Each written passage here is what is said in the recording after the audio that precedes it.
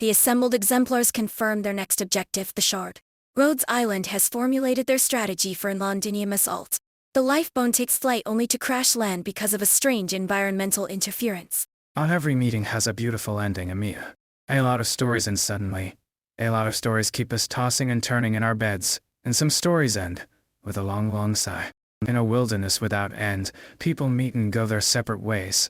But at the crucial moment when we cross paths, no one knows if we should really be saying such solemn goodbyes. Come in. Teresa, you're back. Amiya, what's the matter? Look what time it is. You should be in bed. If you don't want Kaltzik getting angry with you. I know, but I can't sleep. Want me to sleep with you? It's okay. If you still have work to do. You've been waiting for me all day, haven't you? Did something happen? Nope. Everyone's been very nice to me, and I'm keeping up with my homework too. I finished all the assignments Dr. Kaltzik gave me. I know you've been really busy and I shouldn't bother you, but I don't know why.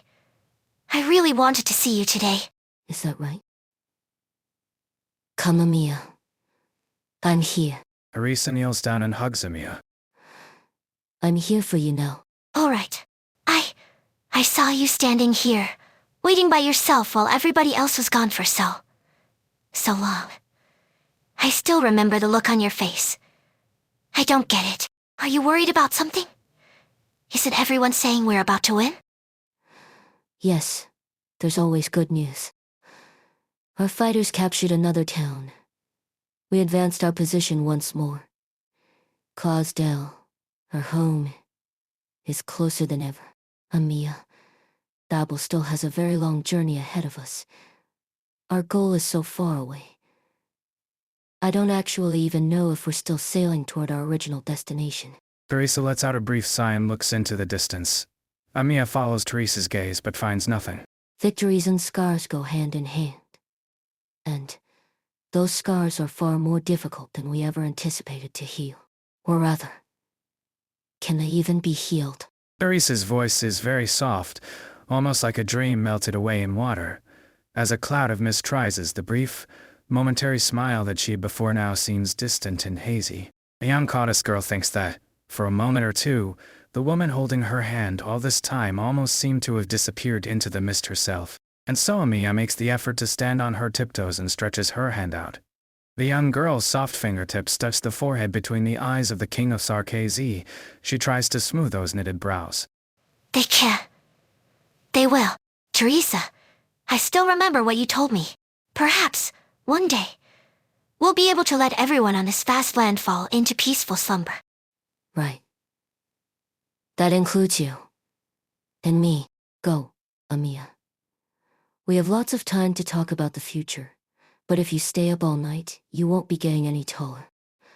What are you going to do if you're still a teeny tiny being by the time Rhodes Island is probably sailing across the vast lands? Whimper. If I point my ears up, I'll look duller, won't I? PFF. You really don't want to go back to your room, don't you? I am not being naughty. I'm just... All right. Let's not tell Kaltzik then. You can stay a little longer. It's been a while since I told you a story, hasn't it? It's okay. I still remember all the stories you told me. A long time ago, there was a great, big desert and a tiny, little doll made of sackcloth. The little puppet swore he would cross the desert to find the legendary Plains of Hope. But you've never told me how the story ends. Oh, that one, huh? There were a lot of scary things out there in the desert. If I were to tell you, you'd never sleep again. I'm not scared of them. Besides, with you telling the story, I'm sure it'll have a nice ending. The desert. It was so vast and wide, like there was no end to it. Our little puppet had been through many great adventures, and at last, he made it. His goal was right in front of him. The Plains of Hope. What were the plains like? The kind of place that anyone would like to call home. The kind of place with all the carrot pies I could eat? With everybody on the land shipped there too? Maybe.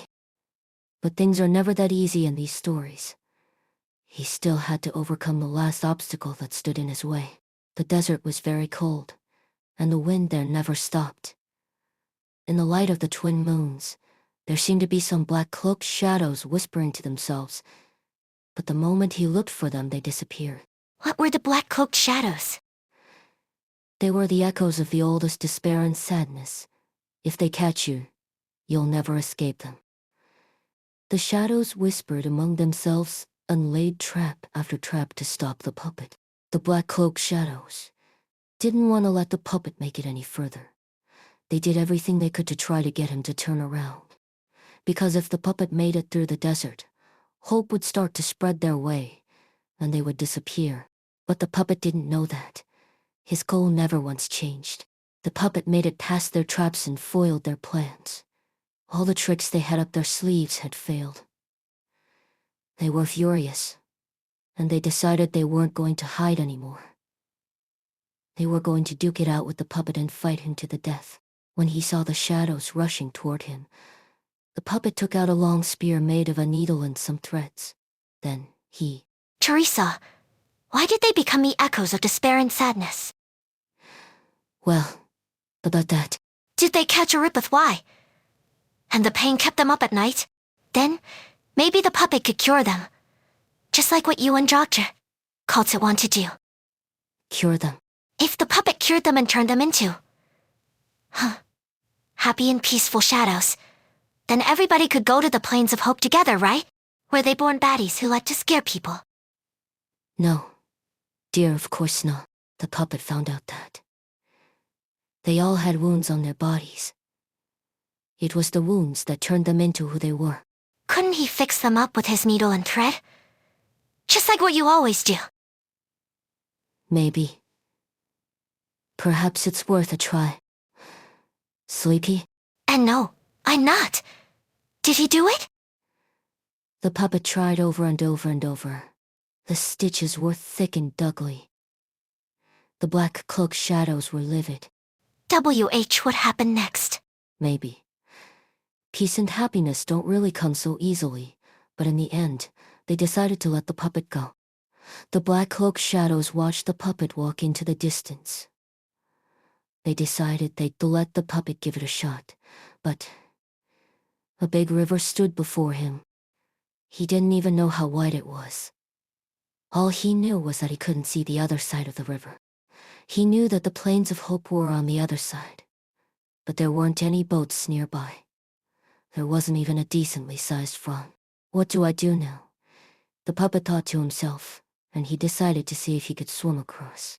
But he's a cloth puppet. Right. He was made of cloth. If he got wet, he would only get heavier and heavier until he sank to the bottom of the river. But if he stopped here, his journey would have been for nothing. He leapt into the water and found that the river was cold and salty, like tears. Apparently, a lot of people across the lands wanted to go to those plains, but not one of them succeeded. It was their tears that formed this river. The puppet finally understood just how many people shed tears over this. The puppet swam and swam. He felt his body slowly soaking up the tears. Did the other side of the river really exist? Perhaps the shadows were right. It was called the Plains of Hope because no one could truly make it there. People speak different languages, and their hearts are not connected. But a river meant that there must also be a source to return to. Sleep soundly, Amiya. Good night. Amiya has no idea how she got back to her room. That night, she slept very soundly. Did the puppet make it across the shore? What happened in the end? A ravine suddenly appeared. Just like that, the two sides have lost contact. Doctor, when did you get back? Is everyone waiting for me? I'm sorry. I'll just need a minute. Yeah, it's okay, Doctor. I'm all ready. Let's head over there together. We're about ready for departure. Every one of us has to leave Brentwood. Good thing these bones are large enough for us all to fit. The military commission must already have caught wind that we'd taken control of the town and the life bone. It goes without saying that the skeleton is of tremendous importance. The counteroffensive might already be on the way. Perhaps the Sarkazi are watching our every move as we speak. Ever since their rapid tactical unit, the Witchling, took to the skies, it's always felt like somebody's been watching us in the mist. It's unnerving. The battle will only get more dangerous from here on out. We all know that. The Exemplars will not give up their counteroffensive on Londinium. We have no other choice. Victorious people have endured this long enough already. Good thing we seized the skeleton. Under ideal conditions, it will serve as a temporary stronghold. The wounded and civilians will also get to settle down a little. If what Hodur said is true, it can teleport anywhere, although it might make the users nauseous. This is indeed some much appreciated help, but something is bothering me. Why wouldn't the military commission defend such an important transport to the death? Perhaps they gave up because of the pressure of the battlefield. Or perhaps Diu Kui Rail. The Sangin Arch underestimated his enemies. But it's more likely that their plan in Londinium has already reached a stage where they can't afford to worry about anything happening outside. The Sangin Arch still completed his final ritual. That may be exactly why they turned their gaze not to the lifebone, but somewhere else. Hodur has finished negotiating with the consciousness left in the skeleton. It will, yes, listen to our proposal. With its help, we will be able to return to the battlefield at any moment. Most importantly, it gave us an opportunity to get close to the airship in the Shard, if we make use of this trump card well. Just maybe, we'll be able to mount an airborne assault on central Londini. Take out their headquarters directly. Good. I like that. The area around the Shard is heavily guarded, and my guess is that the military commission's airship won't let us hover over their heads without a fight. All we can do is find an opening for our strike team to enter. And as soon as they've made it in, we'll have the lifebone depart. That means the strike team can't retreat. But at the same time, we still have to get to the bottom of what's been bothering Amiya. What exactly are the Sarkazi planning, and how to foil their little tricks? We won't be able to take the Shard with this little time by ourselves, but we still have friends inside that massive city. We need to get in touch with them. According to our intelligence, there likely aren't many combatants stationed inside the Shard. Based on my experience fighting their commander, if theirs is Amiya, what would you say our chances are? No, we should avoid a direct confrontation with him at all costs. No one is strong enough to single-handedly defeat theirs is. Besides, our greatest threat right now is not a single powerful Sarkazi hero. Rather, it is their ambition to see their plans come to fruition. We will only be able to end this war quickly by stopping it from happening. A few squads on their own can tend a war. We still need the Victorian military. Forgive me, Lady Delphine. Standing beside you now is an intelligence officer in the service of Duke Windermere, not her daughter. Kaimino Wan. The Duke of Windermere's untimely passing has disrupted the fragile balance on the outskirts of Londinium. They are on the brink of war. Until a few weeks ago, I was still under the impression that if the Dukes were to put their minds to it and attack Londinium together, a Sarkaz defeat would have been all but assured. This will be a decisive battle, one far worse than what any of the bigwigs have been anticipating. I'd like to say they wish this upon themselves, but it's the frontline soldiers and innocent citizens who are suffering right now. So, when the time comes, who's going to win? Us, the Exemplars, or the Dukes? Sorry, I guess I shouldn't be asking that before an operation. It's fine. I know what it is you're worried about. But there's no need to worry. A great many people stood up, raised their heads, and woke from their dreams because of this calamity, whether willingly or forced. You are far from the only ones. We need to focus on the problem at hand, how to break through the battlefield for our Londinium counteroffensive, as well as how to stop the Shard strikes. We received a transmission indicating we have several Rhodes Island support teams on the way. There are many things we will only be able to accomplish here as Rhodes Island. It seems none of us have any objections. That being the case, Everyone turns to Amiya. Suddenly you feel a hint of relief, gratification, excitement, and pride. After all, you are standing right beside her. This war has come to a head, and there's as intense to use some more decisive and forceful means to tear Victoria to shreds. This has nothing to do with whether the Sarkazi truly have a right to revenge. It has nothing to do with whether the nobles may bear this heavy burden for Victoria. If we solve all our problems by destroying our enemies, then this land, plagued by war from the beginning, has no hope. The Confessor E and theirs are there, at the heart of Londinium, toppling this empire standing on shaky ground. I will go to them, and I will stop them. Isn't a big gap like this a waste? I got some real juicy explosives from closure enough to pack every corner of this place full. Bomb the place, straight up. Why do you think the military commission went through all of that trouble to hide this skeleton, instead of treating it as a second airship? This thing is fragile. It's only thanks to the witchcraft device that we can communicate with the Furin MUT's lingering breath of life. An attack, no matter how weak, could spell the end of it. A bomb that can fly just about anywhere it wants.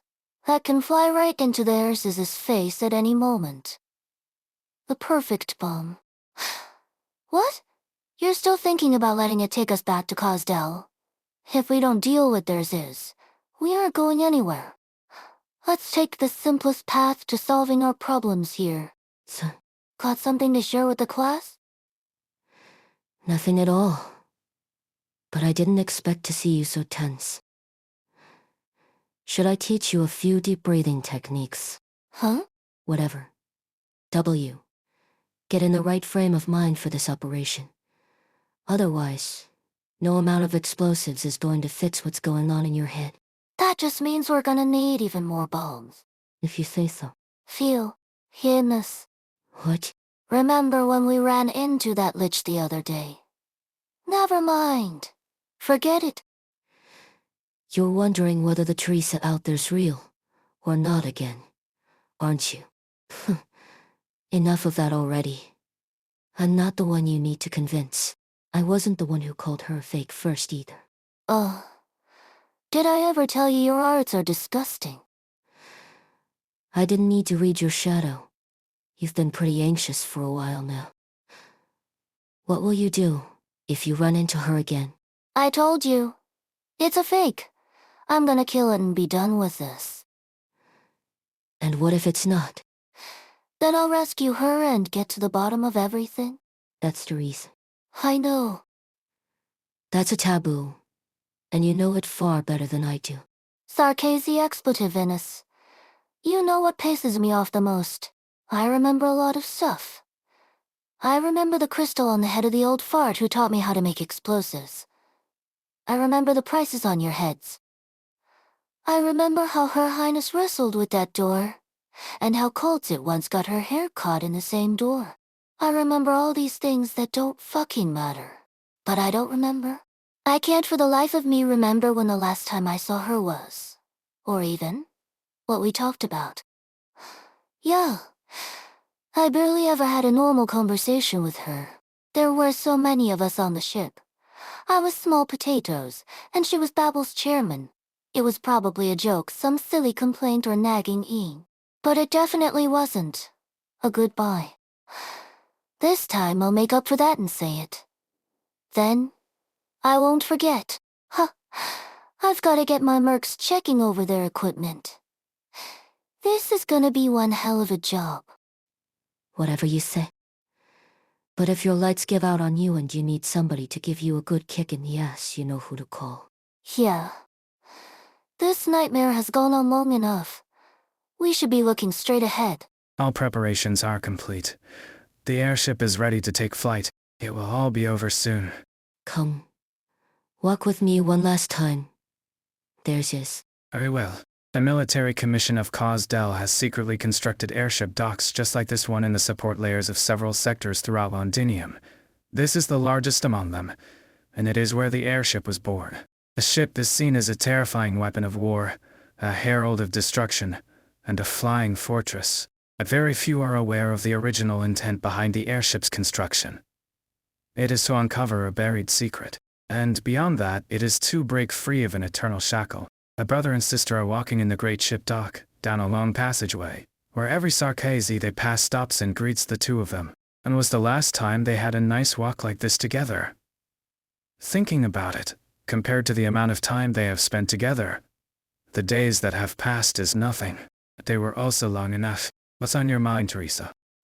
I suddenly remembered that when Cosdell was rebuilt into a nomadic city, We stood next to each other on the city walls, shoulder to shoulder, just like this.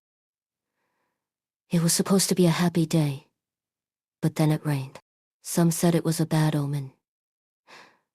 But I still remember how the soul furnace's flames looked all the brighter in the rain. I'm suddenly remembering so much. It's been too long. It has been too long indeed.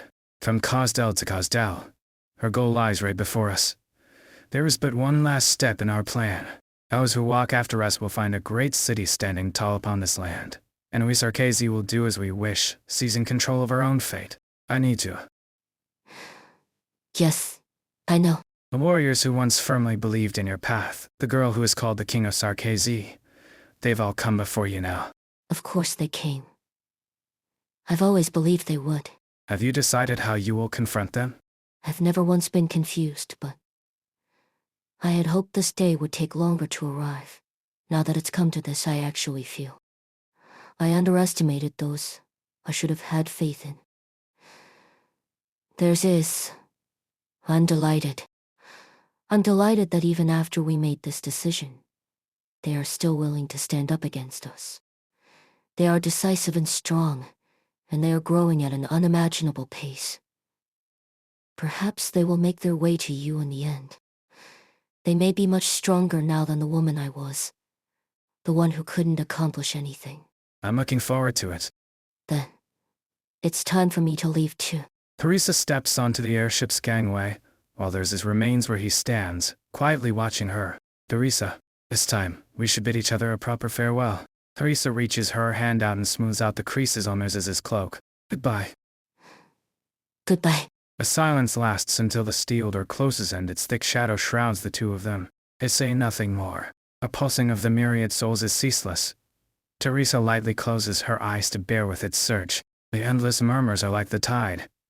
It exhausts, it drags those within it ever downward, and it suffocates. Perhaps within it once existed brief moments of happiness or the occasional delight.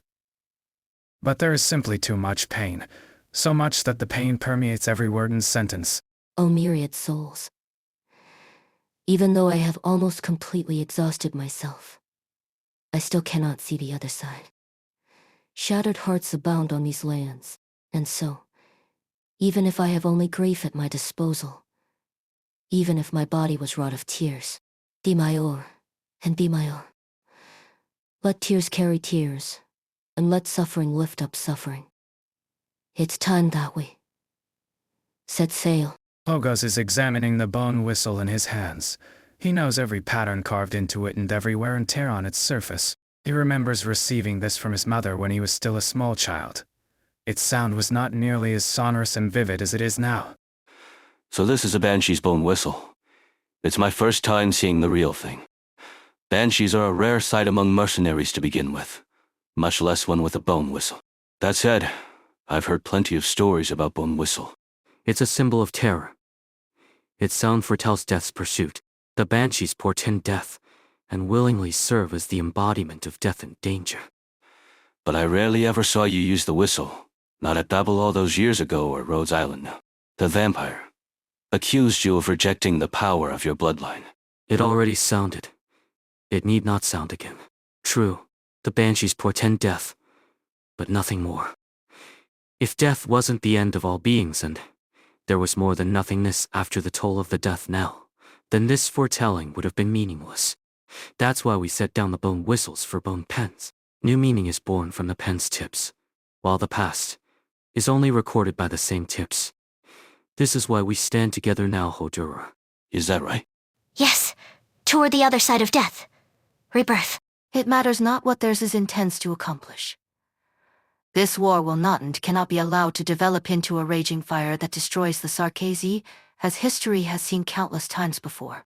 Having burned for so long, this hatred cannot be easily extinguished, but we can stop it from engulfing all souls upon these lands. That includes each and every race there is. Jawdraver, hold on tight. The final battle is able to begin. A furren MUT skeleton wriggles its body and once again dives straight into history. The fragments of time are like bubbles in a muddled stream. After they break up, the remains are still vague and indistinct. Mamiya feels the rippling space-time rushing past her. You look at her and see her eyelashes twitching. What exactly does she see? Perhaps nothing more than reflections passing by, or fleeting hallucinations. The distance between memories and history is always much longer than we expect. Countless sceneries, both ancient and modern, sweep by under the fur and MUT's frame. Those who find themselves within are astonished by this advancement or regression of times, the disasters that unfold before them, and the happiness in their hands. But when looking upon them from high above, perhaps these sights have never actually changed, and the illusion grows much stranger and more twisted. A seed is rapacious lie absorbing nutrients. It writhes, whimpers, trying to tear away all fabricated representation. This creation, far beyond human comprehension, waits silently. The slightest movement is enough to rend the continent and allow the crystals to proliferate. No, this isn't right. This isn't the Fur and MUT's power. The entire sky is burning with. The life bone is out of control. It's been pulled off its original course. Are we under attack? Guard the entrances to all cabins. Watch for attacking aircraft. We're preparing anti-boarding measures. All non-combatants, retreat to your shelters. Don't let any drooling morons onto the ship. Any damage reports? I'm checking, but what's going on? This makes no sense. The sensors I set up are all reading normal. The skeleton's not damaged at all. I just got word from the observation post. They've spotted no enemies. We're losing altitude. I can't control it. What the Sarkazy expletive is happening? Isn't this skeleton your best friend? Hodur. Get it to chill out. Hodur, can you adjust the course at all? We mustn't land in the center of the battlefield. I'm trying. Buckle up, everybody. I don't want anyone getting flung out through the gaps in the bones. I sent out all my drones to try to pull the Fur and MUT's bones back and reduce the impact of the crash. Don't get your hopes up, though. Our descent isn't slowing. Going by the current speed. The meaning of language shall grant us wings. I command these words to lift this way. It's working. Keep chanting your incantations, Banshee. Hodur, keep steering us north. There's a valley there. We should fit right in. I'm on it, but my link with the Fur and MUT is fading. I can't control it much longer. Montretia, protect the doctor.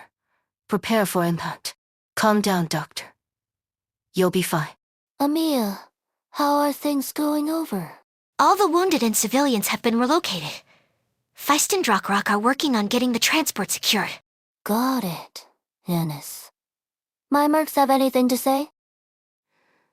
They're all here with me, working on getting some witchcraft going. We'll need a little more time. We should be able to withstand half of the impact's force.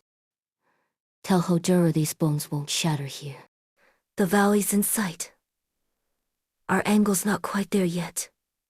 We need to turn left by another 20 degrees. Last chance for adjustments. 20 degrees? I'm certain of it.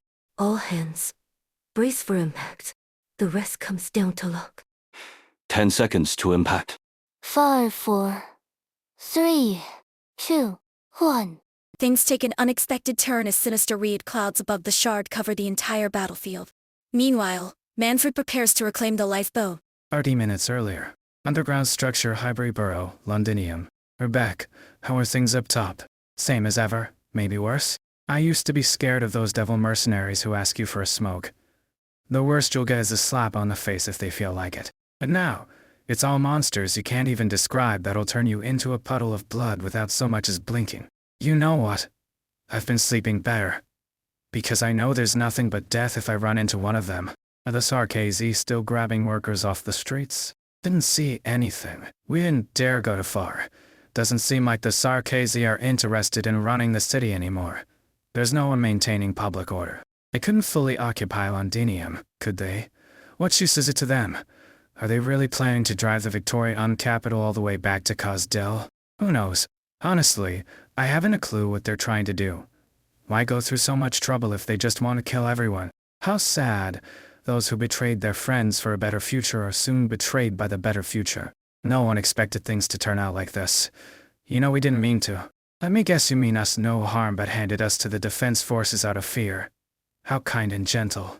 You all deserve a medal. Catherine, David, I don't have time to dig up old grudges. Not that it would help anything anyway. At least you didn't gift trap my head in Feist and give them to the Sarkazi. The question is, what do we do now? We can hide here. We know the underground passage is better than the Sarkazi. That's your plan, Tommy. Live underground for the rest of your life like a Talpi beast. Why don't you just go hide in a coffin then? I don't blame you for what you did. Given a choice, no one wants to go to war. But war is here now, right here in our homes. There's nowhere to run. I ran into a few fellows who said they could get us some decent weapons. I reckon. Is that thunder? Rain would be really nice right now. Why is it shaking? Is Londinium on the move? At the mobility level is this. Something's not right. Let's head up and see what's happening. Be careful. What is it, Catherine? You're blocking the window. The massive silhouette of the shard is just visible from here. The most familiar sight in the pride of all who call Londinium home. But the annoying yet comforting blankets of clouds above are nowhere to be seen. Wait, what's that on top of the shard? Take all our supplies and contact everyone we can. We need to move deeper underground now. Hurry. 15 minutes earlier. Silver Rock Bluffs, Londinium outskirts. We're approaching Silver Rock Bluffs. That means the attacks will start soon. When I first heard Wellington's plan a few days ago, do you know what my initial reaction was? You thought it was too ambitious, Your Grace. Yes, crazy. He wants the entire Allied forces committed to the front lines, 13 Dreadnoughts, 45 assault ships, 170 gunboats. Itiscus transports, 10 support ships, all our artillery, and 180,000 infantry, including the entire reserves. It wasn't an inquiry or request. It was a notice, almost an order. The Duke of Wellington has also abandoned the traditional Gaulish formation of multiple battle lines, instead having all fleets from single files to penetrate the Nachzera line all at once. Odin and our forces are to be responsible for fire support and clearing out casters in the Sarkazi rear, while Wellington's vanguard charges at the center of the Nachzera formation. The Silver Rock Bluffs, currently under Sarkazi control, is a key pass between the Raidmani Mountains and the Duskglow River, and a highly defensible position. The enemy can easily retreat towards Londinium, even if we win the battle. I would have staunchly opposed the plan, if it was not Wellington who proposed it. But you and the rest of the high commanders eventually consented to it. They've seen similar tactics in the military academies. They were the same tactics used in that legendary Battle of the Four Nations, in which Duke Wellington fought. The Victorian-Lithanian alliance split the Gaulish lines into three and quashed their resistance. That battle put Victorian on a new course for the next several decades. Glorious as it may be, the past is no place to find refuge in. Do you also think the Iron Duke has grown old? Wellington is a military genius. He commands battleships with the same ease and grace as a lathe neon virtuoso. I have never seen anyone quite like him. He is not one of those fools blindly chasing the glory of the past. The Sarkazi is not the end, but merely the beginning of the end of the real battle. As for Huron, it's not just Wellington who needs a decisive victory. The Sarkazi have the shard, and they have successfully fired it before. They could attack us or anywhere in Victoria at any moment. However, our war scholars deem any losses from Sarkazi catastrophe attacks to be within acceptable limits. Those losses will not compromise our ability to achieve our strategic objective. The Sarkazi have not refueled Londinium since it deviated from course. The city is immobile as of now. Once we take the pass at Silver Rock Bluffs, the Sarkazi will no longer have a terrain advantage, and the Allied fleets will have a clear path to Londinium. Indeed, if everything goes well. We will be able to end this meaningless stalemate as quickly as possible. Yet the word stalemate isn't an apt description for the Sarkazi in Victoria. Telegrams from the Castor Hold are increasingly impatient. One cannot fault our backers for it.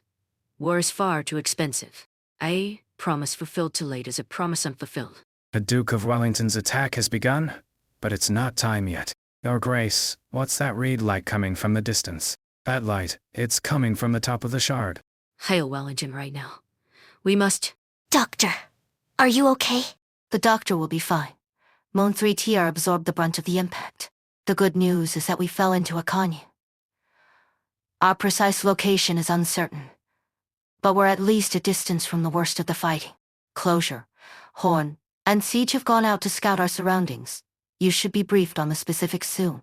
We're still assessing our personnel and equipment losses. Preliminary reports indicate that pre-impact measures were effective and losses are acceptable. Medical and engineering units are already at work. I'm afraid there's been some troubling development. Watch your step and keep up with us, Doctor. Suffering extends its reach to every corner the eye can see. From the top of the shard, Originium spreads like a plague, devouring, assimilating. Buildings, ships, armies. Originium devours all and quickly expands. An unprecedented calamity indeed. One that puts even the most terrifying catastrophes to shame. And yet, an army marches through the roiling Originium crystals, its tattered banner visible even from here. Suffering is but a marching order for the Sarkazi. The ever-hungry procession of Sarkazi advances to the horns of wailing, sinking their teeth and claws into any enemy they find. Blood-stained boulders litter the wasteland as far as the eye can see, looking decidedly out of place. The whipping winds have ceased, giving way to a rising fog. The withered grass remains unstirred, yet countless tattered bandages already dangle across. Sarkazi warriors stand in line, soundless and motionless, waiting for the embodiment of death and decay, the master of war, their king. A withered figure emerges from the death-filled fog. On the hills he stands, through the swamps he passes. Out of the fog he glides, through wind and sand, rising from the withered grass, and upon the art's ritual circle he descends. Tattered stripes of cloth fall to the blood-filled columns, like a bony hand caressing a tombstone. Only the most seasoned warriors recognize that the Nashzerer's tattered ribbons, like the banners on Kosdel's walls, belong to generations of ancient Sarkazi tribes. Their form ragged, their symbols recognizable, but their scent of war unmistakable. DUQA Rail, Regent's Crimson, Prince of Blood. We were never close. But the contribution that you and your blood made to the war is undeniable. I bear witness to your glory and shame. Slayer of the Furin Mut in the mist, jailer of time, usurper of the royal court, executioner of kings. You denied the path that we now walk, as you've denied the meaning of the Black Crown. But you gave your first and final drop of blood to the Sarkazi. Your power shall not fade away, nor shall your anger, your hatred, your ambition. He spreads his arms wide. A black fog of decay rises, swallowing every boulder. It fades into sand and dirt, vanishing into the mist. The warriors do not speak, but the earth begins to rumble as ancient witchcraft spreads across the battlefield. We nourish you with our best, our blood and bones at your behest. We are the living and the dead. Together we march as one. The black fog dissipates. A drop of blood forms at the tip of Nizizizi Salem's staff. It is the purest blood, the only blood that death and decay cannot touch. This is the blood of TKA. See, it evoked the call of Amnana, but was lost in the battle's arts circles. The confessory searched 70 of them without finding it. But Nizizi Salem, your highness, you have found it for the regent. A drop of red liquid drifts towards Salis and enters her wrist. Keep it safe. Confessorius. I vow to protect it with all the strength of my bloodline. My life, the vampiric arts circles are still active. What of the Sanguine Arch of Vampires? The purest bloodline, the cruelest of the sovereigns, the pride of the Sarkazi. Did he really die so easily? At the hands of the young Banshee and the Rabbit? He has not joined the myriad souls, but away has he drifted. What a shame to waste so much blood. Meddler of bloodlines. Do not desecrate war and death with your flippant insolence. Apologies, your highness. I was merely lamenting the loss of the Sanguine Arch. Then keep his legacy safe. His blood will continue the fight with us.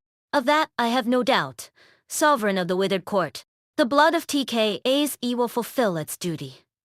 If a mere tremble of Annana M is enough to burn the heaven reed and bring upheaval to the earth, then its final descent shall free our fate from the manipulation of Originium, as the myriad souls have so longed for. Fate. War will crush all obstacles beneath its heel, even fate. The Deadwood throne rises, attended by innumerable war altars, casting a massive shadow on the battlefield. Silent columns of warriors step into the strange catastrophe, continuing their advance. We will advance before the storm, both the living and the dead. This war belongs to all Sarkazi. A new beginning. Another quote from one of the sovereigns, General. I was simply reminded of the furnace at the center of Kosdel. Oh, the big one. I witnessed many feedings before I came to Londinium. It is an honor for a fallen warrior to be fed into it, becoming the fire that propels our progress. but it never seems to be sated. Small wonder, the flames of a revenant's rage only burn stronger. What is the meaning behind the question, sir, when the final battle has already begun? I was raised on the battlefields outside Cosdell. The black rocks and the bones of my fellow Nashser are the only things buried beneath the city's walls and wheels. Where is home if not Cosdell? Yes. What other answer could there be? The future is lined with uncertainties, but this much we know. This war ends where a new beginning emerges. Have you made contact with OULAH? Oh, they were very thorough in mopping up Brentwood. Just as you predicted, our casters have picked up the trail of the Fur and MUT Skeletons movement. They considered attacking Londinium, attacking the Shard directly. I gave them a chance. Far too many chances. There's no question that Major OULAH has been negligent in her duty. She had better have a good explanation, if she lives to explain. Have you located the skeleton? We have a rough idea of its location, but it will take time to find it on this vast battlefield. Should I take a squad there personally? No, I will. We will retake the Fur and MUT's spine, or destroy it. It must not fall into the wrong hands again. You're going yourself? Those mercenaries have interfered too much. They must be eliminated. Before that, though, we will finish the ritual. Our Nashser ritual. I didn't think you cared much for tradition. Cyclops, Lich Wendigo Banshee. More and more have left.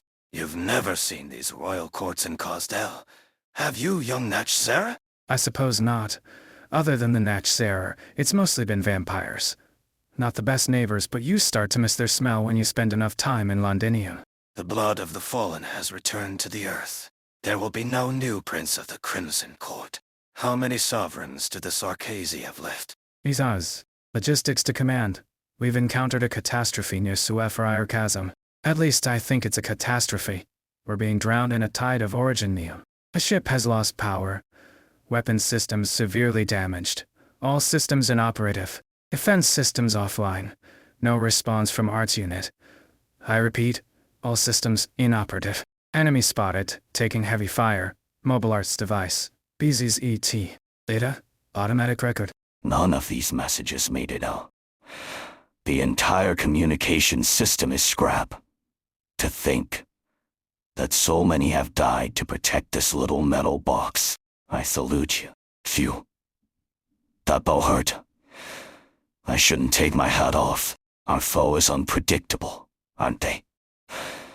But you and I must take the blame for our present circumstances. The man in a hat looks down at his counterpart. The man on the ground lies motionless, buried to his chest in crystal-filled dirt. But the little box that he clutches in his left hand remains spotless. The Trilby Asher pulls the rim of his fallen comrade's hat down, covering the face that no one knew to begin with. It took a little more effort to retrieve the communicator. The war has made him a rather proficient undertaker. Intel retrieved. Communications are still being jammed by severe interference. A little progress is better than nothing, I suppose. The Duke of Fife and the 6th Infantry Battalion were ambushed. The landing attempt on the Crumley Plate has failed. Unable to reach the Duke of Gododin's scout fleet, Chetli has been lost. Large-scale unanticipated geological changes across the Silver Rock Bluffs front. Active origin neum concentration above threshold. Oh, good news. Are those troops? The ID code is... My, what a miracle. I am a lucky man indeed. Seeger sees intelligence on the Duke of Castor from Trilby Asher, which helps the Rhodes Islanders understand the battlefield and devise their battle plans. The exemplars on Rhodes Island join forces to stop the military commission from bringing the complete descent of Amnuna M. 3 hours later. No sign of the Sarkazi troops. The life bone is a big target, and we would have left an even bigger trail behind us as we fell. I'm afraid that they'll catch up to us sooner or later. Closure, can you confirm our position? Ever since the skeleton crashed, all our comms went down with it. My drones can't fly to far either. I've never seen this much interference before. Wait, I think a drone just found something. Over there. What's this? A voice recorder. Makes sense, I guess. On a battlefield like this is the next best way to relay intel, short of just shouting. That's the Duke of Castor's crest. Hey, let me have a look. Mizaz, I'm short on time, so I'll make it brief. The stone of the sword has arrived at Silver Rock Bluffs. At the Sarkaz their tricks are worse than we thought here at the front line. My advice is head to the battle from the southwest, bring the sword.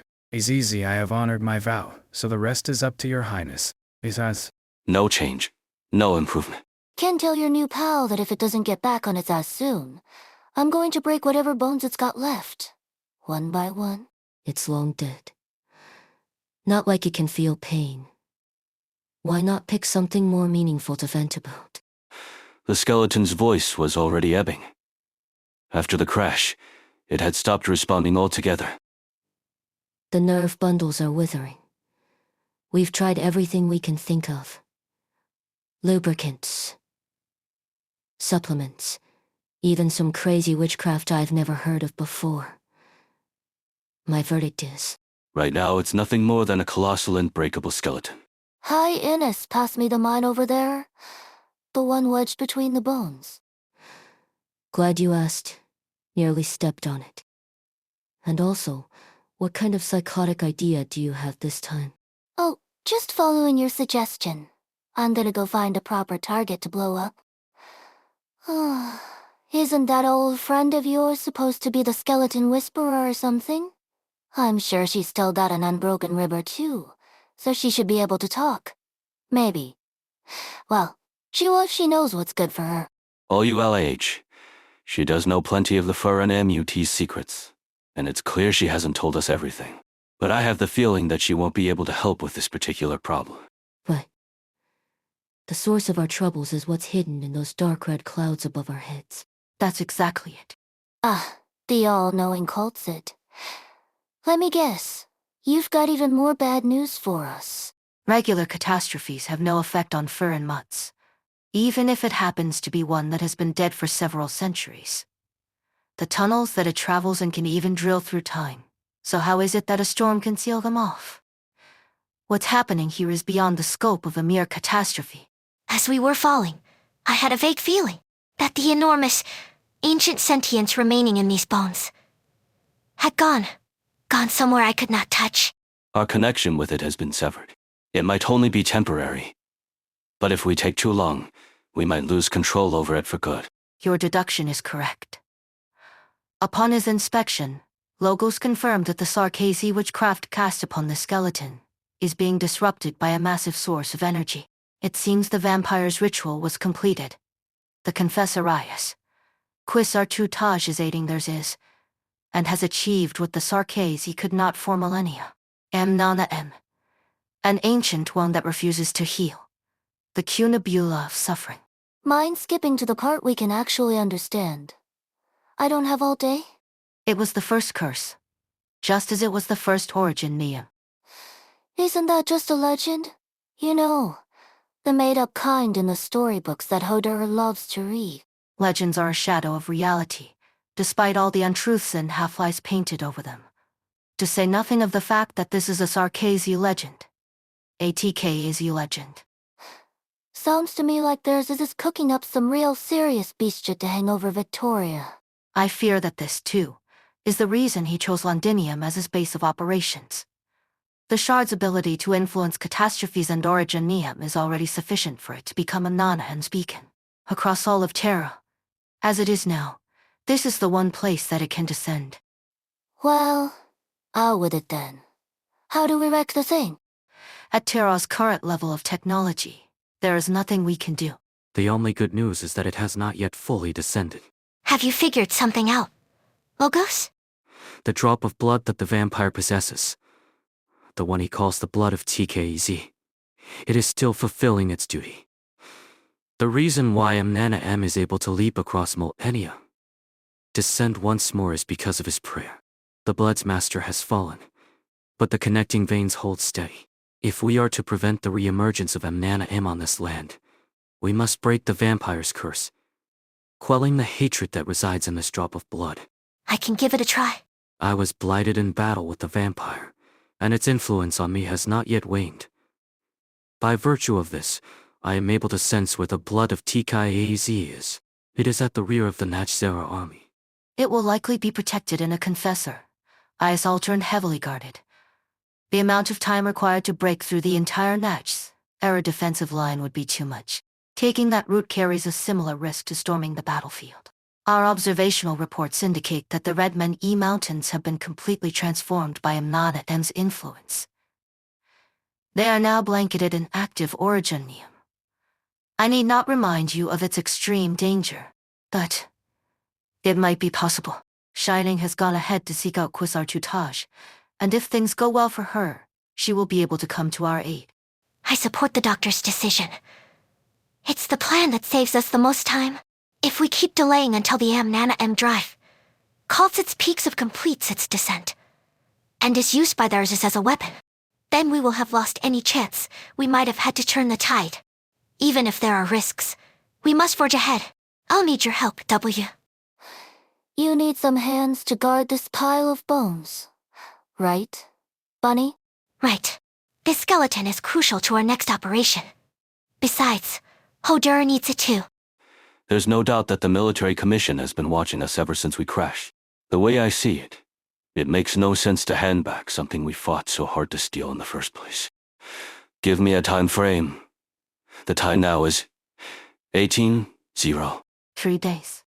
The surrounding terrain has been completely transformed.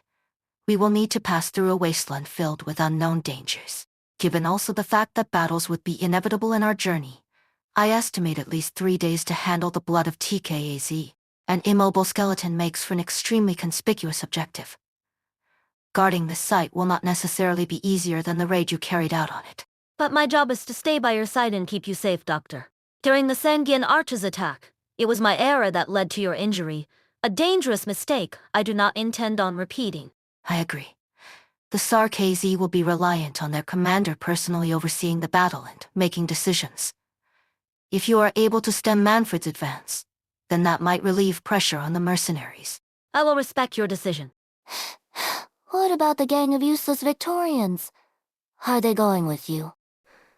We will head to the front lines at Silver Rock Bluffs. Wait, are you saying you want to lead just a couple thousand men? Some of whom are civilians who've barely held a weapon, straight into battle with the Natchzera army? You have your legends, Sarkazi, and we have ours. We have the size of kings, the blade that can cleave catastrophe in twain. Since the Sarkazi have controlled the storm, then it's time that this sword plays its part. You have been contacted by the Duke of Castor. An invitation, to be precise. It is as we surmised. Since the Sarkazi started their strange doings, the Victorians, or rather, the Ducal Alliance have been heavily hit. Castor, no. Any Grand Duke ought to have figured out exactly the kind of circumstances Victoria has found herself in. We've all seen those altars spewing that red light, or any light for that matter.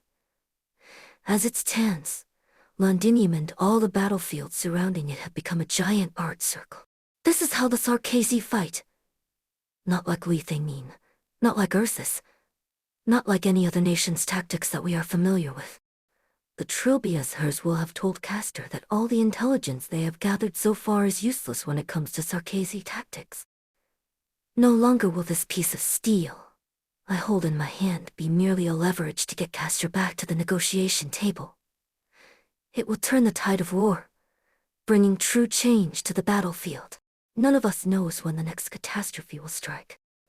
I don't know what form Castor's Stone of the Sword will take. But no matter if it's a square room on wheels, or an odd contraption on an officer's back, I'll find it. If we can quiet these storms, then I dare say that the battle will become somewhat more evenly matched. From Sufi or Chasm to the front line at Silver Rock Bluffs. It will take you 2 days, even if you follow the road that the Dukes have cleared from the westbound forest to Gibson Ham. The Duke of Castor would be more than happy to snatch away the size of kings, if afforded the opportunity. It will allow her to lead the Dukes in this difficult war, and move her one step closer to the throne, and she will not be the only one attempting to do so. I am aware. The Duke of Windermere has died in combat, and her troops have retreated from battle. If any other Duke withdraws their forces, the scales of war will be tipped even more against us.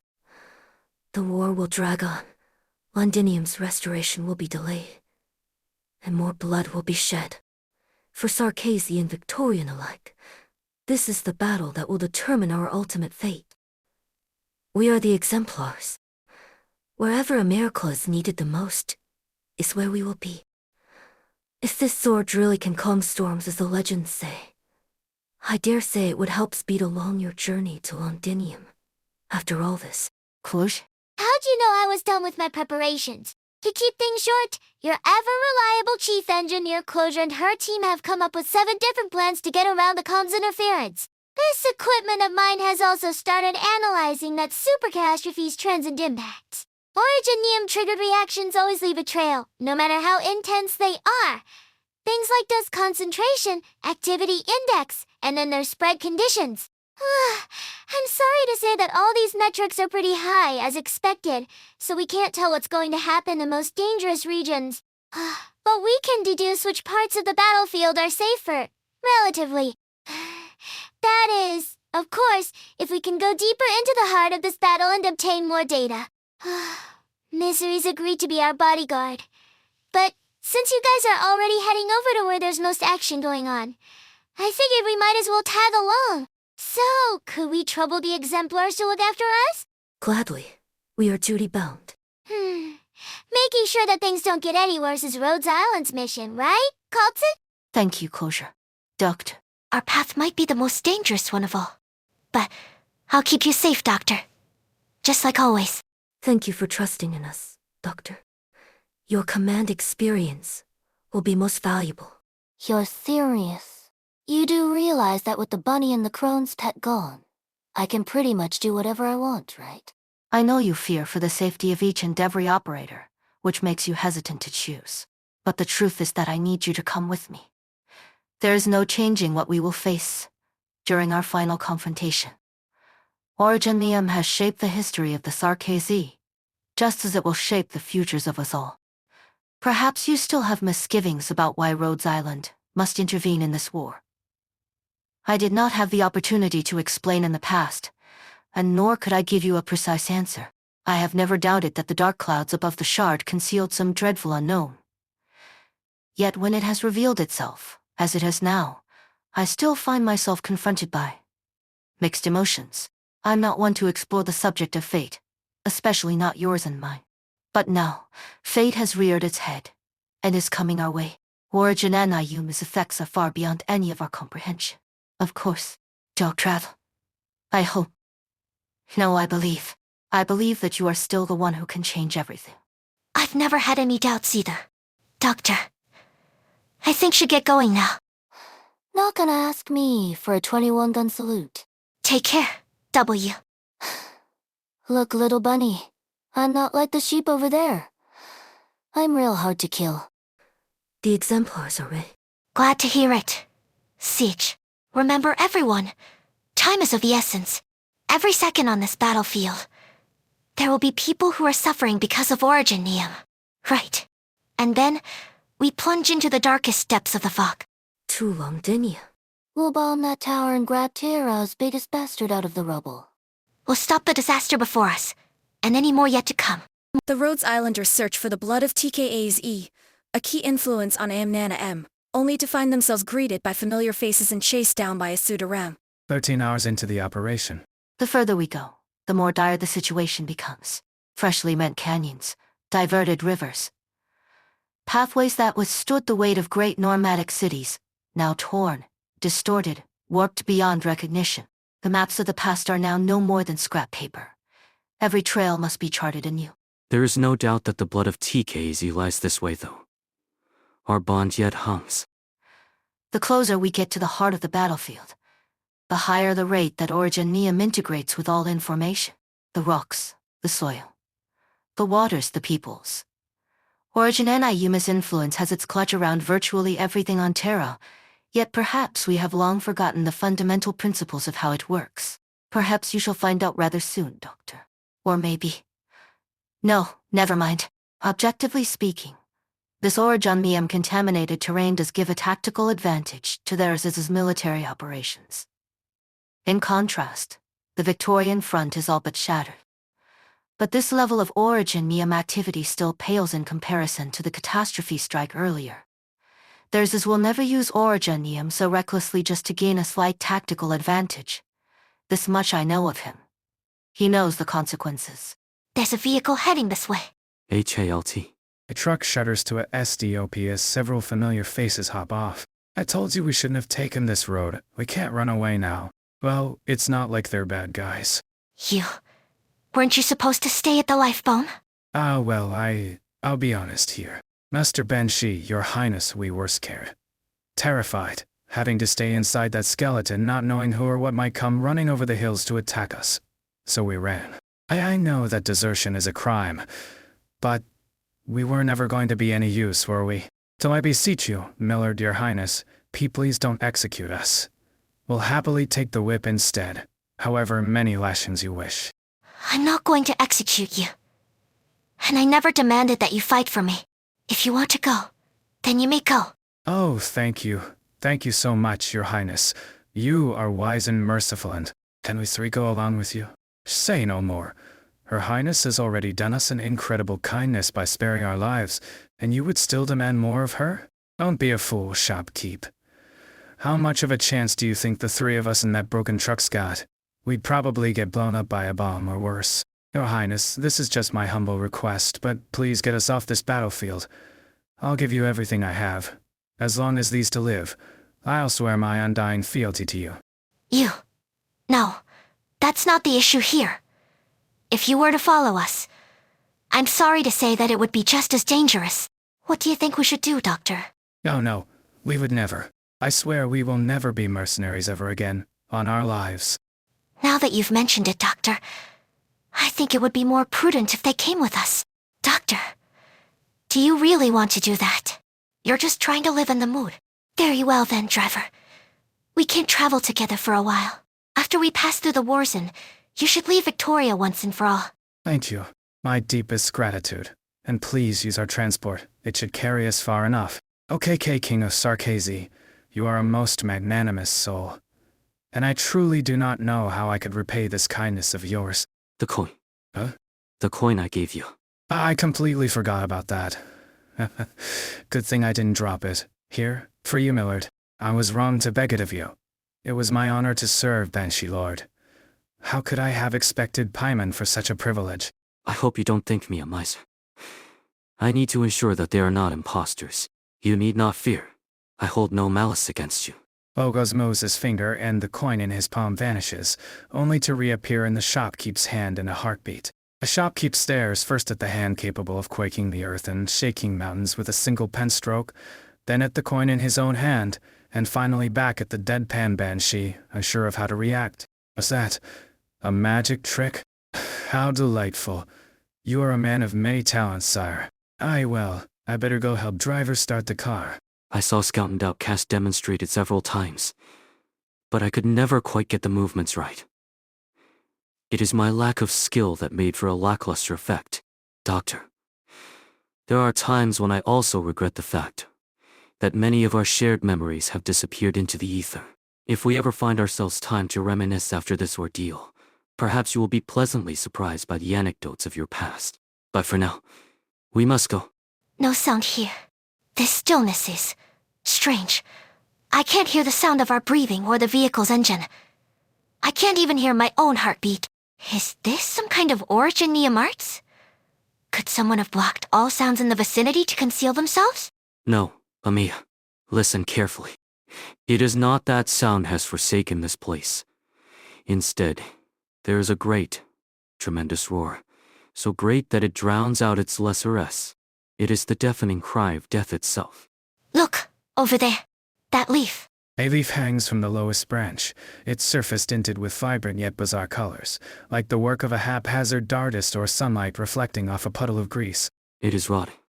Decay unhinges its maw, gnawing at all in its sight, leaving behind only iridescent bite marks. Within a few seconds, the sprightly yet strange coloration spreads across the entire plant and even onto other bushes. The once succulent leaves become drips of foaming liquid, leaving behind only bare vein networks quivering in the wind. Just like a thin beast's skeleton after its flesh has been picked clean, unceremoniously discarded. A wind rises, as if wanting to tear at their skin. It is the sigh of an unsatiated beast. Logos. The marsh. Silver incantations flow forth, plunging into the depths of the marsh. A muffled sound of water sloshing ripples from the marsh, echoing about in the deathly silence. A sound of a foot pulling from the ooze, then stepping down again. Steady, unseen steps churn the muddy water, slopping it to the shore. Prepare for battle. Stay where I can see you, Doctor. Black arts shoot into the marsh, but the burst of sound quickly dies down as those swallowed up. The steps begin again, their rhythm unchanging, their resolve unyielding. A tattered hem floats above the surface of the water as ripples crash into ripples, becoming a chaotic jumble of lines and shapes. Mon 3TR. A dazzling beam of light spews forth from Moan 3TR's mouth, but the shining lance is lost amidst the dark swamp. A slow sloshing changes. A series of hurried footsteps erupt in the silence, and all lost sounds return once more. A brilliant cacophony and serpsting din. Death has come for you all. Stay back, you. Whatever you are. Oh God. CAG. A pseudoram. A burial shroud. Still wrapped around a corpse. Has already rotten away. Conventional attacks will have no real effect. This is a form of witchcraft innate to the Natchzer, or possibly an ancient tradition. Natchzer urged of our life to nourish their bodies. But all bodies have an end. Once at the cusp of that end, powerful Natchzer will nourish weaker ones with their flesh, gaining unfathomable speed and strength in return, alongside witchcraft energy that no ordinary body could bear. In so doing, they become even more powerful creatures, while their nourishment allows the Natchzer society to sustain and grow, just as fallen leaves nourish the land, and the land supports new lives. An eternal cycle. FLOOD. The muddy waters of the swamp rise swiftly, like a curtain, immersing the Natchzer up to his torso. At the same time, incantations wend and weave their way around the group, holding back the rot's incessant bite. Over there. Quick! We'll head into the forest. Don't step on the mud. With the swamp rising, or perhaps the mist sinking, the dark ground becomes a gaping mouth trying to engulf all. The group struggles through the mire, each breath growing more labored. A singular thought seizes the collective mind, living as a tedious and futile effort compared to the peaceful, eternal slumber that awaits if they simply turned around and embraced death. Mon 3TR. Protect the doctor. He's here. The only sound they can hear is the whistling of the corroded blade as it swings down. And Natchzer, the one who walks alongside death, has arrived before them. Did Mon 3Tia also feel the pain? All life withers before his arts. If we are caught in the Natchzer's witchcraft, our life force will be sapped to become its nourishment. He's fast. Did he come from the mud or drop from a tree? Either is possible. From life to death, from blossom to wither. They draw upon the entire life cycle, turning it into seeds that produce new Natchzerers. I can feel it. The unending flow of witchcraft energy flooding towards us. And not just from the enemy before us. From the marsh, amidst the trees. It's everywhere. We have been wrapped in a Natchzer shroud, by his hands. Death hangs above our very heads. Only by tearing apart this barrier of witchcraft can we defeat him. Vempers, Minor, am I about to die? He's tired, shopkeep. Here, hold on to me so we don't get separated. Diver, hold my hand. Whatever you do, don't fall. She's fading out of consciousness. I can't hold her up much longer. Ordinary healing techniques won't help. Natchzer witchcraft is devouring us all. Leave me. I'll only hold you back. Asp you can let go of us. I know that if it wasn't for us, you and Sir Banshee could fight more easily. I promised that I would get you out of the battlefield. We're in this together. Is that good? The scent of blood. It pervades the air. It's Driver and the others' wounds. No, this blood is witchcraft. Huh? A thin fog of blood floats all around them. This is entirely different from the Prince of Blood's arts they witnessed before. It is subtle, like delicate strands of silk nearly smothered by the all-encompassing mist of decay around them, but it is these silken strands that slightly stir the stagnant air. Amiya, feel the flow of wind. I will expose the weave of the shroud and locate its weakest point. Got it. Black arts gather before Amaya's body, condensing into a spear. Logos raises his hand, pointing at the depths of the thick fog. PIERC.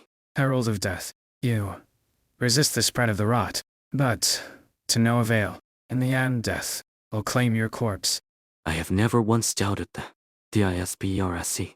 His giant blade falls, sticking into the soil like a gravestone.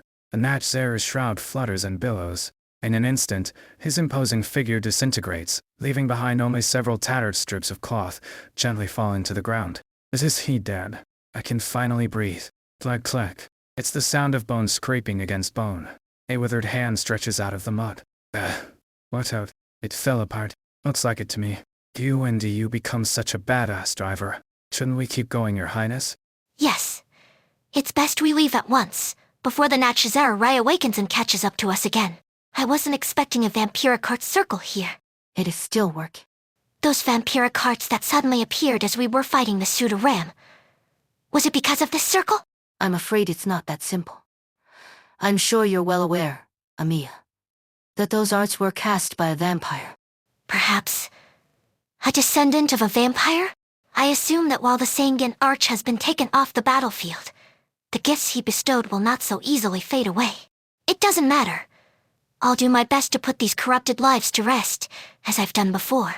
Mokos, could you please assist me? Amiya. The sound becomes ever clearer, coming from behind the blood-stained boulders. It is the sound of limbs dragging across the ground, a sound that they've heard countless times in previous battles. Amiya notices the expression on Logos' face. He looks not at the stone columns, but at Amiya, a trace of emotion flitting across his eyes. It is sorrow. Amiya recognizes it instantly. She has felt sorrow countless times since the war began, sometimes from an enemy, but mostly from her companions. Driver. Your Highness. When did it happen? Was it while we were fighting the Natchzera? When we left the skeleton, I brought along a rock that the military commission had ordered us to transport.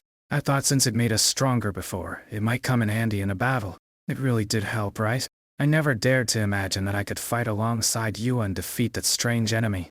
You used a blood crystal left behind by a vampire. Did you pierce your body with it? No, that wouldn't have induced such a drastic change. You swallowed some fragments. You willingly accepted Dukue, our IL's blood and darts. I've always had the vampire bloodline, even though it's pretty faint by now.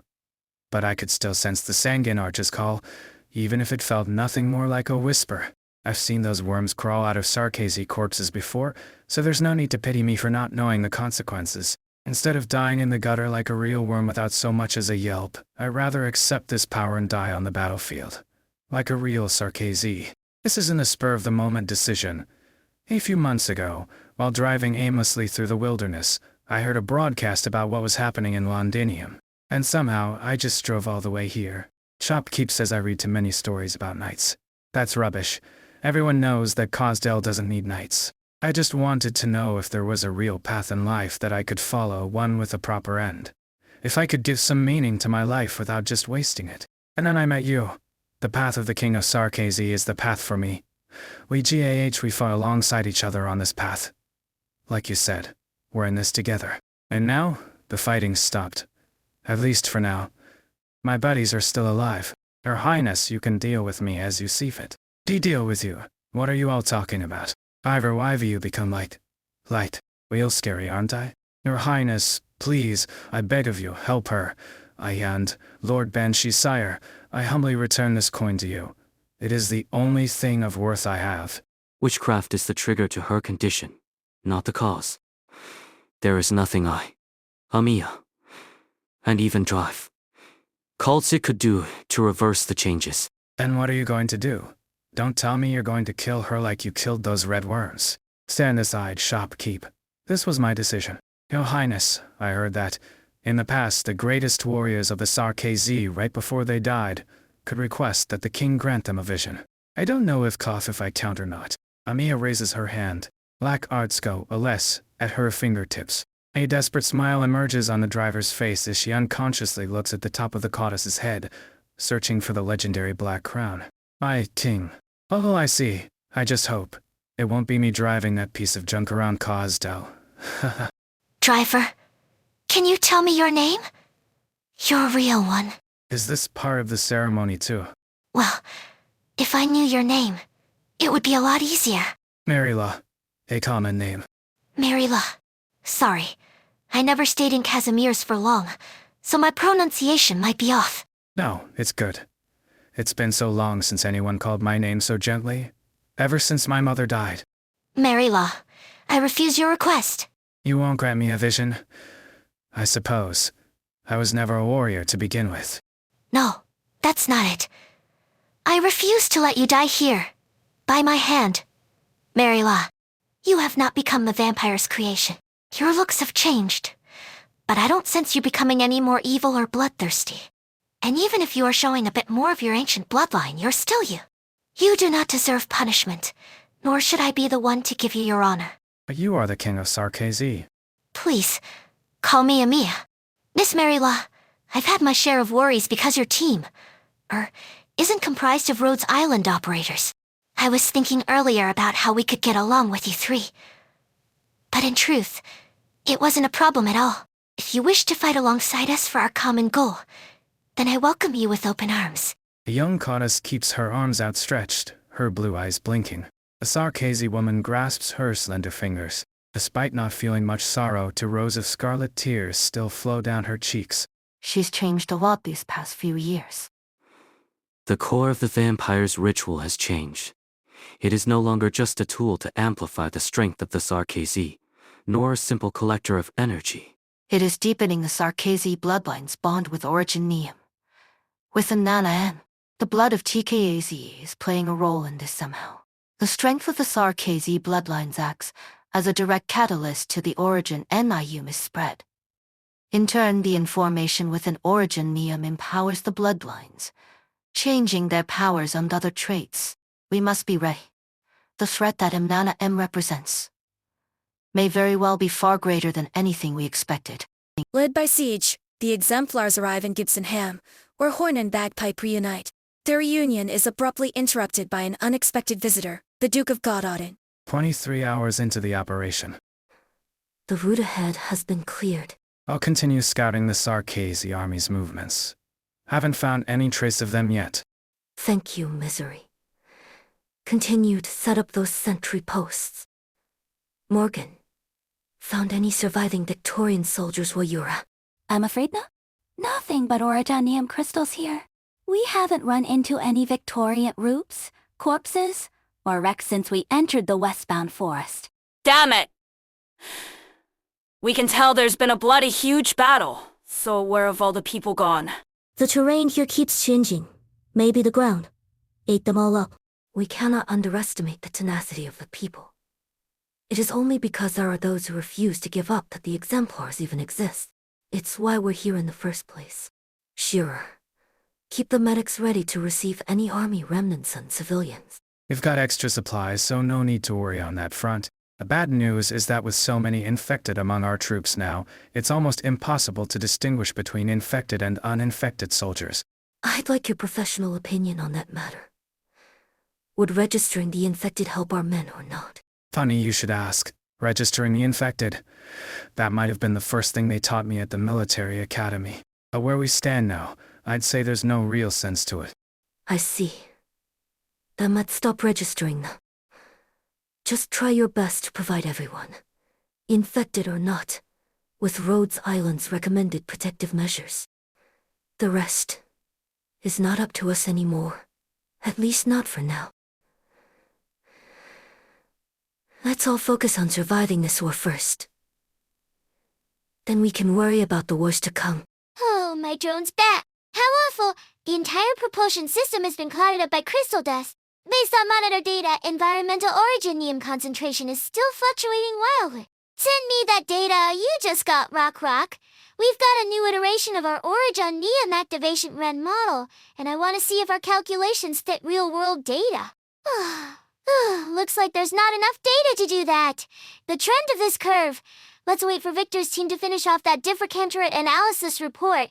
Then we should be able to calculate the safe areas in real time. This place freaks me out. It's like 1 minute it's deadly quiet, the next there's some terrifying Origin Neum mountain pushing its way up out of the dirt. The safe areas keep changing. Although we've managed to re-establish short-range comms after working our asses off, if you go even a step out of range, all that interference I'll just get in the way again. Good thing I planned ahead and asked Straight DM for her arts unit before we left for Londinium. After a little copy and paste, I made a knockoff version. It's not as good as the real deal, but it should help. Once we've got these portable communications towers up, we'll be able to transmit the locations of the safe areas to anyone on the battlefield who needs them. This information will save many lives. Well, yeah.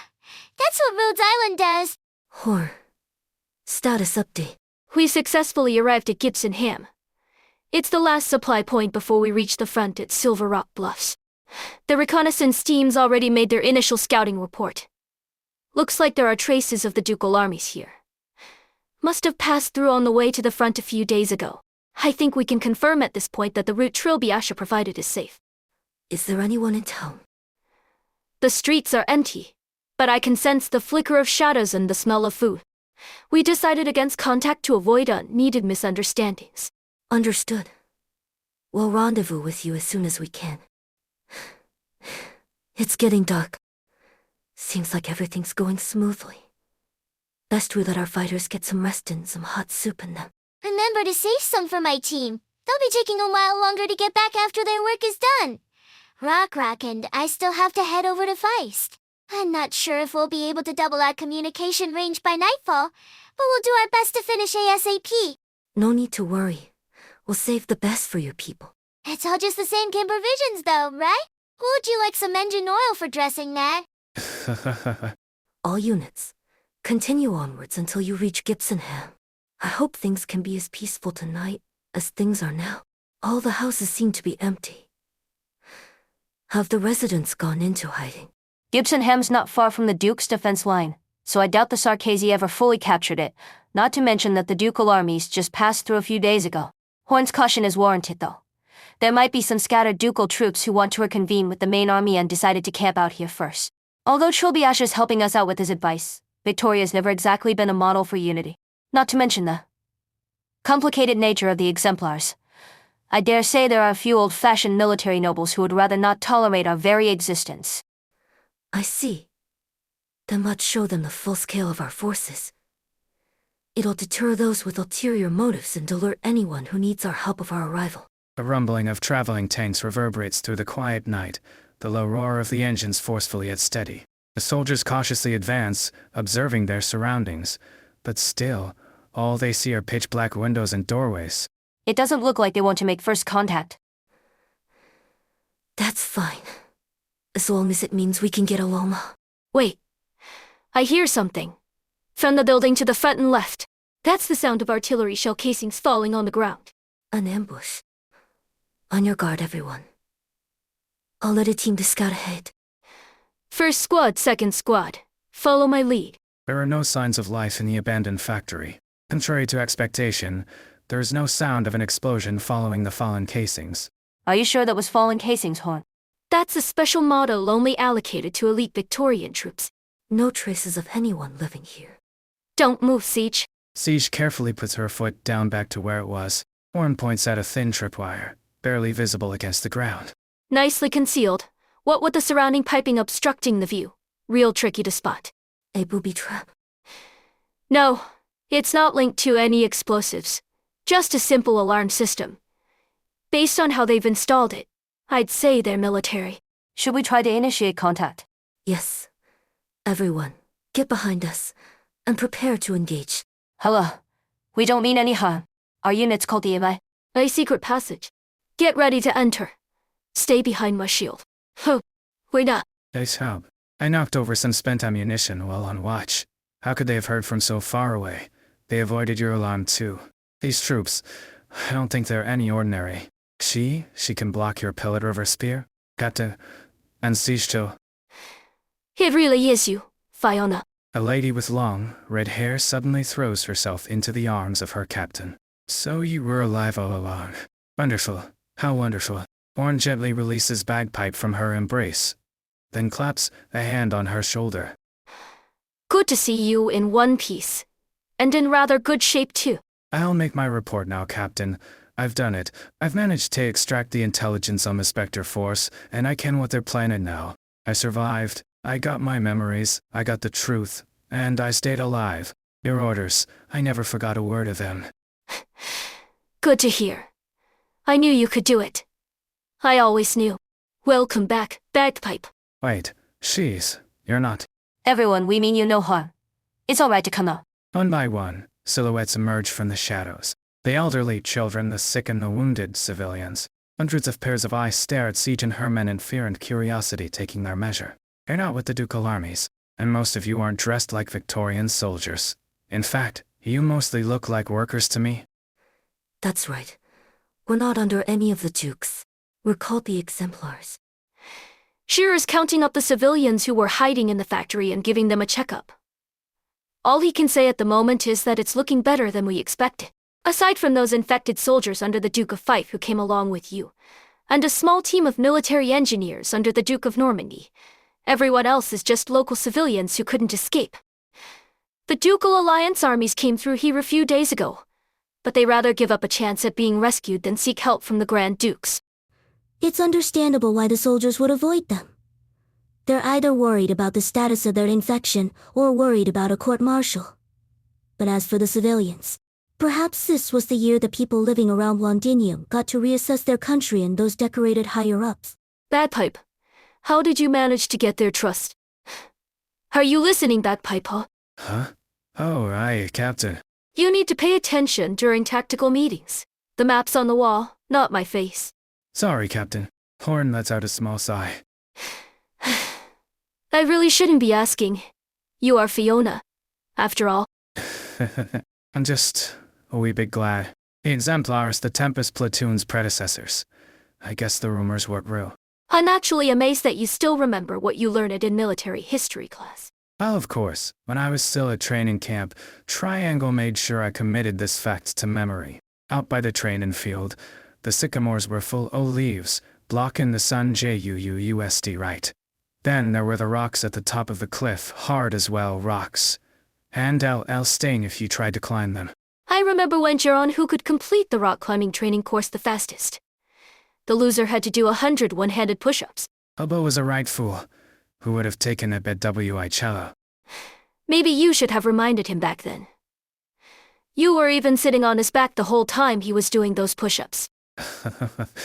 I was just helping him with his training. And I'd say it turned out all right in the end. He was just a hair behind cello the next time. The Exemplars, when the Tempest platoon was first established, nothing was left of this legendary unit from the War of the Four Nations. Not even its unassenged unit ID. But now, it has returned once more to the battlefield. We're all members of the Exemplars now, Bagpipe. As long as our team is still here, we will never stop fighting the good fight. Isn't there a strategy meeting inside? Why are you standing out here in the cold? Just wanted to clear my head for a few minutes. Did you think I was someone else? Dead or? No, not really. If someone suddenly popped out of the fog tonight, I wouldn't have any expectations either. Not everyone is as lucky as Horn, reuniting with the person they most want to see. Lucky. That's a luxury around here. That's enough blues for tonight. We should head inside. What? Victorian soldiers. Are they the remnants who stayed behind? No, they can't be. I never noticed them until they got this close. They're the elite of the elites. Kester's men. It's positively frigid out here. My hands are frozen stiff. The days truly are getting colder as they go by. Why, I've only taken a little jaunt, and my full plaid's already half soaked through. My young friends, won't you invite me inside to warm my hands for a spell? Since you've come all this way in person, I suppose we should show you some courtesy. Yes, Vina. Let's show the Duke the way. The Duke of God Auden invites Siege and the Exemplars to act on behalf of Parliament, but Siege remains distrustful. Meanwhile, Closure detects a legion of Natcher-ers. Excuse me, who are ye? Sir? Shit. Once you reach a certain age, you come to prefer bright and warm places. And is that beans I smell? I was cooking some canned beans for dinner. I want some, sir. Don't mind if I do. Would be better if we had some seasoning from home. Perhaps some marinated meat. What is? I ken who ye are now, and ye are a wee bit different from what's in the news. Well, you can ask your captain. I held her when she was wee. Little Rita touched my horn and asked why Herda didn't have one. I apologize for my insolence at the time, Your Grace. Not many have the nerve to touch my horns. Lieutenants Cam and Russ, you showed courage from a very young age. Or should I say, all of you are brave warriors of Victoria. Your defense of Chedley was outstanding. as was your performance at Brentwood. The exemplars you call yourselves. I've long wanted to meet you, though it seems your leader does not welcome my presence. Pardon my frankness, Your Grace, but it is hard to treat your sudden appearance as a pure gesture of good faith. Of course, Lady Windermere. I understand, especially in times like this. I sent men to the iron-clad Galavier. They were traveling quickly, but fortunately, I made it in time to present funeral flowers for AMPH Elise. I appreciate the gesture. I assume the Duke of Gododin hasn't come all the way here just to give us a medal? What if I say I have? Most of us are neither nobles nor intelligentsia. It would be best if you didn't beat around the bush. Your Royal Highness Alexandrina is as direct as they say. Or would you prefer that I called you Siege, like your friends do? I fully understand why the exemplars avoided the ducal armies along the way. You didn't want them to get involved in the machinations of the dukes. You want to fight only for Victoria and her people, like the legendary unit that you're named after. And so, I'm not here as the Duke of Gododin. I'm here as Sean Gododin, Member of Parliament, to extend an invitation to the Parliament-authorized Tempest Platoon and the rest of the exemplars. Leave that outdated identification code behind. I'm asking that you intervene in this war in the name of Parliament. The miners' camp is burned to the ground. No sign of Sarkazi soldiers. Misery feels a slight chill. The campsite's charred debris has cooled. He moves some collapsed wooden beams aside and finds a few unrecognizable bodies. Miners. Remains of the infected. It's all the same everywhere. What's that sound? Nice hiding spot, Sudaran. Match Zara spotted to the northwest of Gibson Ham. Out of Khan's range already. Death has you. Several rune swords pierce out of the ground beneath Misery's feet. But he is no longer there. Misery rips through the fabric of space with his dagger and retreats out of range. The collapsed ruins turn into a cage, trapping the Nash Zara's withered bodies. Shush now. I have you too. Duke Gododin, I understand that the Victorian Parliament has not held a session for a long time. Everyone who escaped Londinium knows that the Sarkazi had been the ones giving the orders from the palace of West Hale G during this time. I don't deny the present circumstances. Why don't we cast our gaze further, though, to the future beyond the war? The future? Isn't it a little too early to be bargaining over that if bargaining and coercion were synonyms? You misunderstand me. Gododin is not caster. I would much prefer to sit by the fireside than gather at the negotiation table. I'm more about drinking and playing cards with friends. It gets cold rather quickly once summer is gone. Mind if I have my men add some wood to the fire? You might as well have them come in. Thank you. That's much better. Oh, wait. Oh yes, the future. We know that the war will end, and Victoria will triumph. The war will inevitably bring, or should I say has already brought about irreversible changes, ending a 20-year stalemate. If anyone in the room is interested in the empty throne, it certainly isn't me. Excellent. We already have a consensus. As a matter of fact, I held a little meeting not too long ago and saw the Iron Duke in person. Seeing him always reminds me of when I first saw the Gastrel. Like so many other children who grew up hearing tales of the Empire's death knell, I searched for the shadow of the ruins that belonged to Lingwans, only to find not Gaul, but the glory of the strongest nation of our time, so splendid that I could not bear to turn away. You want us to believe you care more about Victoria than Gododin? Make no mistake, I would never call myself a patriot. A duke must always put his dukedom before all else. This is not just a matter of interest, but also a duty, a responsibility.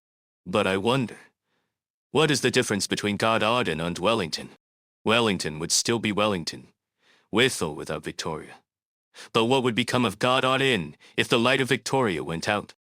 Perhaps it would survive, but things would certainly not get better. You don't want the Grand Dukes to really divide Victoria.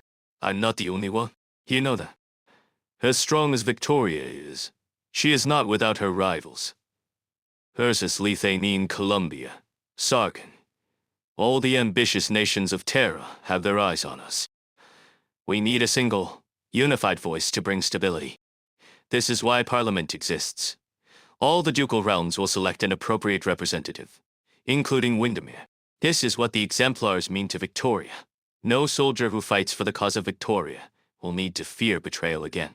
The Speaker of Parliament has always been the king, for the entirety of the role's existence. But that does not mean that he or she must sit on the throne. And this is what you can mean to all of us, Your Royal Highness Alex and Rena. If you are with... Owen speaks as the Duke's words sink in. Only the crackling of the fire god Odd and lit can be heard. I've only one question for you, Grace.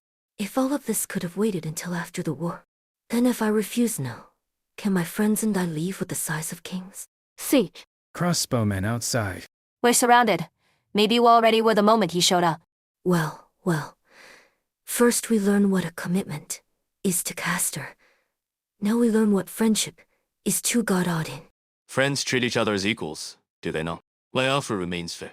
At the minimum, I gave this young friend from God Odin the opportunity to point her pillared river spear at me. That's the signal from Drone 6 again. Blasted place. All right, Balin, why be raised, Victor? We have to do this manually. Status reports, everyone. All good here. The beacon's in there and the sensors running. We're still getting strong interference from the wind and sand. I'm trying to filter out the noise. Waiting on you now, Victor. 5 minutes. The ground's softer than expected. Careful quicksand. The soil's very different from the samples we collected. I've sent the data back. You got that, Captain? I knew it was a good idea to get you on board, YV Rays. With a few days of angry stares from Earth Spirit. I think you can do with a better working environment closure. Try not to get too much sand in your mouth. Stop talking like a Mia, Balin. Hey, don't just laugh at me, keep working. The sooner we get this signal to our setup, the sooner we can broadcast the safe zone locations, and the sooner you can go to town. I'm trying. Rhodes Island equipment isn't like anything else I've seen. I'm already doing an exemplary job. Get it? Seriously, though, you and Drawcock shouldn't be here with me in the first place. You have my drones. Of course I'm staying here with them. It's you two I'm worried about. Put your helmets on. Oripith infection is no joke. All right, but you lot are the ones who need to be careful, running around the battlefield like this. You lot. Rhodes Island. You lot are all over the battlefield, not caring for your own safety at all. Why? Everyone knows Rhodes Island operators come from everywhere. I can't help but think of my granny, Clovis IA, plus Tommy and the gang. I once hoped that the Self-Salvation Corps could be as united as the Rhodes Island operators I'd seen. Well, people aren't really born good or bad. Circumstances change, so do people. Maybe, one day. One day, the Self-Salvation Corps will become a tightly knit, united group. Just like the Exemplars, now all fighting for the same thing. We're ready to brave the worst, ready to deal with defeat, even betrayal. But it's not necessarily race, upbringing, or circumstance that will unite us. Just like Rhodes Island. All right, enough with the compliments. I know you want to keep our equipment. Should I get you a contract now? I'm not jealous of Rhodes Island, Miss Closure. You lot give me the same kind of feeling as this strange communication equipment you're holding. A possibility. Something that proves I'm not just a naive dreamer. Wait, maybe your monologue is starting to bother Closure Feist. What's that sound? Let me check the feed from Rock 18. In the monitor's pixelated image, a sandstorm approaches quickly. Catastrophe, but I don't see the data. Beneath the wild sands are tattered banners and the chanting of war. Naturalers, what are they doing here? You two, leave now. Everyone from the Self-Salvation Corps, head for Gibsonham, now. What's that sound? That's Sarkazy. They're already here. Battle stations, open fire. Explosions. Sir, the Sarkazy are attacking the town. We have to leave now. They found us quicker than expected. Looks like the Sarkazy remember the success they had with AMPH Elise. What of the attackers? Not Sarah Elite, sir. Your Royal Highness, you and your people must leave with us now. This town is not worth defending. But you and your friends are of paramount importance to the future of Victoria. Our battleships can take us back to the Silver Rock Bluffs front in 3 hours. That is where you belong. Me or the sword? Sir, we don't have time. You don't have time and you don't plan to fight. Even though you know how many civilians there are. But of course you wouldn't. They're not important to you or the Parliament. These poor families wouldn't produce a single member of Parliament in 100 years. There's no place for them in your game of cards. I simply have my sights on reality, Your Highness. Reality is that the future of Victoria you dream of is to be found in grand halls filled with noble coats of arms. My Victoria is here with these people. Very well, Your Royal Highness. You're like your father at times. Naive, reckless. Is that so? Not that I care. I don't remember anything about him. Very well. Good luck. Horn. Order all combat-ready personnel on the plate to their stations now. On it. Delphini. Have Lieutenant Shearer get the logistics and medical staff ready. Already done. Follow the plan. Protect the civilians. Prepare for battle. Thanks to timely reinforcements from other Rhodes Islanders, Closure sets up signal towers, restoring communications. Meanwhile, the exemplars on God Auden's forces successfully defend the town of Gibsonham. I think something's wrong with the diffracamtrit sensor. Nothing's wrong with it. You see, Victor, I'm getting the same results. It's not always the equipment's fault that you're not getting valid data. The data itself may exceed the scope. Origin-Neum reaction metrics are above the default limit. They're coming, guys. We have 3 minutes. Victor's the youngest of us. If nothing else, we should try to get him out. Who did you think was the reason that I signed up for the Londinium operation? Never could just do as you're told, could you? How are you doing over there, Closure? Still alive. I've got my drones, and they're loaded with it. I think I hear the sound of drones crashing. I used to be your babies. You knew it when you ordered the self-salvation core to pull out, didn't you? That was the last chance to escape. The Origin-Neum activity data is incomplete. I need data from all of you. Amaya's not here, so you're my captain, Closure. We all talked to Amaya before we came to Londinium. Stop a war, and save both the Victorians and the Sarkazi. With just a few of us? That's next to impossible. But I chose to trust all of you. Trust in the dream of Rhodes Island. There isn't a single Rhodes Island operator who doesn't want to see the day when there is a cure for Epith-Y, when everybody's living a better life. Doesn't that sound ridiculous to most folks? My only regret about dying here is that I won't get to see that day. Did you get my data? Race. Yup. Just sent the newest batch of data over, Captain. Oh, and I'm not that selfless, so don't forget to put my name in when you publish your paper. Will do. Communication failure detected. Signal lost imminent. Importing energy fluctuation data. Initializing automatic analysis module. Catastrophe scale confirmed. Developing prediction model on Origin-Neum-induced environmental changes for the next 24 hours. Biza's captain, shield. Damaged. Yeah, about to. Hang in there. Rays. Moving towards your position, Bizaz. Bizaz. Make it happen, Closure. The engineer's eyes are glued to the screen in front of her. Faster, faster. If they fail to compile the Origin-Neum activity data, then all the squad's efforts would be for naught. A din of war approaches. Only a few drones remain. She can feel the enemy's cold, freezing breath. Model successfully compiled. Outputting safe zone locations. Ah, yes. All that's left is the signal tower. Vampire. Traitor. This war will go on, and you will feed it. Yikes. My drone. The Pseudoram's blade slices the hovering drone, sending it crashing to the ground. That was her last combat drone. Get out of the way. Her arts are weak and pathetic. How could such a frail vampire exist? Ouch. Searing pain erupts and Closure feels an entire side of her body go numb. A breath of decay invades her. Closure can barely hold onto the signal tower. With great effort, she plants the complex equipment into the ground to lean on. Insufficient signal strength. Strong interference detected. Unable to broadcast safe zone location. Please follow the equipment manual. I know? Shut up. What kind of vampire are you, Closure? Close those wounds. Hang in there. Just do a little longer.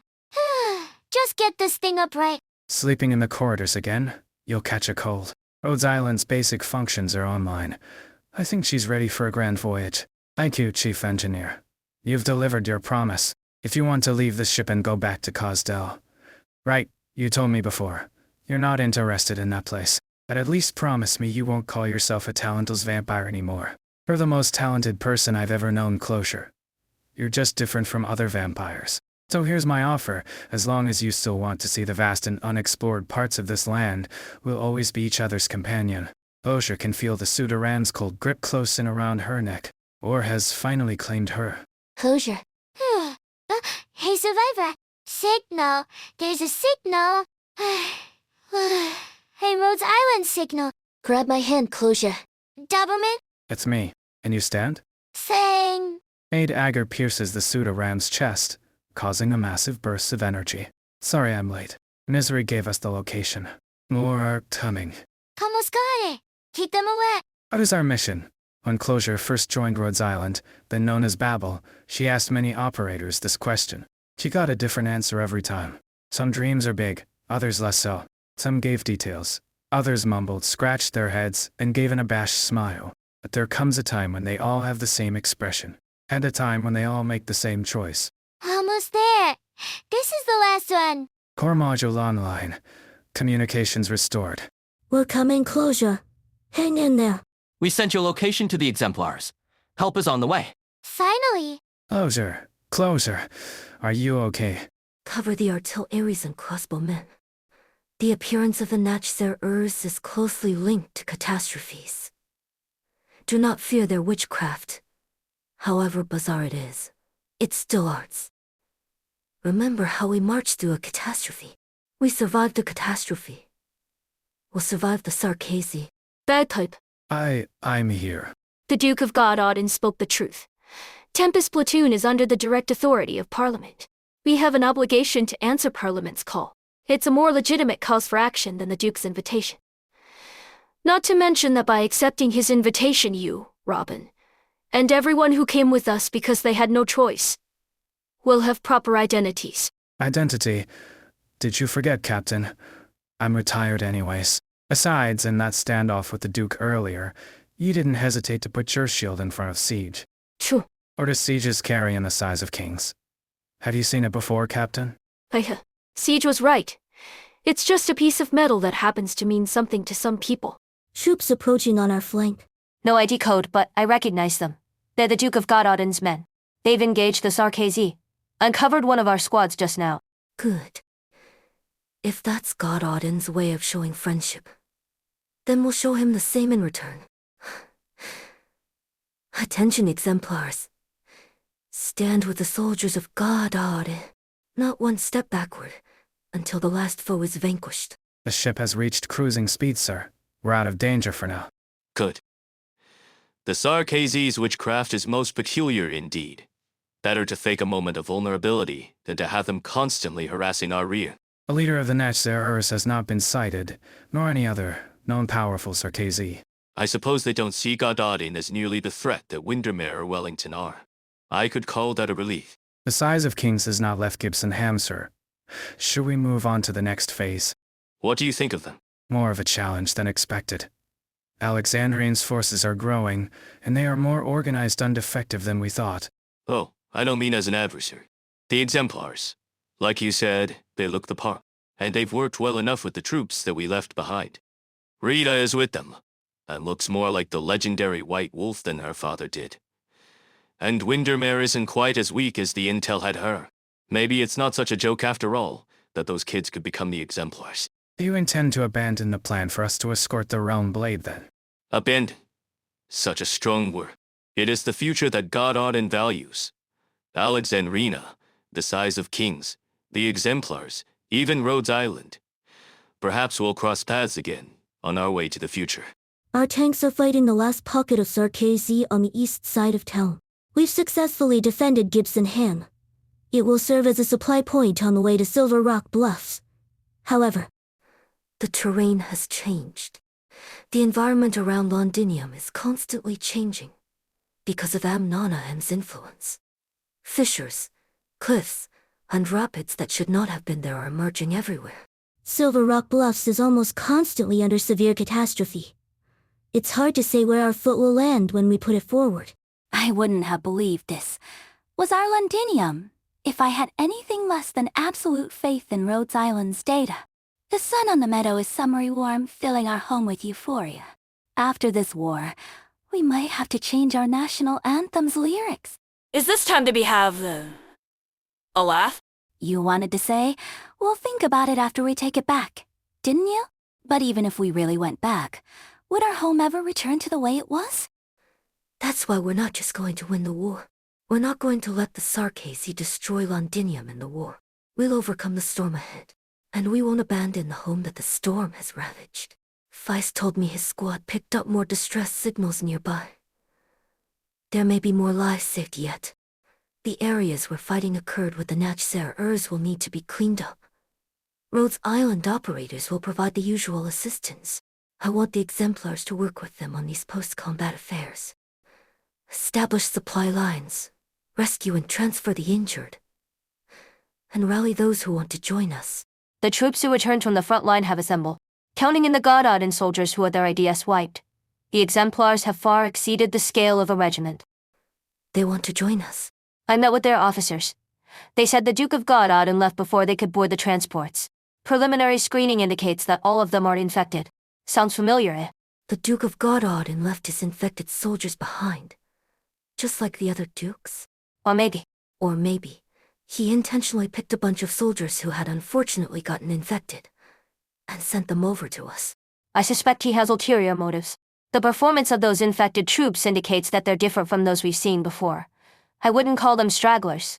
If Goddard's intention is to keep an eye on us, then we should probably try to lose these people. Or at least separate them tactically. You know the Dukes better than I, Delphini. There's a very good chance that you're right. But right now, there's nothing we need more than unity. If even the exemplars chose which parts of Victoria they unite, what would happen to the future that we dream of? Goddard very likely knew that we couldn't reject those men. That's why he let us leave so easily. Then we need to be ready. This is not the first challenge we've had to overcome. Nor will it be the last. Sarkozy, Anana Castor, the Dukes. It's not just one storm that the exemplars will have to weather. I'll let Lieutenant Shearer know. To be honest, everyone's happy to get some new blood. Plus, they're all infected. If it's really true that Goddard has not abandoned them, that, in itself, is worth celebrating. Perhaps, the unity that once seemed impossible is actually within reach. It's a miracle to run into people like you. Or not the miracle, ma'am. You are, all of you, for being strong until the very end. Thank you so much regardless. I can still move. Let me help you with the others. This way you can get some rest. You're not much older than my own child, now that I get a better look at you. We have about 10 minutes of rest before we head to the next location. Closer. Oh, a little more time. There's not much room for improvement on that arts unit you're holding. Even Radian and my Connie streak could hardly do better. Conditions will only get worse from here. The better I do, the safer you guys will be. Thanks. Rescue work around Gibson Ham is complete. Next, we'll be going to where your squad's signal was lost. I see. We'll find them alive or otherwise. Even if they're buried in the sand or Origin Neum, there will be traces. We'll find them and bring them home. I know how I feel, but Fang, I want to hear your thoughts too. Is it regrettable for a Rhodes Island operator to die in a war between the Sarkozy and the Victorians, when they have nothing to do with either side of the war? Any sacrifice is regrettable. After Race died, Beagle cried for many nights with his shield in her arms. Why him? Why there? Why then? I get that feeling too, every single time. But what I really want to know is, how did the people who sacrificed feel? I'm sure they have their own regrets. Or none of us saints. That's why we fear death. That's why you feel pain over your decision. But I have no regrets about participating in this operation. If not for Lava, Hibiscus, or our other Sarkozy friends, then at least for the people here, even though I don't know any of them. It was a catastrophe that brought me from Columbia to Rhodes Island. That catastrophe taught me one thing. That suffering does not discriminate. I came here today because I know that you will come when my home needs help, when the people I care about need help. You're right. We'll be there. You know something? I've been addicted to the web since a very young age, because that's the only place I knew without segregation. The other vampire children and vampires and other Sarkozy and everyone else, catastrophe, nations, class, disease. It was Teresa who took me from the confines of my home and showed me another possibility. A ship that sails the waves of disaster, rescues those who are suffering, and fosters companionships beyond personal interest. Sounds surreal, huh? But the road that Rhodes Island has traveled thus far is very real. I'll continue to analyze the anomalies caused by Amnanam. I also want to hear your answer to my question, called Sitson the Doctors too. This data belongs to YV Rays, to Balan, to Victor, to Rhodes Island. One day, it may belong to everyone. W. Hoderer and the others defend the Lifebone crash site, but W's mercenaries vanish in the unfamiliar environment. While searching for them, W and her team are attacked by strange monsters. Abandoned mansion. Londinium outskirts. Is she back? Not yet. Damn, it was hard enough dodging those devils. How did she survive and even find us? How the heck did she know that I did business with the devils? Well, consider that business deal lost. Lie about you. How'd she get you? She held a crossbow to my head. I knew her from before. She didn't used to be so. Didn't used to be so what? No, I didn't. A soldier, who has served the Dukes all his life, lies on the ground, a crossbow pointed at his forehead. The voice of the one holding the crossbow is cold as ice. I'm Lady. I just as sorry Mill's car. A bolt pierces his ear. Some people punch holes in their pets' ears, as a sign of ownership. A man is not a pet, of course, but sometimes they're not so different, are they? Now get back up and give me a status report. Have you done what I've asked of you? Why, yes, ma'am.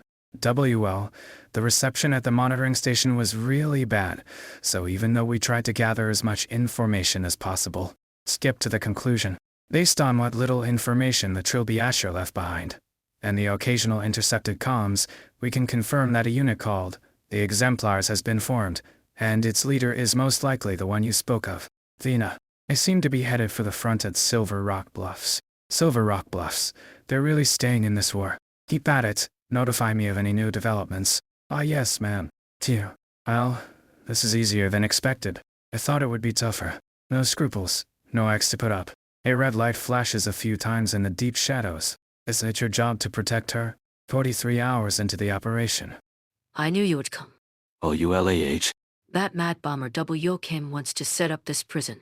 Innes came twice to show compassion. Same old Innes. Always a tad slow with her retort when she's focused on someone else's shadow. Now, it's you. What have you come to say? Have you thought it over? That's my law. Your situation is perilous. Your only vehicle lies disabled. As the pilot, I'm very likely to know something that you don't. And probably am waiting for the right time to strike. Really, you should kill me, Hodor. I would rather you helped us with what you know. In your dreams. I already turned you down once. You give me too little credit if you think I would change my mind just because I'm a prisoner. 3 times. What? You saved our lives 3 times back in Cosdale. My life once. Innes's life twice. You wrote all that in your diary? Name your price. I'll do my best to pay it. You'll go bankrupt if you quit the mercenary life to open a business. I just want as many Sarkazi to make it back to Cosdale alive as possible. Such grand ambitions. But enough chit-chat. Let the old rules of Scar Market lie buried beneath Cosdale. Our debt is settled. One last warning, Hodor. Kill me now, or you'll regret it. Did it ever occur to you that we both want the same thing? Enough of your righteous cry. Don't try to buy my life with your flowery words, old friend. They're not much better than money. A mercenary takes no sides. But you and I aren't really mercenaries anymore. Wanna bet, Innes? Hodor is gonna try talking OULAH into helping for old time's sake at Scar Market. OULAH is gonna tell him to just get it over with, and Hodor is gonna come back with a long face. What's the wager? I figured you'd be jealous with the two of them all alone in a room together. Stop trying to read my shadow, Innes. I'm not in the mood. The Bunny and the Victorian have been gone for a while. Wonder how things are going out there. Boneswhy is still playing dead. And there's Iz's catastrophe refuses to go away. Who knows? Maybe Manfred's gonna just pop out of nowhere. I could have blown theirs up right then and there. I know you're restless because of Teresa, but hold that fuse for a moment. We have a lot of prep work to do. Sarkazi's swearing. Who said I was Isa? We've got a problem, W. Out with it. It's time for a shift change, but not all our scouts came back. Crane's team went off to the north side of the canyon, and we can't reach them. Don't tell me they ran into a decent enemy caster. When was your last communication? Almost 3 hours ago. If our enemy could make an entire Merc squad disappear without a sound, they would have been on top of us by now. The most important thing to do at the moment is keep the lifebones safe. We're just gonna sit here when we know something's going on outside. I agree with Innes. We know nothing about this place. The safest course of action is to concentrate our forces. Cut the crap. My men are missing. I want to know why. If they got lost, I'll bring them back. If somebody did them in, I'll return the favor. Calm down. This could be a trap to split us up. I don't like playing defense. Even if it's a trap, I'll just blast them out of hiding. Give me half a day. If I don't come back, that means I'm up against a real nasty piece of work. Don't come after me. Get your defenses ready. If you get a call from Amiya, don't wait for me. Just activate the life bone. I'll take my own squad. No need to bother anyone else. Gilad, grab your weapons and follow me. Is this where they went? Should be. This cave was all we saw when we went north into the canyon. We don't know what's inside. Hidden passage, the court's secret cache. If this was a secret base of the royal court, we'd have had a couple hundred vampires on Natch their on our asses the moment we fell in here. Based on Closure's intel, we're in the hills to the west of Londinium. A good distance from the main battlefield where those old farts are. I don't like old stuff, but I'm sure Hodur would love it. What enemy did our lucky winners run into? W, when did you use your bombs? Did you see me use them on our way here? Then what are these burn marks on the wall? No sign of arts. But how do you leave marks like these on stone, then? Did you hear that? What is it this time? It's the sound of someone striking iron. There's somebody here. You're just hearing things. Stop spooking yourself. Nobody's here. We keep going, W. I have a bad feeling about this. Why do you think we're here? That's top-grade gear you all are using. I'm not rich enough to just let them rot in some cave. Have you heard the Sarkazi legend? Before Quillen was even born, the Sarkazi and a Reed dragon. Shut up. One historian in Hodur is enough. Say any more, and I'll throw you to the front. What is it? But not Sarkazi. After defeating the strange monsters with her mercenaries, W enters the Confessor Ias ruins alone. Meanwhile, a captured WLAH finds an opportunity and escapes from Hodur. Our weapons don't work. This thing just won't die. Aim for its head. We'll see how many hits it can take. It's too fast. We can't hit it. Draw its attention. I'll try to hit it from behind.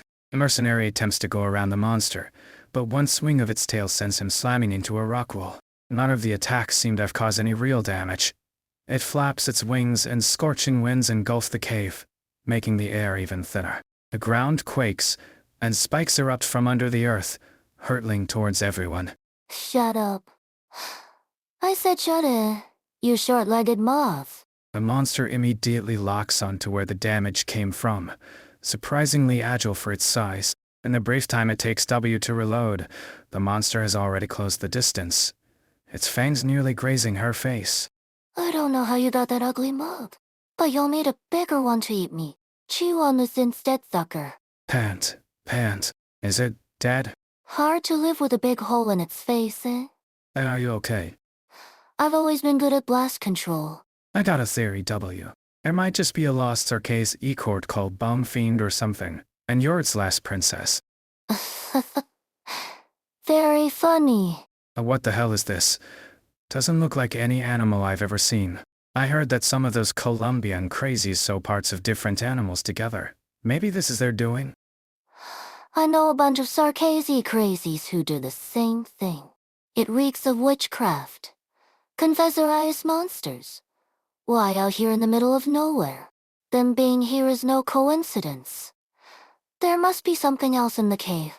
Did this thing eat our guys? The only way to find out is to cut it open.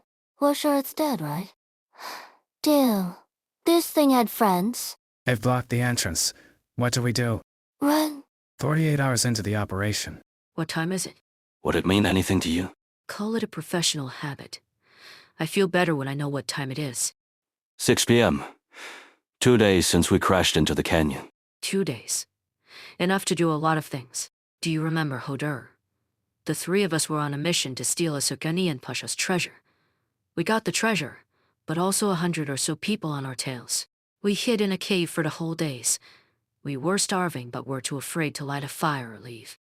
It was Ines who stitched your wounds up. You wouldn't have made it otherwise.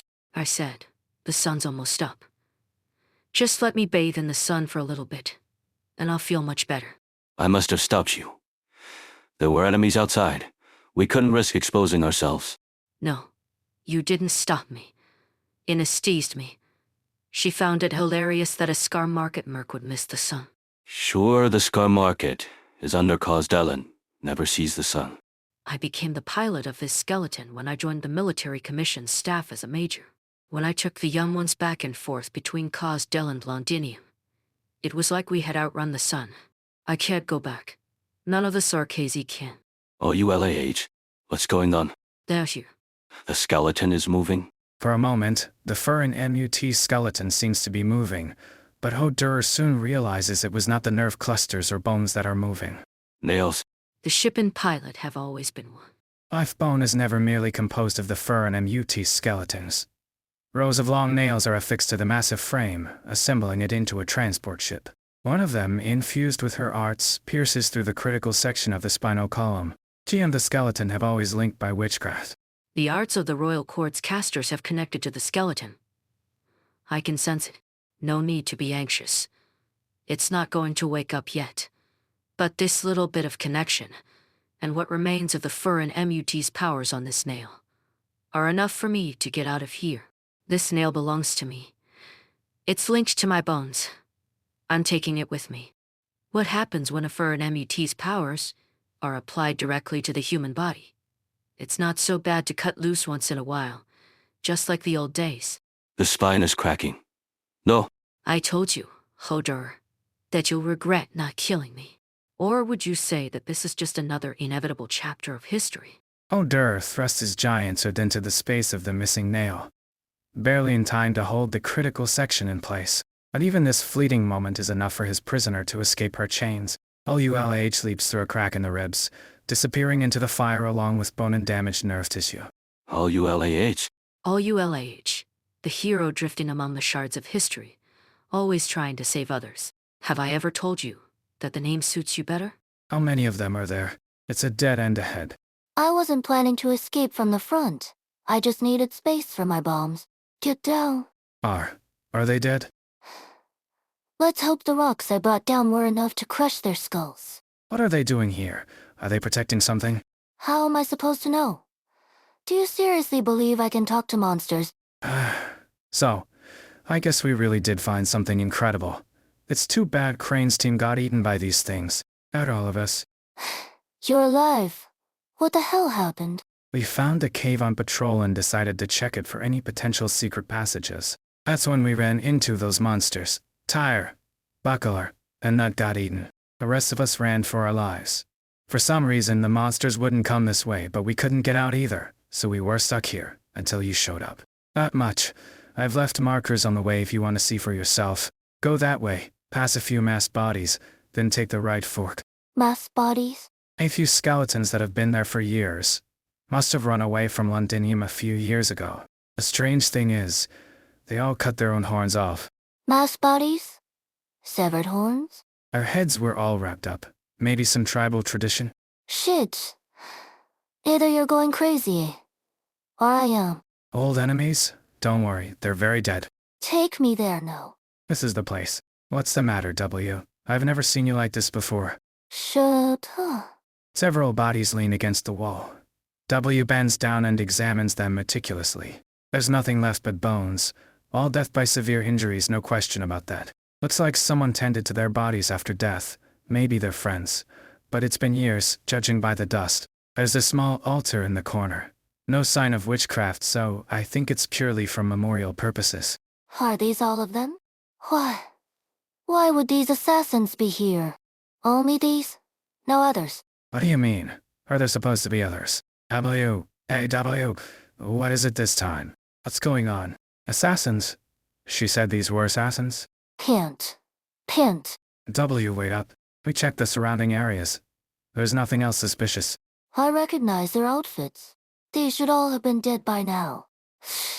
If they're here, that means... W, I heard that Her Highness Teresa's body was stolen from Babel. Don't ask me. How am I supposed to know? The next time Teresa appeared after the attack on Babel was in Londinium, or close to Londinium. Shut up. I know that. What do we do now? Should we? Go back and tell Ines to be on maximum alert. She'll take care of the rest. As for me, I'm going to clean up loose ends. This is meaningless, mercenary. I see no reason for us to fight. The war is over. Whether we live or die is inconsequential to this outcome. You don't get to talk about meaning. Her blood is still on your hands. You and your accomplices, anyone still alive. I'll find all of you. You can run and you can hide, but I'll find you and tear you apart, bone by bone. I know my sins better than anyone.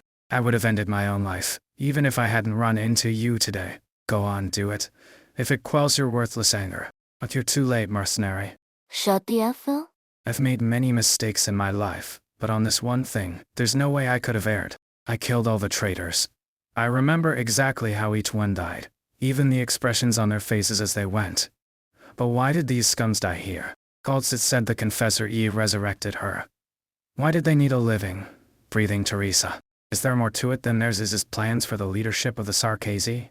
Theirs is, Confessor E. I couldn't care less about whatever schemes you're plotting, but you desecrated someone you should never have. Which is why I'll kill you all, if it's the last thing I do. Just what the hell is this place? What's this door doing here? Out of my way. What the heck is this? A strange sight indeed. The narrow passage opens to a vast, shadowy cavern, untouched by sunlight. The chilling cave is strewn with dusty weapons and armor. The space is dotted with bizarre crystals. Massive patterns, reminiscent of eerie symbols, stretch ominously from the walls down to the ground. W is overcome by an unsettling sensation, as though it is not she who gazes upon the vast underground structure, but the other way round. Clank. A blunt sound echoes through the cave. Clank, clank. W recognizes it as the sound of bones being crushed by a heavy object. Sir. Manfred's troops approach Lifebone with all ULAH's help. W engages QA Lid, OI and unexpectedly learns the truth of Teresa's rebirth. Paprika. Hey, stay still. Let's run for it. What are you talking about? Haven't you noticed? The mercenaries under that W are all gone. The military commission's troops must have arrived.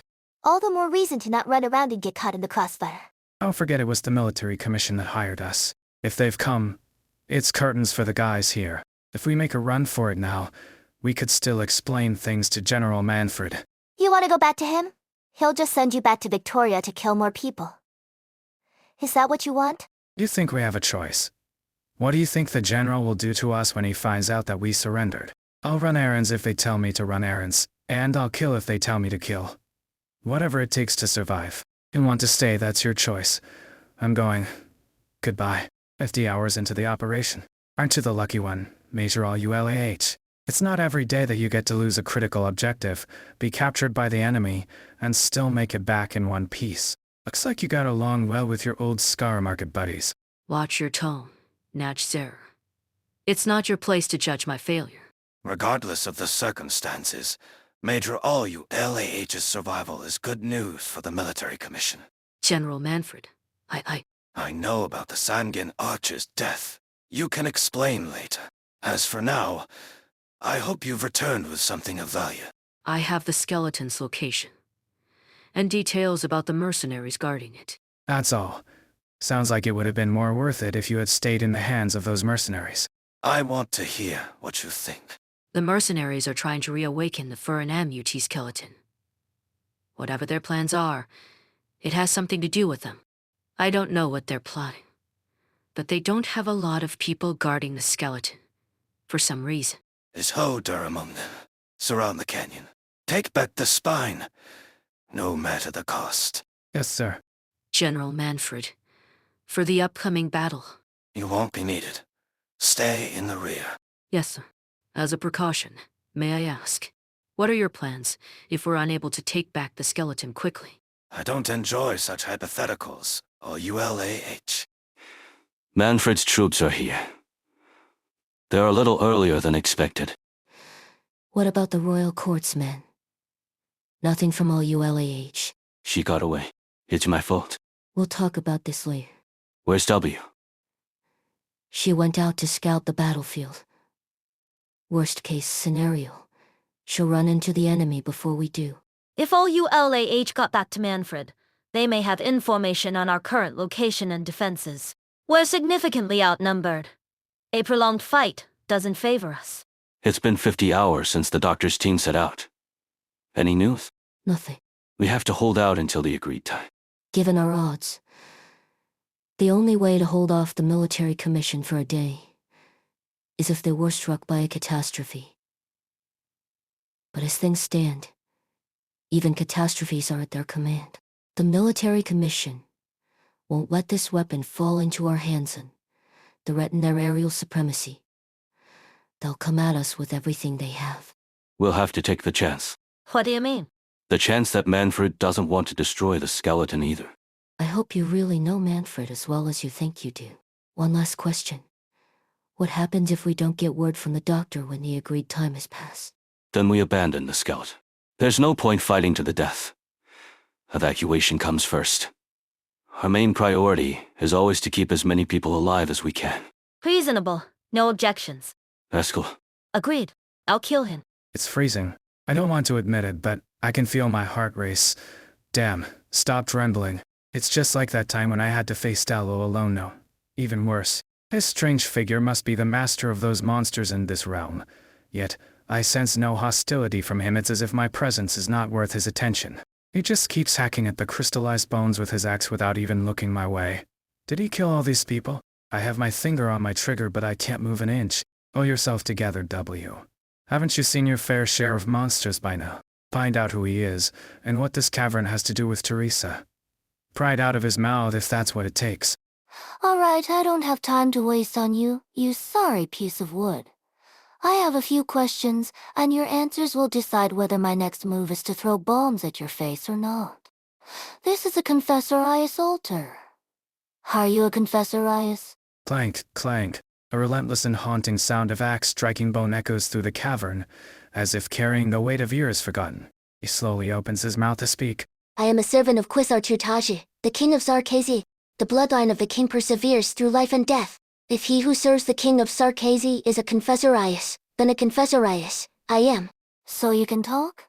I'll give you a chance to introduce yourself before I shoot. What is this place? What does it have to do with a confessory? Tue, Lidoe, the T. But this key opens no door. Not anymore. Now, I'm merely the warden of this deep, dark tomb. What are you talking about? A tomb? For who? The countless heroes of Cosdell, and the foes who died at their hands. The grave bearer, the magnificent 8, the brave 11, all have fallen in the course of history, and I have buried many of them. Here lies their weapons and armor, remnants of the past. You must be joking. You knew all those people. Don't tell me you're as ancient as that old hag. I don't know why you old freaks keep clinging to the past. Are you going to let yesterday's bad gems stop you from eating today? Okay, I need to workshop that. Many emerged from that epic of heroes, becoming the new hope of the Sarkazi time and again. But all of them failed, joining the ashes and dust in this tomb. You stand upon the sword of Quillen, the wrathful Sir Lian Flame. Moses left it here, because he refused to use it. Still, it is not proper to step upon it. Damn, I took a step back without even realizing it. Why should I believe him? And why shouldn't I step on Quillen's sword, even if it was real? I have answered your questions. Now you shall answer mine. Why do you trespass upon this place? Flanked. The axe swings again. The shockwave almost makes W take another step back. I'm here to pick a fight with the confessory. What's that altar used for? Tell me, or else. The mission of this altar has ended. No one visits this place anymore, except fools who stumble upon it. That strange fellow answered all my questions with flat interest. Clearly, he'd rather return to this work with the axe than engage with me. I've lashed out at him, but my anger was met with no response. It's like throwing stones into a bottomless pit. What did he mean? He's not with the confessory. Shouldn't he have come after me with his axe the moment the words left my mouth? Hey, I'm talking to you. The smoke clears, but the gaunt figure remains upright. I didn't think I could take him out with a single bomb, but seriously, not even a scratch. Doodle, this vessel will never change again. A failed vessel that has been denied both eternal life as the instrument of the crown's coming and the sweet release of death. So you're one of the Confessoree's failed experiments too. You feel bad for yourself? I could free you from your suffering. It is but futile. The man swings his stone axe and bats away W's bomb, as though swatting away a fly. Good. I got a response from him. That means there's a chance. 3, 2. A bomb falls exactly where I expected it to. A section of the cavern collapses, trapping him beneath, but not enough to kill him. I point my gun at his head. You said the Confessoree made you indestructible. Let's see if I can't blow a hole in your brain at this range. The Confessoree like their experiments, don't they? Did you guys make those by head moths? Disgusting den of monsters. Cut the poetry and answer my questions. Did you know Teresa? The exiled one has had the honor of seeing the king of Sarkozy. This is where the tragic king was reborn. This is the place. How did they do it? A confessoree brought the king's bloodied body back and cut her soul from the myriad, but she was already entwined within the myriad and could no longer exist as herself. W turns around toward the altar in the center of the cavern. The menacing building looks unnerving and smells faintly of blood. What had happened here? I dare not think about it, but I can't stop myself. What? The present of Sarkozy needed her to die. The future of Sarkozy needed her to live. As the king of Sarkozy, she gave her all, her spirit and her wisdom, her blood and her bone. You followed the king's path as her former subject, but she is no longer the one you knew. I saw her awakening, the sorrow on her face. I saw the weight on her soul, her eternal torment. Shut up. She was a sacrifice to the myriad souls, to Cosdell, to all the past and future Sarkozy. I've had enough. Hold it, doctor, theirs is all of you. All of you have your big dreams and ambitions. You talk about doing great things. But did it change anything in the end? People keep dying. The people who should die, the people who shouldn't, and the people who really shouldn't. And you won't even let her have her final rest. To hell with the myriad souls and the suffering of the Sarkozy. Why should a person have to bear all this burden? All of you can go to hell. I'll blow this place. The place of herd execration to oblivion. Can't. Dust fills the entire cavern. The decrepit ornaments lie in ruins. Yet, the explosions are not enough to quench her anger. In the deepest reaches of the cavern, a lone altar resembling a door remains. What is this? Your Highness? W pushes the door open. W hears Teresa's echo, and finally accepts that Teresa has joined the myriad souls. She lays down her burden and prepares to truly face Teresa. Found you? Crazy. You're crazy, just like they said. I'm glad you already know. Then you must also know what I do to those who won't tell me what I want to know. What are you people planning around Cosdell? What's behind this overly simple operation? Don't act like I'm stupid just because I don't care about all the ins and outs of theirs as giving up Cosdell. You didn't break free of my witchcraft. How long do you think you can last? Until you beg for death on your knees and spit out everything you know. Mercenary, you think you're the special one that gets to live. Everyone does, until death finally comes for them. Death forgets no one. The myriad souls are waiting. You won't escape, and neither will she. It's all futile. What about you? Me? I'm happy to embrace my death. Say goodbye to weakness. Sarkozy, a new era has dawned. It belongs to us, even if there's no place for me in us. W, your hand. Medic, we need a medic over here. Damn, he triggered the grenade. At the Sarkozy's death, his art cease, the mire fades and the stench of decay dissipates. Yet, why does the wilderness around them remain so dark? A sense of unease deepens. The expression on the Sarkozy warriors as they died was one of devotion. Why would such an expression appear on the faces of men like them? Were you able to get in touch with HQ? Intra-squad communication has been partially restored. Heavy interference still prevents us from reaching headquarters though. It's possible that Origin Meme activity is spreading in the area. No need to worry though. We haven't heard about any attacks on HQ. Plus, they have Her Highness and the Doctor there. We're one step away from winning this war. Where's the vehicle? We're going back now.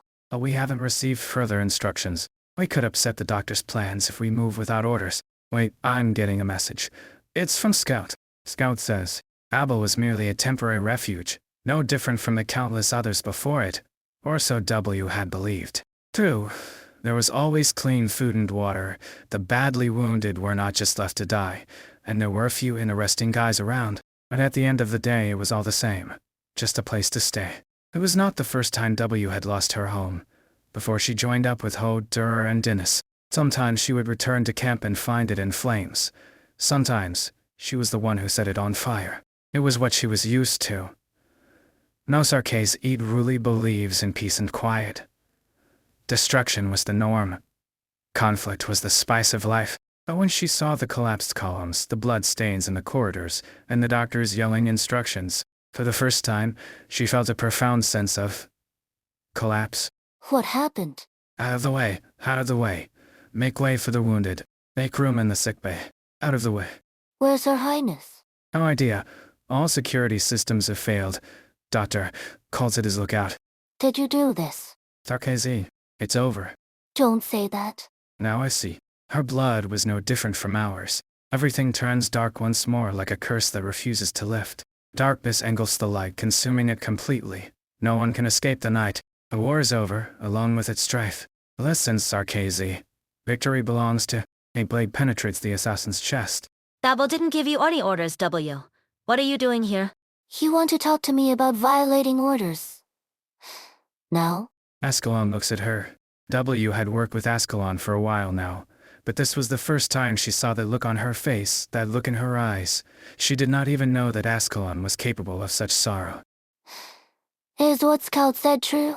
You shouldn't have come back. Not now. Where's Her Highness? Suit the ship, W. Rhodes Island is not out of danger yet. Doctor, Colton is busy dealing with emergencies. We're the only ones. I'm asking you, where is Teresa? Go to the mobility level. That's the most likely point of entry. Are you bloody deaf? You said she's dead. I want to see it with my own eyes. Listen to me, Sarkazi mercenary W. Fulfill your duty, unless you want Babel to fall, and all her effort to be for naught. Hey, you're worthless. All of you. Worthless. Why did I ever trust you? Why did I ever believe that you could Nothing's changed. Nothing ever did. All high and mighty, were they not? Everyone on this ship? Didn't they spend all their time talking about their dreams, all their lofty ideals? Then why couldn't they even protect one person? All the things they said, the things that I thought could be. I was a fool who believed. I saw it. The blood and footprints in the chairman's room. There was nothing else left. It was like nothing was ever there. The darkness was thick and sticky. It always is. Teresa is dead. And I didn't even get to see her one last time. Your Highness, what are you doing here? The door's still. When did it get fixed? Guess closure's good for something after all. The old had too. Rhodes Island stayed together, barely after you were gone. She did her best. So did the little bunny. I wanted to see you again. Ever since I got to Londinium, I've wondered when I could. I never understood. Why did you always put yourself through so much? Just like how I never understood why you cared so much about that broken door. Teresa is gone. What? Then who's standing right there? No, I must be dreaming. Why would Her Highness talk to me? Am I talking to myself? But the work of the Sarkazi is not done. I will give myself to our cause. For a future where all of us can sleep without fear. I don't understand, but I believe you. What about you then? Teresa turns around and pushes the door. It opens. Teresa walks through the door, followed by countless silhouettes. Their voices booming, their questions piercing. A Sarkazi will never be saved. No one can escape suffering, for we had once suffered. No one can escape hatred, for we had once hated. All the senseless deaths, all the shattered hopes. Where is paradise? Where is peace? Teresa's steps are slow and heavy. Emily opens her mouth. What should she say? What could she say? She finally realizes that it was not a conversation she had just experienced, but an echo of Teresa, that she could not resist asking the shadow. How can I save you, Your Highness, if you're still alive?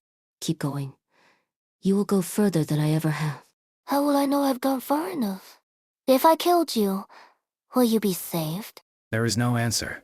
Teresa does not turn back, neither do the silhouettes. Her footsteps are slow, but their direction remains unwavering. Teresa walks further into the light, almost out of sight. Your Highness. W finally lets out what she's been holding back. Screw the myriad souls. Screw their sufferings. I'll bring peace back to you. Maybe you've never had true peace, but screw it. I'll end it all.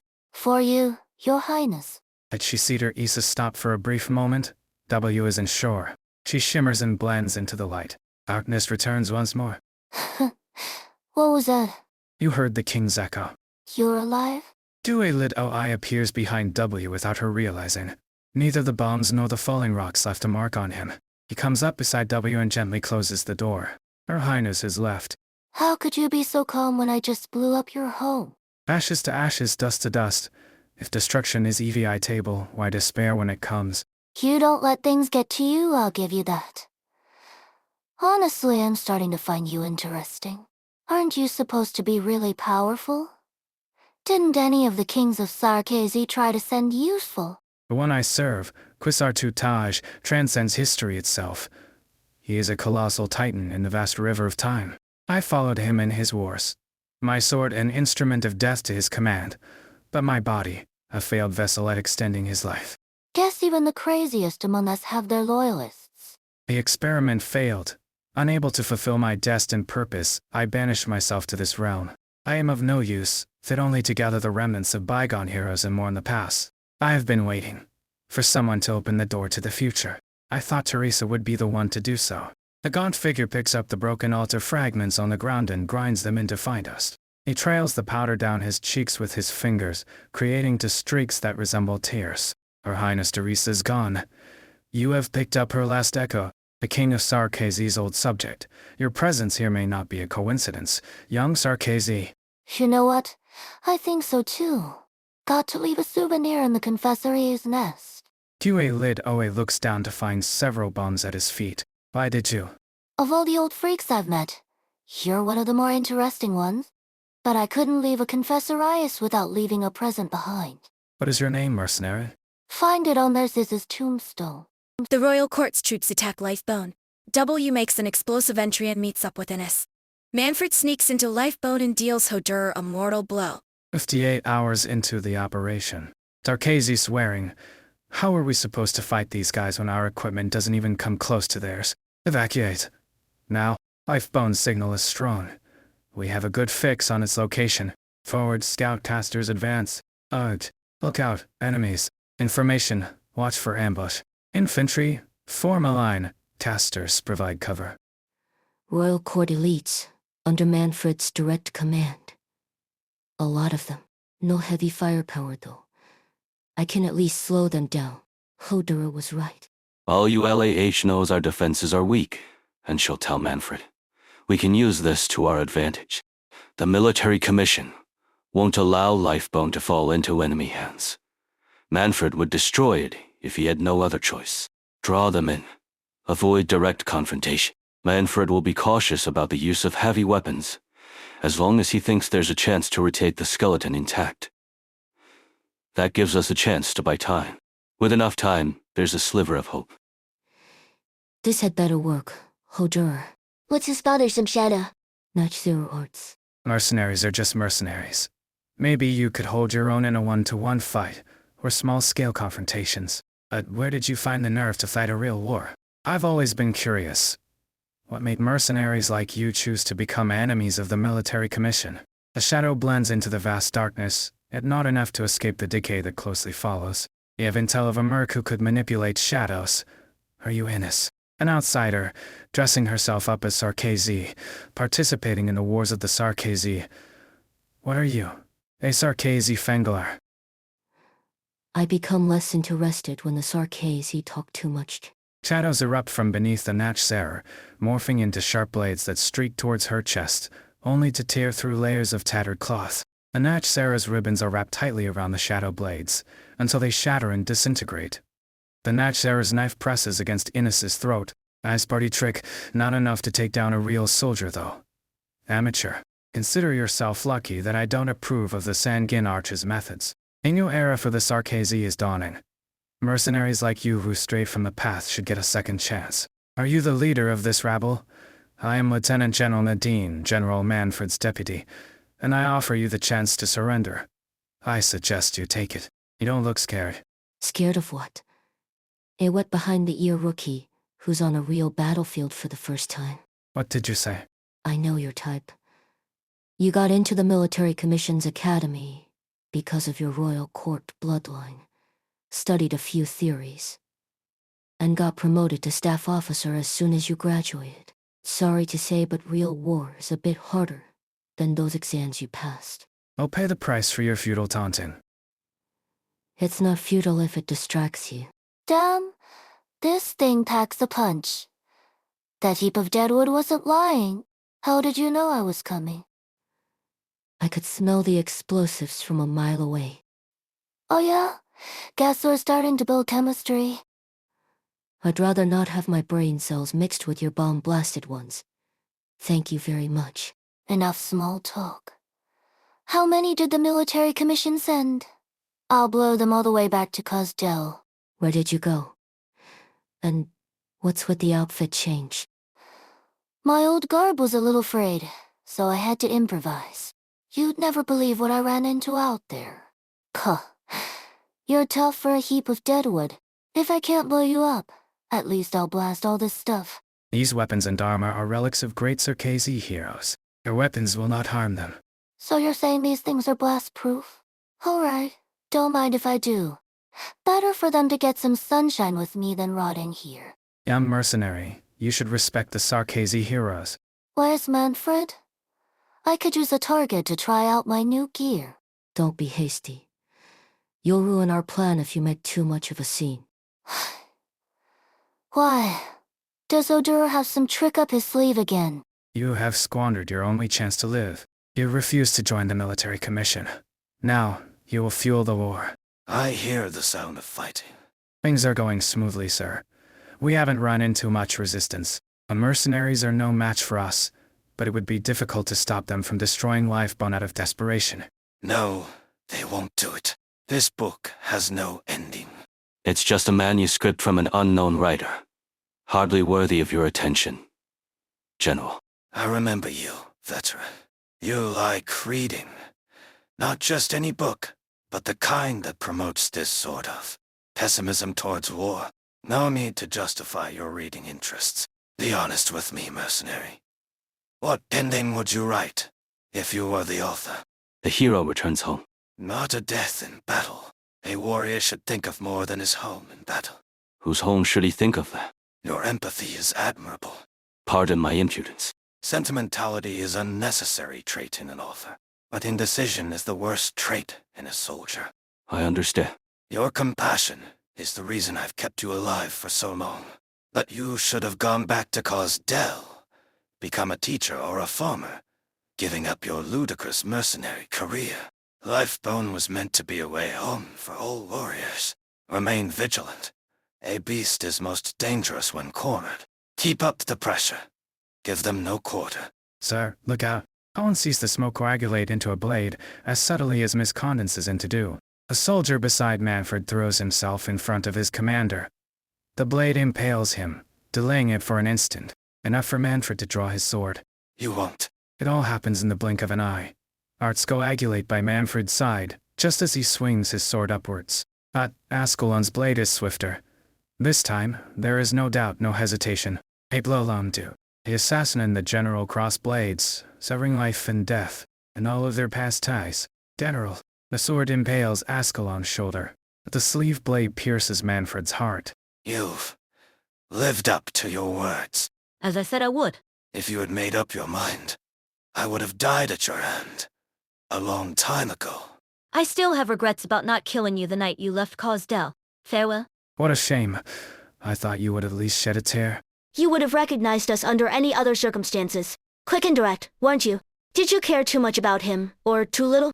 Everything went exactly as Manfred expected.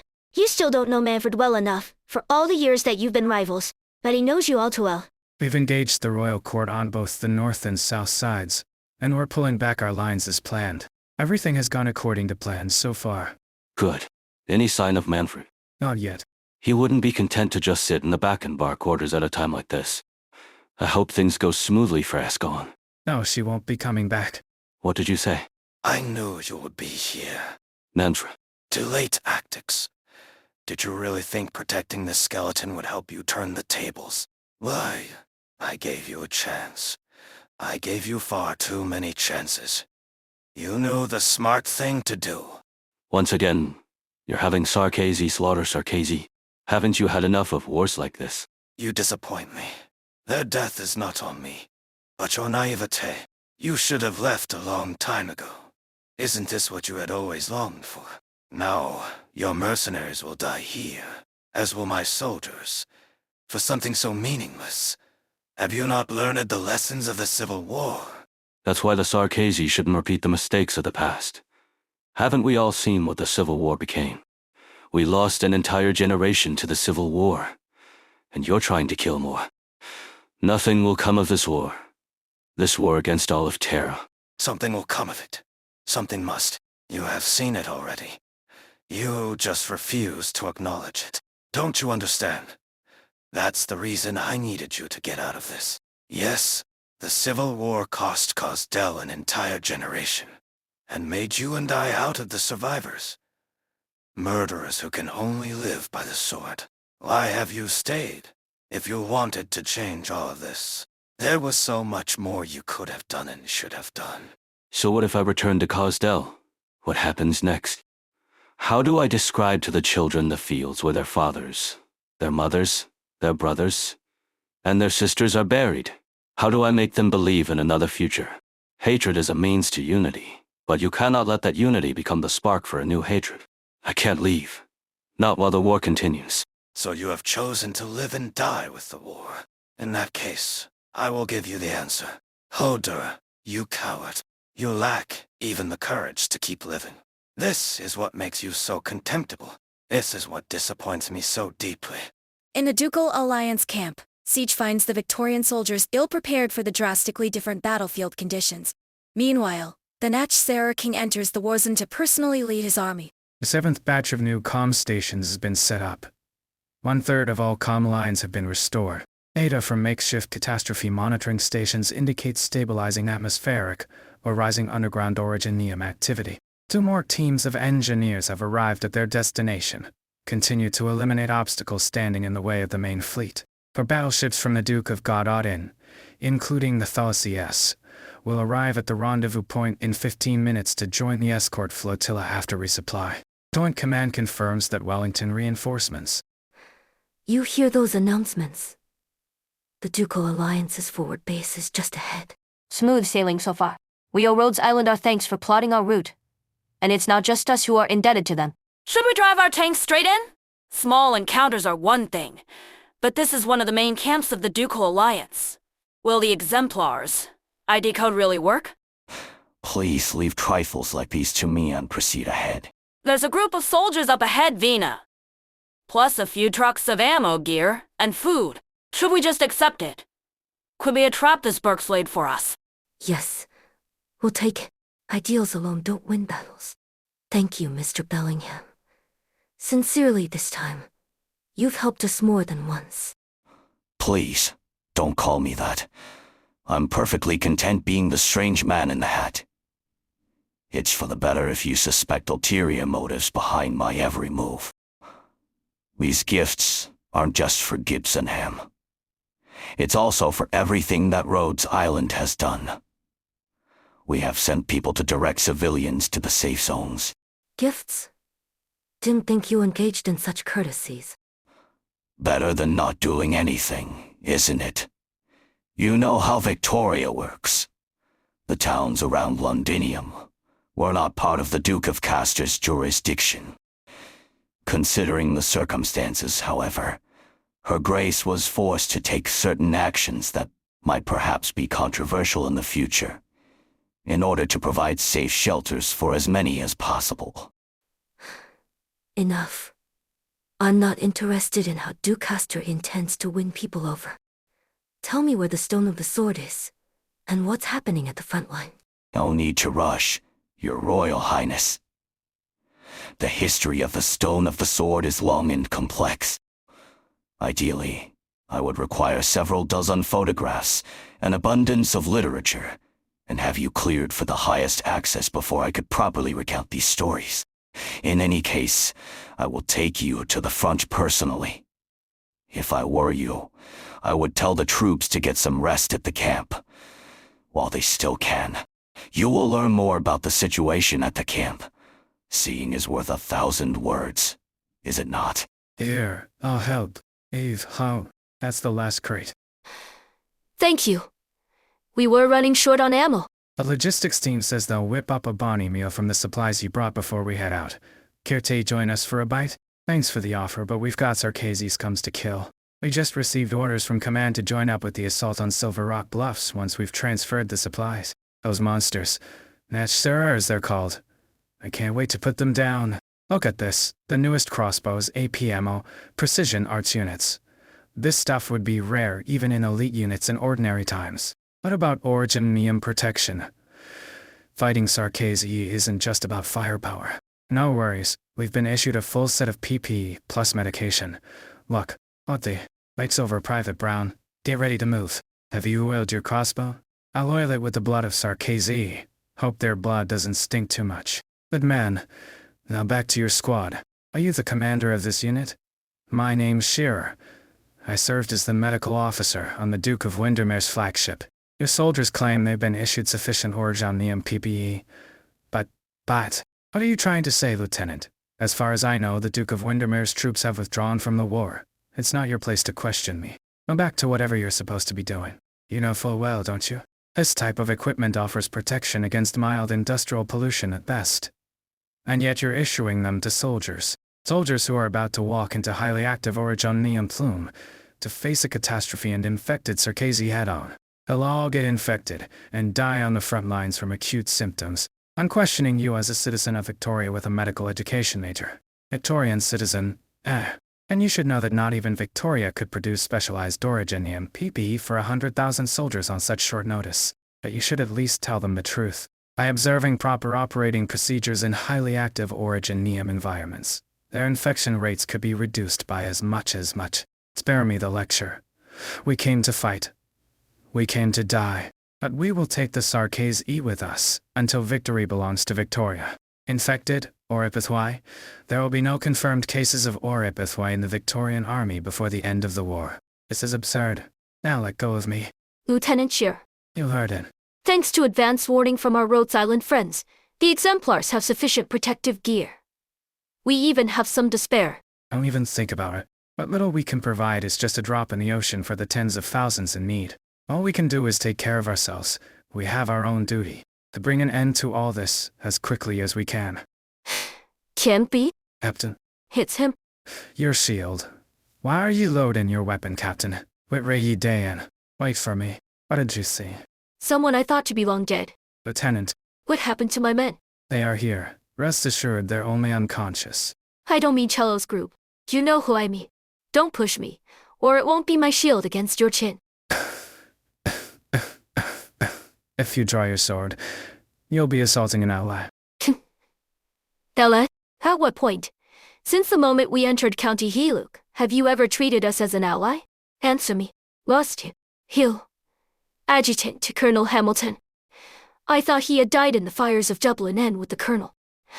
Not just him. I saw many familiar faces on the Wellington tanks. They could change their clothes, but I'll never forget their faces. County Hillock.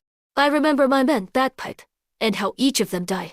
Moments before dying, Triangle asked me, "Who is our enemy?" There isn't a night when I don't think about that question. It's Dublin N. Dublin N. Certainly. We could hate the Terraness.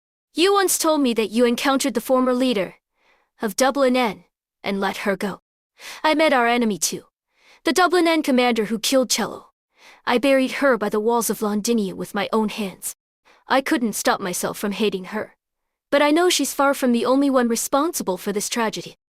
Why did our comrades, the most loyal soldiers of Victoria, die at County Hillock, while Hill and more traitors live? Captain, I know what I'm doing. If we fire at the Duke's tents now, we risk bringing down the Alliance. Even the dream of the Exemplars. That's the saddest thing, isn't it? We can't even take revenge. Because they've put on their bloody Victorian uniforms. And once again become our allies. Captain, permission to speak freely? Granted. I don't trust them. But the men who killed our friends, the ones who fired on innocent civilians, really stand with us when we charge against the Sarkozy.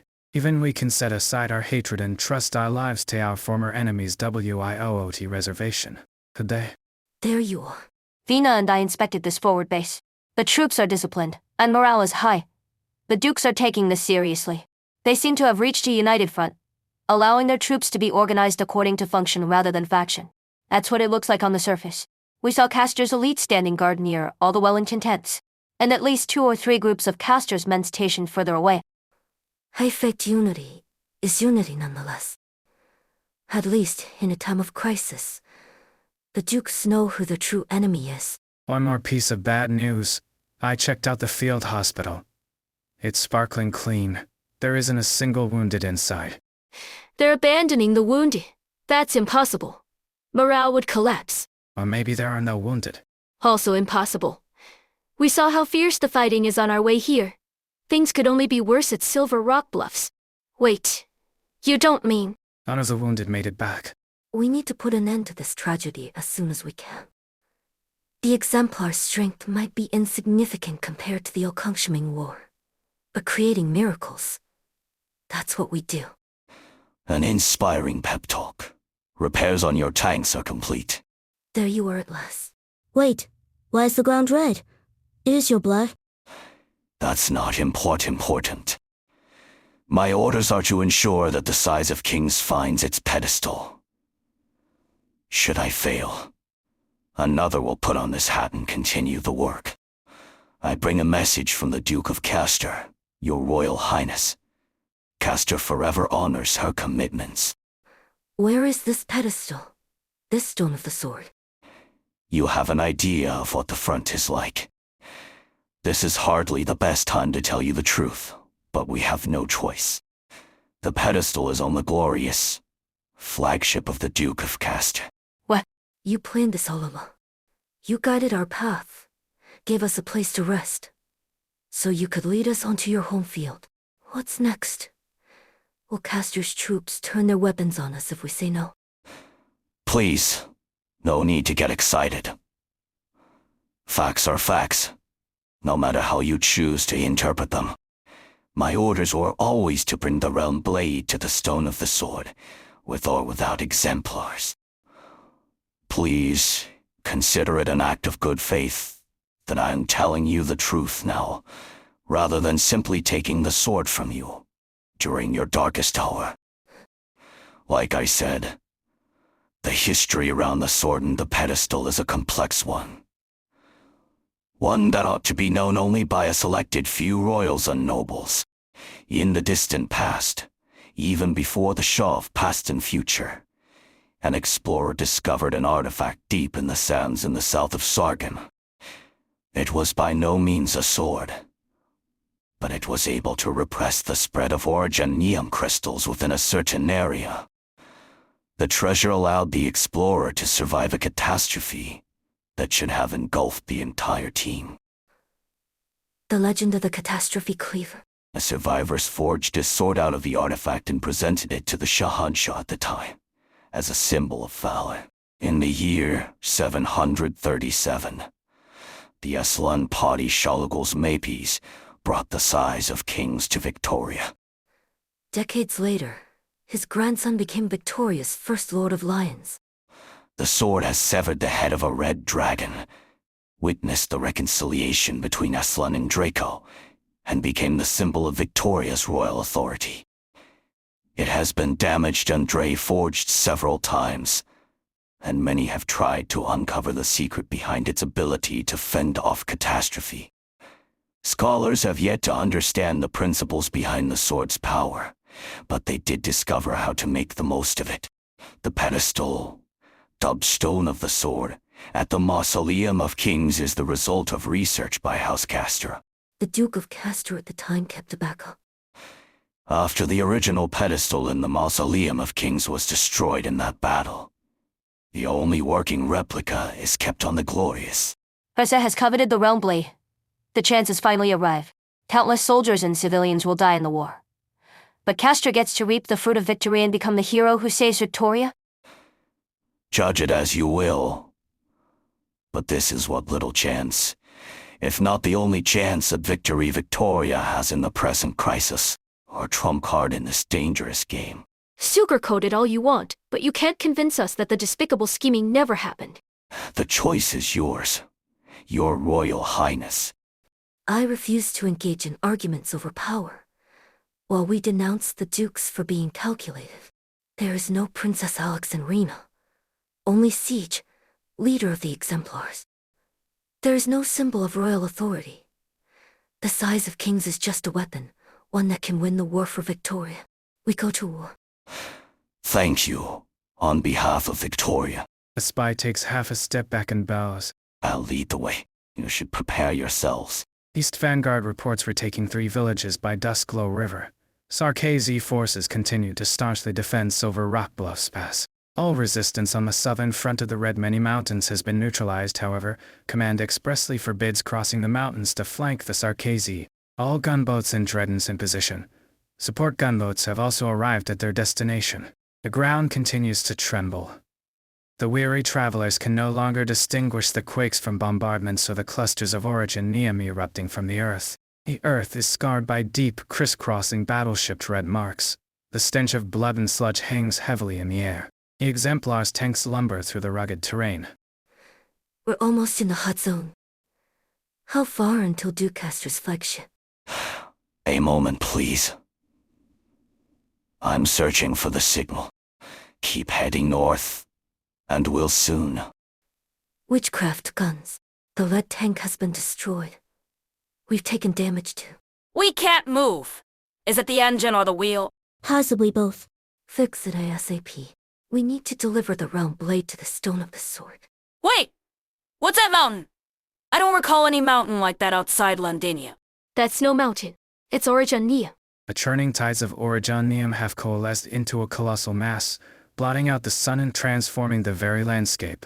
In its shadow, even battleships appear as mere specks. Above the mountain of Originium, a withered throne ominously hovers. A Natch Sarah King gazes upon the battlefield. All seeds sprout at the same time, withered branches creeping towards every death-shrouded corner. Go, my bravest warriors, gnaw upon the greatest bone. Tear iron and steel apart as you would skin and flesh. Rip, tear, consume. We shall teach the Victorians. The master of war shall master war. The Exemplars meet the enemy on the battlefield. The Duke of Castor receives news that Siege has brought the Realm Blade to the front lines. Dublin End's forces, led by Eblena, join the battlefield, and the duel between the Duke of Wellington and the Natch Sarah King begins. What the hell are those things up in the sky? Get down. Delphini, your right hand. Don't touch. This isn't any normal cannon fire. Sarkazi witchcraft is corrosive in nature. I won't be much help. Those people still trapped in the polluted area. It's too late for them. You got shit in the air, stuff growing on the ground. Iendi crystals and dust everywhere. Can't even take a damn step. The Sarkazi want to turn this battlefield into their home turf, forcing us to put down our gear and cower while they pummel us.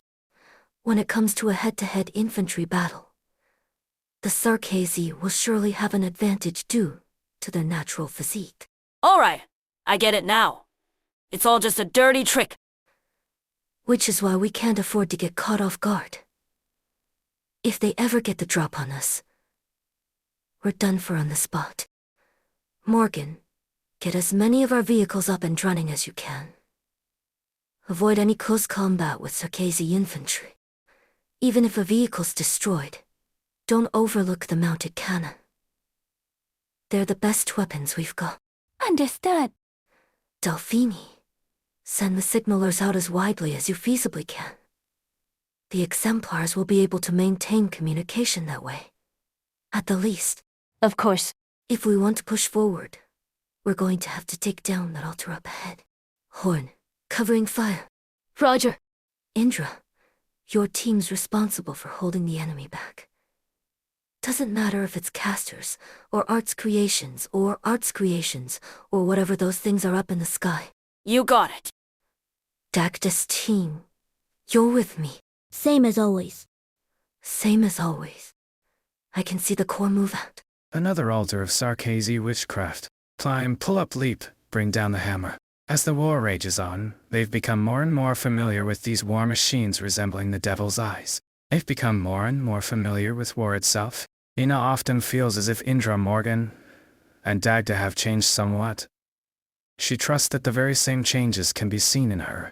Is it a change for the better, or a change that came far too late? The devil's crimson eye stares at her. The hammer comes down hard, and the altar begins to collapse before Siege even reaches the ground. It worked. Phew. We took it down even quicker than the last one.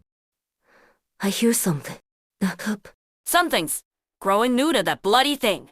It's another altar, not far from the one we knocked down. How many of these little buggers did they bury in the ground? Bloody hell. There's no end to them.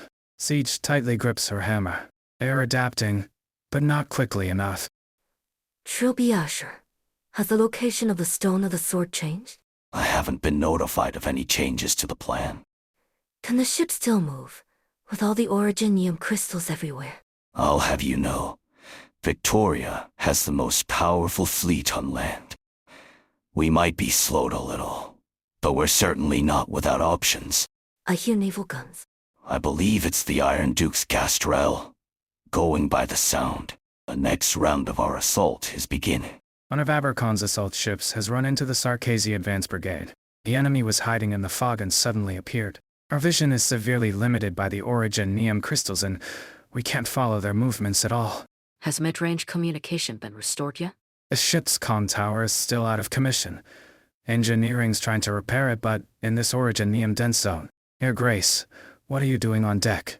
There's originium dust everywhere outside. Please try not to leave the command center. I've heard that Wellington always stands on the deck of the Gastrel, personally commanding his frontline troops. The Iron Duke has been through many battles, but you... Just now, the Gastrel opened fire. Your ears did not deceive you. Is he still pressing forward? I'm afraid so. The Iron Duke's forces have penetrated deeper than we thought, and are about to collide with the Sarkazi core units. Wellington. Does he plan to take the head of the Sarkazi regent? The Wesley Wellington I knew was indeed a warrior before he became the Iron Duke. His bravery might have bordered on madness, but he would never gamble with the outcome of a battle. Regardless, the Iron Duke's recklessness has placed us at great risk. As per the initial orders, Duke Abercorn's and Duke Ashworth's men are following the Iron Duke. And among them, our vanguard as well. Factoring in the surrounding originium, our front line is being stretched thin. What of the eyes you placed aboard the Gastrel? Nothing yet. Even us real BSers are experiencing some serious delays in communication. Helene, confirm the status of the Stone of the Sword. No issue so far. We will never allow the Stone of the Sword to be tainted by Sarkazi witchcraft. Your Grace, the poet has launched a flare. So Alex and Rena and the Size of Kings will arrive soon. Have your people keep a close eye on them. Don't let the sword get lost on the battlefield. We must put the Size of Kings to work immediately. Unless the comms are restored fully, the so-called Ducal Alliance is a non-entity. The enemy seems to be getting stronger. The same witchcraft eats away at us while strengthening them.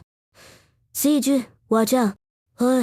Dagda. A hammer falls, and a portion of the Natchsara warrior's body is caved in, but he continues to advance. A second swing, then a third. Dagda leaps back, splitting his waist with her metal claws. A Trilby Asher's flaming blade pierces his chest. That's just one. Many more ahead. These Sarkazi are truly... monsters. These bloody devils are all monsters, goddammit. They're not even flesh and blood. Do you think they're already dead? Only the dead can. Already dead. Strange noises can be heard in all directions. They are distinct from the sounds of originium crystal clusters piercing the ground.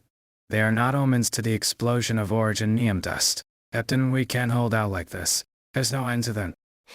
Better focus on the one right in front of you then. There's always going to be someone standing up front. Raise the shield, fire the cannon. Repeat ad infinitum. Victoria possesses the strongest weapons in all of Terra. One shell can easily blow apart a Sarkazi's armor. Just as quickly, 2 more Sarkazi rush forth at the same time to take the place. Then 3. Their artillery fire unleashes its fury, but it cannot stem the surging tide. Huff. Pit. There's no end to the enemies. You can hardly tell how many Sarkazi are on the ground in front of her, some standing, some lying.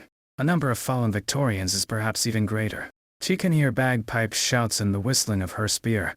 From those she finds utmost solace, and that's enough to keep her fighting on.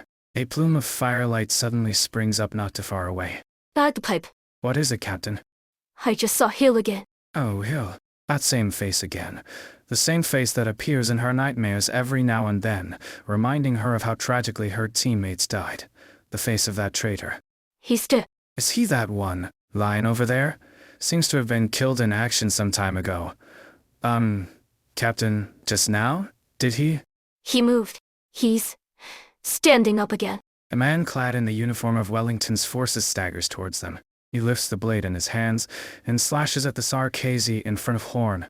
The armor is too thick, and the recoil pushes his hands away. His arms contort strangely and he strikes a second time, then a third. That familiar visage is getting closer and closer to them. In the midst of the dead silent gray, only a tiny speck of purple dances. It's her. It's Dublin N. I lay down now my soldier's honor here, so that in time the soil of Terra need no longer be soaked in carmine blood, and Draco cross no swords with Draco kin. Be that unless a day comes, whereupon red dragon's flame should lead all those that fell, our fighters from the force to be reborn. A third set of altars has been crushed. Milady, our casters and flying soldiers are in position. We're about to approach the largest altar. Our deceased compatriots have managed to protect us from the devil's vile pollution, but the destructive power of their witchcraft is unprecedented. Allow me? Milady, you're going to destroy the altar yourself? You, as my subjects, have done all you needed to do. I, as your sovereign, ought to lead you forward. How can I take this land as my own if I have never set foot upon it? The red dragon's flame shall fall upon the battlefield's front lines, just as it has for thousands of years. Our altar's being raised. Stay in formation. Don't get scattered by those flames keep casting. They're nothing but a ragtag bunch of impotent outbloods. I wouldn't be so sure about that. We are nothing like those Victorians who have it easy. Every Taran warrior has been forged within the shadows, tempered by pain and suffering. We were once known as specters, for we knew most intimately the scent of death. I won't let you. Trying to turn yourself into an arts catalyst. To detonate the altar, as you wish. I'm too late. A spark of life gradually fades, and in its place burns a deathly purple flame, leaping across the body of the slain Sarkazi warrior just as it dances in Ablana's eyes. There is no royal court in Death's domain. Sarkazi, your people know death so well, only because you fought enough wars. See that? Death itself stands with us. Our enemies are not inscrutable demons. Drag those Sarkazi out from their pretentious arts circles and give them a taste of our crossbows and cannons. I see a flame burning within your eyes. I've waited far too long for this, just like countless other Taran warriors. All of us grew up hearing the legends of the Empire's death knell, and enlisted with burning fervor in our hearts. But, over the last few decades, Wellington's administrator and the Duke have had their hands tied, and we've also been caught between the cracks of the other Dukes' negotiation tables. So many hot-blooded warriors were repressed because of their background, while many others perished in the Victorians' conspiracies. I've endured for so many years, even to see myself turn into a scheming villain, all for the sake of witnessing a real war, not one ignited by the nobles' petty power jockeying. Only on such a battlefield can a warrior's death be glorious and meaningful. If I am to die in this battle, then please bestow upon me your flames so that I may stand once more. Until my remains are consumed fully by the fire, until our promised nation has been established, I shall never lay down my arms. Excellent. Now then, come with me. Do you see that throne of deadwood? That's the Sarkazi leader. The Natch Serer, Nizizi Salem. He who calls himself the Lord of War and Death. The Sarkazi royal court sure has a thing for these overblown titles. Overblown? Hardly. He just happens to be ancient enough. But he is not the only living legend here. Lie, of course. Up far away, naval guns roar. Ancient witchcraft is not the only force that can cause mountains to move. Now, let us pit war against war, and death against death. My patriarch, the hunt has been cut short. That Draco's flames have broken our formation. Draco, thousands of years ago, after the Sarkazi first lost their homeland, they once did battle against a red dragon on this very soil. Those flames turned fields of Sarkazi into charred stone. They are still beside us, and beneath our feet. We will slay her. A red dragon will sate our appetite for a while. She is not the one who drives this war. And Sarah King turns his gaze towards a certain part of the battlefield. Behind the red dragon's smoke and flames, a huge shadow is rushing toward them at an unexpected speed. A titan that casts a shadow across the land, able to shake mountains and rivers. With but a single breath, no longer is it a mere red dragon. All parameters set. Loading complete. Firing interference shells. Target locked on. Main guns first salvo. Confirmed hit. General, we swept the obstacles away. Good. Castrel, all ahead full. Our objective, the Nash Sarah's throne. The naval guns roar. Wellington is well acquainted with his most loyal subject, the oldest gun aboard the ship, that which assisted him in blowing open the gates of Lingwans. He killed the mightiest nomadic city on Terra. He pulled the spine from its corpse and made it a part of his warship. Afterwards, he took the Gastrel to many lands and conquered many foes. The arts orbs of Lathan Eon casters, the shields of Ursan vanguards, the golden blades of Sargonianus assassins, he collected and modified the most valuable components of his enemies, and placed them upon his flagship. But not for the sake of commemoration. Only those who have become weak and frail through the passage of time need to rely on these vestiges to remember the past. The Gastrel must step over the bones of its enemies, assimilating their powers so that it may become stronger. Only this way can the two of them defeat even stronger enemies together. Intercept them. The crystal barrier has been shattered. The enemy continues to advance. How they must long for death, using artillery fire to cleave a path. Wave after wave of cannon fire pours down onto the Sea of Originium. Golden fragments crack and split apart, revealing a gap within those congealed waves. How dare they approach us? A thick haze envelops the battleship. Countless Natch Sarah warriors land on its deck, the entire vessel enveloped in the glow of witchcraft. Rend, dismantle, corrode. The cadence of gunfire gradually slows. A hard, steel hull is being digested, just like all other prey that has fallen into the Natch Sarah's art circles. Capture complete. Not yet.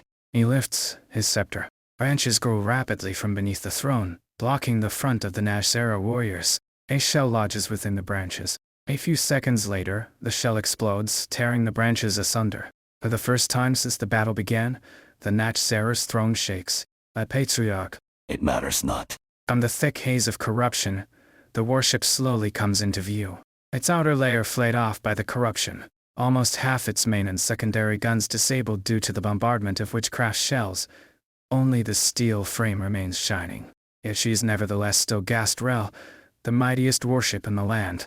And her master, Sarkazi atop the throne, lowers his head, noticing a faint shadow among the crystal clusters. Admiral, the Gastrel has successfully drawn the attention of the main Sarkazi force. They didn't even notice that we weren't transferred from the main ship. Wait, something's coming in fast. Guardsmen, tighten your formation. A salvo of artillery fire. Only a few tiny twigs fall from the smoke and dust. A force that was enough to shatter those crystalline waves cannot even shake the figure floating in the air. And Natch Sarah King casts his gaze down upon the commander at the center of the army. Not far behind the old feline, the bloodthirsty warship is waiting, eager to tear at his rotting flesh. Duke of Victoria. We have devoured many Victorians. General Duke, whatever the title, they all tasted the same, merchants, but none of their warriors. They saw the battlefield as little more than a sandbox atop a table. The soldiers, mere chess pieces. War itself, only a tool for power and profit. how frivolous war was to them. But you are different. Your ship has also feasted on many enemies. Lavinium, Kosh, Ban, Sarkazi. I can smell their flesh. They have also been absorbed by the Natch-Zer-Urs. Sarkazi, I've read plenty of records about you. The ancient Natch-Zer-Urs, with a tenth of the Victorian army's numbers, were able to halt their advance on Kazdel. A feat of war that defies all reason, one that cannot be taught in military academies or replicated. Are you here to take revenge? My only regret is that I hadn't been born 200 years ago. They apparently call you the god of war. No, there are no gods when it comes to war. There only exists the moment of victory or defeat. Wellington draws his sword and points it at the Sarkazi in midair. Behind him, all the guns on his ship are pointed in the same direction. Nisizi Salem, I will defeat you, just like all the other mighty foes that have fallen at my hands. The Rhodes Island group follows the trail of the blood of TKAZ and makes their way to a Confessor Ias altar set up on the battlefield. However, they find themselves intercepted by Salus and a number of strange creatures. 65 hours into the operation. The battle between the Ducal Alliance and the Natch-Zer-Urs is brutal. Just farther ahead is Silver Rock Bluffs.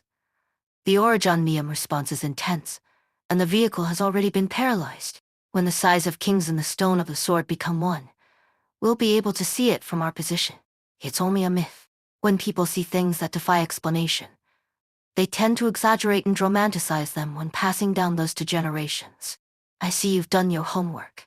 The first time I saw the size of kings was deep within the palace of the Shahanshah in Sargon. People regard it as a symbol of the Aslan's royal authority and believe that it can protect any settlement or city. This is indeed true. It is able to neutralize Originium reactions to a certain extent. That's right. No matter how much effort the Sargonian casters put into unearthing and retrofitting it, it was nothing but a former city defense device. During the era in which it was put to use, Originium was not yet widely available across the continent. I trust that it will be able to temporarily put a stop to Amnanahem and give the Furin MUT's spine an opportunity to take off. But it is not an inhibitor that can completely seal Originium activity. Doctor, from your current perspective, what do you think Originium is? A phenomenon brimming with the unknown? A resource to exploit? Or perhaps a source of disaster and disease? You don't want to, because your answer would be all of the above. Originium has long been inextricably woven into everything we see: our environment, our technology, our culture, and even our bodies. If a portion of a limb is necrotic, cutting it off might solve the problem. But what if the problem stretches from beginning to end? Doctor, you asked me if I've ever experienced disappointment. Just once. I allowed myself to become overly dependent on one person, made a series of poor judgments, and paid the price. But it doesn't mean that I'll stop believing. It is difficult enough to rebel against the very foundations of our origins. To pin your hopes on just one technology, or one person, is utterly unrealistic. Doctor, Kultzit, please take a look at this. There's a cave up ahead. Someone's concealed the entrance. Crude, twisted. One of the Confessor I's solutions. I'm sure we'll find a witchcraft altar at its deepest point. We should go to where the Originium response is the strongest. No problem here, Doctor. We have more important things to do right now. I can't tough it out. I'd be lying if I said that these environmental conditions weren't affecting me at all. But it's more than just Originium. It beats being completely unprepared.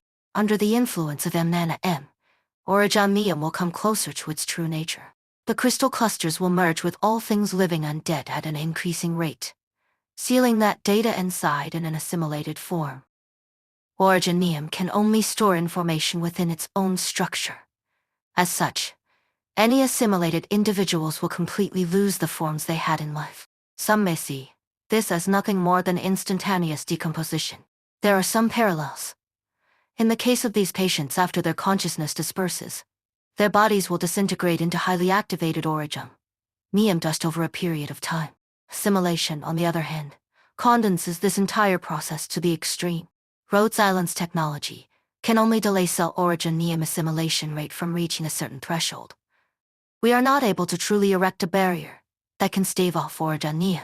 Don't worry too much about that, Doctor. The originium saturation rate in our current environment is far from an extreme level. Right now, we can still breathe and move about. If we're quick enough to stop the originium from spreading further, all hope is not yet lost. Doctor, I can hear enemy movements. Logos, please prepare to intercept the enemy. Intruders. There are quite a few guards, but they're not difficult to manage. There must be greater dangers yet lurking in the shadows. Doctor, please stay close to us.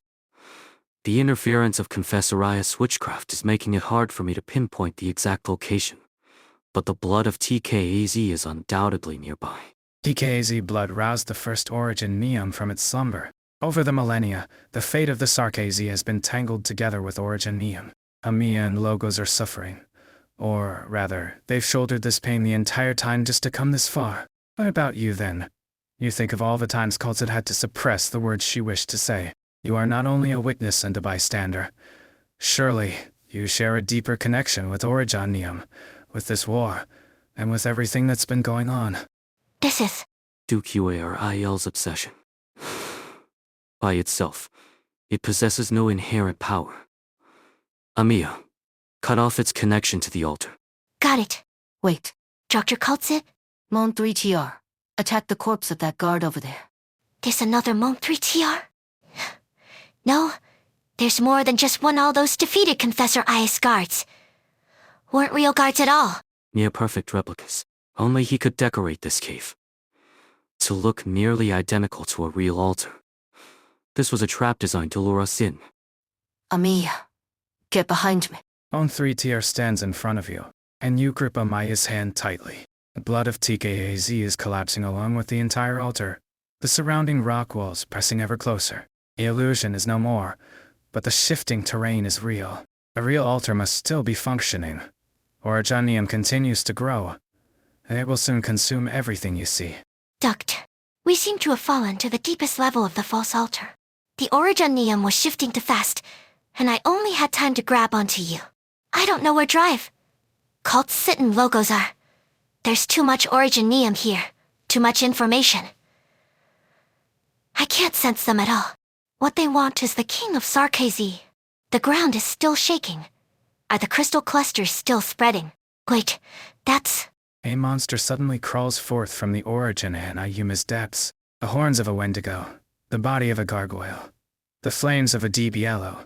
You have seen these before, and the Confessoree's stone sculptures of the various Sarkazi tribes, but never before sharing the same body. His emotions are chaotic. I see only memories fragmented, blurry, and mashed together. There will be many more, Doctor. This is the cave that gave birth to them. They're alive, Doctor. They aren't chunks of rock or constructs of witchcraft. They are living beings, but they obey only the call of the Confessorius. They do not feel any pain, nor do they cry for their fate. People would normally call these creatures monsters. That's right, monsters.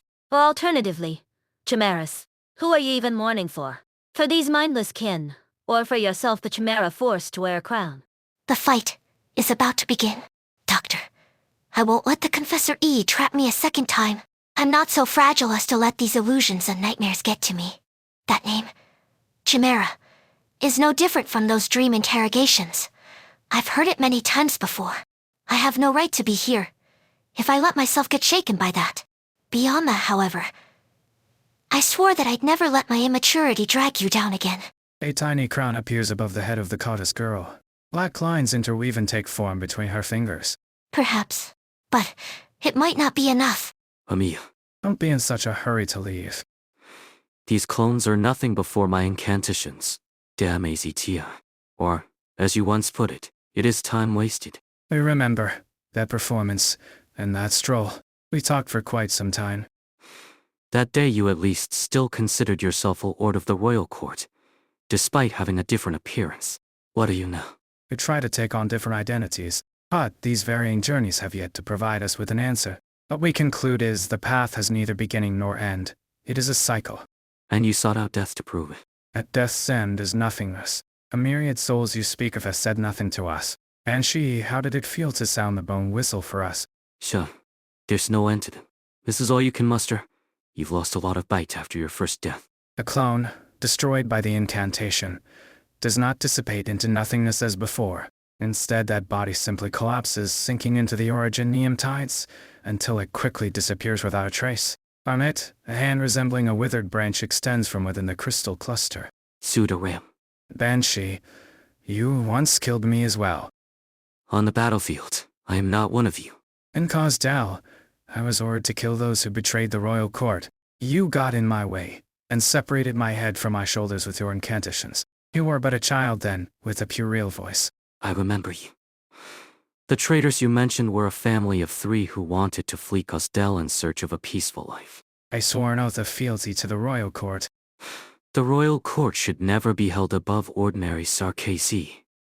You may have been a war hero of Cosdell once, but I cannot allow you to slaughter civilians. So, you chose Babel and Teresa. All for the sake of your so-called ordinary Sarkezi. That is the righteous path to the future. But even after she died, you still didn't return to Cosdell. You even helped those outsiders steal away the king of Sarkezi. The inheritance of the king of Sarkezi was a decision made by Her Highness Teresa. You killed me with your own hands, when your incantations were coiling around my heart, strangling it. I couldn't believe it. After fighting alongside each other for so many years, whatever you felt towards me paled in comparison to those outsiders. The potted golden grass you left behind on the ship is grown well now. After Her Highness's death, how many comrades did you slay with your own hands during the internal strife that engulfed Babel? The belongings left behind by so many people, I'm sure there's enough of them to fill your whole room. Huh? Do you feel sorrow every time you look at that patch of grass I planted in that pot on a whim? If I were to feel sorrow, it would be because even death has denied you the solace you deserve. Damazti, you were never so keen to dress yourself up as the dead before. This exchange of words cannot provide you with any answers, nor can probing my emotions. The dead do not respond. I continue to emerge from the dark crystal clusters. Many faces, some familiar, others not. All of them Sarkezi. Your innate abilities are resonating with the information stored inside the Originium. Seeing as how your powers have grown thanks to the Originium. Logos raises one hand. No incantations are needed, just a low humming sound from the vibrating of the rock walls. In a heartbeat, all of the Damazti's clones are shattered. Just as expected. There's one left. The very last one. It's you. A vampire stands there in the cave's depths, his expression almost identical to when he stood atop the Furin MUT skull that day. However, it is no longer fresh blood that are oils around him as before, but rather clusters of Originium crystal. Logos can feel the blood in his body stirring. The Sangin Arch of Vampires. DUQA Rail. You're not like the others. I know this. You are not one of the Damazti's avatars. Lord Damazti, this portion of you decided to assist Quis Artutash. No, we have no interest in helping anyone in particular. We are simply searching for answers. Kulsit, we have met you before. When the Sarkezi were not yet Sarkezi, you walked across us. I have no recollection of any such meeting. At that time, we were unable to speak, and the first king of TKAZ came in contact with Originium. That was our first awakening. The first individual rose up from among us. We felt one another. We had existed for an unknown amount of time before that. But it was only at that moment when we became aware of our existence, because we began to think. Originium will assimilate all life forms it comes into contact with. Not just you, but also the original vampires, Banshees, and Wendigo-S. All TKAZ have changed. You are approaching the form of another entity that once existed on this land. Then, what are you? It seems extremely averse to seeing another self. Calls it. Do you still remember what you looked like at first? The immortal is a figment of certain people's imaginations, and a misrepresentation of myself. Time leaves its marks upon me all the same. The original entity by the name of Kaltsit has long been lost beneath the golden sands. But you are still yourself. We were watching as you were reborn at Teresa's side. You are different from your previous self, from your appearance to your personality. We are used to constant change for the sake of survival. Among the Sarkezi, the Damazti cluster is unique. We once thought that you were like us. We know many Cultid, just as Cultid knows many of us. However, we will always be a whole. Each Damazeti is a receptor for us to feel this land. I do believe that to be true. Why? Is it the inheritance of memory that makes you so persistent? Memory can be easily tampered with and implanted. This we know, for many long-lived beings have tried such methods. Such immortality is nothing but an empty lie. Then, is it some kind of duty? I won't deny that my life has been duty-bound from the moment I was born. Looking back, I don't think I've ever truly been alive. The substances that make up your body have all been replaced. The memories inherited from your previous self are unreliable. The mission imposed upon you may not even be your own. A name. A unique name, or a title. It is a question that so many emotionally deprived Sarkazi would be keenly interested in. This name has many meanings.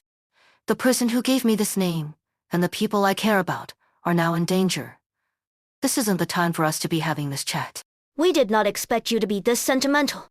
Mon 3T.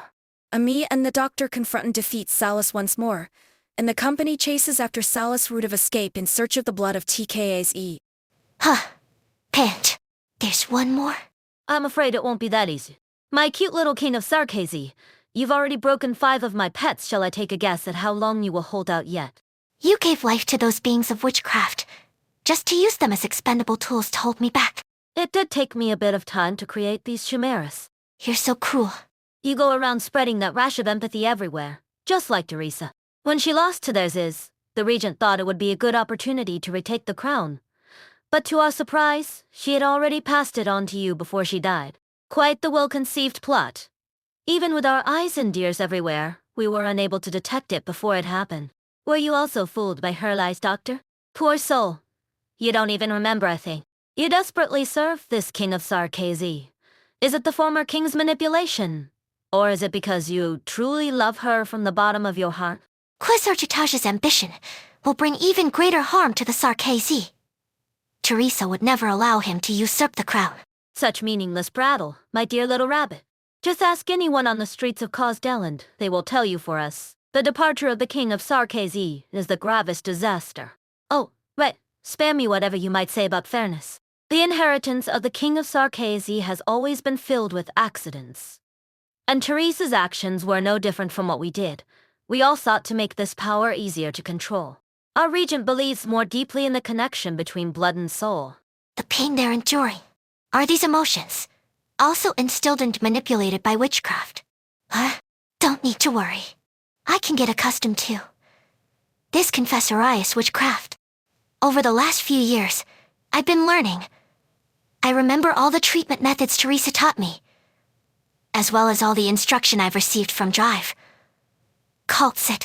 I can feel the connection between me and the King of Sarkazi. It has not left me.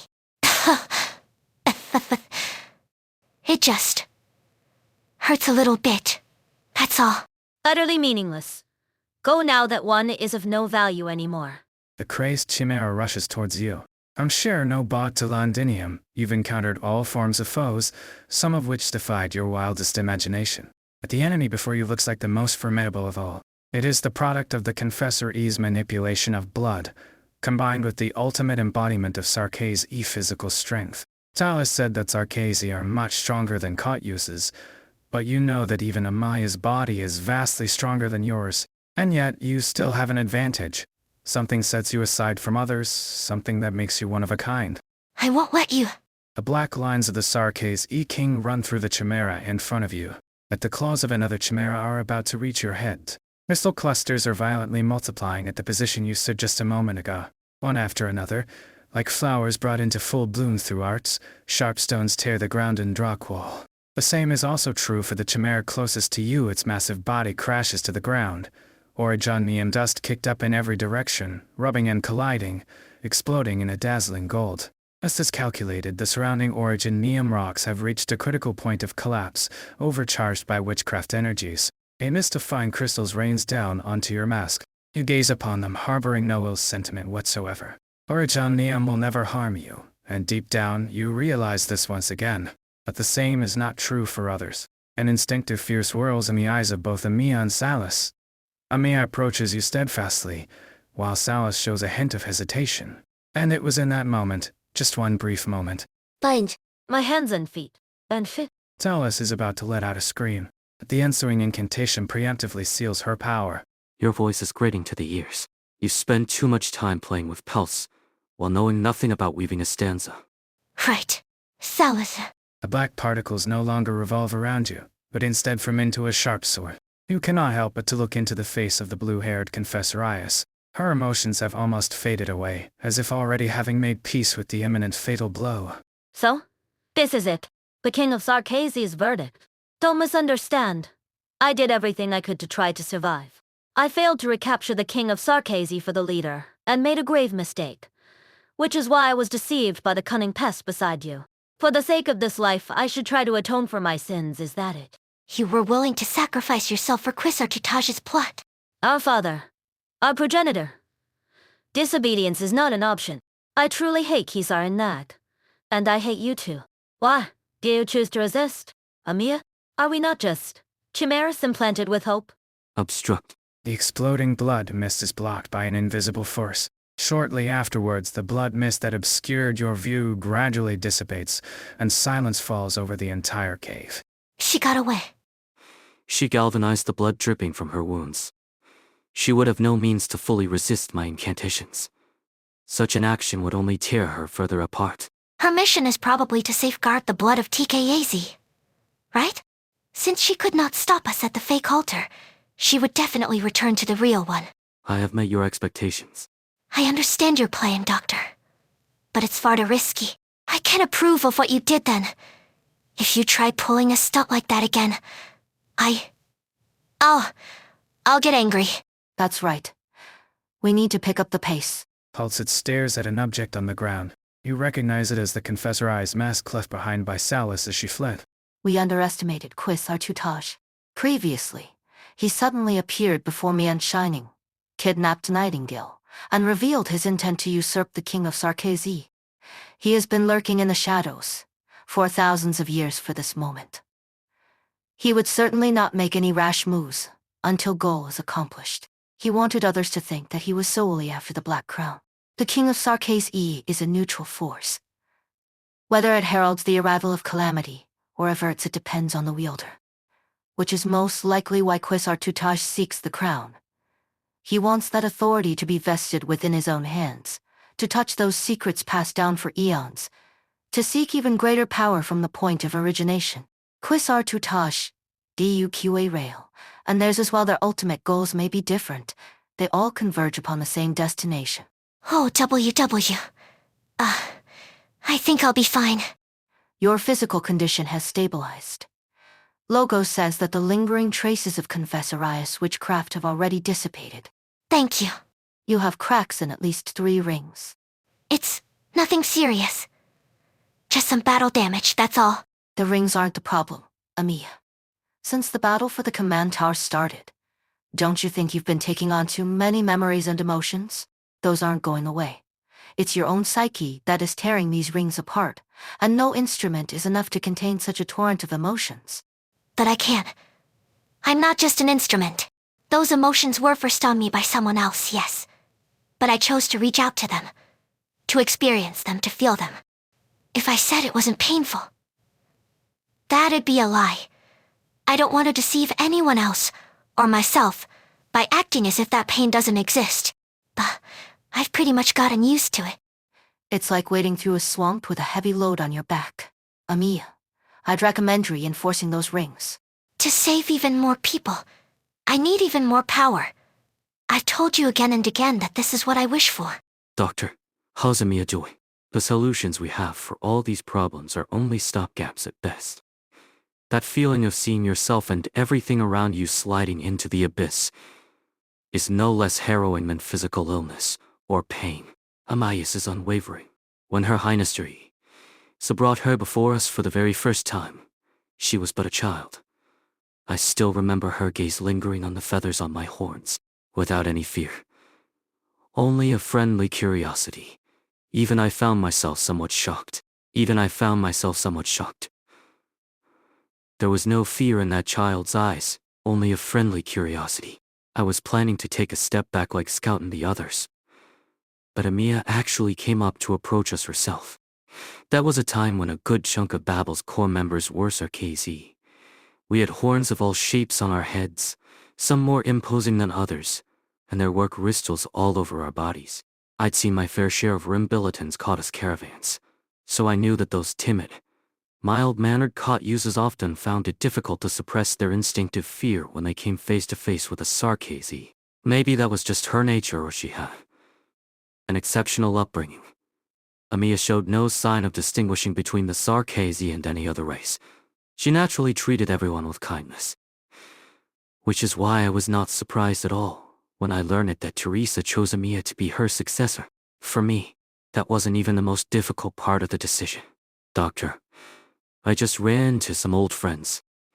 Among them was one of my former Babel comrades, whom I killed with my own hands.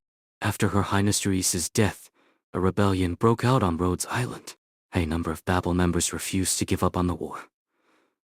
They and a number of Sarkazi warriors decided that we ought to take revenge, and returned to Cosdell to reclaim power. But the more extreme among them, the team that once belonged to the King of Sarkazi, turned completely away from Cosdell. They saw this as a despicable theft, an unforgivable betrayal. And Doctor Kaltsit, along with the non-Sarkazi members of Babel, were seen as the culprits. Many of them truly believed in Teresa, and were willing to lay down their lives for her and Babel's ideals. The man I killed almost lost his life at the hands of a military commission caster. I saved him, only to take his life later on. Logos, the Babel member, already made his choice. After the rebellion, the mercenaries and the Sarkazi warriors pretty much all chose to leave. Among Babel's official rank and file, only a few decided to remain. Babel was no more, and Rive, Kaltsit, forbade anyone from mentioning the King of Sarkazi. It's true that I did plan to return to the valley following Her Highness's death. Cosdell had lost its king, and nobody could predict its future. As the master of the Elysia court, I could not run away from my duty to my home. But before I left, Scout pulled me aside and said that he and Misery were throwing a farewell party for me. I said that drinking was out of the question, and that I didn't want to ruin my new change of clothes. But turns out they wanted me to help paint. They were preparing to change the land ship's markings. Outcast was the one who convinced me to take the job. No idea what kind of messed up rumors Closure had poured into her head. She said Banshee incantations are magical, and if I were to make the new sign, Rhodes Island would surely have smooth future voyages. And that came from a Sancte. That was Closure's job, actually. I warned my colleagues not to let her slack off. But since they insisted, I did weave some incantations into the paint to make the whole process a bit more fun. The work was done in no time. After finishing, we all looked up at the sign together. Ace asked when I was leaving, so I gave them 2 dates. The first was when I'd be leaving the land ship, that very same day. The next was 3 days later. 72 hours is the shortest time needed to make a round trip from the place the land ship was docked at in the Valley of the Banshees. When Ace heard that, he immediately told Scout to give him 5 days' worth of booze money. Scout wagered that I'd be back in the valley for more than a week. As for Misery, he pulled a welcome back ribbon out of his pocket and replaced the farewell banner that he had originally put up as a joke. I carry a lot of responsibility on my shoulders, and even if I don't want to set any of them down altogether, I still have to pick and choose what I prioritize. But I knew from the very beginning that I made the right call. Doctor, I've not questioned you since you returned from Shere No Balk. You have no memories of the past. So why do you choose to remain with Rhodes Island even now? Why are you willing to take immense risks and dive deep into the dangers ahead? Lord Banshee, Mr. Logos. The road ahead has been blocked. A doctor and the King of Sarkazi would like you to hurry up. A newly formed rift. This huge rift suddenly appeared out of nowhere. The blue-haired Confessor Rias went through it, so we're definitely on the right track. But right now, the Originium is reshaping the terrain with increased frequency and severity. I can feel it. I trust that you can as well, Amiya. The ground is trembling. The Sarkazy's emotions are resonating violently with the Origin Nia. Their rage is gathering, and it shakes this land like a storm. When the blood of TKAZ is used in tandem with a Nanaim, the battlefield itself becomes an art circle of colossal proportions. The Origin Nia arts of the rampaging Sarkazy are amplified, and in turn, that increased power promotes the spread of Origin Nia. A similar situation took place thousands of years ago. The Sarkazy acquired witchcraft through Origin Niam, and through witchcraft, Amnana M was awakened. In the centuries to follow, violent storms flayed the land, and great fissures cut deep into the earth. The Origin Niam had almost completed its mission of devouring everything. That is not something I can do. Or should. The war ended before Origin Niam could completely engulf the land. The elders, the ancients, and the Sarkazy all suffered losses so grievous that they were unable to carry out any more large-scale conquests. At least, for the time being. Where knows no one? The Natch Sarah King receives an aid request from the battlefield's rear, and decides to withdraw from the front lines to attend to the matter personally. The Duke of Wellington also carries out an action that runs contrary to his plan. The battle situation immediately shifts, and the Duke of Castor's warship, the Glorious, is crushed in an instant. 68 hours into the operation, smoke and thick fog tug and tear at one another. The deck of the Gastrel is teeming with the seeds and withered branches of the Natchser Urs. 70% of the guns that once breached countless fortresses have now fallen silent. Its teeth almost completely pulled and its talons wetted smooth. The logical next step is for this prey to be dismantled and devoured. However, the Natchser Urs throne has also been pierced by dozens of chain-ladled fort crackers. With just one move, the god of war could be pulled from his throne. You have proven to me that war marches on. 200 years ago, no Victorian would have come even this far. And you, Sarkazy, you've proven that you're not just some decrepit old shadow. You are indeed a threat to this great land. Perhaps my warship should have paid you a visit sooner, after Ryder Gol apart. You would have been afforded no such opportunity. None of you. A Confessor Rise transmission. Yes. In the direction of the blood of TKAZ, a Natch Sarah King takes in the entirety of the battlefield. The enemy is trying to halt the storm. This might change the flow of battle, but it is hardly decisive. Even without the catastrophe, his warriors are just as savage, just as unrelenting. Wellington is a worthy opponent, but the fetters of time will soon drag him away. He has no place among the future's wars. The true threat comes from elsewhere. It comes from behind. Theirs and the Confessorias have reminded me that this is not the only battlefield. Will you attend to it personally? I have already received the wars promised to me by the military commission, present and future. The Natchser Urs must also fulfill their pact with the Regent. But before I leave, I must sow some seeds of decay on this battlefield for me to reap upon my return. A thick haze rises.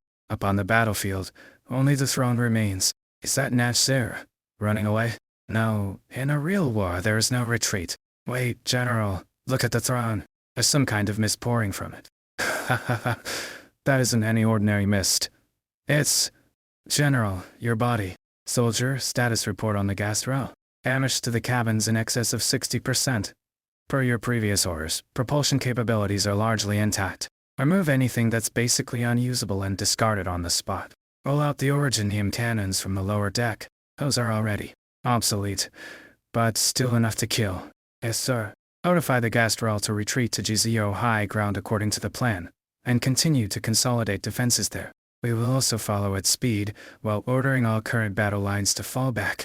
Next, we'll send the Sarkazy over to Castor and God Auden to handle. Any news from Shay?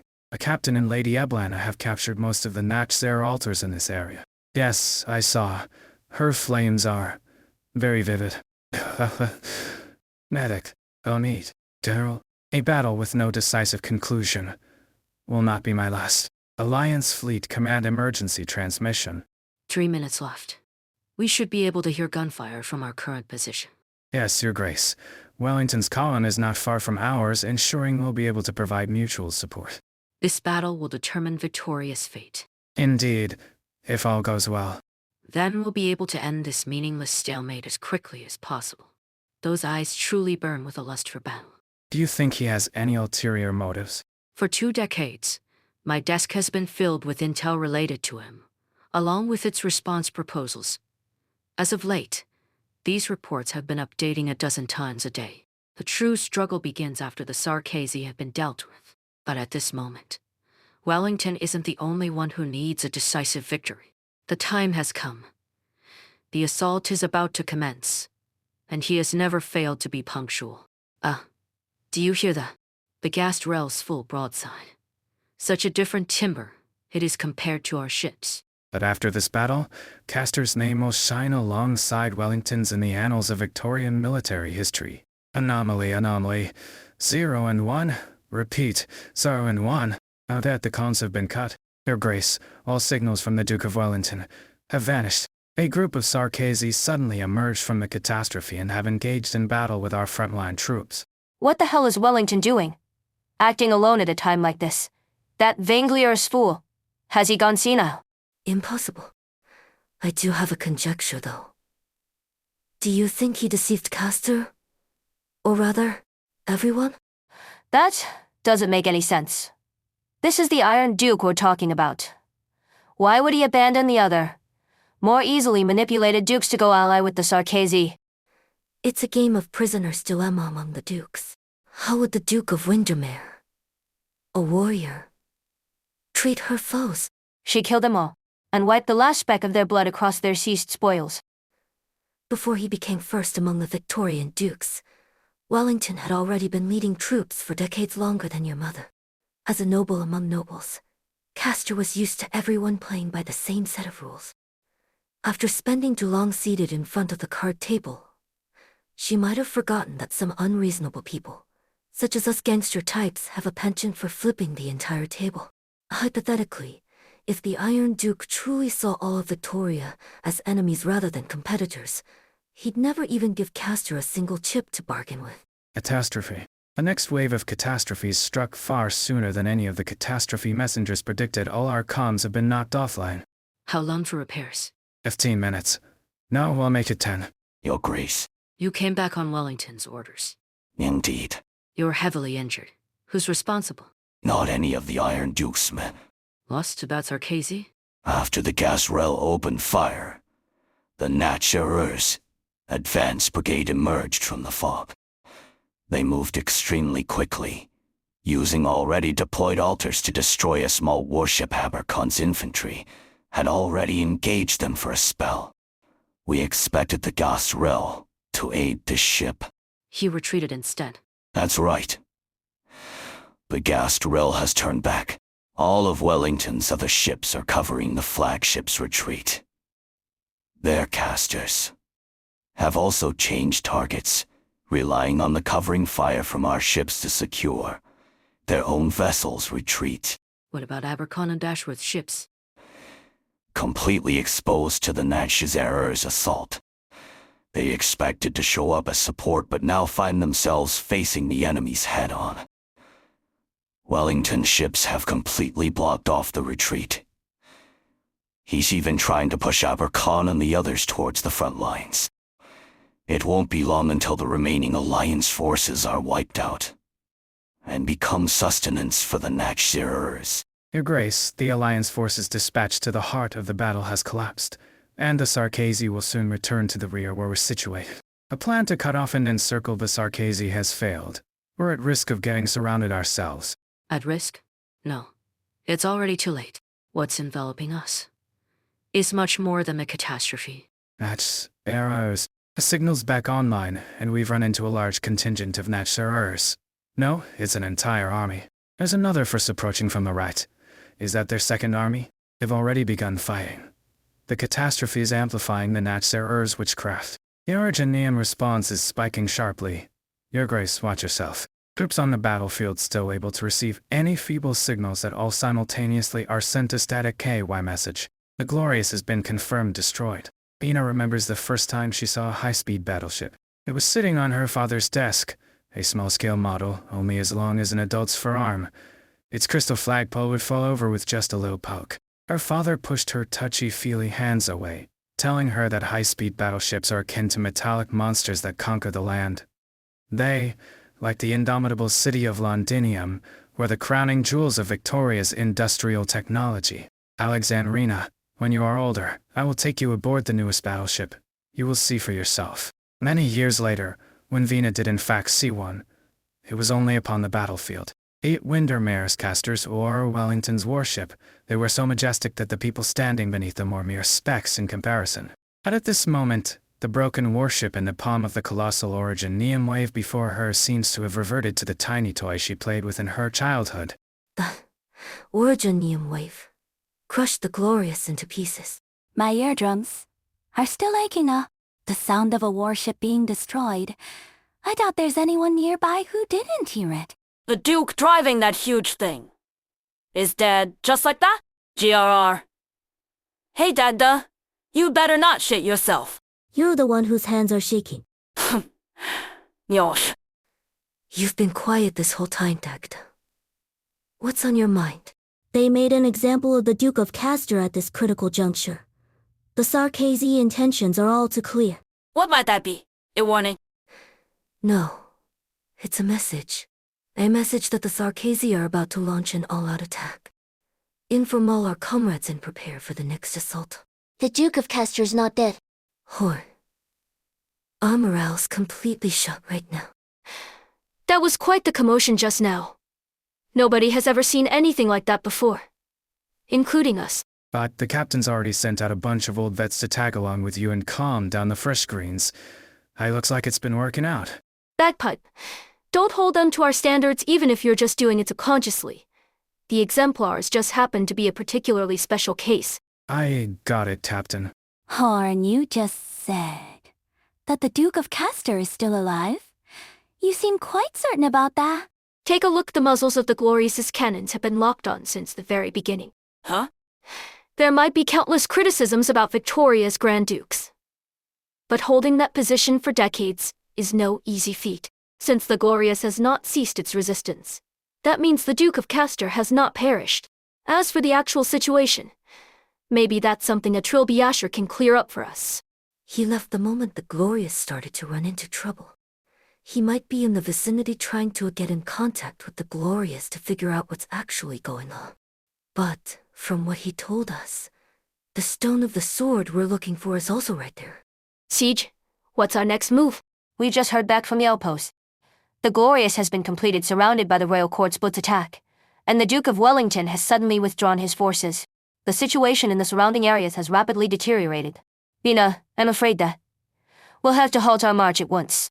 The warship carrying the Stone of the Sword the Glorious is besieged by the Sarkazy.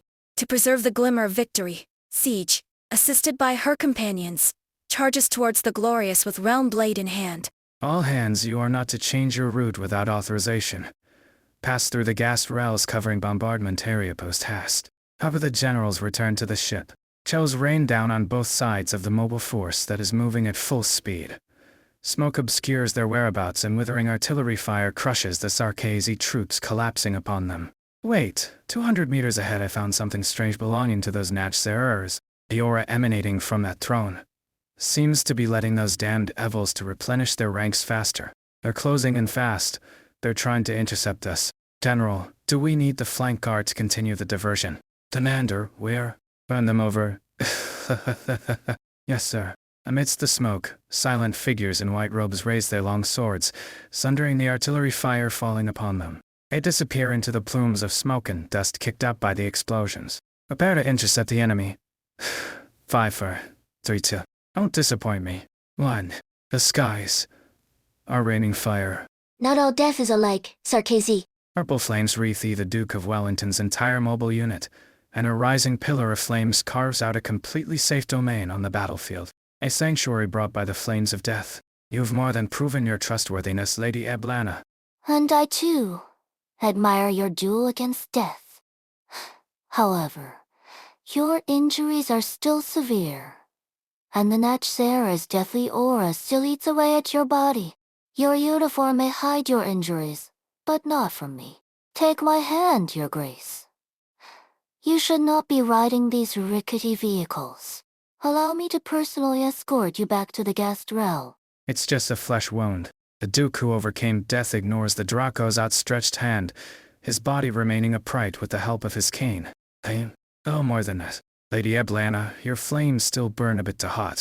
Make an opening in this wall of flame, and I will lead the way. Don't worry, this cane has accompanied me through more dreadful battlefields. I will stand atop the gas rails bow and await Victoria's call for help. As you wish, my ever-faithful lord. If your body can no longer sustain your ambition, then I shall rekindle your heart with flames. Even death shall be no obstacle for your march forward. We shall stand upon the most glorious place in this land.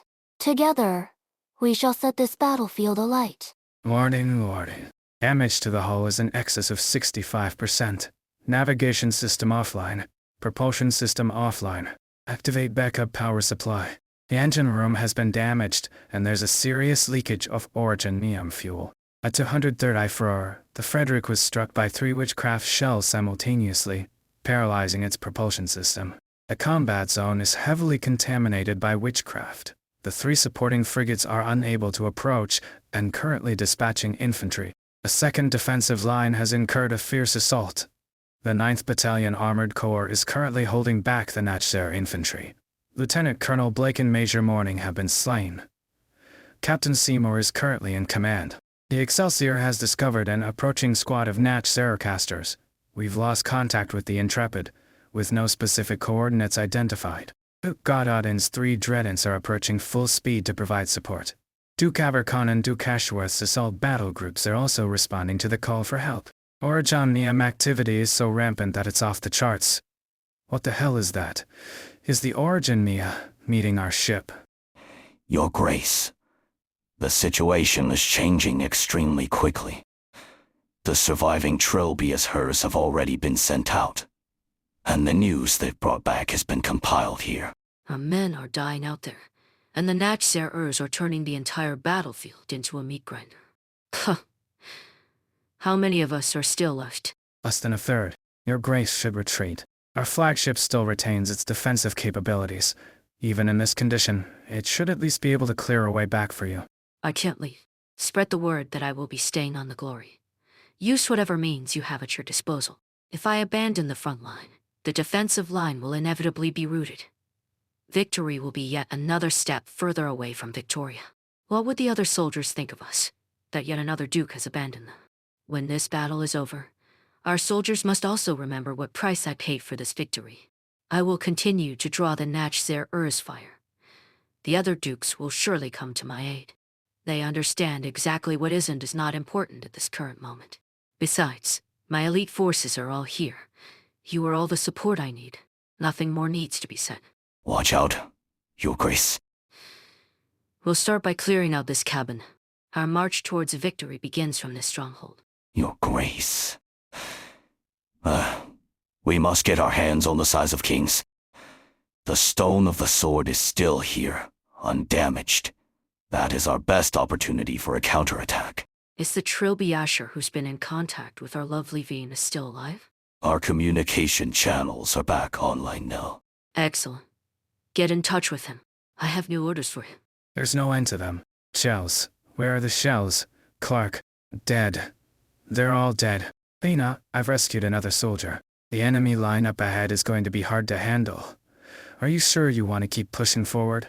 Activating the round blade is the best option we have for turning the tides of this battle. We've already come this far, and this is something only we can do. Who are you? Or the Exemplars? The Exemplars. Use your head, soldier. Don't charge right up to the enemy. So much blood. Or why? And the suppressants. Damn it. We ran out a while ago. Hang in there a bit longer, and don't move. There's a chance the Originium crystals puncture your lungs.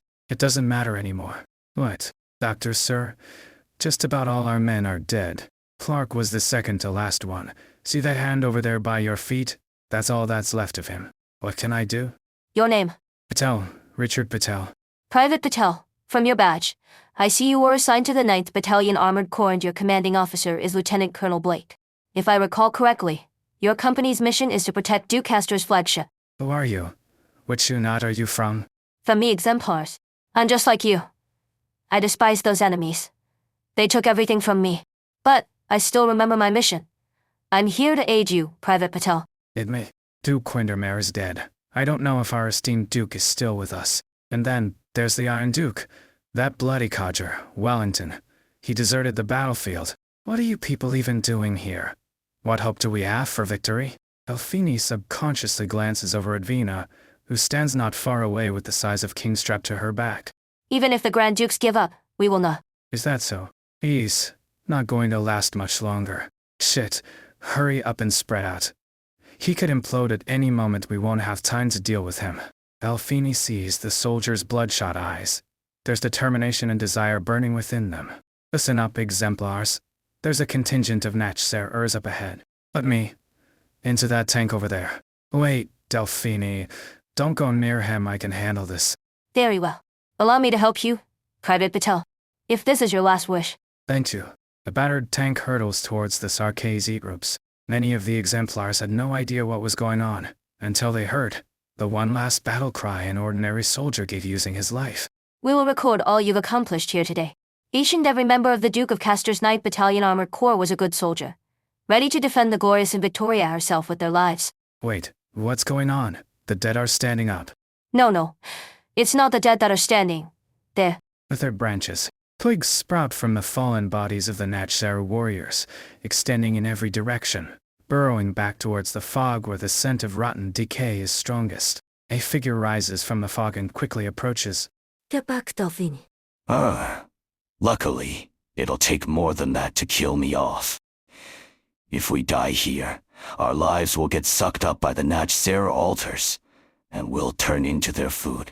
Does that mean Private Patel's last wish was in vain? If these enemies cannot even be defeated by death. However, that monster's clearly weakened and trying to feed off death. Take advantage of this opportunity and destroy the target. I'll cover you. Bagpipe mark my flank. Private Patel's wish will not be in vain. We'll charge out through the opening he created. Everyone, move it. Don't hesitate. Slow down for a second, and the whole situation might spiral out of control. What are you still standing there for? You! Don't tell me you're choosing now of all times to get cold feet? Getting cold feet? No. I just need to stay behind for the time being to fulfill my duty. Your Highness. Alexandrina, please don't glare at me like that. I really do have urgent business to attend to. The Duke has just given me her latest orders. The deal is off. You are to evacuate with the size of kings and await her further instructions. You will not be able to reach the Stone of the Sword. And this key must not fall into Sarkazi hands. If necessary, special measures can be employed to ensure the safety of the size of kings. How did I see this coming? There's no need to be so wary of me. I have been completely forthcoming when it comes to the Duke's orders. I know you're loath to abandon your quest for the Stone of the Sword. But count me in. Huh? My highest priority remains to ensure the safety of the Duke. Sigh, but at a time like this, where am I supposed to find allies more trustworthy than the exemplars? Your Duke's not going to be happy with your decision. Would you look at that? We've already switched sides. Look at it this way, I'm outnumbered here, and I don't have any way of dealing with all of you. Go, Your Royal Highness. I hope your plan is a complete one. Don't worry. My dear aunt won't have anything to worry about. I know what I have to do. Venus' plans are never complicated, and that has proven surprisingly effective on this chaotic battlefield. Everyone in the exemplars knows exactly what they're fighting for. No matter how the war forces them apart, in the end, those who survive will gather to lift a glass of victory. The plan is straightforward, Delphine. You're in charge of commanding from the periphery and pinning down the Sarkazi, laying siege to the glorious. Chip away at them, and avoid direct engagements. Can you still walk? Don't think so. Then, grab onto my back. I've moved you to safety. Well, there's nowhere that's safe anymore. But let's get behind that piece of the destroyed warship. Hide behind there for the time being. Don't worry about us. Right now, the size of kings takes the highest priority. Don't he, Daft? Venus team knows what to do with the size of kings.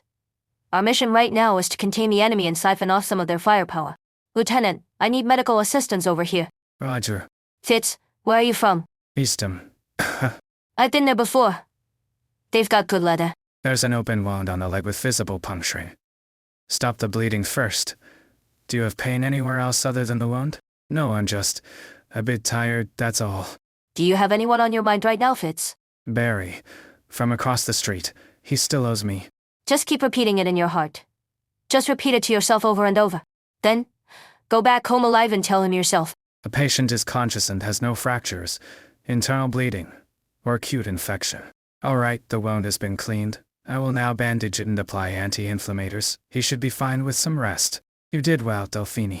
Do you ever think about wanting to rewind time to the day our ship was raided? If we can win, sure. I'm of the same mind. Because of my mistakes, my incompetence. We were miserably defeated by the Sarkazi. I don't want that to happen again today. Lieutenant, please take Fitz back. I'm still needed here. What about us, Vina? Travel lightly, quickly break through the encirclement, and go for the pedestal. Horn, bagpipe, we're counting on you to cover our flank. You heard that, Hannah Morgan Dagda. We're gonna charge forward and never look back. Sounds like we're rushing straight into a fight for our lives. I'm getting excited already. Said it already, Hannah.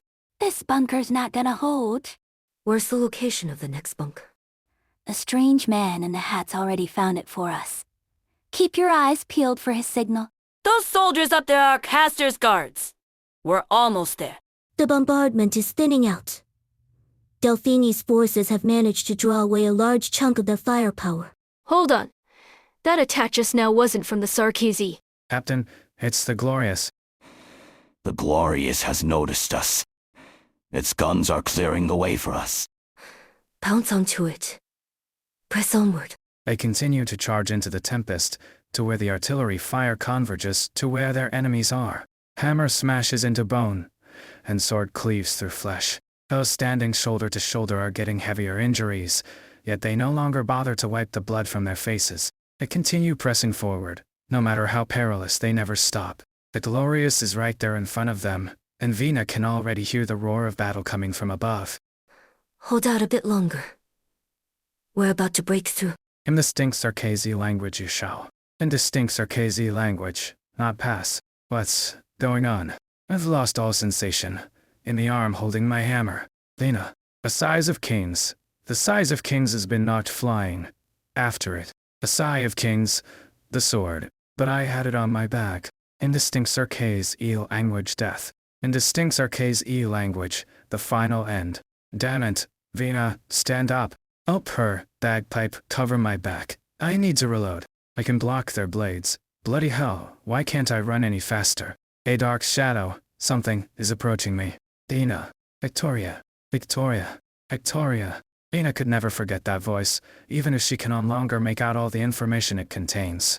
Her intuition tells her that it is a name that is associated with her entire life. The ground shatters, and along with it, 3 mobile altars. White vapor erupts, and a fiery red blade emerges. Look, a steam knight. A steam knight stands with us. Victoria's glory has returned, and he stands with us. Follow him into battle. Slay them. Slay every last Sarkazi. Lo, who are white of Victoria. Slash. Pierce. Charge. A suit of armor fights valiantly, and ferociously. The path behind him is soon littered with Sarkazi corpses and the fragments of shattered altars. Witchcraft missiles fall at his feet, crossbow bolts fly towards him, blades slash at his body. But he never stops. He cleaves apart the next enemy, sweeping them away, along with any traces they left on him. A steam knight? Still alive? That's right. We saw him inside the city. But why? Is he here now? He came. Vina! I see the size of kings. It's lying atop of a pile of bodies in the combat zone. I'll retrieve it for you. Just as you said, pounce onto it, and press onward. Don't look back. I promise you that the sword will appear when it is needed. Vina! I will keep going. Cover me. She clenches the hammer in her hands, shrugging off all doubt and hesitation. She's placed her trust not just in her partners, but also in people who she had never trusted before. No, she placed her trust in all of Victoria. A Victoria she believes in. That's her. Almost there. Don't force it. Get hit again and you're gone. The mobile altar. It's topped. Then, who fired that shot? One of our own tanks. They are connected with the Duke of Fife's suit of armor. We've also located Captain Seymour, he's still alive. More troops are on their way to join us. We'll handle all those altar that are flying around. Great news. Let's keep moving. Don't you dare get in our way. We've used up the last of our ammunition. That means it'll come down to some good old CQC. Roger that, Captain. Pretty nostalgic, right? Reminds me of our academy days. Let's see how these Sarkazi like our technique. Let them try to get past us. The stone of the sword is right ahead. Let that corrosive fall. Your Royal Highness, my colleagues have secured the glorious Cough. The next time our cooperation is needed, the exemplars will hear from this trilby once more. Finally, allow me to use my Originium arts, as well as a little bit of authority, to light your way. A ray of green light cuts through the dense fog of decay. Deep within the storm, the stone of the sword radiates with light. Oh, right, the sword. After thinking things through, one really should not disobey a duke's orders. But I also made a promise to your Royal Highness. That's quite a pickle. All right then, catch it. A silver light streaks across the battlefield, piercing through the fog, the size of kings. A blade so common that it does not attract the attention of soldiers on either side of the battlefield. I've got it. Don't turn back now. Siege. This is the final stretch. Don't worry about me, Captain. Go with them. The storm rises from the battlefield, but the White Wolf has already leapt up. Aimed fire. A procedure she knows by heart. Take it, Siege. A Wandsworth left her hand, cutting through the air as countless eyes followed its path. Ina never looks back. She simply continues running, carefully listening to every last sound. Swoosh. A sound of metal vibrating through the air. The sound of air being cut apart by a sharp object. She forcefully throws down the hammer in her hands. Its massive head lodges into the cliffside, creating a tiny foothold for her. She steps on it and leaps. And when she extends her hand, the size of kings has already found its way into her palm. Intro, Morgan. Remember how we used to chuck Molotov cocktails down the chimneys of the nobles? Yeah, we'd stand on each other's shoulders. But this time, I'll be running ahead first. The Originium beneath her feet feel like alive, unlike any wall or mountain she's ever traversed before. How much farther? How much longer will it be until the dark clouds disperse and the war draws its last breath? She fled Londinium to the land beyond its walls. Then from there, she returned. How much farther must she go before she returns to her peaceful homeland and to the people she loves? Vina does not know, but at least the stone of the sword is right before her eyes. She extricates her hammer with all her might. She knows what she must do. She leaps up, hammer and sword held high in her hands, glimmering in the sunlight. The stone of the sword and the realm blade become one, temporarily dispelling the Originium storm scourging the battlefield. Morale uplifted, the Victorian Alliance begins their counterattack. Logos stays behind to hold back the Pseudo-Ram, and prepares to face the Natch Sarah King alone. A legend is bestowed by the people. A miracle you hold already existed before Lug Gals, Iargus and I met. In the depths of the Golden Sands, explorers who should have been devoured by catastrophes found safe haven because of this relic. A relic was forged into a treasured blade, and I carried it along with the young Shah into the endless sands. I still remember what he said as he rested against my mane beneath the stars. It shall have a name, but that name is not mine to give. Then, as legends go, he took up the blade and slew the Poltergeist King. He never returned. Nobody in the land was worthy of giving that sword a name, but a legend was nevertheless born. A hero's sword. It passed through the hands of many kings, until at long last, the lion with hair as bright as the sun used it to sever the red dragon's head. That story you're already familiar with, Bina. Beneath the gleaming blade, the lion and dragon ultimately stood side by side and swore an oath to lift the crown together. Alas, the hero's sword would slay no more, but would instead be regarded as the highest authority. It has endured loss and betrayal, yet its brilliance as the symbol of authority has never dimmed. As Lu Gao's Argus said, you have all sung of it from generation to generation using the name it was given the size of kings. No matter how many times it is ray-forged, craftsmen will always be able to hear the sighs from within the sword. They say that it is the king sighing, lamenting that the glorious empire no longer has enemies worth conquering. But it was never the kings who were sighing, but rather the blade itself, a miracle dug out from the golden sands more than a millennium ago. Still, they had the right to give meaning to this sword. Vina, legends are never told by the heroes themselves. But you continued its story. Perhaps in 20 years, the children will sing. Alexandrina, the sword of Victoria, the king who banished the Sarkazi tyrant. But is this the story you want to hear? And by whose right do you wield this sword? The kings? The heroes? The peoples? Got you, Vina. You did it, Vina? The enemy forces encircling the Glorious are retreating before the Duke's forces. Vina, hang in there. We'll catch up to you soon enough. The other Duke's troops have heard news of the Duke of Castor, and are now willing to work together with the Exemplars. This is settled before the fighting engulf Londinium. Waves of cheering pour through the communicator, each louder than the last. But the battle continues. The size of kings is sheathed within the stone of the sword. This is not the end, but merely a beginning. The Steam Knight is helping us. No, I'd say he only came for the wrong blade. Siege's gaze falls on the devastated battlefield, where the Steam Knight went on its warpath. She looks for the other's shadow, but it is nowhere to be found. Siege grips her hammer tightly and stands before her companions, just like she had done so many times before. Let's continue the fight, until the moment of victory actually arrives. The realm blade is now active. Looking up from here, that golden pillar of light is truly breathtaking. 2 decades ago, I first saw the prototype of our Stone of the Sword in the workshop. I have been waiting for this moment ever since. The light that S under S catastrophe is no longer a myth, or a heroic tale in alleyways. Can you envision it? Beneath the shade of this light, our people will no longer need to live in fear of catastrophe. Our city will be eternally glorious. Back then, nobody could have imagined that it would ever be used for this purpose. That it would be used in a war started by those barbaric devils in a ravaged land outside Londinium's gates. It was done by the hands of my dear brother's orphan, with the aid of the Exemplars. For decades, the pedestal has been integral to our strategy in Victoria. What should have become Castor's triumph is now a part of the legacy of the former king's heirs. Your Grace, we are sorry for betraying your expectations. You call it betrayal? The Glorious was saved, and Victoria was saved. What is there for me to be disappointed about? The miracle blooming on the battlefield.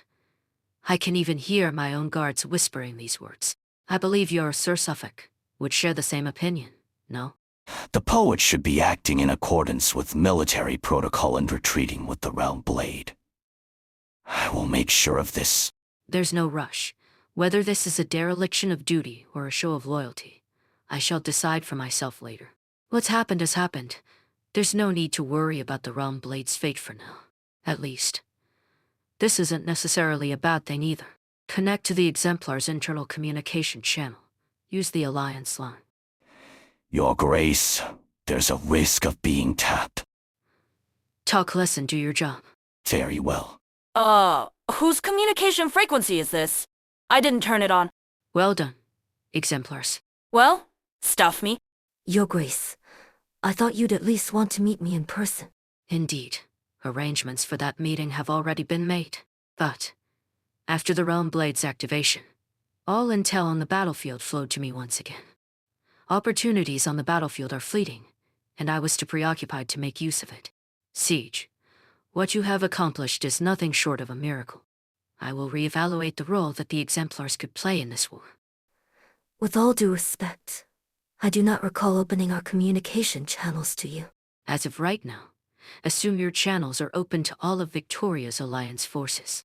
They will begin their counterattack by retaking Silver Rock Bluffs. Are the Exemplars willing to work with us to create a miracle? Under the banner of the Dukes? No, the Exemplars cannot, and will not be affiliated with any of the ducal forces. This much, I can assure you. You must operate as a heroic, independent unit. Alexandrina, you will come to know what the Exemplars mean to Victoria. For now, We undoubtedly stand on the same side. Take count of your troops. It's time to go.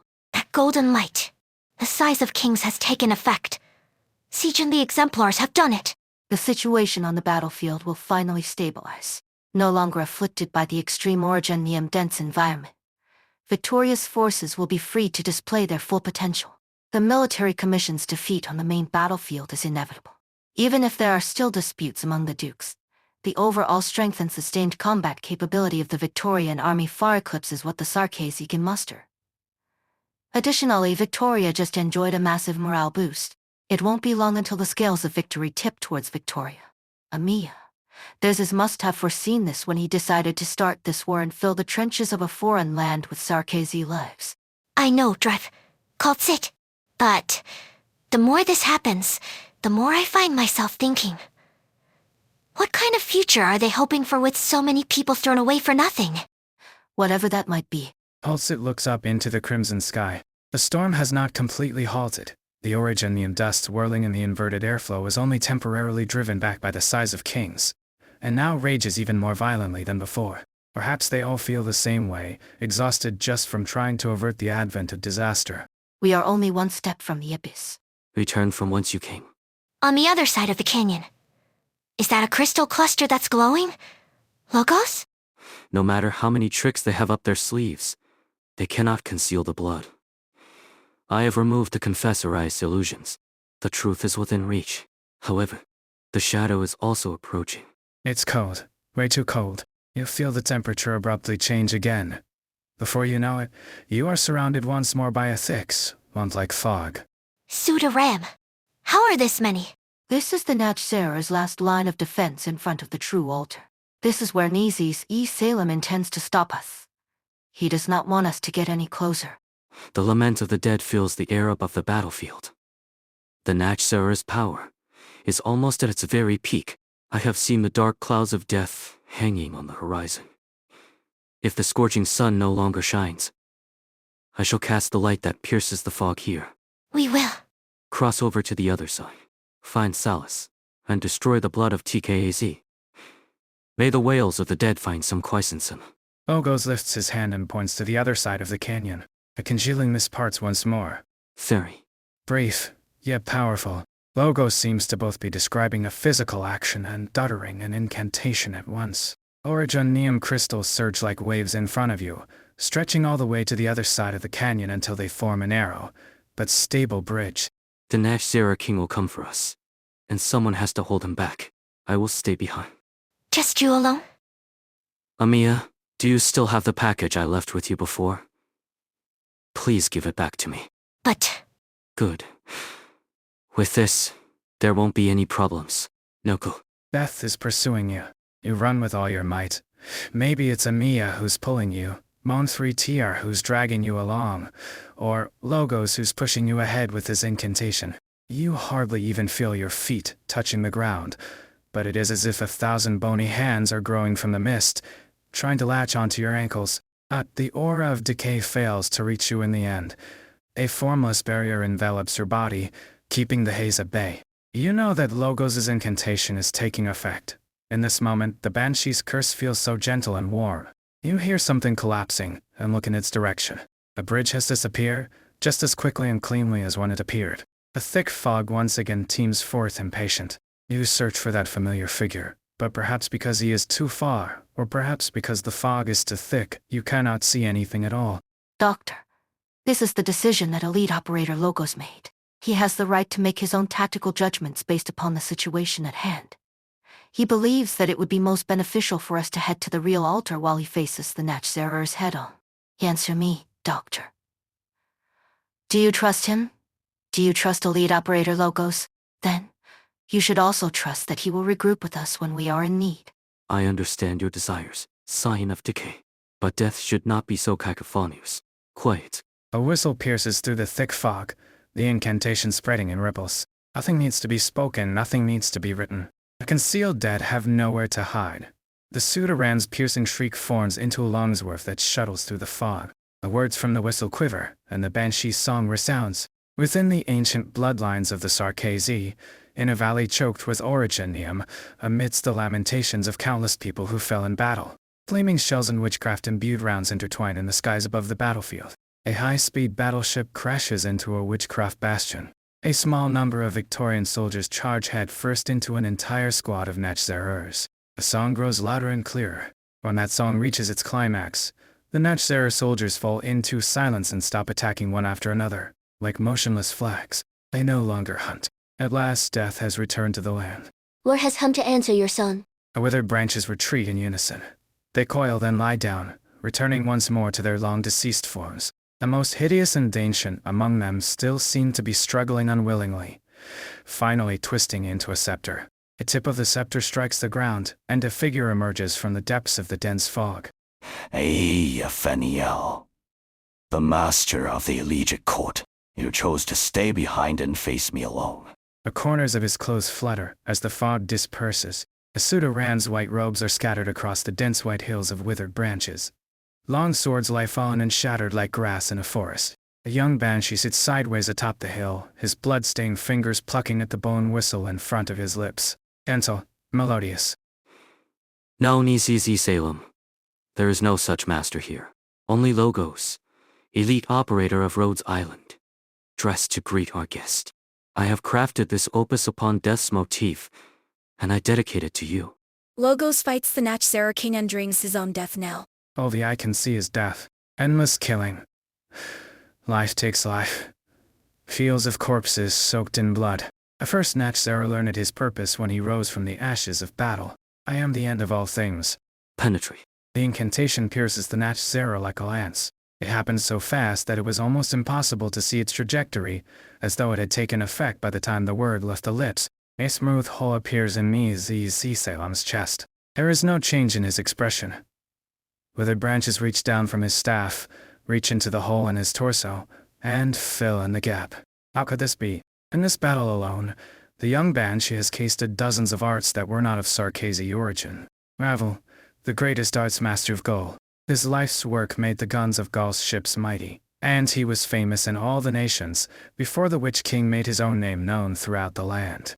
In that war, there was an instant when the ships of Gaul ripped apart the lines of death like a sharp sword, before death swallowed them. Why do I see a shadow of him in your arts?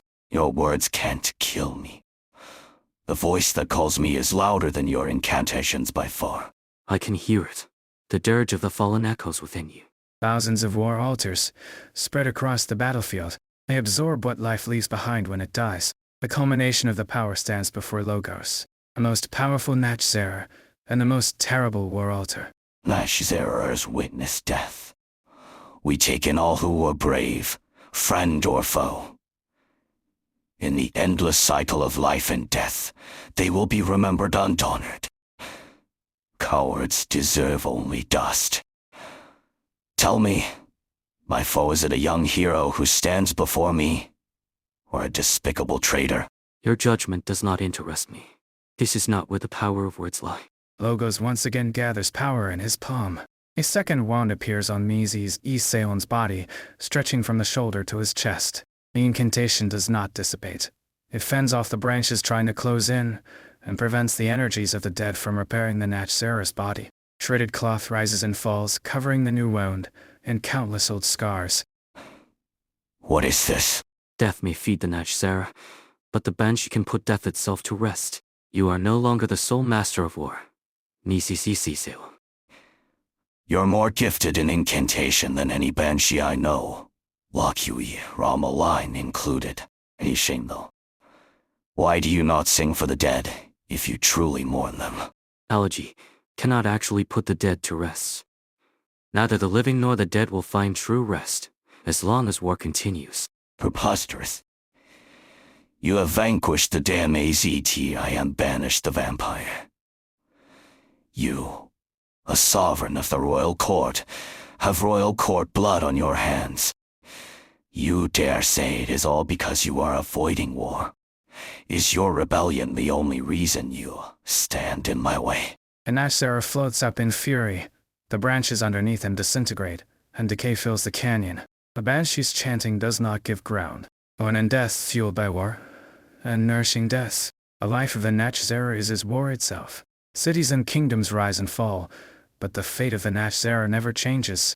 Once, a Natchzera clan, tired of the cycle, put down their swords and staves and went into the depths of the wastes, far from civilization. Their powers declined rapidly in peace, and they soon became prey for others, fading away in a forgotten corner of the land. There is no other way to ensure the continued existence of the Natchzerers. The great rock of war sits above our heads on the slopes of time. All we can do is to push it with all our strength. Such cycle has continued for thousands of years, until we promise a war, Natchzera King, about the future and nothing else. My best students, the young twin royals, I taught them the laws of war. They stood before me and told me, we can end the monotony of war and break the rigid cycle. We can push the rock to the top of the mountain and build a splendid palace with it. This war will be my blaze of glory. It must not end here. That was a long time ago. Now, a young banshee stands before me. How could they be so alike? I fought alongside Lockyu, your line for decades, across cities and plains. We buried the armor of Victorian, the guns of Gaul beneath the walls of Cosdel together. In the same battle, I helped Teresa take the heads of thousands of Lathan young casters.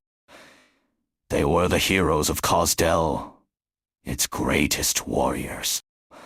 Lockyu, Ramaline entrusted you with the future of the Banshees. Teresa considered you one of her best students.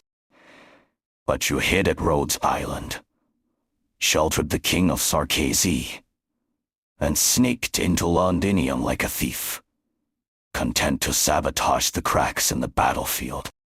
War will not end the suffering of the Sarkazi. All I see is you dragging everyone into the abyss. So you chose to run. Many years ago, I said to Teresa that war was unavoidable.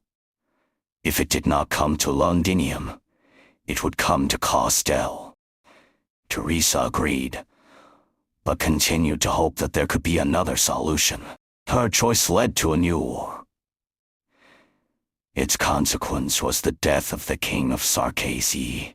I witnessed her death. All Sarkazi should honor her. What about you? What can you bring the Sarkazi aside from these meek words? What do you want to bring the Sarkazi?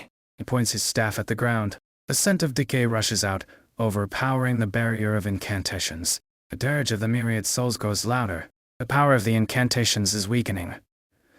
He feels his fingers, lips and tongue go numb. The fury does not come only from the ancient royal court sovereign before him. It is also coming from his own blood. I told you.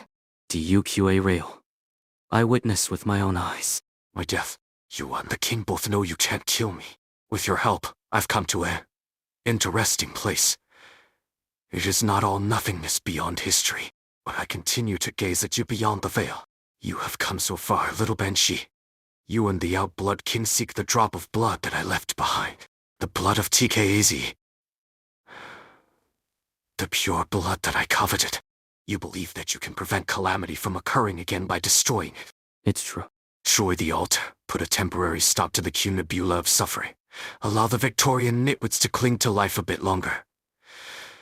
Oh, boring. Who is the one that's short-sighted and foolish here? You feel it, don't you? You're closely linked to the altar. Right here. Right now.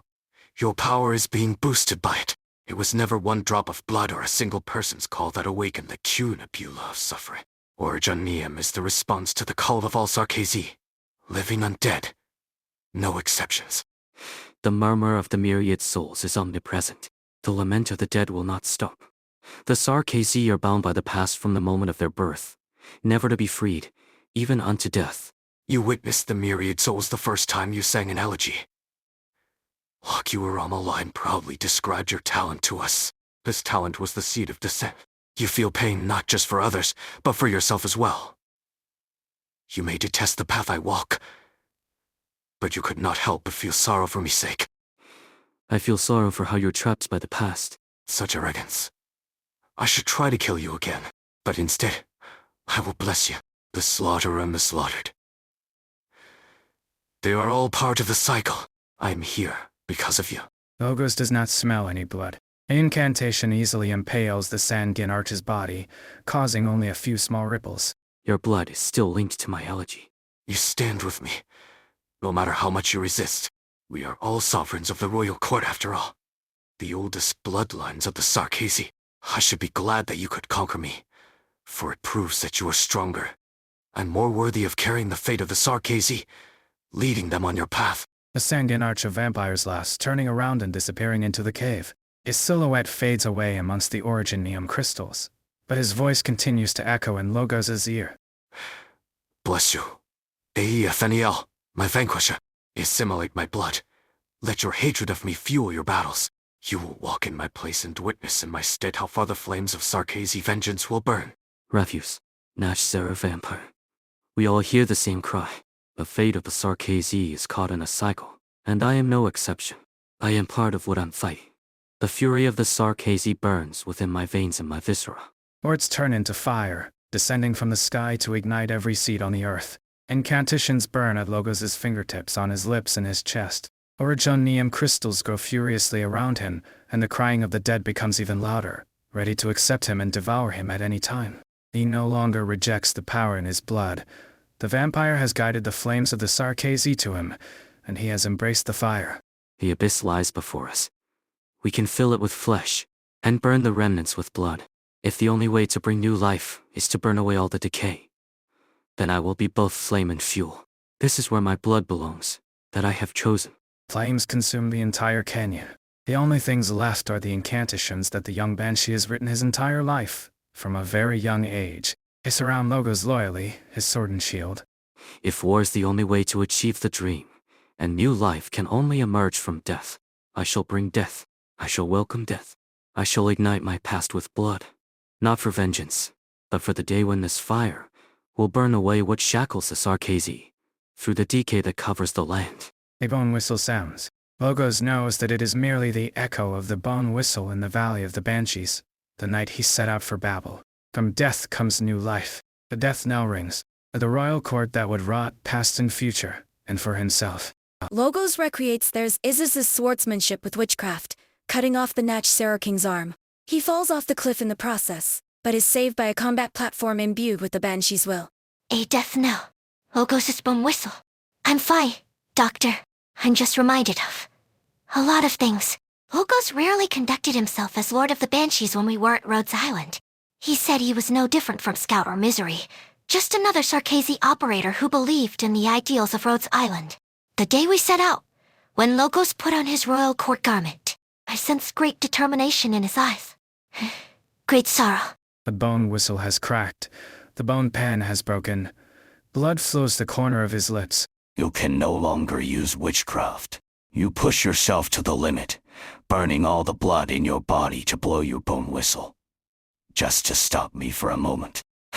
EP14, you are a fine warrior. The Natch Sarah King spreads his arms wide. The tattered banners draped over him rise up, as though echoing the countless wars the Sarkezi have fought. Rotten flesh and blood fall from his wounds new and old, nourishing the battlefield. New branches sprout from the soil, repairing the warriors that have been damaged by incantations. The fallen pseudo-ram rise again. But you are not fighting one. There have been no shortage of revolutionaries amongst the Sarkezi or the royal court.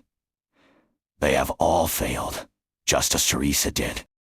War is the great boulder destined to fall on top of the Sarkezi in the abyss, again and again. And you've gained the Natch Zerur's respect, and so I shall now grant you death. And Natch Zerur walks atop mists of decay, towards the young banshee. Sib. The banshee utters the final incantation, so soft it is almost inaudible. The cutting words become a tangible blade, which he grabs with his hand, and cuts off the Natch Zerur King's right arm. Theirs is his sword craft. A full blast of the Natch Zerur King's power hits Logos in the chest. He falls from the cliff. The ground made of originium begins to collapse. Logos pictures how the familiar ship reds mountains and rivers, its tracks giving off the same rumbling. He remembers the first time he came to Rhodes Island and stood shoulder to shoulder on the deck with Teresa. She looked out over Cosdell, while he listened to the wailing in the wind. He remembers Makani Street hunched over fiddling with parts, chiding closure for wasting materials. Outcast and Blaze betting on how long it would last, and a robotic arm reaching over to grab his hat. He remembers Ace's bloodied palm by his shield and cup. Scout's bomb was a little cooler, about the temperature of his crossbow, and he could tell them apart by shaking their hands and high-fiving. He remembers the doctor and Emiya saying goodnight in the corridors, when Emiya suddenly stopped him to ask if he was ready to go to Londinium. He remembers Data. Kaltsit taking Amaya's hand and bringing her between them. Teresa is gone. Emiya is the new leader of Rhodes Island. Ogos keeps falling until he is completely submerged in cold water. He remembers himself many years ago. You have made your decision. I will stay at Rhodes Island and journey the land with the ship. Teresa is gone. The dream of Babel. Lives. Her Highness has named her heir. She is young, but carries a familiar fire in her eyes that belongs only to dreamers. And it's not just for her that I choose to stay. A journey of Her Highness's search hasn't ended, and it should not end like this. I will continue the journey, as long as the answer to the future of the Sarkazi lies elsewhere. I may not come back to the valley for a long time. Do you feel sorry because you cannot stay with us? I will not act as a sovereign of the royal court outside the valley. Many will see my will as the will of the royal court. They may see the banshees as their enemies. I'm afraid I won't be able to help you fend off any storms coming from outside the valley. If any old friends want to pay a visit, I'll be sure to give them a warm welcome. I will not question the former master of the Valley of the Banshees. My sister and I worry for you in the same way. Take our thoughts with you. The song of the Banshee surrounds their young lord. The water becomes warm, like a pair of warm hands that pull the fallen back. Ogos opens his eyes. He seems to see his mother, and everyone else he holds dear. AEF-NEL, the most beautiful wave of the valley. Its loveliest song. We must die and watch you go away. But our blessing will be with you wherever you go. Hang in there, AFNEL. We're always been with you. A power of incantation fills Logos to the very ends of his limbs. He opens his lips again. A song filled with power echoes on the river reflecting the most beautiful wave. All the pursuers are compelled to stop. I never thought I would hear the chorus of the banshees here in this distant land. Ever is death accompanied by new life. Are you still trying to sway me with song? Young one, here at the end of all things. My patriarch, this is no more than a banshee's incantation. They have not truly joined the battle. Our foe remains only the young banshee. Our injuries are grave. The curse of AEF-NEL dictates that decay return to decay.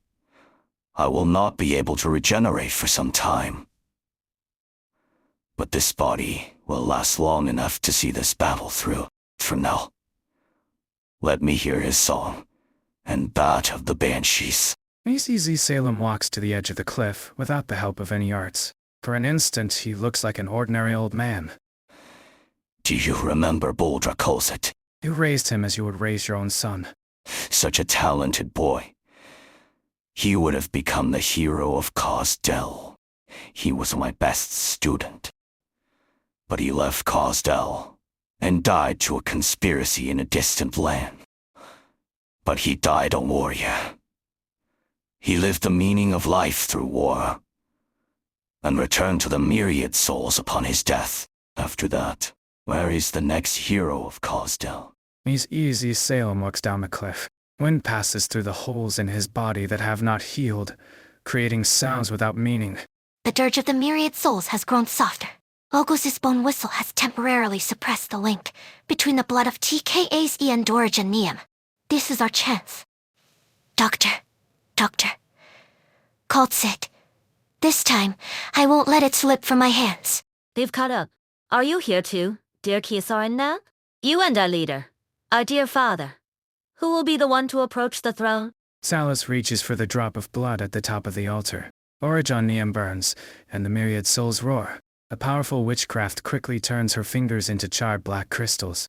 I want to see it so badly. The Origen is so near. You've hid well. It took a long time to find you. Too long. Fighter, how many have you killed on your way here? Not more than I killed when I escaped. The underground labs were full of the dead back then. Our dead. Who ruined our leader's plans at the Royal Academy of Sciences. The Victorians almost found out about it because of you. I wish she had never succeeded.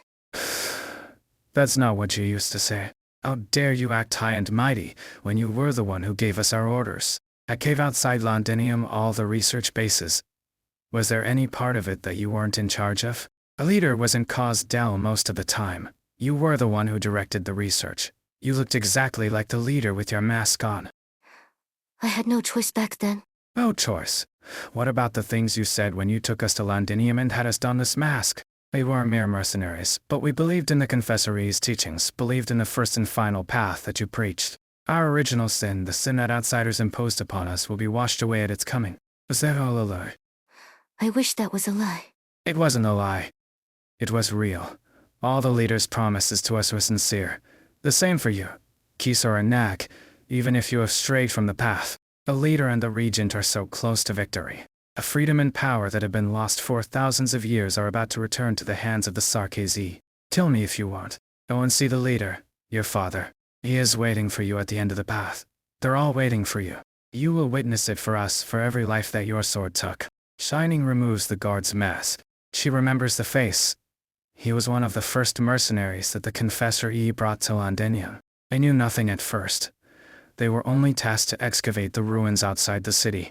The young man had expressed his gratitude to her directly, thanked the Confessor E for giving them a safe, well-paid job. It was not long before she stopped hearing those words. The leader of the Confessor E came to Londinium. There were no more idle mercenaries drinking and playing games. Everyone put on the same mask, and did not speak except when necessary. They had no special bloodline. Quisar Tutaj should not have been able to control their will so easily. But the part of them that belonged to themselves died before the great dreams of the Confessory. It was she who killed them first. This sin has gone on long in us. A mask cracks. The pieces stab at Shining's palm. She continues her journey to the top. Shining honors her own promise before the Confessory, and prepares to bring Nightingale back. The follower's final member, Margaret, finally makes it to her friends. Kisar and Nag. Ama's here. It's all right. I just need to talk to your father for a bit. Didn't you want to look around outside? It's like the blue fowl beast in your favorite story. The fowl beast that can fly high up into the soft, lofty clouds. You can do it. You should live a free life. I'm sorry, my dear child. Mama will get you away from all of this. Kisar and Nag. Enough hiding. I know you're there. You followed her in secret when she came to find me. You witnessed everything. That's good. You need not be afraid of the blood. You'll see much more in the future. Will I die? Of course, my dear. Look, this sword has pierced through my heart. It won't take long before the blood in this body dries up. Your mother wants to leave me because of some pointless delusions, and have you leave me as well. But how is that possible? We have long been bound together by the myriad souls we cannot be separated. Oh, child, touch your mother. Can you feel it? Her pulse. This is the power of life, our cycle of life. Through rebirths like this, again and again, will our lives be perfected. I will always be with you. We shall never part. My dear Kisar and Nag, you don't seem happy at all. Didn't the experiment go smoothly? The receptacle has been responding perfectly from the last few tests. When the ceremony is complete, what will happen to her? Huh? You mean the receptacle? When it was born, its soul was no longer with us. When that happens, the king's power will be transferred to you, and the receptacle will be useless. You can decorate it like a doll if you like, and bring her wherever you go. I do like to collect souvenirs too. It is none of your concern. You're always so impolite with me. Want it out of your sight, just dispose of it. Or you could give it to me? Leave. Do not step into my laboratory without my permission ever again. Why are you so offended? The leader and you have such different temperaments. Well, it's fine. You'll soon become as gentle as he is. Who knows, I might even miss your current personality. Goodbye. Kisar and Nag. She looks through her mask at the girl on the stone bed who returns her gaze. There's still work to do, and her father will not allow any delays. This altar, this laboratory, and the bloodline she was born into together from a cage around her. In the face of the Confessories calling for the past several millennia, her sorrow and suffering are insignificant. She does not control her own limbs, they are extensions of her father's will. She cannot stop or leave this altar fiddling with life and death, nor can she drop the soul-engraving white sword in her hand. Suddenly a drop of water falls onto her busy hand. Who is the one shedding tears here?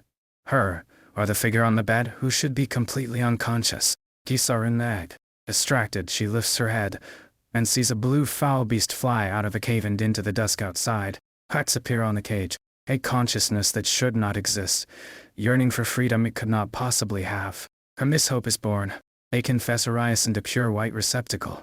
Kisarun Naganles. Signing, a nightingale. I'm hearing a din of discontent. Do not worry, leader.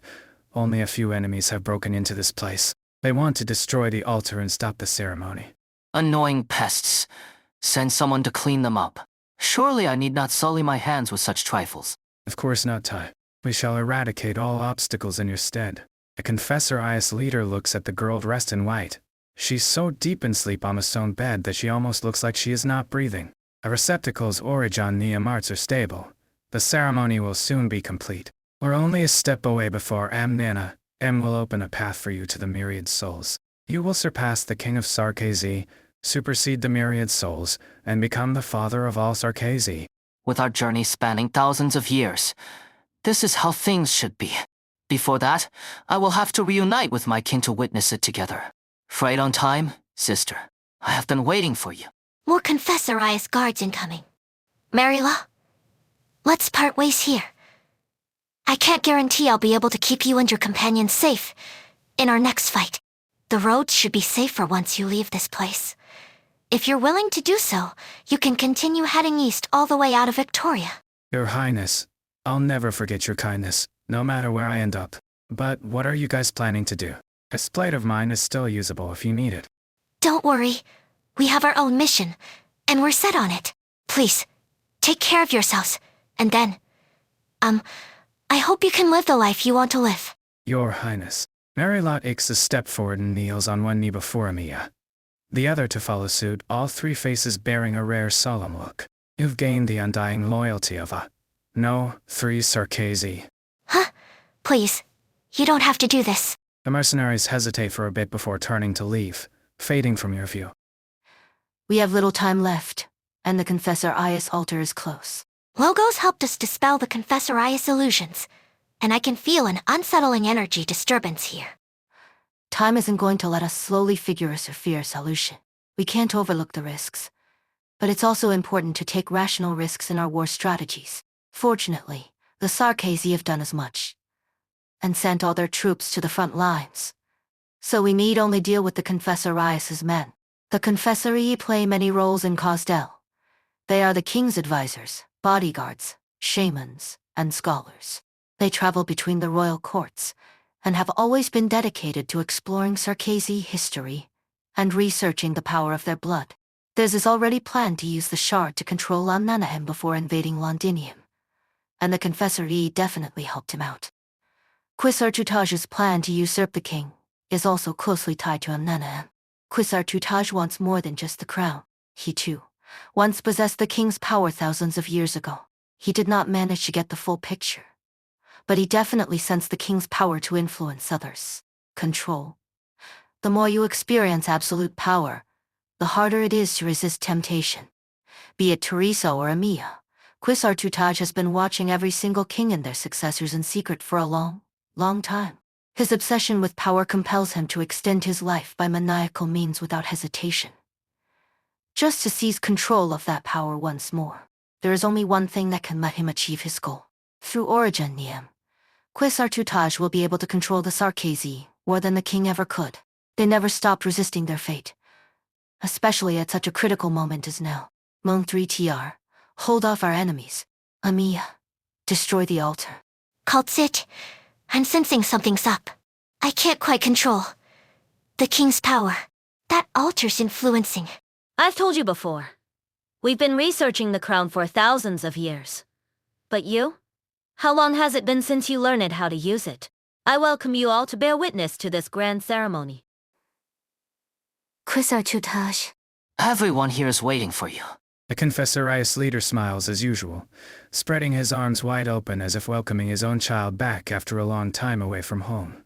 Dozens of Confessorii stand on both sides of the mountain path in silence. Their eyes behind their masks hold fervent deference, completely ignoring the blood-drenched Shining as she walks up the steps with her sword in hand. I'm here to kill you. I know. How could I not know that? Many years ago, Mother showed up before Father, before me, just like you have now. She always knew her own duty, and never thought to disobey me. But as you slowly grew, she developed a hatred to our family, the love I gave her, and the Confessor Rias's calling. I don't blame her at all, nor do I blame you. You are the same, merely made a tiny, forgivable mistake. I will always accept you returning to my side. You are a monster. Who are you to speak of love? Love and hate, life and death. They are fundamentally part of the same whole. Generations of confessory have passed their souls down through the same rites. This is my way of loving my family. Souls in death are purified in rebirth. Through death after death, we close in on the original, the purest and perfect being. There's not a shred of that worthy to be perfect.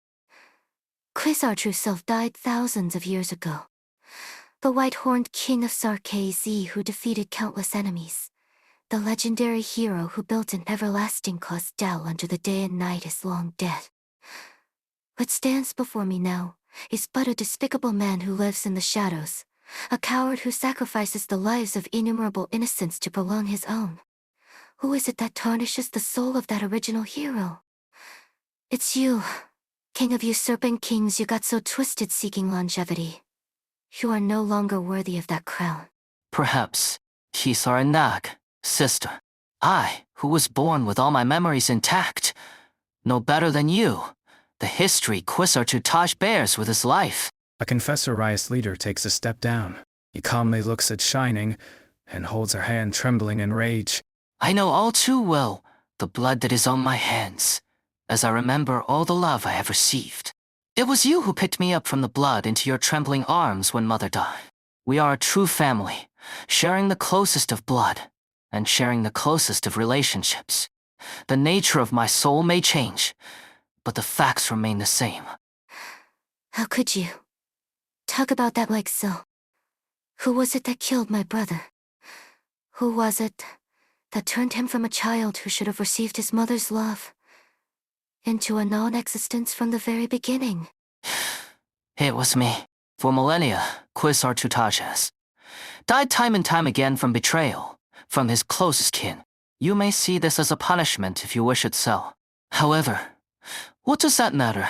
You call me unworthy of that crown, but who else but me could possibly lead the Sarkaz on a path to our survival? Quillan brought our people on a wandering path of no return, and why LIS retreat into hiding would only make us weak. Even that pair of siblings, all they did was push Sarkaz into feudal conflict, and let the crown slip into our blood hands. The Sarkaz need a true king, an eternal king. I will reach our starting point, and together with the sins of Quisar Tutaj and his blood, purge all of the Sarkaz's sins. The word intensifies the ire in Shining. Her father and brother were both possessed by this undying monster, while she and her mother lived under the madness of his shadow. To let him live, to kill him, both are afflicted with the curse. She has no path to go. She has nowhere to retreat. But there is no way she can stay here as is. You made your move. Very good. Kisar Nag. I'll kill you. And then... Kill yourself. Is this what you call severing the bloodline's curse? The same stupidity I see. Quisar Tutaj grips Shining sword with hand. Blood trickles down the pure white blade and stains her hand. A shudder rises from the depths of her soul. An overwhelming force flings Shining onto a crystal tree. The sharp black branches pierce through her abdomen. Fresh blood gushes down, and converges with Quisar Tutaj's blood. The ancient tree long crystallized into origin Neum bursts a sudden pure white glow. In just a moment, countless little moons rise to the top of the tree. Every Confessor Ias begins to sing. A myriad souls lie prostrate. Howling knocks on the door from beneath. Tangible usurps the intangible. The black crown imprisoned, the offender perpetually innocent, because kings are born before immortality. Look, even injuries as grievous, as this will not infect you. This is the power of the blood you resist. Kisar and Nag, I have been patient enough with you, but you stay stubborn, unwilling to accept all that belongs to you, your duty, power, glory. It's all right. Just be good and stay aside while I complete the ceremony myself. A crown woven of thorns appears in his hand. Moonlight shines onto the crown as it illuminates the crystal tree at the end of the steps. In that spot lies a stone bed lined with dead branches, and a curled-up figure's shining nose to well atop it. Wake up. Don't bother. Her consciousness is not where you think it to be. She's inside the crown. Correct. I promise you that I would mend her soul. You need only wear the complete crown, and you can be together forever.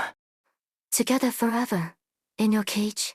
Shining shuts her eyes. She strains to imagine the time she spent together with Liz. They run in the woods hand in hand. They cross the ice-cold creek together. With Liz worn out on her back, she walks the road home. Liz makes a small flower wreath and places it on Shining's head. A small blue fowl beast follows them the whole time, chirping its cheery tune over their heads. It hovers, searches and lands next to the sleeping white demon.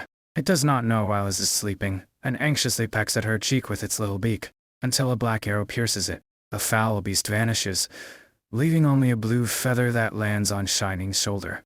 Enough. You know very well those are not her dreams. Even if those memories were fabricated.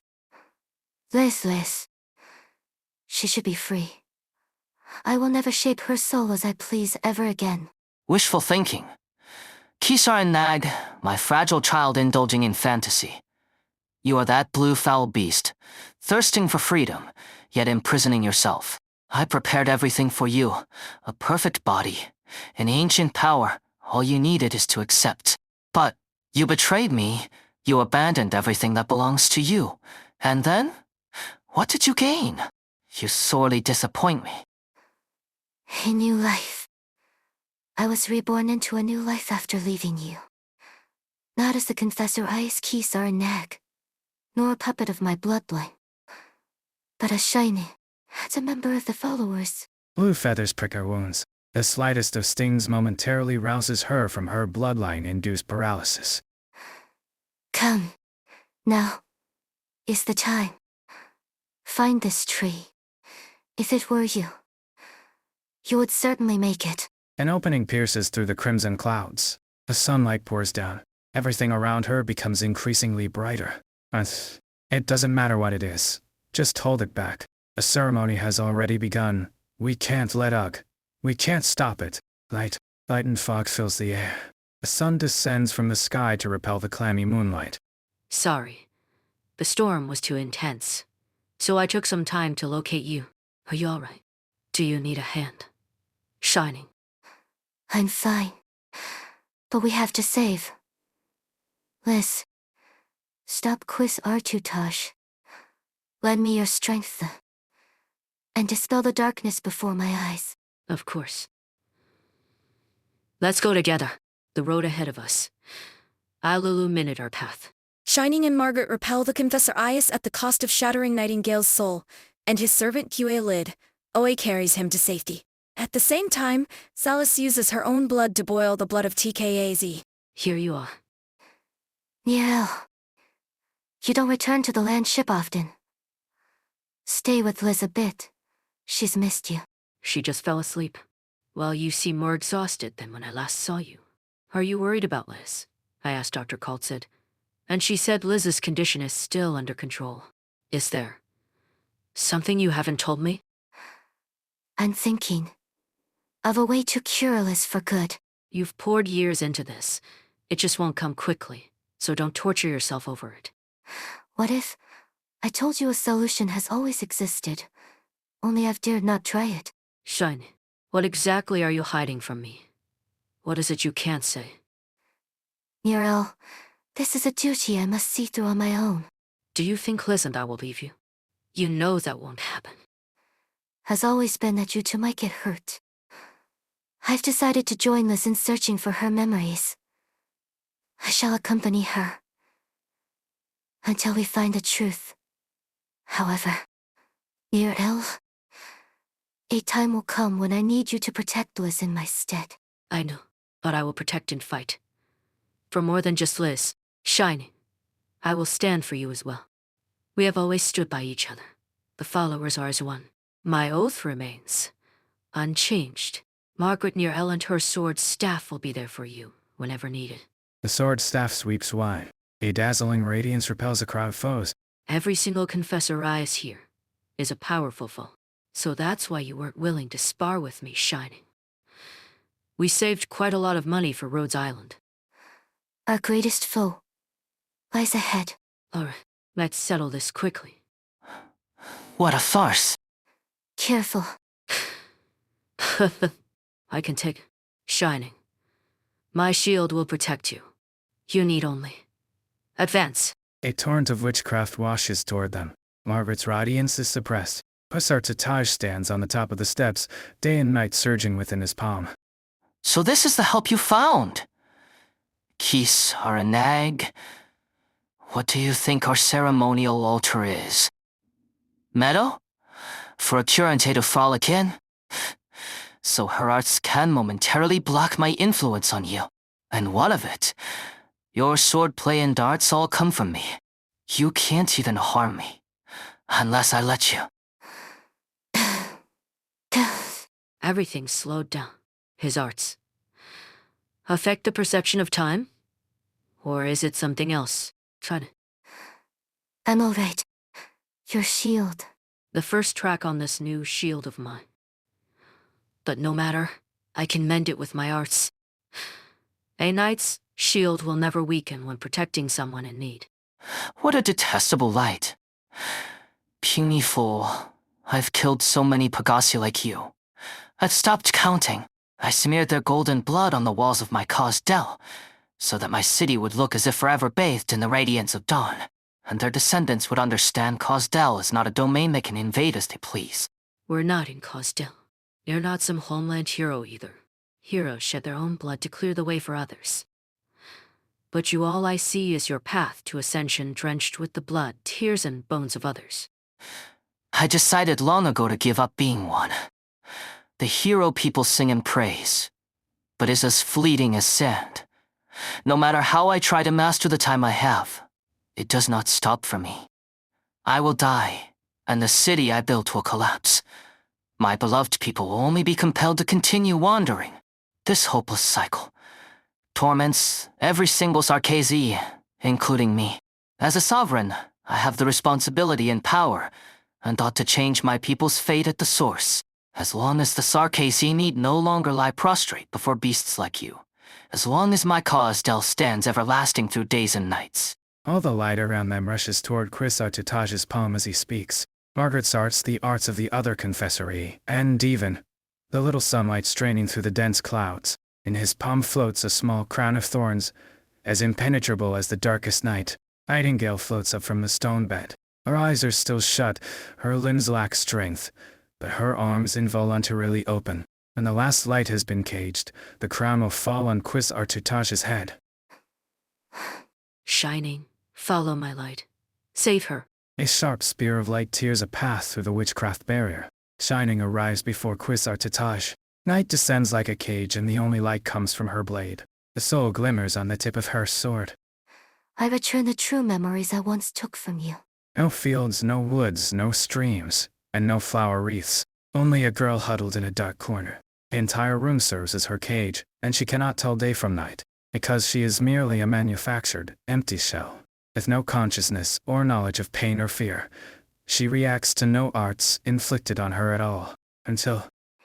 In my obsession with exploring the soul, I left some unnecessary vestiges in you in carving yours. You're awake. You're starting to have emotions and responding to them. The experiment will continue. I have to create some illusions. Fill up that newborn soul with memories fabricated by arts, to cover up the truest, scariest ones. I think you should feel a little better, at least. You will feel truly alive, as if you've experienced a bit of warmth. Perhaps it was escapism.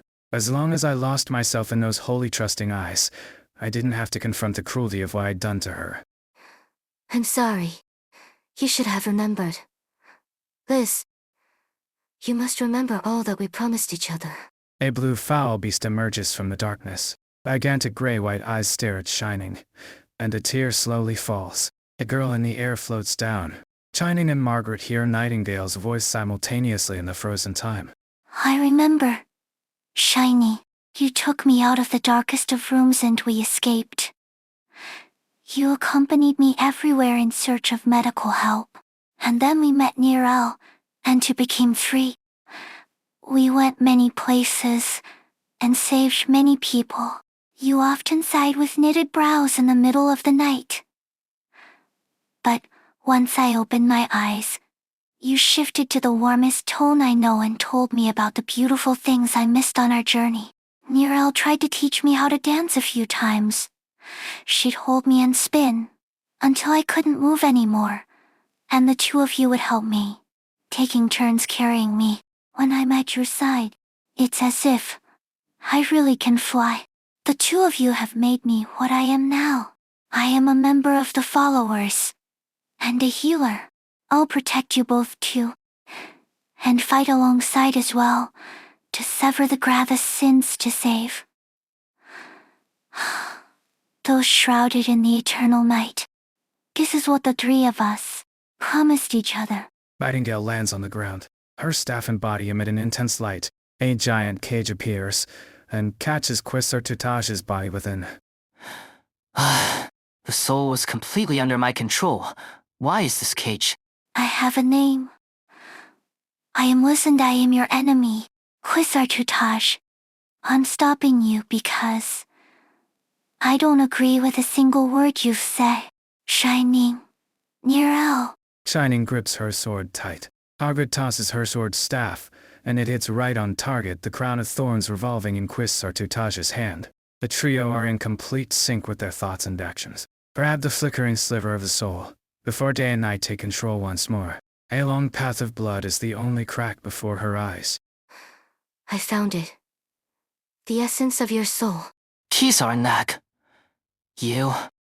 What this body will become. I am unconcerned.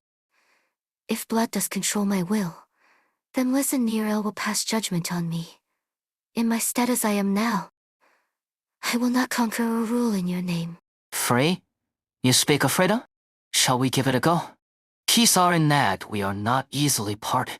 Try again, to leave my side. Try and see how long you can run from me. I will run no longer. Rather, I will grant you an eternal death. Shining retreat. The moonlight above the tree tumbles down the cliff, and the ground violently rumbles as if about to turn upside down. The altar crumbles, and thick golden originium liquid gushes out from the cracks. A figure appears without anyone noticing. He does not move fast, but manages to appear just in time to block Quisar Tutage from the followers. We should leave, Your Highness. So is he. Who's there? Followers. Is it? In this era where valor is scarce, your radiance bedazzles. We shall meet again. Do a lid all eye and Quisar Tutage's figures blend into the remains of the altar. The other confessory follows suit. A crown of thorns shot out of Quisar Tutage's hand earlier suddenly spins, and turns into a pitch-black shadow that flies up toward the sky. The shard. In the eye of the storm. Is that the Amnana M mentioned over the comms? Dr. Kaltsit, the doctor, and the others. Will they make it? Shining you. Anything feel off? I'm all right. This blood curse is indeed complicated. Wait, Liz. Your soul. Why is it incomplete? Did you fracture your soul? When you resisted Quisar Tutage? Shining. Nirel? I'm here. I've always been here, Liz. I'm all right. You two have protected me for so long. So it's my turn. I want the three of us to be always Together.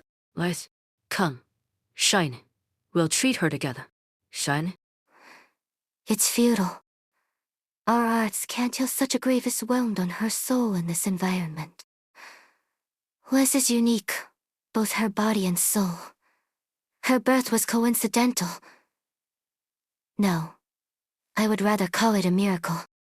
Then We'll first leave this place, and then plan our next move. What about Quasar Tutage? Do we just let him go? His fate means nothing compared to Liz's safety. He means nothing now. Let us return. Yes, together. Leader. Quisartutage failed to cage the Black Crown. The altar's power has weakened.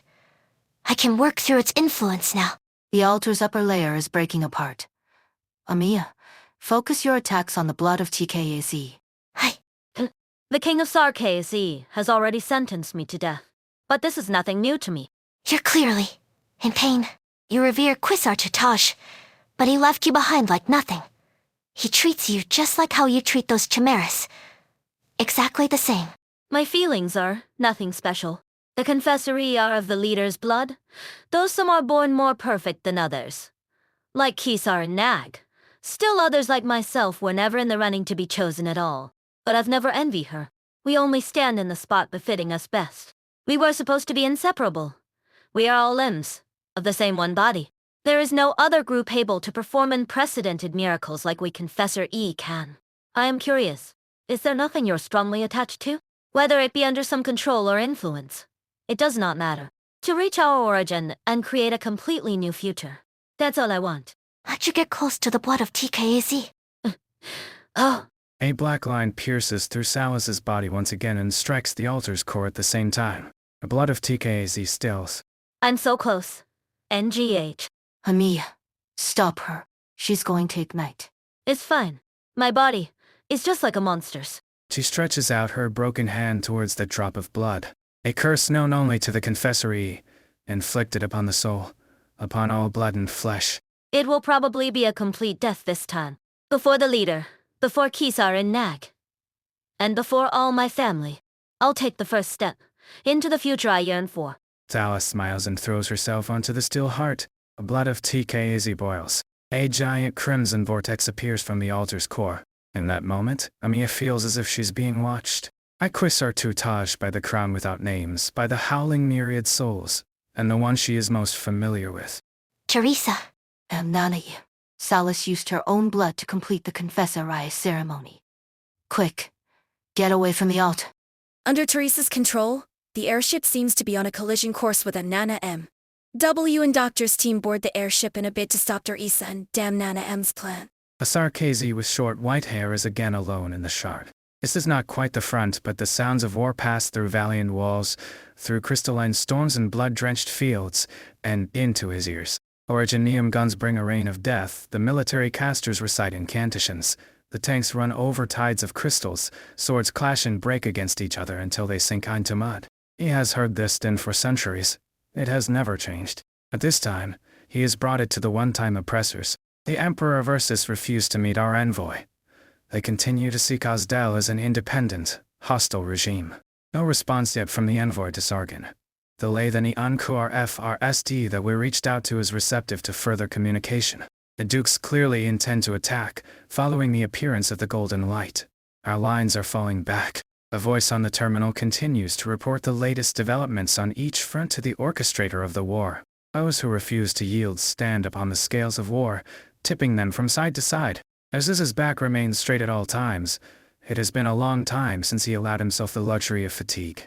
But the past does not go away so easy, be it lives taken or lives saved. He has never forgotten the burden upon his shoulders, especially as it grows increasingly heavy. Your Highness, news from the front. The Realm Blade of Victoria has been activated. They have suppressed Nana M. We are under pressure. General Manfred was unable to retake Lifebone. Who controls the skeleton now? Where was it last spotted? A mercenary squad. Confessorius reports say that the core members of Rhodes Island are on it. Rhodes Island? Then that one must also be there. Lifebone's next course of action is uncertain. It represents a threat to both the airship and the shard. It is no concern. Trust in Teresa. If they dare approach the Shah, my sword will render the judgment that I promised. A sky of Londinium burns red. The ever-present dark clouds are no more. Supported by countless branches, the massive crystal looks like newly born fruit. All is ready. But now, and only now, he does not want to think about the future. The airship's long orbiting unsearching is coming to an end. The massive structure of witchcraft once again passes over above the shard. He knows this will be the last time. The Sarkazi with the long white hair stands alone in the halls of the airship. She finally averts her gaze from the shard. She no longer sees the figure. Teresa casts her eyes toward the shadow of the airship, toward the land that she has seen so many times. Sorrow and despair continues to spread. Has anything changed from when she left Cosdell? A deep voice echoes around her. It is the master of the ship. I sense it, Teresa. The king continues to pursue us. They've never given up easily. The Revenant speaks no more. The airship accelerates one last time. An intangible wave strikes. Space and time roiling around the airship. They tone. The spark will burn for us until there is nothing left to burn. Let's see how far they can go. Is that really how you drive this pile of bones? Did Hodur seriously convince Bones why here to help us? For real? You'll have to ask him. Ask him. He can barely speak right now. Then trust him. Hope he didn't mess up the steps. Say, now that we have Bones Y back, is it time to put Plan A into action? Phil, this big guy with explosives unbomb the shard and theirs is all the way back to Cosdell. Outside the windows, the storm has stopped, but the sky remains an ominous red. A Nana-M floats directly above the shard, like a gaping wound in the sky. The airship is headed toward the ancient ruins that should never have existed, toward the greatest secret of Terra. There's only one explanation. Its mission is more important than that of a weapon. She means that we need to deal with the airship before we kill theirs. Am I right, old hat? Then we'll take it down. Huh? I can feel it. Teresa's there, isn't she? We'll undoubtedly have to face her. If we pursue the airship, we must be ready to. What were you about to say? We must be ready to kill her? If necessary. Clap, clap. I thought you two got along. Even Teresa. I'm not like you, though. I'll save her from the myriad souls and end it all. If you won't do it, I will. Just wait and see. There isn't gonna be another betrayal. Doctor, I believe you're in the best position to keep a cool head here. Will you take command of the operation? Talk is cheap. How do we take the airship? This pile of bones doesn't have nearly enough firepower. Mealy, the airship looks like it's about the same size as Bones Y here. Since when did you get so radical? Worth a try. It's the only way. I'll cover for the skeleton against the airship's guns. Bring the skeleton into contact with the airship, and we have a chance. I trust the doctor. I can help Logos. If everyone agrees. You think I'd be scared? Wake up, Bones Y. We're leaving. Hang on. The illusions vanish, and the ripples cease. In the blink of an eye, they find themselves on top of. Look out. A devastating beam of witchcraft streaks across the sky, sending destructive energy through anything it touches. The airship is reacting fast. It was ready for us. Just as the beam is about to annihilate its target, silvery incantations float up, pulling at the great wave of witchcraft. All arts shall follow only the path I assign. The destructive energy is deflected, passing through the gaps of the fur and MUT's skeleton, leaving behind only a deep scorch mark on bleached bones. The energy begins to dissipate, the main battery's salvo coming to an end. The array in the airship has greatly amplified the power of Revenant witchcraft.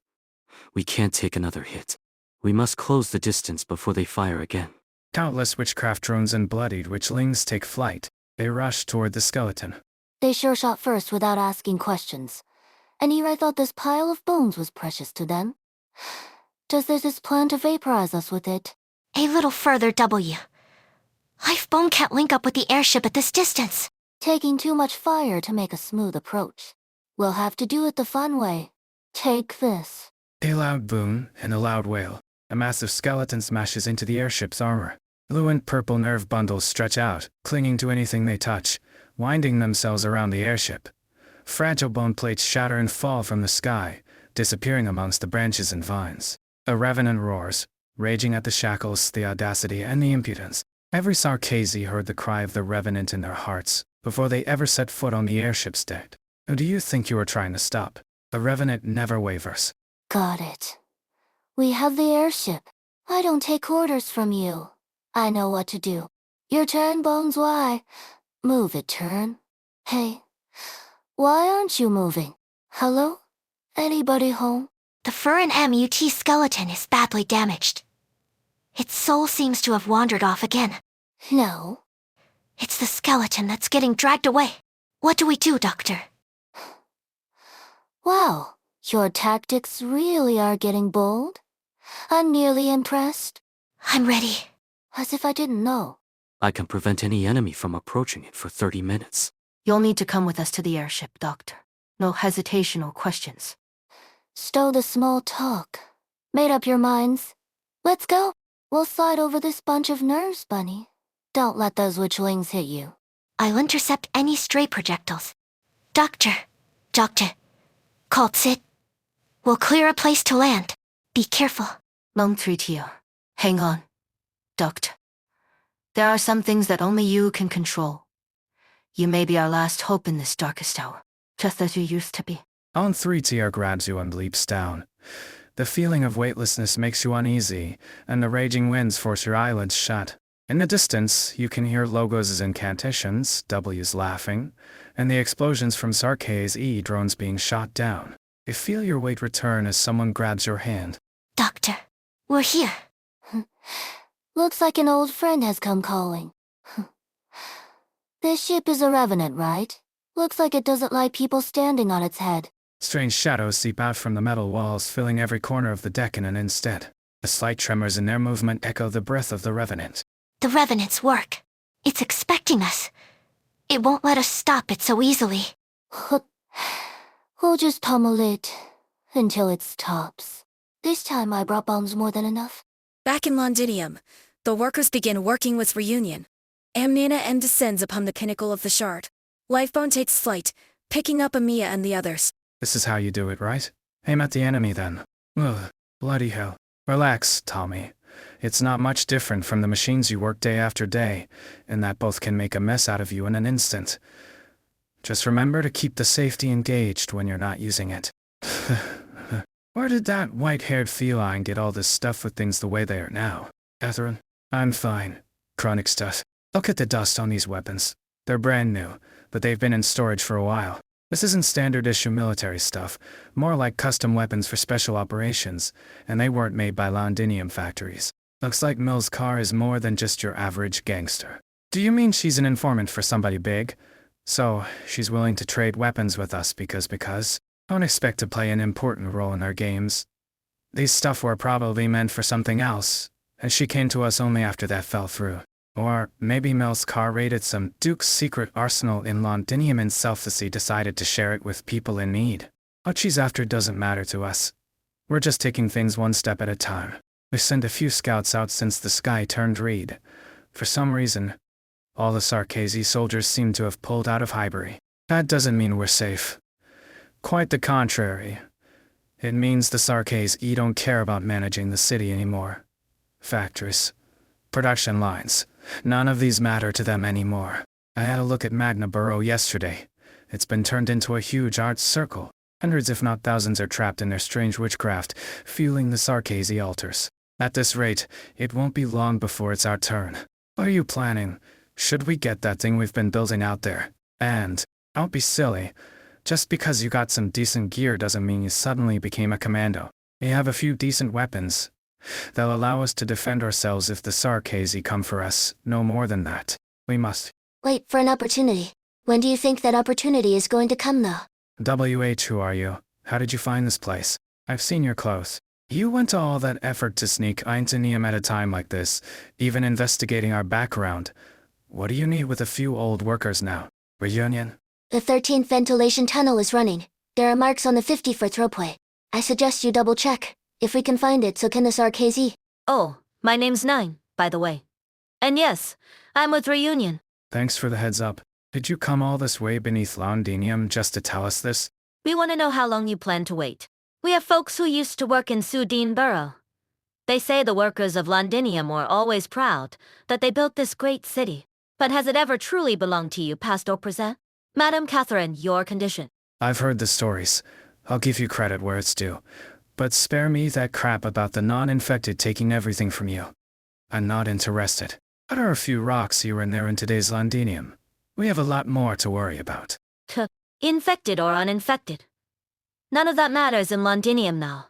So, are you planning to take back the city? From all who stood idly by while all this happened. From the people who allowed things to get to this point. What did you say? Londinium is filled with origonium dust. Many will become sick and die because of it. The culprit will be made to pay, whoever they are, whether they have rocks growing out of them or not. Reunion won't wait at the finish line. Not anymore. Ooh. Hey, Tommy, remember me? Mary, I thought you got sick and ill, so that's how you ended up with Reunion. Well, I'm back. Here are Epith Y prevention pills. Take one per day. There's only so much it can do, though. So you'd better pray that your luck's good. You guys, to tell you the truth, your look when you left the factory.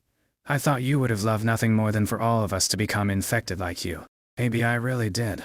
But it wasn't you who lost me my job. Wasn't Catherine either. I know you lot tried to put in a good word for me, but those were the rules. Maybe not anymore, though. There's a lot we can help with using and maintaining equipment, operating in high originium environments, tactics, covert operations. Anything you need. We'll help you liberate this place if you let us. From the people who saw all this as nothing more than the price of business. We'll take the city back, with or without you, 9 of Reunion. We look forward to working with you. AFNEL. Mother? My child.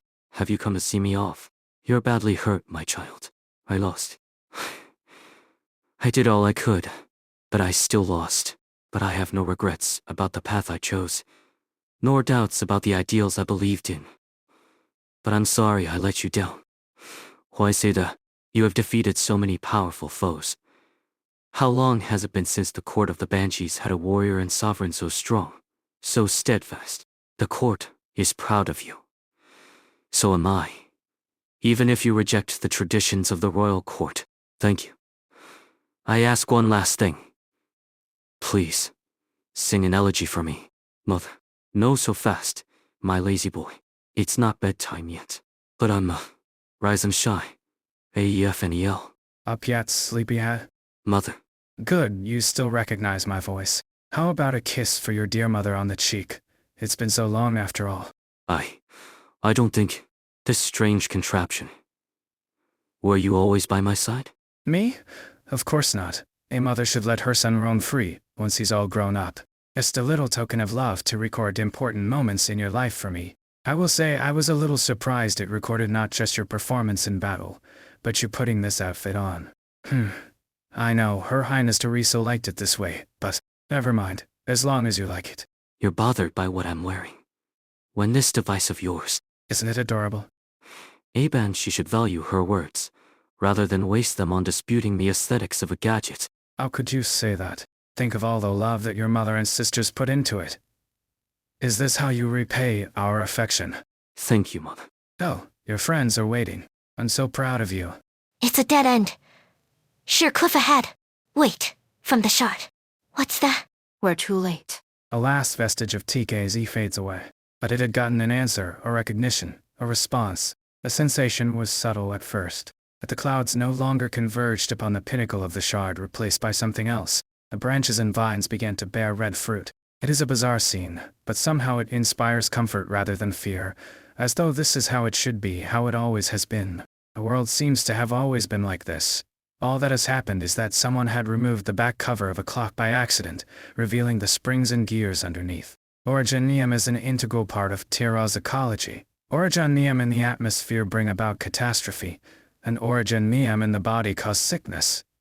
Even insects know to cover themselves in hard shells of originium. The coexistence of originium and Terra is an immutable law, just like how the parallel lines can never intersect. But where did originium come from? The Confessory's control over Amnana M exceeds our expectations. We're one step too late. No, Amnana M brings more than catastrophe. And it's far more than a weapon. It's not just the origin of the Sarkaz. In fact, one could say it's the origin of everything in Terra. This may be the greatest crisis we've ever seen. Maybe the greatest crisis Terra has ever seen. W is there. We can seek the Fur and MUT's help. Let me try to get in touch with W. No, I'm not getting through. Hello? Finally? Bunny. Where? Almost. Manfred. Hodurhas. He agreed time. W. They're alive. But the interference is too strong. Where? How did? Lost contact. What did you mean by commotion, Doctor? Unreasonably risky. But worth a try. 12 hours ago. 58 hours into the operation. Sir, we've taken control of the Lifebone's central area. Examine the skeleton and eliminate any resistance.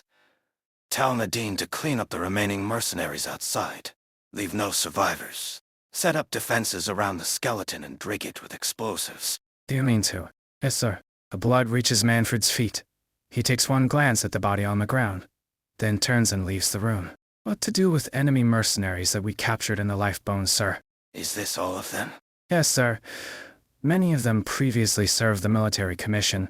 Kill them all. Yes, sir. Show yourself. General Manfred. Paprika, was I supposed to see you here? I was captured by the mercenaries here while transporting a shipment. I had to protect my squad. That doesn't explain why you didn't respond when the military commission attacked this skeleton. And what were you doing hiding here? I was just afraid. Afraid. Your previous mission is over, Paprika.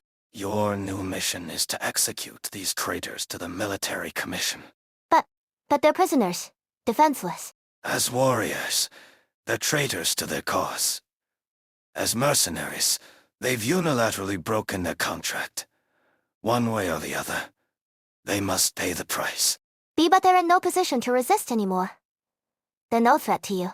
What meaning is there to all this killing? Didn't you say yourself that you wanted as many Sarkazi to go home as possible? I gave you a chance, Paprika. I've been very patient. You're not the first one to disappoint me today. Daryl, the engineers have examined the Lifebone. The structure is largely intact, and the mercenaries don't have the means to make direct modifications. However, we found a large amount of explosives that were not set by us. Explosives? Unable to reach Lieutenant General Nadine, sir. What? That hard-headed Hodur can come in useful once in a while. You really did lead an attack squad, Manfred. Is this our first formal meeting? I guess I should introduce myself. I'm from Babel, and I'm here to take your life. You can call me W. A mercenary from Hodur's squad. You came back to die. Die? Have you thought for a moment that why your attack have gone a little too smoothly? Where did you think all the mercenaries went? Who's surrounded now? You think this rabble can stand against the soldiers of the military commission? I hope your bones are as hard as your words, because I'll blow your head off before your soldiers can even knock on the door. Manfred begins to swing, but shadows entangle his feet. Then bombs explode all around him before he can break free. Aim. W. Stop complaining. I told you I'm good at controlling explosions. You're trying to destroy the skeleton. Oh, is that not very convenient? I'm not sentimental like Hodur is. I have absolutely no problem making this big pile of bones your grave. I wonder what theirs would be sadder about, losing this big guy, or losing his favorite foster son. You think I'd let you do that? Not a moment, Cecile. That's cool. You look. The bloodied assassin stops the foe's sword, not the slightest hint of wavering in her sleeve blade. You're not ready to kill me. Cut off this guy's golden head, Ascalon. And I'll listen to anything you say for a whole year. I've asked you this question before, Ascalon. What do you believe in? I believe that our differences end here and now. And this time, there will be no mistake. 70 hours into the operation. Won't even let me have a breather. Where are you guys? You were supposed to be guarding the top of the spine. Why did troops keep dropping down? Damned Manfred. I think I have a concussion.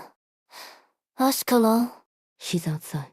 Looks like we bring a whole bunch of dead bodies with us. Great. W. Am I seeing this right? Is this nerve bundle glowing? Did the doctor's team make it? I take off. Biggest commotion. They're trying to reach us. Ines? Is Hodur still breathing? The bleeding stopped, at least. Then wake him up and get him to put his fur and amuti friend to work. You're asking too much, Tol. Fine. Maybe Hodur needs to lie down a little longer. Well, this guy has been lying down long enough. Bones, why? Wake up. How do you like this alarm clock? W. You lunatic. Hodur is wounded. Explosions echo in the chamber, followed by a rumbling, muffled voice. "Oh, it's you. The Sarkazy historian. What happened to your face? Did your great adventure not go well?" Oh, shut up. Get us out of here if you don't want your last bones blown to smithereens.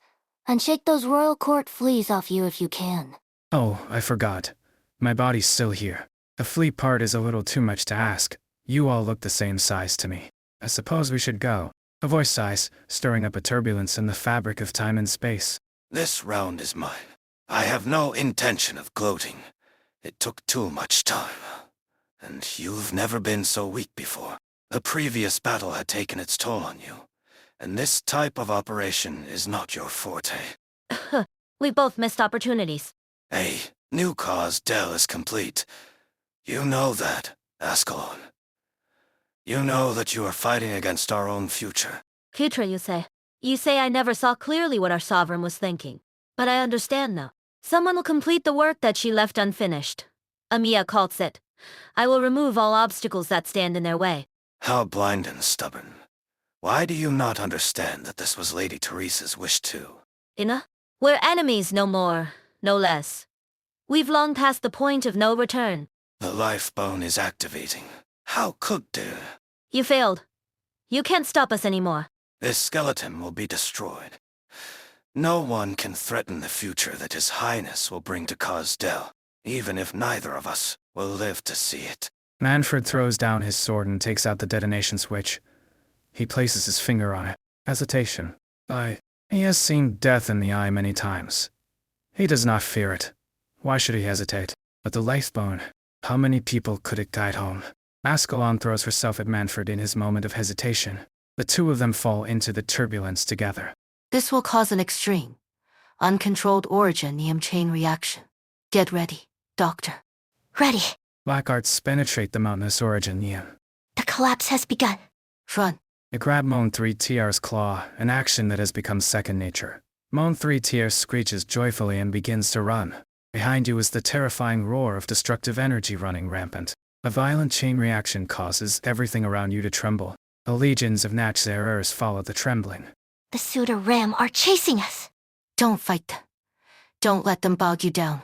Warriors wrapped in tattered banners swarm upon you. Many of them are swallowed by the origin, Neum chain reaction. But even more join the ranks of your pursuers. Suda Ram entangle Moan 3TR. You hear their hollow breathing echo in your ear. The Natch-Zerer warriors are trying to drag all of you into the pit of death. Shadows of conflict, yield to conflict.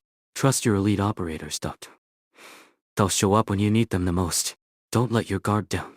I sense turmoil in the fabric of reality. The Furin MUT is coming. I will attempt to create a waypoint to help us board the skeleton. Jump down from the cliff. Time is of the essence.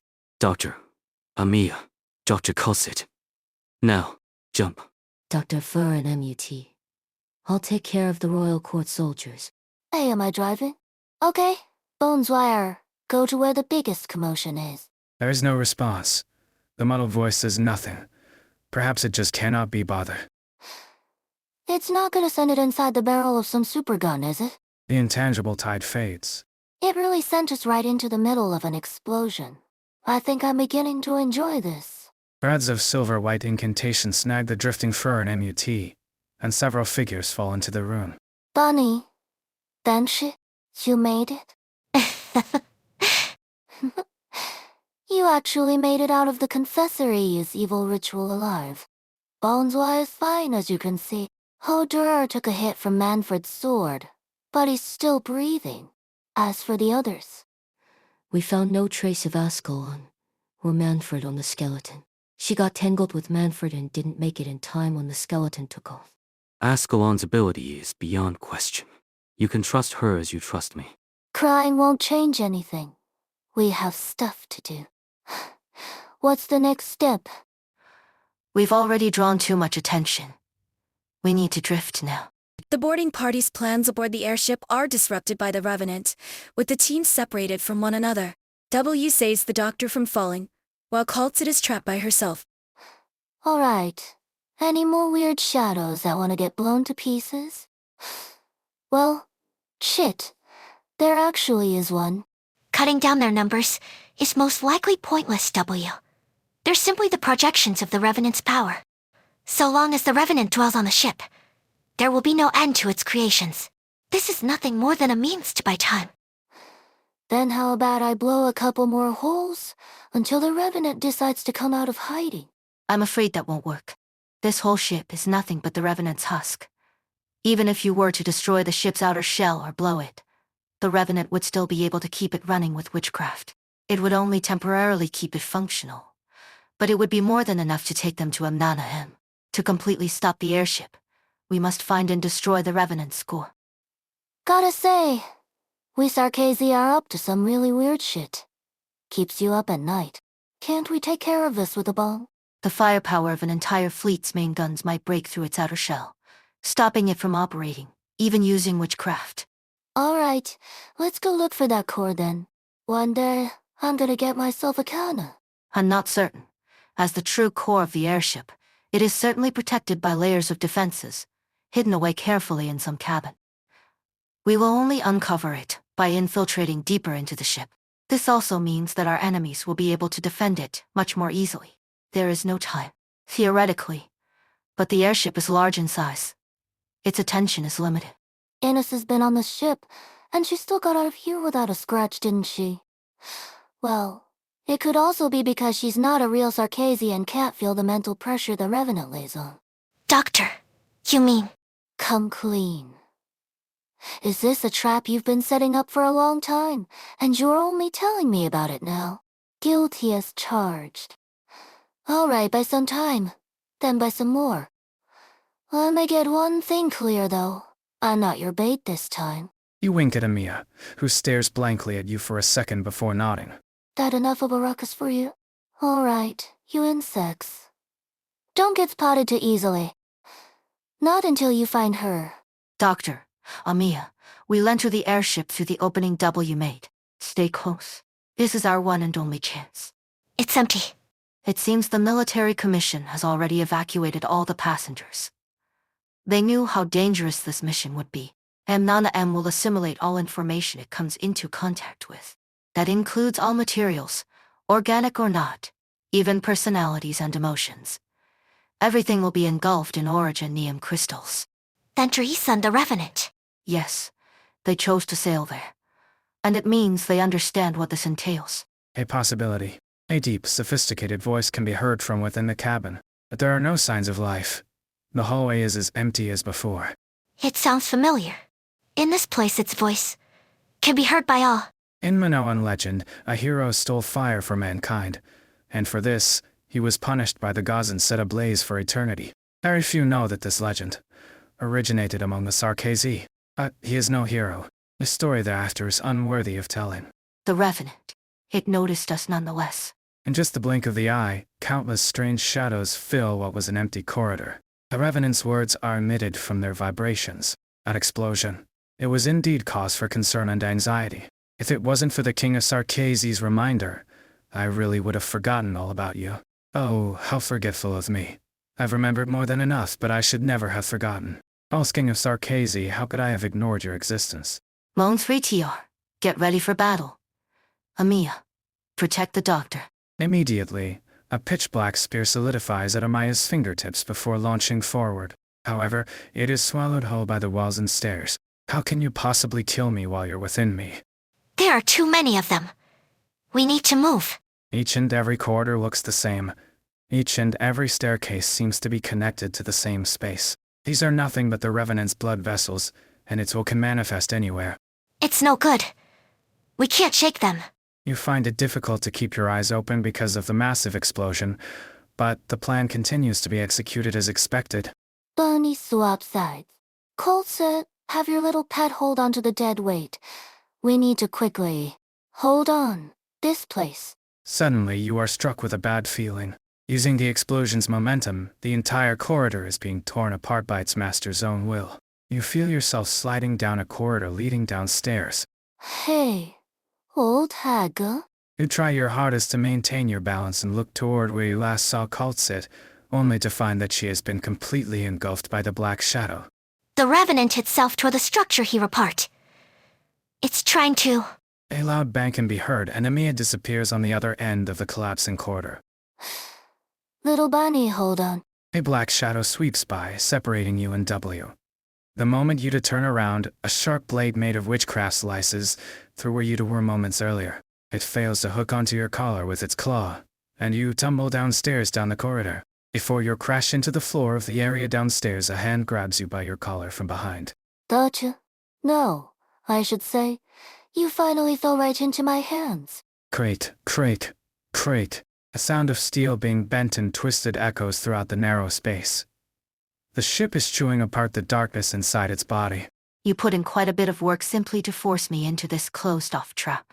Revenant, with the way you are, have you forgotten even your name? There's no response. Creak. Nothing can be heard except for the sound of metal being torn apart. Sharp debris continue to peel and fall away from the ship's body. Altsit knows that if this unknown space is anything like a magnetic field, she must be the center pulling in all fatal threats. A threat? It seems that even though you have burned away for years, you still have some sanity left in you. But if your chaotic mind still holds a trace of memories in Cosdell, you should be well aware that death threats are meaningless to me. Silence. Occaltsit can feel that the shadows that will engulf her are still lurking in the darkness, watching her, waiting for the moment to strike. No, you should know. After all, Teresa herself knows this well. You are listening. Are you not, Teresa? I can feel your will in this ship. I thought you would be here waiting for me. Altsit reaches her hand out to the wall to feel the life in the ship. Ice gold, coarse metal, undoriginium. Despite the darkness, Caltsit is nonetheless able to clearly see the originium growing and assimilating everything around it, but it avoids the area her fingers touched. To think you can now influence the natural growth of originium to this extent. If the originium here continues to grow, the airship will be completely crystallized by the time it crashes, and then everybody inside will also. That includes me. So is this what you are trying to tell me? She gets no response. The first originium theirs is the Sarkazi. I used to think I knew enough about your plan, but it seems you are much further down this road than I imagined. You may have me locked away here, but I don't believe I am truly the one you should be vigilant against. You've always been a headache, Teresa. Just like in the past. Just like in the past. Teresa, as you are now, do you still believe that Terra has a future? A dark shadow extends underneath Caltsit's feet. A jet black ocean gushes out from the darkness, ready to engulf everything in its path in no time. I knew it. Once again, silence has returned to the darkness. As you wish. Don't disappoint me again. Don't disappoint us again. I've waited too long. I must witness this before my death. The end of suffering. Teresa. In a bizarre team-up, the Doctor and W continue looking for the airship's core, only to find an enemy who looks particularly similar to the assassin who murdered Teresa years ago. No, they are on the military commission side. I've been wondering when you'd come to see me. Coltsit. You came too late, and you missed the most beautiful moment. The first flower that budded died last night. But look at it now. It's full of vigor still. I see no difference compared to before. Exactly. It was born from the withering, and in an instant, it became so healthy and strong. If only you were able to witness for yourself this miracle born on top of Originium. This garden built on top of Originium is the fruit of Teresa's painstaking labor. Aside from war, the other path that Teresa found for the Sarkazi is close at hand. But what kind of future does this path lead to? Ever since you brought the doctor here, you've been spending more time in the garden. Babel still has a lot that needs you, our chairman, to handle. But on top of that, you were absent from today's general meeting. Not only do we have you, we also have the doctor here now to help us. It's not much of a problem if I take it easy once in a while, isn't it?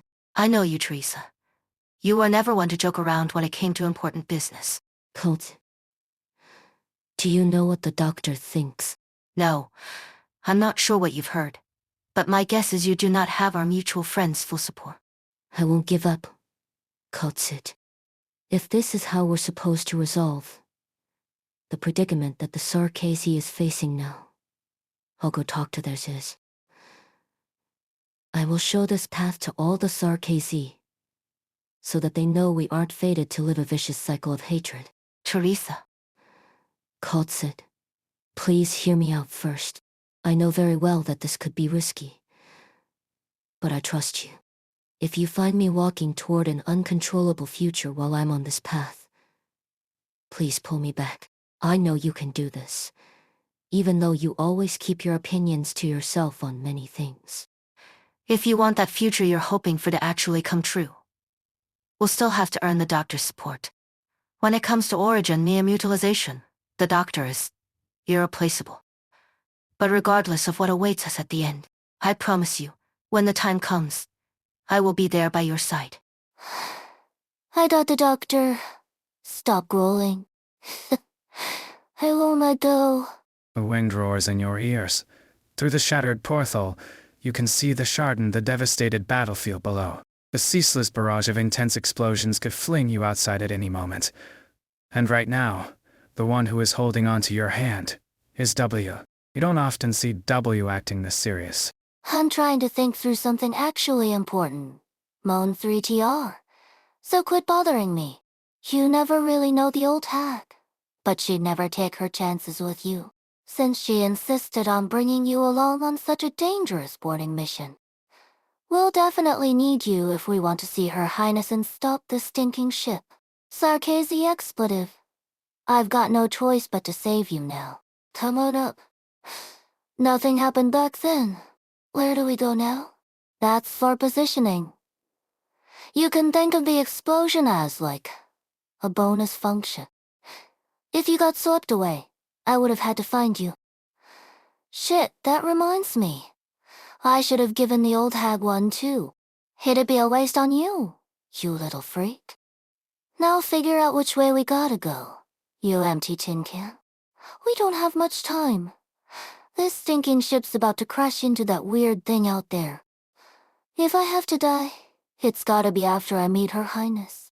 Oh, I saved your ass. You don't think that's me being more emotionally stable than usual? I don't have time for a QA. Hannah knows how to bring back the dead like it's doing laundry. She'll take care of it. Don't you even dare to try provoking me. If it wasn't a moment like this, I swear you wouldn't have had the chance to ask that question. So stop trying to annoy me with your dumb, self-righteous interrogation. The shadows emerge from the metal. They are everywhere. A revenant is anywhere and everywhere. It has already made it in front of W. You are a Sarkazy too. Are you turning a deaf ear to the myriad souls' anger and squall? You shouldn't sometime. Oops, my hand slipped. Right, you were saying. Hold on. I bet you're here to tell me where Her Highness is, aren't you? The sound of the metal being torn apart continues. The entire airship is howling. Looks like it's not really all that rational of a fella. Can you find out what's the place with the most energy fluctuation on this ship right now? That should be where its core is. Well, then get on it. Sassol's even more impatient than I expected. Hey, Shadow Freak, you know how guests are supposed to bring their hosts a gift when they visit. Better keep this dipshit safe, or you're gonna get yourself grounded by the old hag. You forgot about this guy, huh? Based on my test before, it's got more than just a thick skin. Hold on tight to it, Doctor. I'll give you to a huge fireworks show. The moment it goes off, let it shield you from the impact and take you to the other side. You got that, little freak? Get ready then. 3, 2, 1. Boom! Huh? Or what? How you feeling now? I just checked the wall. I guess you guys didn't have to crash into the blast point with such perfect accuracy. Sorry for making you suffer all that for nothing. Watch your claws, little beast. This one here is no match for you. You look terrible. You can drop the act in front of me. You want me to believe you can't take this much, eh? I don't buy it. I don't remember the cat lady being that fragile. She. Alright, stop whining. It pisses me off. Look how peppy you are. That means the old hag is fine.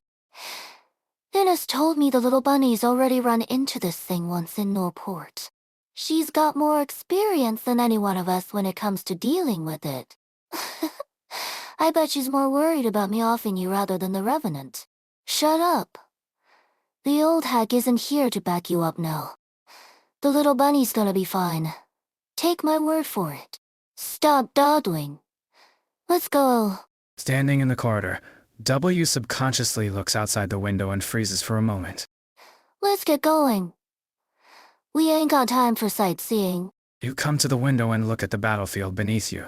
The sky is still lit up by the size of Kings's golden glow. Victoria's counterattack must have started. Down there is a real hell now. No need to look anymore. More than enough Sarkazi have died. Keep up. I have lots of questions for Her Highness. A dark current of shadows silently appears at your feet and drags you toward the end of the hallway at an incredible speed. You can feel the tip of a sharp blade at the back of your neck. A black die dangles the struggling Moan 3TR and keeps it from moving. Sarkazi expletive. Trying to snatch my mark from under my eyes. Come back. You see a flash of light within the darkness at the end of the corridor, followed by a loud boom. A force coming from behind you is so strong that it propels you out of the darkness and straight into the ground. How's that? The latest propulsion unit with tracking. Not bad, huh? And like I said, the explosions are just a bonus. It'll still make you suffer for 2 or 3 days, though. We make a great team, don't we? It was never your call for how we were gonna team up. Bet that gave you a start, too. You haven't changed, W. You cannot go any further. She remembers the day she returned to Babel. She remembers that broken door and the bloodstained logo. And those assassins hiding under their masks. I took Teresa's life. That Teresa. W finds herself exceptionally calm right now. You're gonna die? And it'll be a really horrible death. Taking the opportunity of the airship's crystallization, the Doctor works with W to break through the enemy blockade and find the core of the airship. But there is no Teresa here, only the Revenant. You said you won't resist. You said you want the release of death. I don't believe you. She pierces the assassin's chest with her dagger, but intentionally avoids dealing a fatal blow. She wants to hear the coward under the mask scream. She slowly spins the dagger, trying to catch one sound, one sign of weakness. She wants to hear it, but there is nothing. I won't let you die so easily. You took Her Highness. Death is too good for you. You said you were prepared to die when you accepted the mission. I don't believe you. You want to live, don't you? You want to run away. She wants them to run. She needs them to run. That way, she can chase them, hunt them, make them die in despair. She will drink their despair. But that is not enough, not even close. What would be enough? Hold this grenade. It'll explode soon.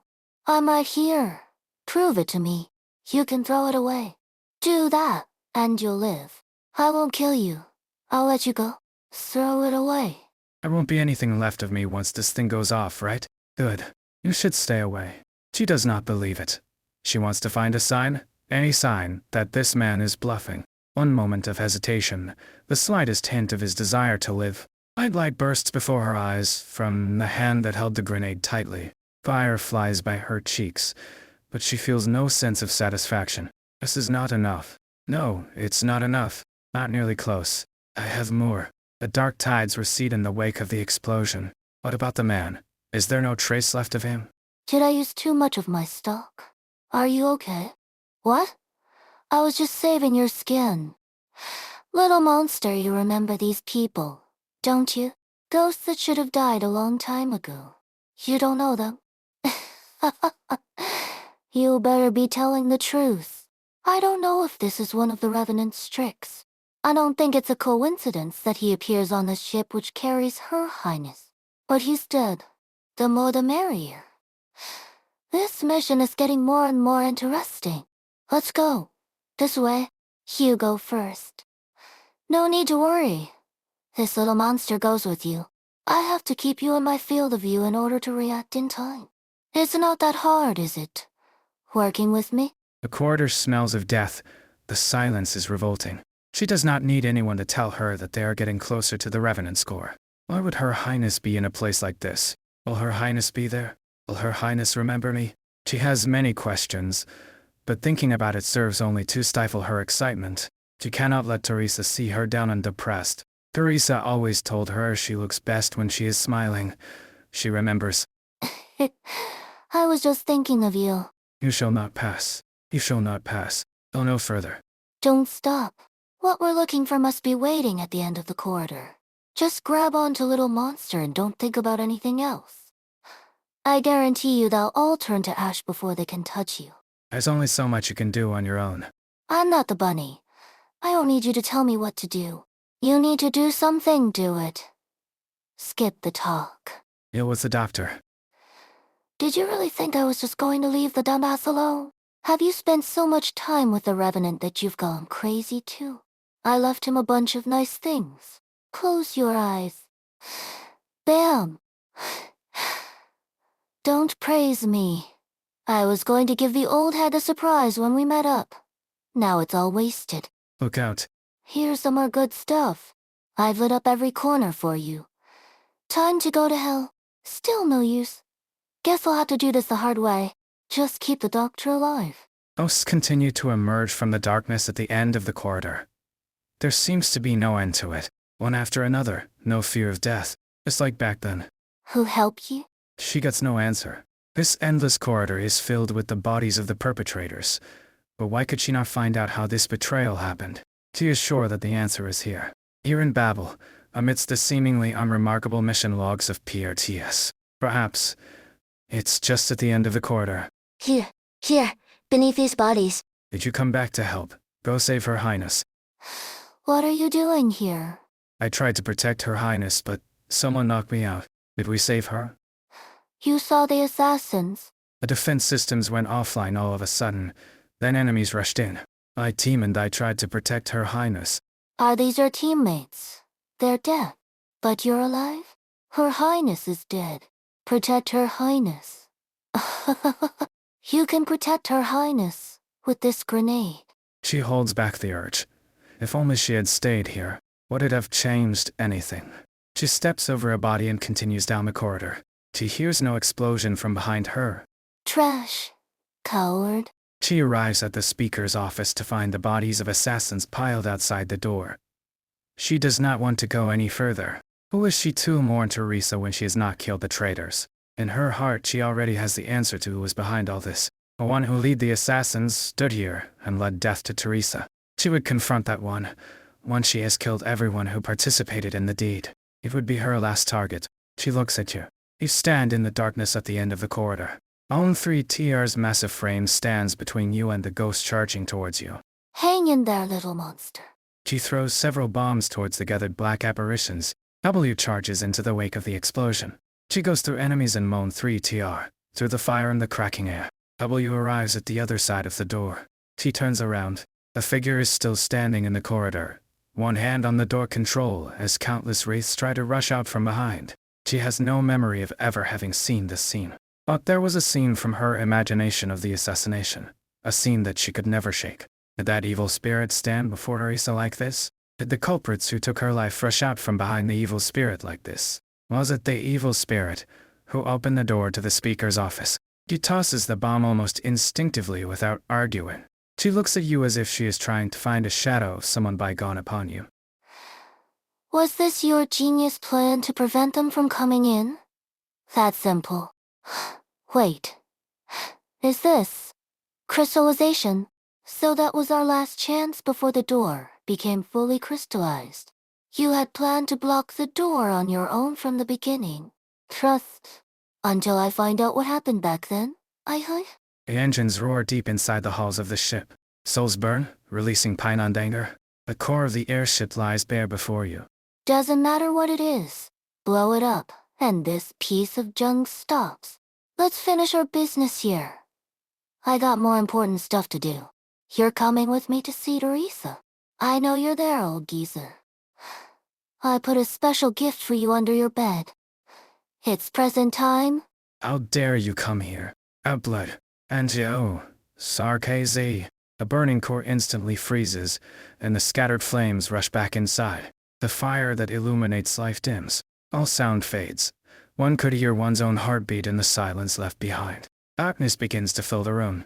Shadows flow out of the core, converging into a great river, its current speeding up, until a great black tide, enough to swallow the entire room, rushes towards you. Such great pine on anger. No more words for you, outblood king. I have abided your many transgressions only because of Teresa. No more. You know what you are trying to stop. It is not just a war that the Sarkazi needs. You are trying to extinguish the flame that will change our destiny. You shall not succeed. A black tide that swallowed Amia recedes, and the shadows pulling at her weaken. He's focusing his strength. All the shadows. They've disappeared. Looks like someone else found the Revenant's location first. Is the doctor okay? I wonder where Drive, called Sit and W are. I can feel the place where the anger is strongest. That's what we're looking for. Hang in there, Doctor. Doctor. Called Sit. I'm coming. Did Moon 3T leave these claw marks? Is the doctor with W? A figure that Amian ever expected to see emerges from the shadow at the end of the corridor. She has never forgotten the nightmare from so many years ago. She remembers Teresa, and the black sword that pierced her chest. The black-robed killers. Impossible. You're all dead. Ascalon check-in. Made sure you. King of Sarkazi. You're too late. She knew you would come. Teresa. Amia, the ones you're looking for will die. Get out of my way. Spare the effort of reading our emotions. The only way you will pass is over our cold, dead bodies. I see the fragments of your memories. How could this be? You're from Babel? Amia overcomes Babel's enemies from the past and hurries over to the doctor in W. Kaltze also successfully breaks free and reunites with the group. Amia sees the Revenant's entire life and prepares for a final showdown. You held on for so long, Mo, but not any longer. Shadow swallows the figure up. Apparitions from the past pull him back into the fold. More of them emerge from the darkness. Still not giving up. They have nothing left to give up. You could have attacked me together, but you didn't. I don't sense any anger. But you're all submerged in sorrow. You're different from that Revenant. We are not here to kill you. We are here only to witness her success. Sorry, but I can't stop here. Black waves ripple from Amia, suppressing the shadows. She advances slowly, ignoring the blades shrieking past her. King of Sarkazi, you are her successor. The apparitions keep approaching Amia, but are incessantly pushed away from her, falling back into the shadows. Amia continues forward. Doctor. Don't sit. Teresa. She touches the shadow. She sees a completely crystallized door at the corridor's end, and a blade rushing toward her. Shades of black coagulate in her palm, and she immediately catches the incoming blade. Catching inexhaustible sorrow, she sees the sorrow from the past. Her Highness, she's dead. How? We lost. Her Highness died because we failed our duty. You're still alive. I can feel him gripping tightly on my collar. Her Highness is dead. Our mission is complete. It is done. Finish me off. Don't you want to exact revenge for Her Highness? There's still that grenade in my chest pocket. That crazy girl threw it to me, telling me to protect Her Highness. I just have to. I don't know how long I spend hesitating, but it is only when his hand droops down and breathes his last, and I realize that crazy girl was right. Trash, coward. I've already forgotten how long I spent wandering in the wastes after leaving Babel. After until we meet some royal court recruiters. They say Her Highness has returned and stands together with theirs is. I knew then where we should go. You come here in anger and ask me why I spread falsehoods among our people. Come up here before me and show me your wrath. The steps to theirs is number many, and the sovereigns of the royal court stare at me in indifference. But I do not stop. I am a coward no more. I will unleash my anger before theirs is, and then die by his blade. I stand before him, but he does not greet me with his sword. Ursus only nods. Very good. Keep your anger, but vent it somewhere else, because what you've heard is no lie. You found me, children. I understood many things then. Her Highness died, but there she was, holding my hand. The truth hurt me more than the lies did. The sorrow that spread from the depths of my heart destroyed my anger so easily. Your Highness, the Highness we once swore to protect. I saw her through your eyes. Your life. Are they all dead? My only companions. No matter, they only left before I did. At least they stayed true to their task. They died to protect Her Highness, as will I, Amir. You have my respect. A past is no more. We chose to collude with disgrace. They willingly abandoned everything. Only by doing so can we stand before Her Highness with a clear conscience. And that is why we erased our names and put on the clothes we once utterly detested. I have my own people to protect too. I can't stop here. You can try to stop Her Highness only by defeating us, even if I am the only one left. Your heart is going soft. If you can't even face me and defeat me, what makes you think you can face Her Highness, King of Sarkazi? You will eventually have to face your own fate. My mind was already made up the moment I stepped onto this airship. Your sorrow, the Sarkazi's sorrow, should end. The apparition from the past finally falls back into the shadows. Be at peace. Huh? That's a grenade? You said the Sarkazi will have a new future. Their rotten souls are meant to be incinerated, so why not burn for the ideal you described to us? We failed Babel once, and it will not happen twice. We shall protect you. Death will witness our promise. This coward will not break their promise, Your Highness Teresa. Who the hell's fooling around with my grenades? GH. That chatty bastard pisses me off even more than these clingy sons of bitches.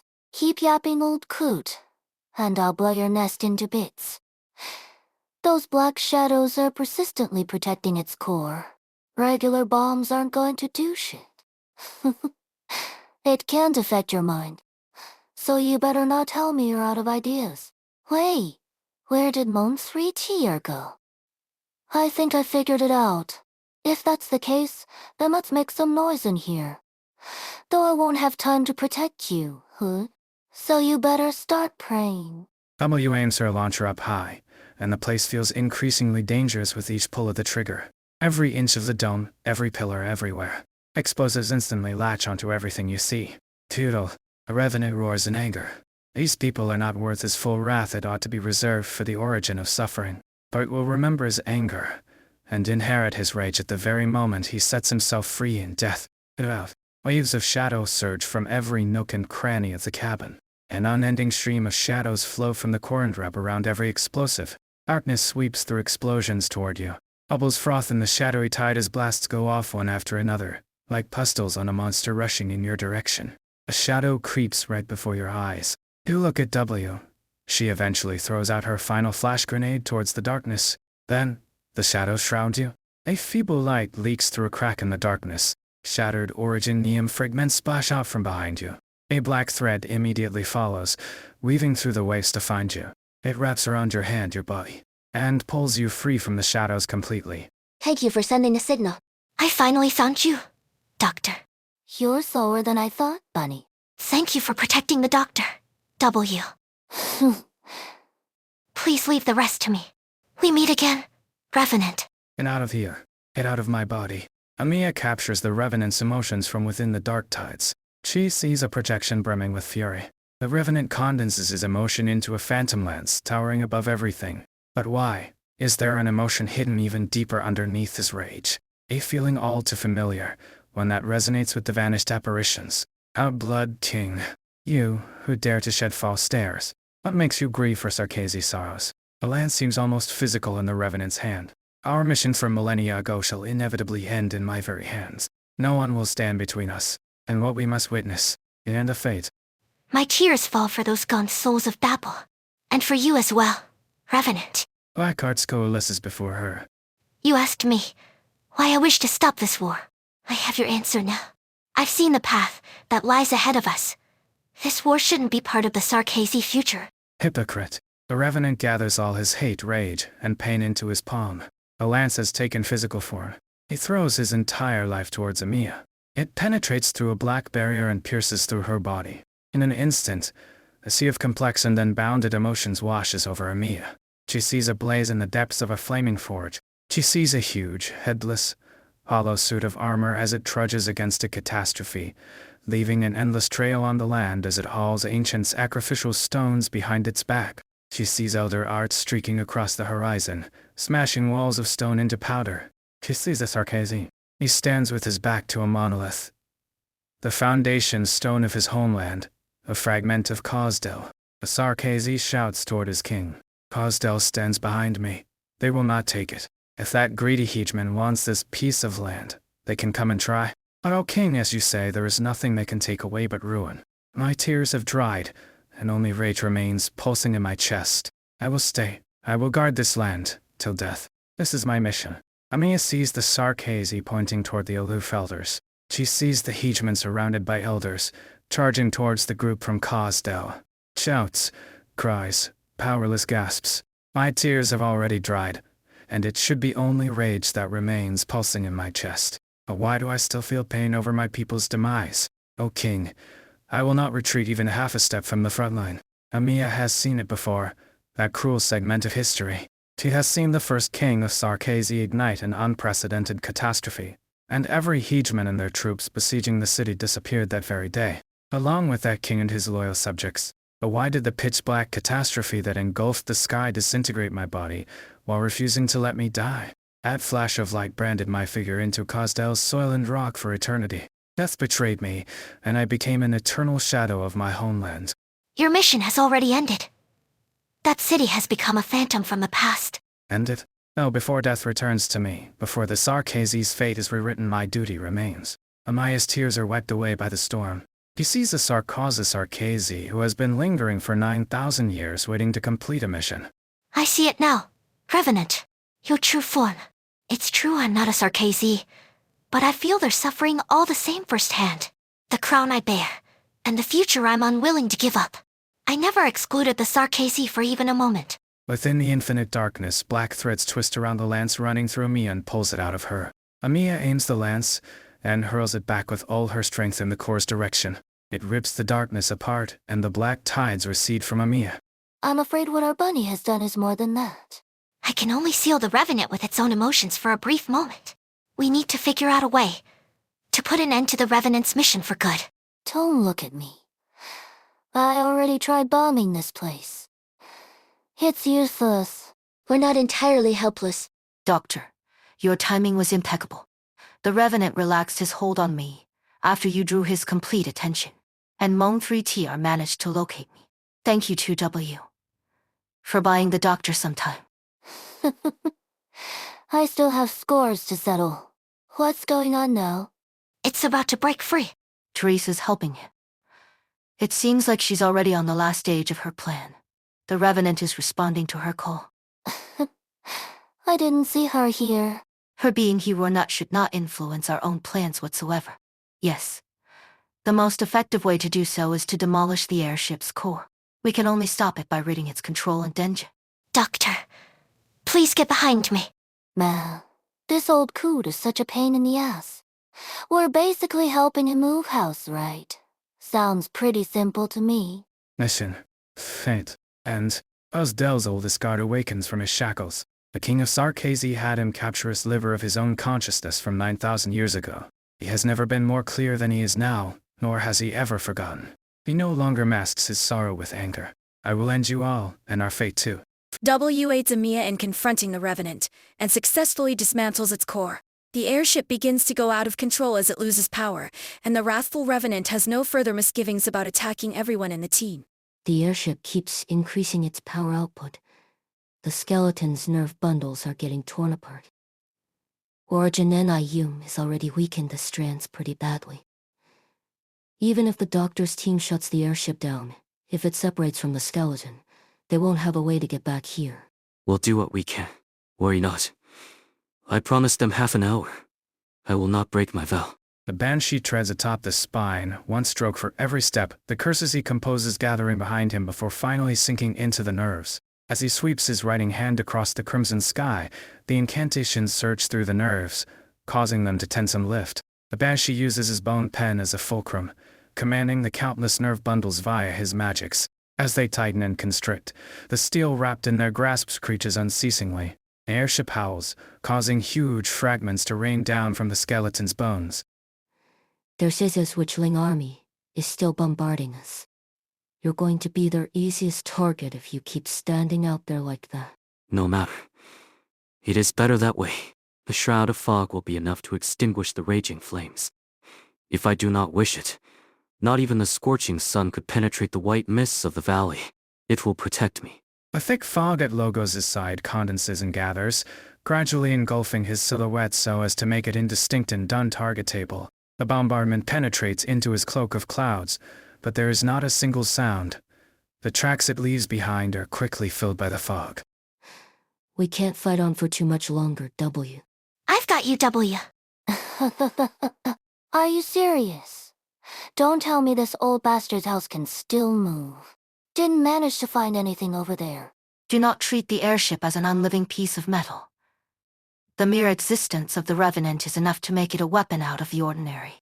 Within its walls, it will use all its might to disrupt our cognition.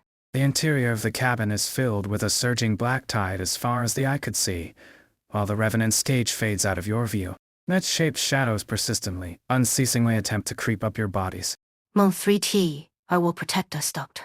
Do not injure the Doctor. Moan 3T. You give Moan 3T a pat, who is still lifting you atop its shoulders. Are flooding the entire room. The shadows are everywhere. We can't pinpoint where the core is while we're under the influence of the Revenant's arts. He's clearly changing his strategy. He knows full well that with Amiya present, he cannot threaten us in the short term. Teresa, we cannot hesitate any longer. This is our only chance. She raises her hands, the patterns on her end rings beginning to flow. Black chains manifest from them, twisting, entwining. The chains fly forth, plunging deep into the surging tide. The black chains bind the inky sea of shadow, gathering it into an ebony sphere. The airship howls as waves of shadow crash unceasingly against the art's barrier. Every time the chains are struck, Amiya is forced to resonate with the wild, chaotic frenzy of emotion. I can endure it, but I don't know how long I can hold it. Amiya, clear path forward. Moan 3T, prepare to enter. I'll do it. I don't know what you could even do without your little pet. Hey, Her Highness can see us, right? Her will is ever present. Open the door, little bunny. I don't think Her Highness remembers me, so I need to shift the schedule up a bit. After you enter, I'll help you. The chains turn, shadows spewing out from the gaps between them. Mei Kuei, you old coot. Can't you see I'm trying to get in? Gragh. Such a warm welcome. You must have really liked that gift I gave you earlier. Well, no need to worry, because there's plenty more. She yanks apart an opening between the chains, her mouth clenching onto a grenade, and after giving some shadows a few good kicks, she steps inside. You are right, Doctor. The gaps between the chains are already beginning to close. But while Noon was looking, an imperceptible trickle of shadow manages to flow out through the tiniest of cracks, slowly creeping its way towards Amiya. The one we next need to face is Hershey. In of Sarkazi, the Revenant's voice suddenly reverberates in Amaya's mind. Before she could even react, the shadow at her feet explodes like a raging flame. Amaya's ears ring with urgent cries calling for her. Doctor, George Kaltsit. In of Sarkazi, a Revenant's bellow shakes the walls of the cabin. A lance breaks free from within the shadows, forming itself into a monstrous symbol before piercing through Amiya. She has been midair in front of the black sphere. Chimera, I will use your death to inscribe this brand, a mark of the ones without roots. The chains chafe against one another. Sheer apart and slacken. Blood drips upon the ground. What was that? She could still feel Amaya's presence accompanying her somewhere, somehow. Little bunny. Damn it. I better find that old coot fast. Where emotion flows clearest. Where the hell is that? Let me light this place up for you, you old best. Where are my Sarkazi expletive bombs? No way I'd forget. The flowing shadows engulf her. She suddenly feels no support under her feet, like she is drowning in the abyss. Argo Shiilama. It's cold, ice cold. Why is there not a single sign of life here? This? Isn't the airship, is it? She sees a great suit of armor, stained with rust, hacking away at a boulder in the wilderness. A metal man. Without a head? I have followed you along this campaign of yours. But now that even death has left us, what meaning does slaughter have still? If not for slaughter, where would I even go, you say? I don't understand a damn word they're saying.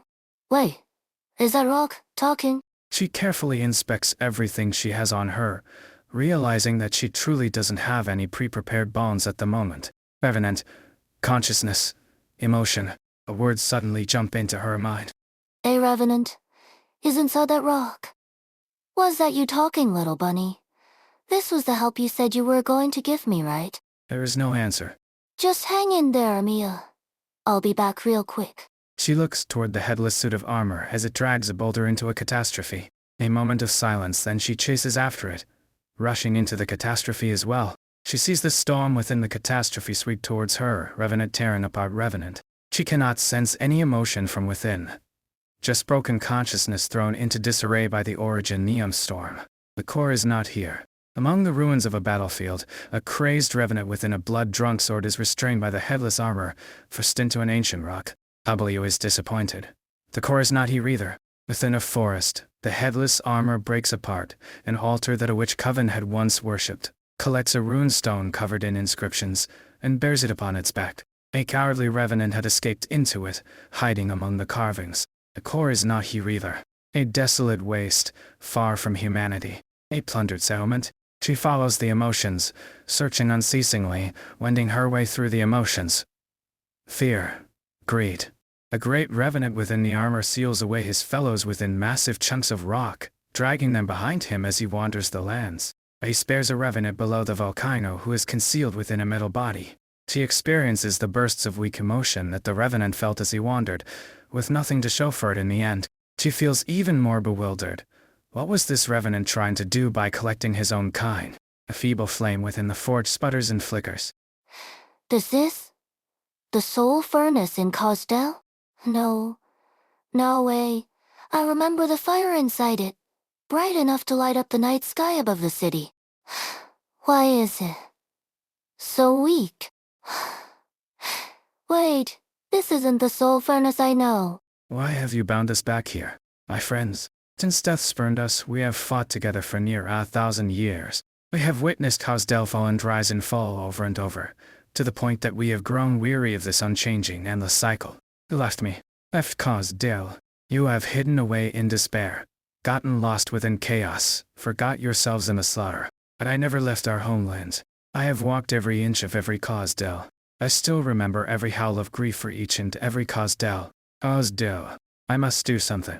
And so I carve away a part of myself, to serve as kindling for this forge. But this flame is too weak, barely able to keep the Sarkazi alive through the winter. I must do more. I must grow this flame so that it may shelter them from catastrophe. I must grow this flame so that it may admonish any intruder. No, it is not enough. I want this fire to burn away those who would bring war to our doorstep. I want this fire to rewrite our fate. I tear more of myself away, turning myself into ever more wood for the pyre. But it is still not enough. It is far from enough. Even if I burn my all, it is still not enough. But there's still you. Death rejects us, and the myriad souls will not admit us. For you, I left our homeland for the first time, this home that has ignobly died 1,000 times upon 1,000 times. Why? Why do you resist me? I once swore to protect Cosdell. Why do you yet resist? Do you not wish to burn it all? All our enemies, all our fates, ourselves, we too shall burn away into ash. A Revenant roars in fury. He throws his rust-stained armor into the forge, and then the boulders that had sealed his kin after it. A Revenant who was the first to set himself ablaze now binds his fellows, igniting them. A flame of the soul furnace erupts. He feels exhilaration, then anguish, and finally, numbness. It means more. More. Is there nothing left? Am I the only one left yet again? No. You are here too, Sarkazi. But your soul is weak and frail. You are not worthy of the flame. I kinda like you now, you old bastard. But you are worthy of witnessing this new Cosdell. For you too are Sarkazi. A Revenant leaps into the raging flame. His final scrap of kindling is himself. W stands by the edge of the forge, the fire nipping at the ends of her hair. She lets out a sigh, pinching the sparks dead. You still haven't told me where to find the damn thing I'm looking for, you old coot. If only I had some explosives on hand. Bam! Bam! Boom! I just blast away right through the fire. She jumps down into the forge. She is burning within the flames. Agony.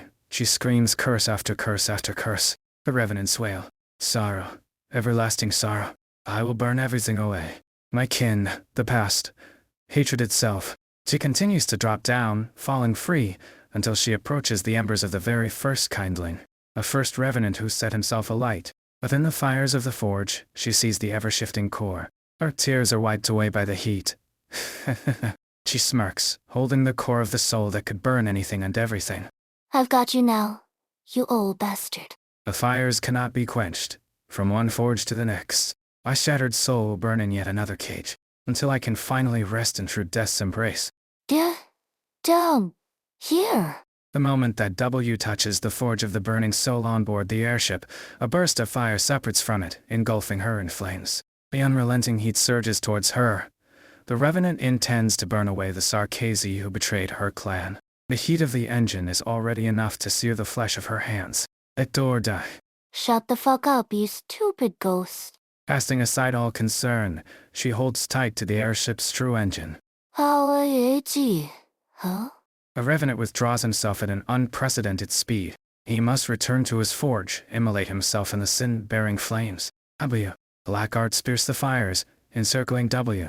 The shadows rushing at her halt for a moment, then find themselves unable to penetrate the black barrier. You dare obstruct me yet again. The Revenant circles around W's back, becoming her shadow. He opens himself up as if he were to great jet black wings, enveloping all. Get down here already.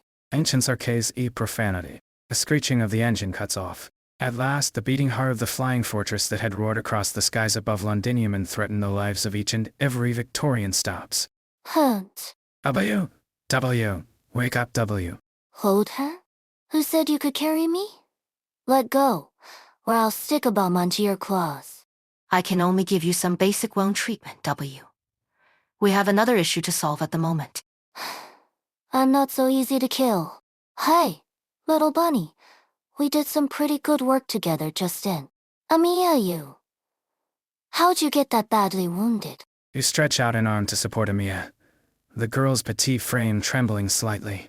Huff. Don't worry about me. It isn't that bad. We should prepare to return to the skeleton now. The airship has gone completely out of control, ever since it lost power. I am glad to hear that you are all safe. Please wait a moment. I will provide immediate support. I hope that we can make it in time. Wait, how come I don't see him? That old bastard that I ripped apart? She sees the damaged engine on the floor, bereft of flame, bereft of grief. The soul-binding core finally shows its true form. This thing was his core? Kinda looks like a cannon. Seems like it would be pretty handy. The miserable thing ruined my weapons back there. So I guess I can call this my compensation. Hey, little buddy, you saw it too, right? That old ghost soul life and all could be considered rather. What's the right term for it again? Magnificent in all its glory. I don't give a MUSB sus about his sob story. I'm just thinking about Her Highness. This ship, those ghosts of Babel, and the Revenant. We haven't seen Teresa at all. Where is she? Hey, don't look at me like that. I really don't want to hear that kind of talk from you right now. And what are you staring at me for? Old hag. I already told you. I won't kill Hoodier in front of you, for your sake. You don't feel different, in any sort of way. Different? The Revenant has been completely cut off from death, but he does not reside within the shattered core. Are you saying that he's hiding in my body? I'm in no mood for your crone lies right now. Let me get myself a once-over. Not over here either. Definitely not down here. Nah, isn't that just the airship core? You all saw me rip it apart, right? Wait, I thought this thing was broken. Why does it look brand new? The shadows are flowing within the pipes in the core. Its damaged body is repairing itself with what is clearly metal gleaned from fragments of the airship. Self-repair. No, this is not self-repair.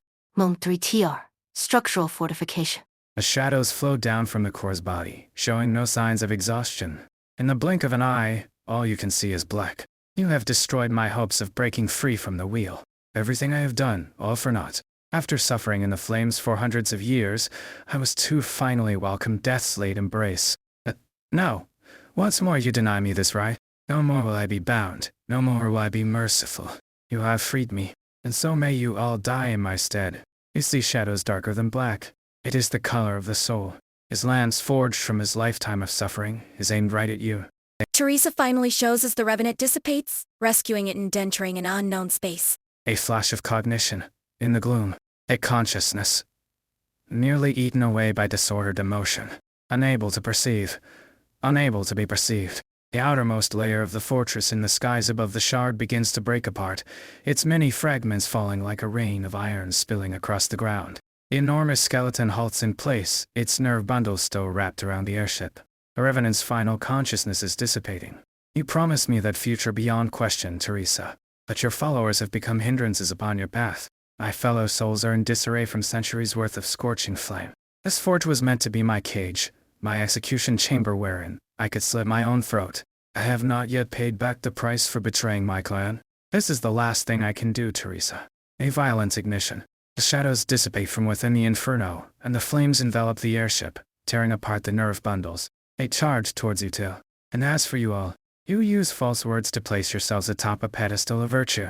Use lies of deliverance to cover the scars Sarkazee inflict on themselves only to survive. You dare not even confront her death. There was no need for you to come here. Are you here to look for Mia? Or perhaps... So that is your answer, Doctor. They try to step forward, but your body fails to move. You are separated from the scene by an untouchable barrier. You finally realize that this is not reality. This is what the Revenant has compelled you to see. A scene of truth.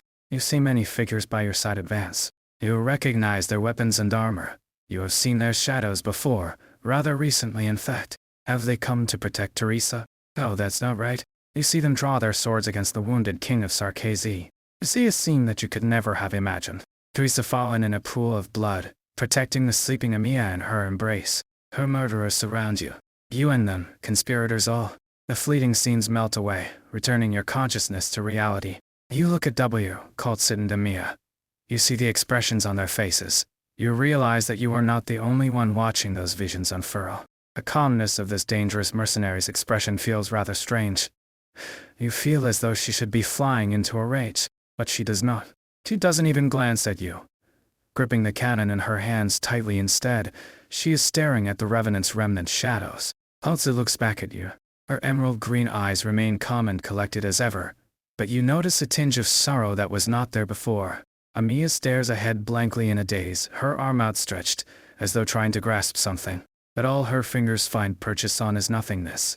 Remain calm, Dr. May. I ask that you stand behind me and moan 3TR. As I have told you before, I knew what happened in the past, but I had my reasons to keep it from you. I approved of Teresa's choice back then. I'm telling you as you are now, the truth would not have been of any use.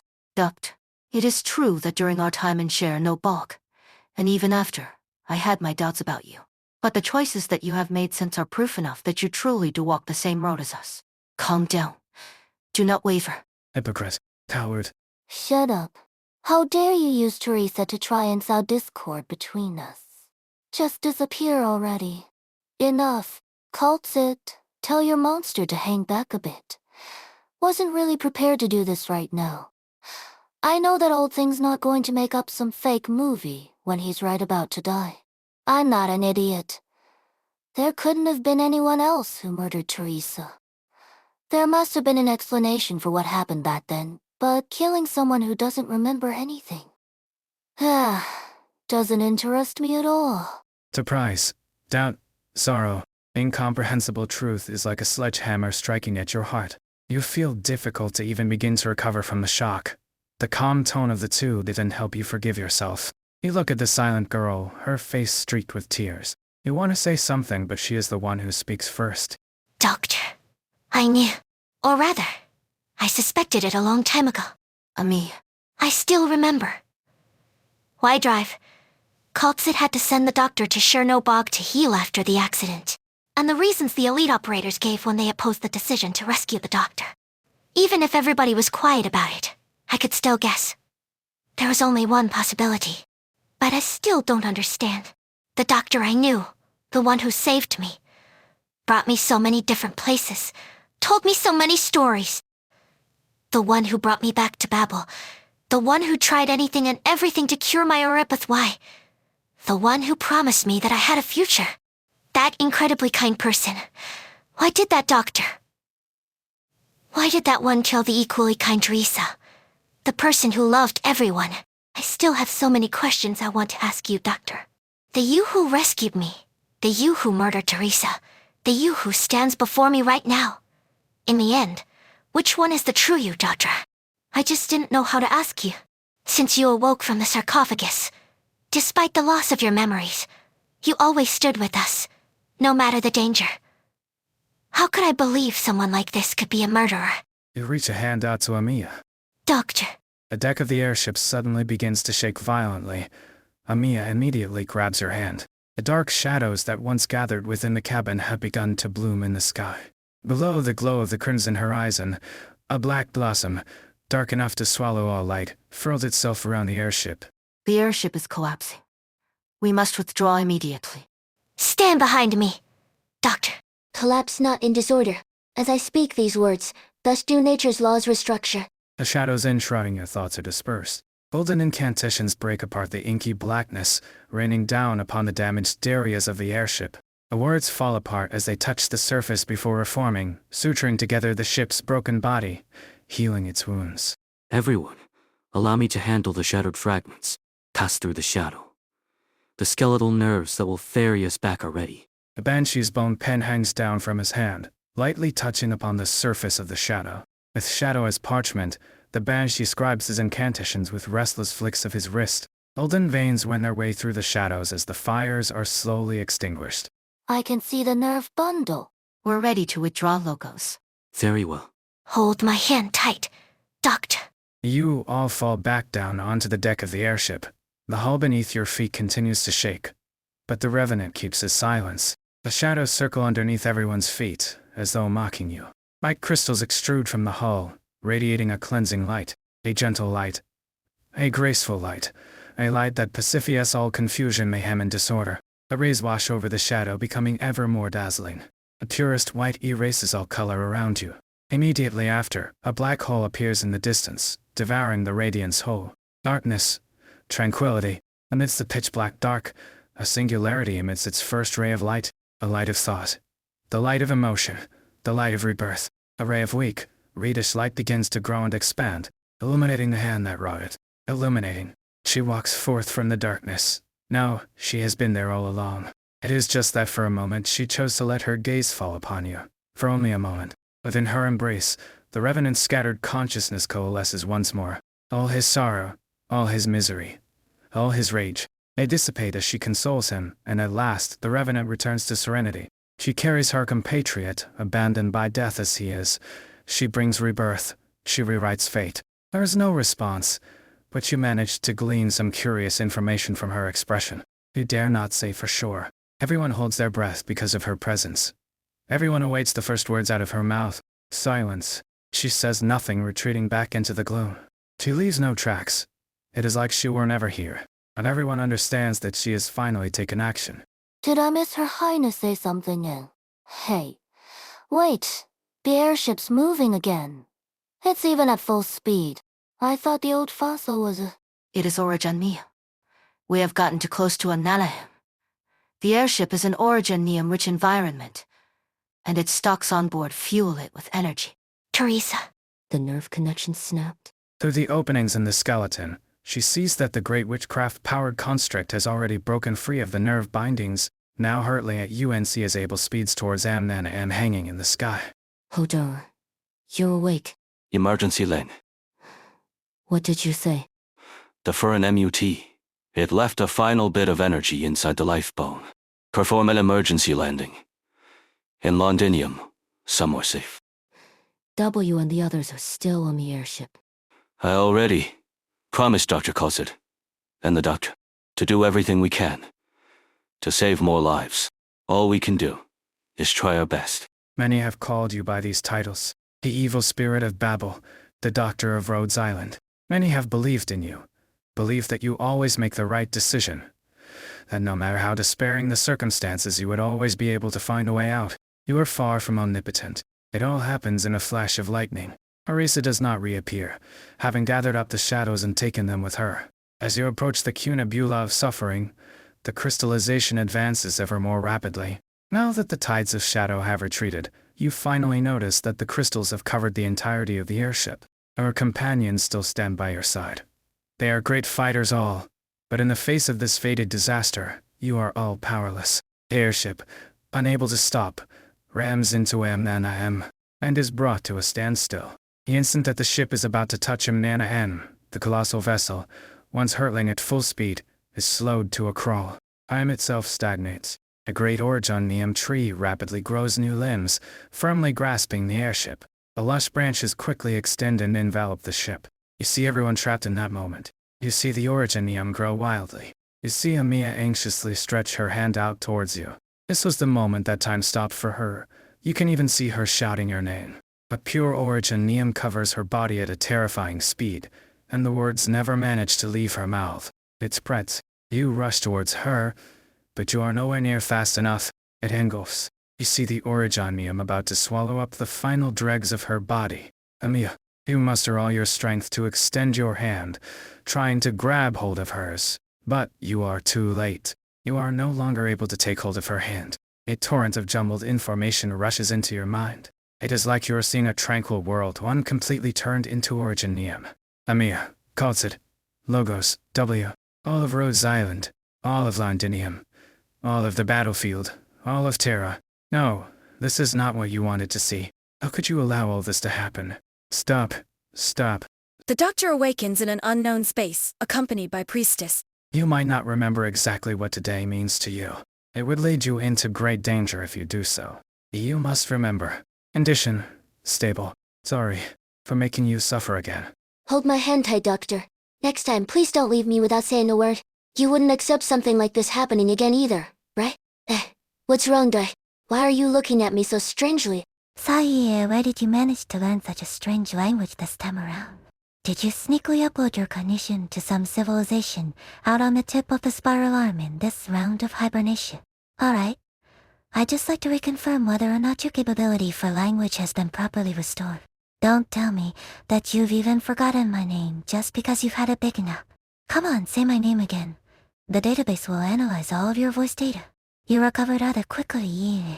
But since your body has only just revived, it still hasn't fully acclimated yet. So don't make any sudden movements. NX7 will press you back into bed if you do. Its new orders are rather difficult to rescind, so I'm afraid that my hands are tied. You're still on Rhodes Island, of course. Our home. Just you? Hey? I'm here too. You really do keep asking this every time. It all happened so fast. The damage to the defense array exceeded 90%. And with all the extreme environmental damage we received, the repair units were finding it difficult to restore everything in the short time that we had. Not long after you began your hibernation, many of our colleagues left, one after the other. Everyone wanted to treasure the time they had before the stars fell. I understand how they felt. Now it's just the two of us left. Of course, Amaran is still here as well. She's in good spirits, and still rather lively. But don't worry, what's left of Rhodes Island can still maintain its basic functions. We still have some time. When you are here with me, man, you aren't afraid of the end. I'm not afraid of the end. No matter if our bodies collapse, or if our consciousness freeze, or if the laws of the universe invert, I can accept it all with open arms. I need only have you by my side. You seem rather absent today, still not fully awake from your dream. She takes your hand, pressing it against her cheek. The touch of her skin is warm. Its corporal lady snaps you out of your dream. If that's the case, now I would like to know what you dreamed of. Although I will say that I would prefer if I were in it. That land, catastrophe. Or Ibaswa. You wandered that land for several years, felt how real everything was, all too real. But jubilant cries of the masses still echo in your ears. The catastrophes have not yet stifled all hope. Beneath the trauma and the suffering, you can still feel a warmth, enduring, eternal. It is warm. It is touching. You are surrounded by a gentle crowd of people. Rhodes Island. You will never forget Rhodes Island. Rhodes Island healed your scars. Rhodes Island allowed you to have your regrets. You are still standing with it, aren't you? You have been to lands covered in ice and snow with them. Felt the soft sin at the shore with them. Witnessed how they live. Witnessed how they die. They convince you that an unjust land that should have been burnt away, ideals are still worth believing in. You accompanied those idealists against the surging heat, no matter if it would sear your flesh. You saw vile empires, and the sorrow of those unable to fight their fate. You could never forget. She has never left you. I have never left you. Doctor. Doctor, Your mind's wandered off again. It seems you have a penchant for speaking in that alien language. And what's wrong with that? We have always had the power to define dreams and reality in our own hands. When our consciousness traversed the universe across countless light years, and we participate in sacrificial rituals to a white dwarf in the frozen wastelands, how would we define these experiences? Once you return to this body of yours, how would you be able to determine if information that must wait millions of years to be captured is dream or reality?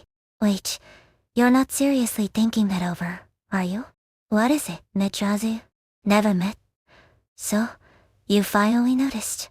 I'm happy to hear you say that. It means that you are very close to finding the real me. But I can't help but feel a little disappointed. Because of that minor mishap, your memories on years have been damaged beyond repair. And there is nothing that I can do about it. Here. It's the year we made a wish together when we created this place. When the last warmth of the stars dissipates, and the weave of time falls apart into chaos, we will let the darkness wrap around the two of us like a blanket. We will wait until this world and the starry sky above welcome their final moments. Our universe will become an immense tomb of its own. There is no hope in any corner of any star in the heavens. Each and every speck of cosmic debris that seems to hold possibility of salvation has long since been found and examined by us. Every attempt at resistance only ended in its premature destruction. Every exploration only deepened our despair. The conclusion was rather simple. Any life formed from ordinary matter is unable to escape. Any noble technology is unable to prevail over our inevitable end. My apologies. It's just that it has been a rather long time since I last had the opportunity to tell you everything I wanted to say. Intimate. I wouldn't use that term to describe our relationship. It belittles all that we have experienced together in the past. It's fine. I'm not upset. Though your mind may not remember, I am sure that in the deepest recesses of your consciousness, deeper than any probe or instrument can reach, there are still traces of me. If it were not the case, then why would you allow me to keep holding your hand like this? Holding hands. Yes, we had many different ways to hold hands. Much of the time, we had no need to use any specific part of the body to do it. The first time we met, I was flying about an oceanic planet. I used its star as my unchanging anchor, following the line where night met day, flying loop after loop after loop. The star died soon after. The ocean below me dissociated in an instant, revealing the bare, dark red skeleton of the planet. Someone tugged at me from behind, pulling me within a nebula, even more serene than the planet I had just left. That one explained to me that although they knew I was most likely not at any risk, there was not enough time to confirm which starfield my original form was in, forcing them to use their ship to salvage my consciousness beacon. That was the first time I stepped aboard that ovoid ship. It was not big, but quite agile, and it had already been to countless numbers of stellar systems. I took the ship to a planet far from the hustle and bustle. I showed the master of the ship my seaside laboratory, and I stepped closer. And just like what we're doing now, we shook hands. My name is Priestess, a linguist. I am researching the final sound waves emitted by planets as they die. I like quietly spending my time alone, but I also wanted to find someone to explore the universe with. And now, it's your turn. How wonderful. We got to know each other once again. Oh, right. You seemed somewhat hesitant back then as well. In that age, people were already showing less and less closeness in their associations with others. Thankfully, we are rather alike. You unselfishly shared your experiences of your travels with me, and even extended me an invitation. We leapt across time and space, exploring every nook and cranny of the cosmos. At times we traveled via your ship, but most of the time, we projected our consciousness to and from distant worlds. You would describe to me the rise and fall of many different civilizations, the rhythm hidden within the birth and death of the stars. As our thoughts collided with one another, we would work our way through countless iterations. When we stopped to look back, we realized that we had already far surpassed everyone else. She flips her hand and shows me a piece of purest crystal. A crystal formed from our contentions and collisions, condensing the innumerable truth left behind by the pioneers who watched the cosmos. It is truly a beauty. She places the origin Neum into your hand lightly, then holds your hand in hers. Together, you are holding this wondrous creation. Everyone said that I was the one who created Origin, Neum in the future both as though I were akin to a god. But I always knew that the true genius was you. You have forgotten. But you shouldn't have. As I walked along the path to creating it, I never ceased to follow in your footsteps. I feared that there would come a time that I would fall behind you in the field of debate. Feared that you would realize that I was not your equal. But now I will never know the answer. It does, but I have accepted this fact. I would say that actually, it makes me rather happy. You still hide many secrets that captivate me. Besides, from your perspective, I, as I am now, am the same as you in this regard. Am I wrong? Well, you can continue to find your answers here then. This is our shared creation, our shared past. And it conceals our shared secrets. You and I need only walk together. I had wanted to share a few things I had been keeping in your stead with you. The things that you once described to me. Your ideas and vision that you have completely forgotten. I wanted to let you know all that we had accomplished. Perhaps this would have helped you to remember the past. Remember me? But I can see what you are thinking. Sense what you are feeling. You are still plagued by endless doubts, even now. Amiya, Kotsu, I don't want to put you in a dilemma. I respect your decision. Her hand touches the darkness. But there's one thing that I am sure of, mid-travel. That when you are truly confused by everything, you will remember the answers you seek were here all along. I will be here. The doctor leaves that mysterious place, only to appear in Rhodes Island, surrounded by unexpected companions. I have returned. It feels like it has been a very long time since I left. And I have not come back to the ship for a good night's rest in quite a while either. Doctor calls it siege. Has the war outside ended? Finally, I can have a rest. I'd like nothing more than a bowl of hot vegetable soup at the cafeteria, then plop myself down in my bed in the dorms. What about Teresa? At this hour, she should be. No, that's not right. Teresa is gone. The room is empty. Nobody is waiting for my return. I clearly remember that on many nights in the past, there would be someone who would tell me a whole library's worth of stories to put me to sleep. But now, they are no longer here. Wait, why is there a piece of clothing on the bed? A white dress with a neat corsage sewn to the collar. The needlework is deft, clearly done by a very experienced hand. It suits you, Amiya. Teresa. Doctor, can you hear my voice? Doctor, you are here. As I surmised. Based on how you look, you seem in poor health. I am afraid that there's no way for me to do a physical examination here, Doctor. Please keep your head clear and look at me. Did you manage to remember something? You hear the woman's stern but caring words, and you make an effort to open your eyes wide. Your vision gradually clears as the various parts of your body regain their functionality. You slowly open your mouth. Your shattered consciousness reassembles, your fragmented thoughts realign with one another. You are now able to determine that you are standing on solid ground. You look around, certain of the familiarity of your surroundings.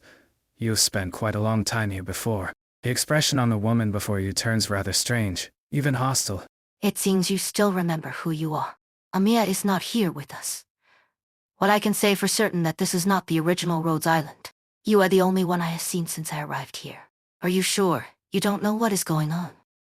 A certain degree of precaution is necessary in these circumstances. Be on guard, Doctor. We must leave here, no matter what.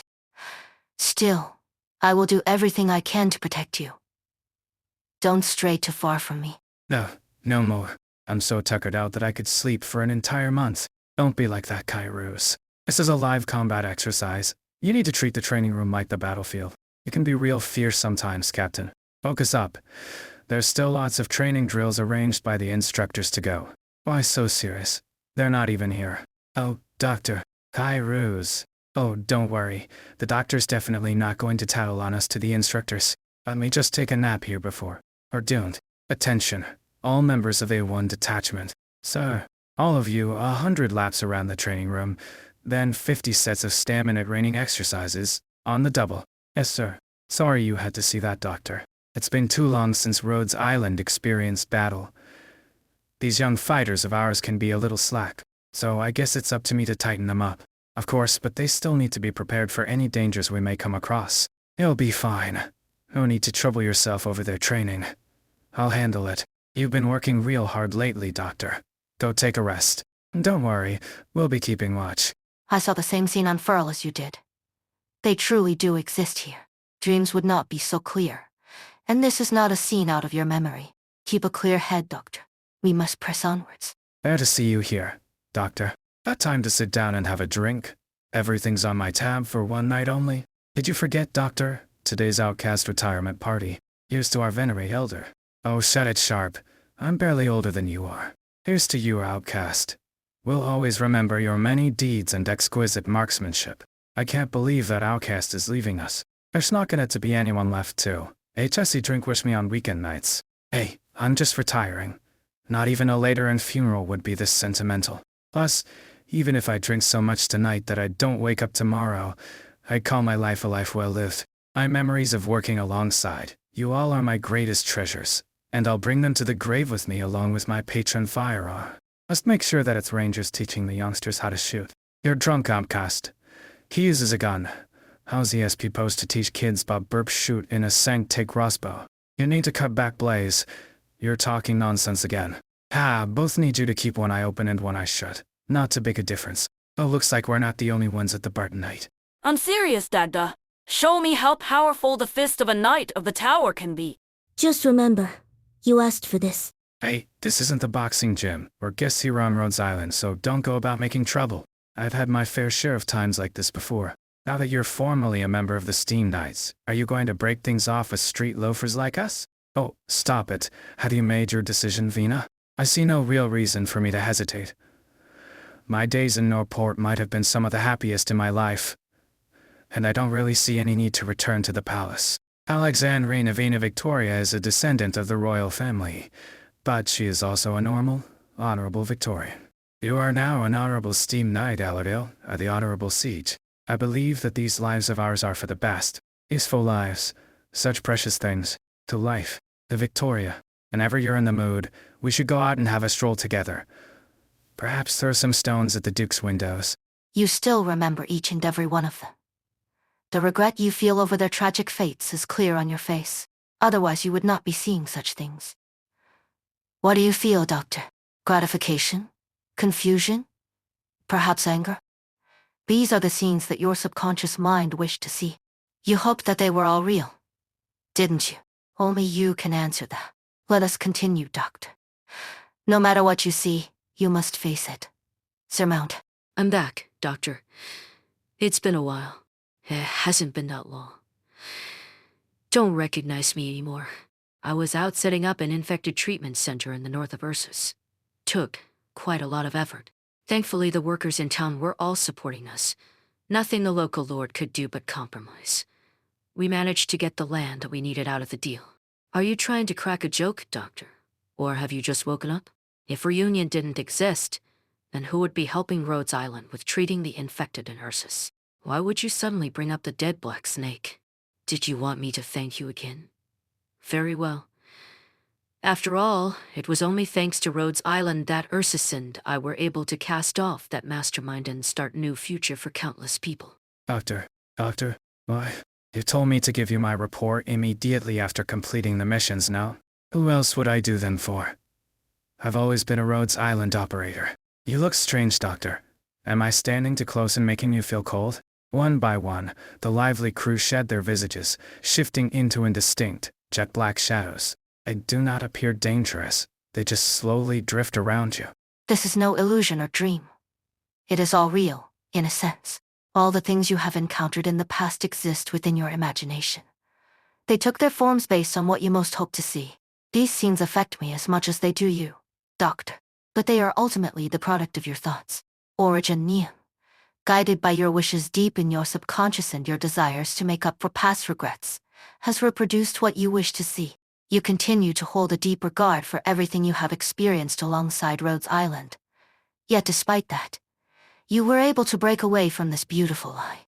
Only now can I believe that you, as you are now, are still the Doctor of Rhodes Island. As I thought, you already. I once told you, Doctor, that others cannot tell you how to solve the mysteries surrounding you. You can only rely on yourself. I suspect that we are now extremely close to that critical juncture. I thought that our prior interactions would be sufficient for you to render an accurate judgment. I hope that this judgment of yours is based on rationality, and not something else. I do not know for certain where Teresa is, nor what she is doing. What I am sure of is that she has something to do with this environment. Doctor. Doctor, that's it. Good, you're both here. Don't worry, Doctor. I am the real Amiya. Really. Sniff, I was looking all over for you, Doctor. Teresa left me this dress. I haven't seen her. I've sensed no presence of her aboard this Rhodes Island, in fact. I'm fine. I think that the people that we saw weren't really alive. But this form of life just makes me sad. After walking down this corridor and seeing you, I think I understand now. The emotions that I felt all stemmed from the same source, Doctor. I touched you, Doctor. I've never done that before. The girl holds your hand, just as she has always done, but a little tighter, and more carefully this time. I know that you've changed a lot compared to the past, Doctor. But considering all that we've experienced together, I am even more convinced that the you who stands before me now has always been the you that I've trusted the most. Memory may tell falsehoods, but emotion always speaks the truth.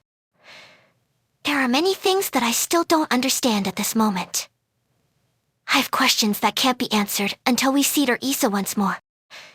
No matter what happens, no matter how many unhappy endings await us, you'll stand by my side, won't you, Doctor?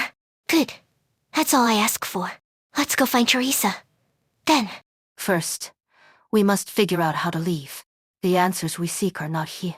Though this is no illusion, heaven and earth, life and death, it is all falsehood.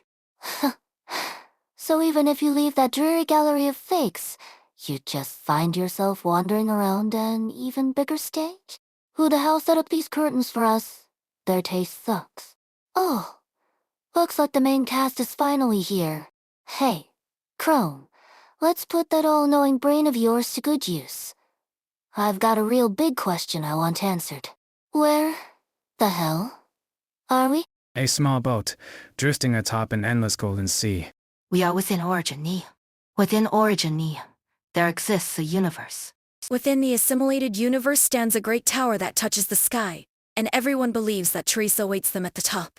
Rhodes Island carries everyone to the tower, and Logo stays behind to face the will of the myriad souls alone. Universe? What's a universe? No language that you are familiar with has such a word. It is a concept far wider than the land and the sky. It is all of space and time, and everything contained within them. Even the most arrogant of gods are unable to claim mastery over it as a whole, because the word itself signifies infinity, as well as the possibility for constant change. However, Origin Neum is able to incorporate it in its entirety, all in finest detail, forming an assimilated universe. Within that. Okay, stop. In short, we got two things. One, for some unknown reason, we were dragged into the Origin Neum along with the airship, not that anybody knows how tiny little rocks can have this huge place inside of them. Two, we're not dead, and we don't know how we're still alive inside this universe in the Origin Neum, right? A reasonably accurate summation of the matter. No reaction. Not even a raised eyebrow. Did you just throw a bomb into the sea? What else would I throw? The old hag said that we got stuck inside the Origin Neum. Maybe I could have also conveniently blown a hole. Look out. There was something pulling on me. The yellow stuff down there is liquid Origin Neum, right? What? What else could the bomb have blown up? It would not have ignited. There is no energy present to fuel a reaction. I cannot sense any Origin Neum within this Origin Neum sea. Perhaps I should phrase it differently. As all Origin Neum outside this realm exists in a combination with other matter, so too must it abide by the laws of the external universe. But here, those laws are dictated by the Origin Neum itself. You're not making any more sense than the old hag. We have entered a place that operates on its own grammar. I can sense the language contained within this ocean of Origin Neum. Vast, boundless, without limit. As of yet, I have been unable to thoroughly analyze it. Stop. Logos. Do not attempt to comprehend this language for now. We should not disturb it. Although it is highly likely that we are already within danger sights, the fact that the ship is permitted to exist is proof enough that we are safe. At least for now. This Rhodes Island exists because of you, Dark Travel. We should have been assimilated by the Origin Neum and become part of the ocean. Thanks to you, we were not. You have changed. No, redefined a portion of the law, under circumstances that you yourself could not perceive. You have used this language. Who would have thought you had that sort of thing in you? Don't tell me that those weird dioramas on the ship were all your dream or something. Those heartwarming illusions were disgusting. W turns her head, pondering as she looks ahead. She has barely even glanced at you since you entered the assimilated universe. The real question is, now that we've barged into the Origin Neum, how do we get out? Can this haunted ship take us somewhere? Rhodes Island sails atop the already sea. It resembles a mirror of purest gold more than anything else, its surface unblemished, nary a ripple in sight. A question suddenly comes to mind. Are you really sailing? The ocean's surface seems static. Everything does. Really. It's too quiet. I can't feel anything. Flowing emotions, rich memories. It's all faded away. Got it. This is inside Origin Neum, right? I don't understand. It's already devoured so much. Cities destroyed by catastrophe. People died of orbith. Why? Shouldn't traces of all those lives be here in the sea? Why is there nothing here? Because this is the end. Everything sealed away by the Origin Neum is trapped in this unchanging, undying end. Oh, how wonderful. A good place where even the dead can't die. Not even the later ANS could think up of something so heavenly. No wonder that there's no Sarkazi aboard the ship. How could a sweet, blissful place like this have devils like us? No Sarkazi? You might be right. Other than you and Logos, I haven't seen a single Sarkazi since we arrived. They are closely connected with Origin Neum. But where are they? SIGHT. Those shadows are Sarkazi. They're... Margie. The war eternal continues, no matter if it is on the battlefield outside or in here. No matter if they are dead or alive. Countless Sarkazi shadows appear above the surface of the sea. Wendigo SD Blas Nachzerers banshees, along with many ancient clans lost to time. They grasp clubs and spears, or crossbows and great swords. Some even bear witchcraft cannons on their backs. The water is calm, but the many shadows from a torrent surging forward. Charge, fight, forever without rest. The Sarkazis war against everything, persisting through millennia. Never ends. This is where the myriad souls of the Sarkazi return. I see cities devastated. You see Origin Neum blanketing the land. Rhodes Island is straight ahead. Hang on. Shining? What's wrong? The door has been opened. The distance between life and death is closer than ever now. It is something that all Sarkazi can hear. I can hear it. Did the Furin MUT speak to you again? What did it say? No. It's something else. I can hear all of history's wars happening at once. Look, Vina! Is it just me? Or did that big red thing above Londinium get even bigger? Not just bigger. The red's darkened now. It's like the entire sky is turning into Origin Neum. Storm's not calming down either. The size of kings can't cover a range that wide. The Sarkazi will destroy the entire city, and far, far more besides. Amiya, you must make it in time. The myriad souls bar our way. Here, in this place where everything is still by Origin Neum. Only they continue to fight. Everyone hears the low roars resounding above the golden sea. The Sarkazi's war will never stop. The Sarkazi's anger will never end. How interesting. Looks like a bunch of long-dead Sarkazi heroes are still fighting their asses off. I guess this is what they meant by a living hell. But why are they blocking us off? Hey, that thing in front of us, the tree root. Don't you guys think it looks like a tower? You noticed it the moment you stepped atop the deck. It stands tall in the middle of your field of vision, uniting the golden sea with the quiet sky above, yet not fitting in with either. Is it really a tower? It is taller than anything you can imagine. Is there a tower here in the Origin Sea, where everything ends in stasis? The answer springs forth in Bident. Babel. The airship's goal was here all along. She must be on top of the tower, guiding the myriad souls. She is waiting for us. That tower is our only beacon in this featureless ocean. All the answers we seek are where we started. We will climb Babel and face her. And the...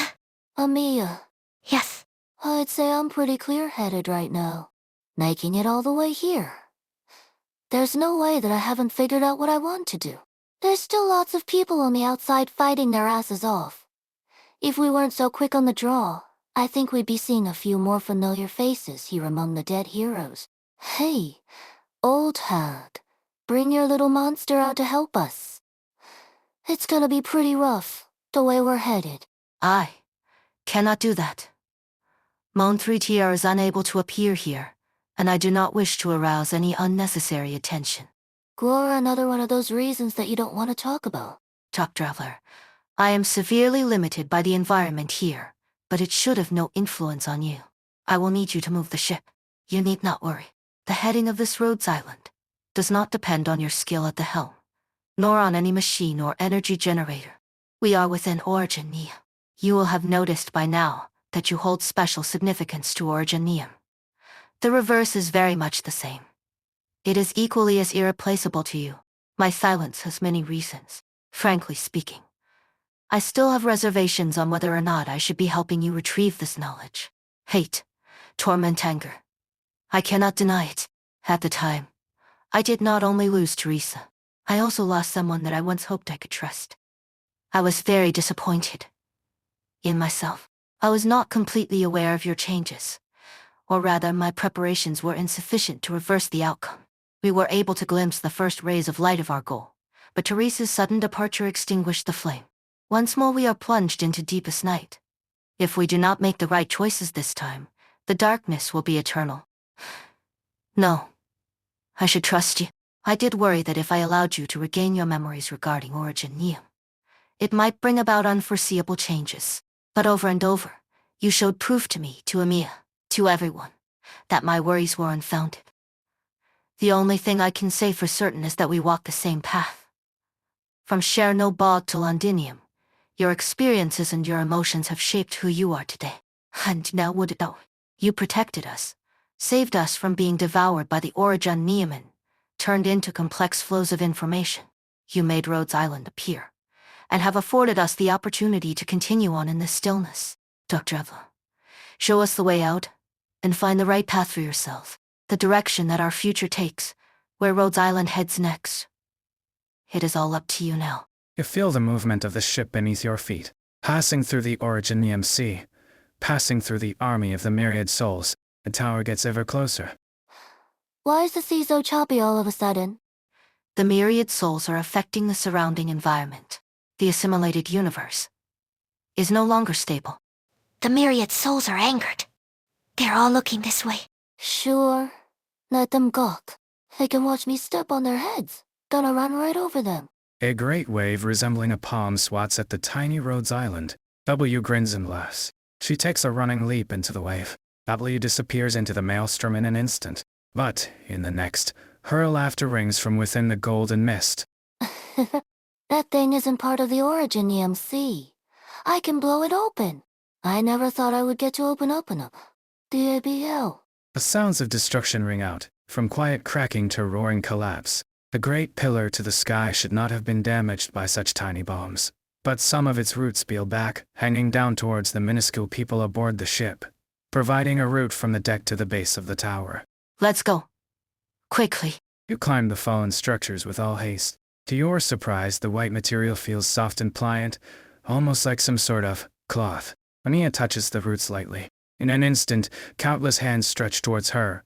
From the sea, from atop the tower, from the void. Close your eyes, Amiya, and then close your eyes. The king spurs them, the king drives them, the king enslaves them, and then the king rules us, the king leads us, the king inspires us. You have arrived, and then you are among us.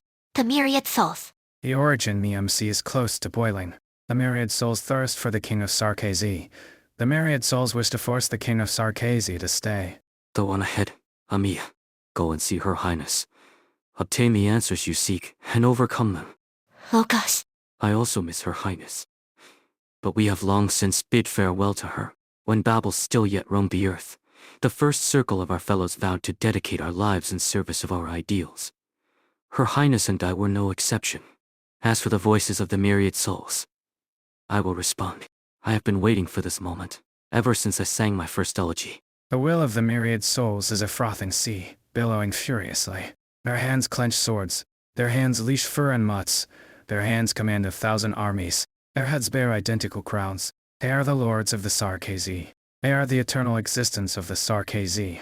There are no roads that we have not walked, no hardships we have not shouldered. You have not the strength to match us. You have not the fearlessness to match us. They examine, they interrogate. Countless fleeting emotions condense into a raging swell, enough to wash away any will of any individual. But through 100 crashing, surging waves, then 1,000, then 1,000,000, the one before them stands firm.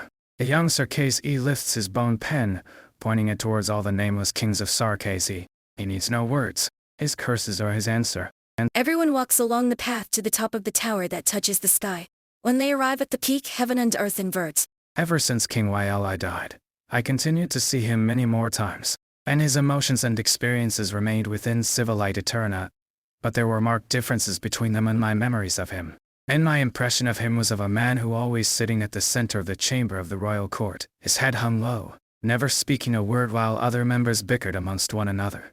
And Duqa Raylan and Ezizi Salem believed him to weak, telling him plain to his face that once more the Black Crown has erred in its choice of successor.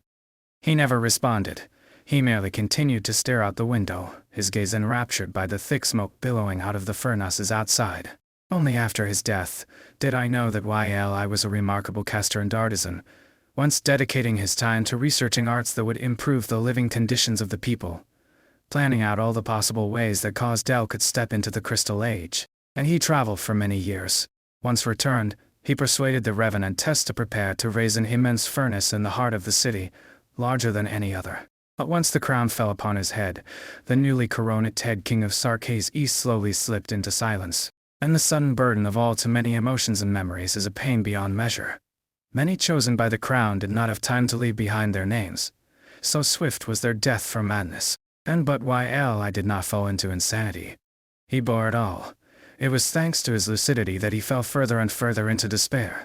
The Black Crown had revealed a truth to him, and to me in turn. And all that we can envision, the entire future of the Sarkazi, is most likely to be yet another loop in the cycle that is the tortured history of our race. And all that we build will end in ruin.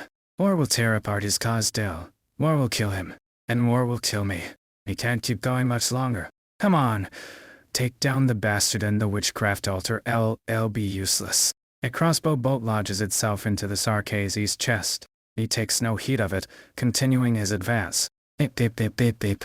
He lowers his head, seeing that the bolt fletchings protruding from his chest have begun to shine. A cluster bomb within the Sarkazi's flesh explodes. A multitude of concentrated explosions, faster than even powerful witchcraft can heal. It worked? He really is dead. Damn, we blew him up sky high. All that's left are just bits of bone. This idea is amazing. We don't need to fear these monsters anymore. Wait, the Sarkazi's remains begin to glow.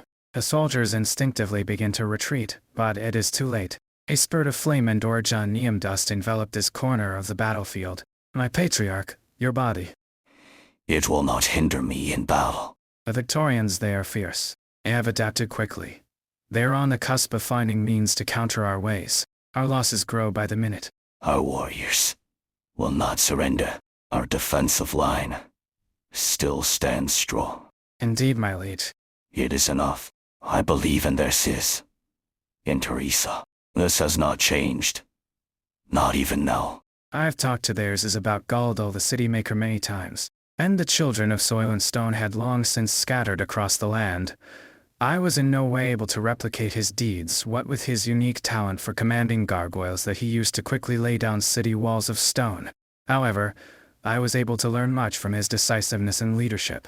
And a clothes maker, a city maker.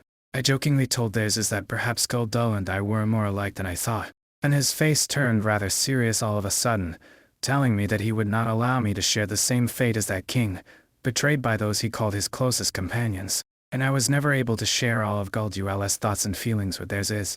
Gulduel's final emotions had embedded themselves deeply into my mind. The last thing he laid eyes on was not the DBLO who betrayed him, but the city that he and his countless fellows had wrought together. And we knew that Guldul would not be the last king of Sarkazi slain by the ones they hold dearest, nor was his city the final Kazdel. And as long as there are still those who yearn to return home, Kazdel will be reborn from the ashes. Both BM and TA are currently clear. You can proceed down those routes. The Origenium crystal clusters shouldn't reach them for the next 15 minutes. 99's no good. Thighs, the B can just change color. The Origenium mountain next to it is a collapsed wrist. Closure, we scouted ahead on I-903. We've got wounded. Looks like they're civilians. Yep, saw it already. I'm sending a buggy to you. Make sure to meet and get what defensive equipment and medicine you need out of it. It'll know where to go next. Oh, right. There's also the drones headed your way. When the fog rises, keep an eye on the signal light. Green means no problems ahead. The exemplars will provide support at I-901. I can't help but ask, Closure. But how many things are you controlling at once? The situation's a lot more complex than most other Rhodes Island catastrophe support missions. Thing. Don't worry, I'll be careful. Closure, you should also be ease. Comms interference. Looks like drones 176 and 178 have lost signal. Found some supplies. There's meds and deets. Nothing that can be used as a weapon. You can have the food and medicine, though don't take more than you need. You really gonna try and make demands when you ain't got a weapon? Wait, vampire? Don't worry. I know with the royal court, and I don't know how to use arts to rip all your blood out of your body with a snap of my finger. If you really are with those bastards, I'll stick my sword through your neck right here, right now. You're not here on a mission, are you? Manfred wouldn't have sent a team who didn't recognize our logo. I know that saying this to you isn't going to change a thing, but this position's about to blow real soon. Do you mind not getting in the way of my work? That crazy catastrophe's coming back around. Damn the royal court and whatever insane thing they pulled out of their behinds. I ain't staying in this blasted place. Hey, this is 467, you guys read me? I said, the mercenaries who attacked the camp have been dealt with. Go, Closure. You should move to the next safe location. Sure, my thanks, Master Assassin. Surrendering. If you are, then you can come along with us. Not like I've got any other choice now. Since the war progressed, more mercenaries have been scattered all over the battlefield. They're likely to return to old habits without the military commission's commands keeping them in check. They will most likely be encountering many more attacks like this one. Wasn't it the same deal back in the day? It was. No matter if we must cross catastrophes or a horde of enemies, we will do our best to allow everyone who wishes to go home. Has there been any news from the military commission? I heard they just killed a Victorian duke, and that it won't be long before they bag their second and third. Have you had any GAH, good meds lately? I want to heal up this busted leg of mine. Even getting rid of just 1 or 2 rocks would be good enough. To run a bit faster in battle. We're heading to Londinium too. Londinium? How am I supposed to make it there? Even if I wanted to go, the Regent's not going to want me. Up this war, it's going to end up at Kazdel sooner or later, right? Those Victorians and Lathanians, they're not going to let us off easy, are they? You should probably start planning ahead too, little fella. Keep polishing that weapon of yours, and remember how to use it to kill. A military commission. After so many years, is our city really about to? Puff, I finally caught up with you. You're... Huh? You're a fellow professional? I mean being a messenger. So many years gone by in an instant. I've been away for too long from Kazdel. Not too familiar with it nowadays. I heard that I would be able to find who I seek at these coordinates. Would you mind telling me how to get to the former location of Babel? Our progress on Babel's work saw heavy pushback at every turn as expected, and I was never worried about failure. But I did not want to see those who harbored hope fall back into the cycle of despair, and I'd have deeper and deeper into Sevalite Eterna. Coltsit reminded me that this could put a strain on my body. But time was short, and I had to make use of every resource that I could. And in the end, I managed to find the Far Chaser, the very first king of Sarkazi. I saw a faint vision of a war that engulfed the sky and the earth, a crowd of people being devoured by despair, and then, what was perhaps Originium? I could not say. It looked far different from the black crystals we are familiar with, glinting with the cleanest luster. And our king of Sarkazi, defender of the first Kazdal, offered his very blood and soul to it. And soon after, eternal night descended. All sound and light faded from us without a trace. The Far Chaser had renounced his name and left little emotion within Civil Light Eterna. I believe he did so intentionally. He embraced the darkness on behalf of all Sarkazi, and buried himself within it. And what I had stepped into was a cold and desolate tomb.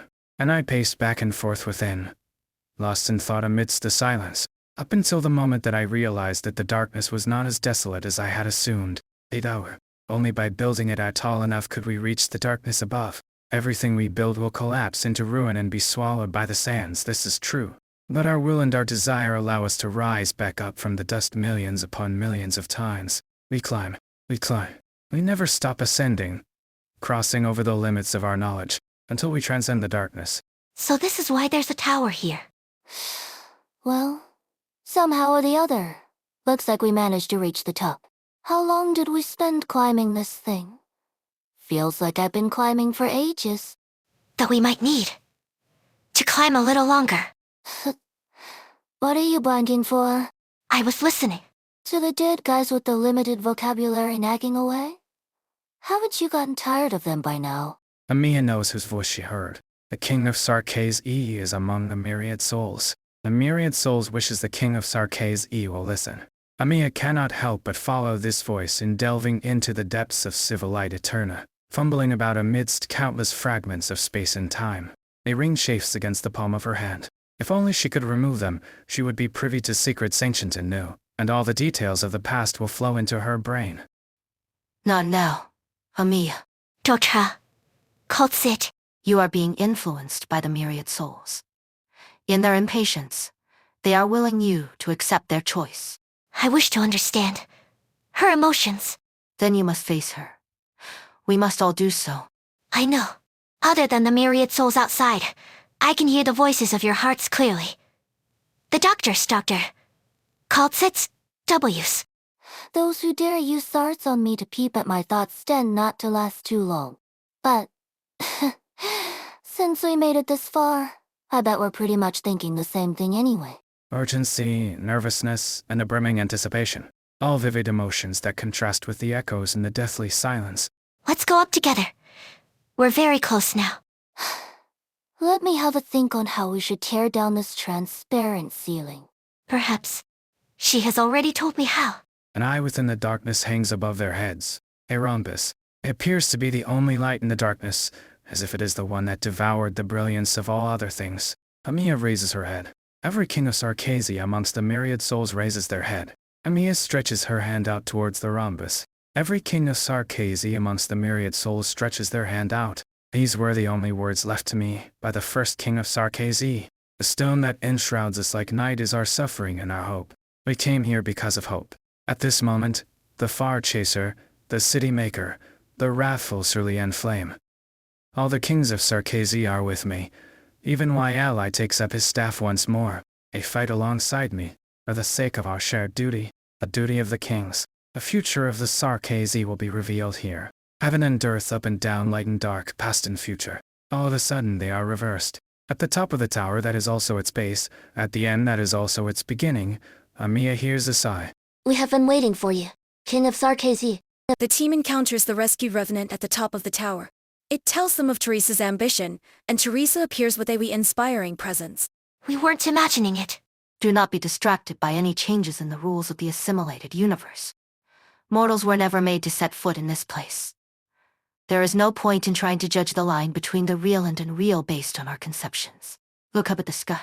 The golden ocean that Rhodes Island sailed. It's hanging above our heads. Drawtsit, I see Rhodes Island. And the churning tides. The myriad souls call to me. They're trying to pour down and drown me. Logos is still fighting the myriad souls. I don't care how above and below change. Tell me, where's Her Highness? Doesn't seem like she's here at all. Damn, This place makes me feel comfortable, that disturbing kind. But the voice that called to me, that was Teresa's voice. The myriad souls. She's here. We have already found her. Enough riddles, Hag. Look with your own eyes. Other than those weird pillars, do you see any? She stops mid-sentence. Pillar.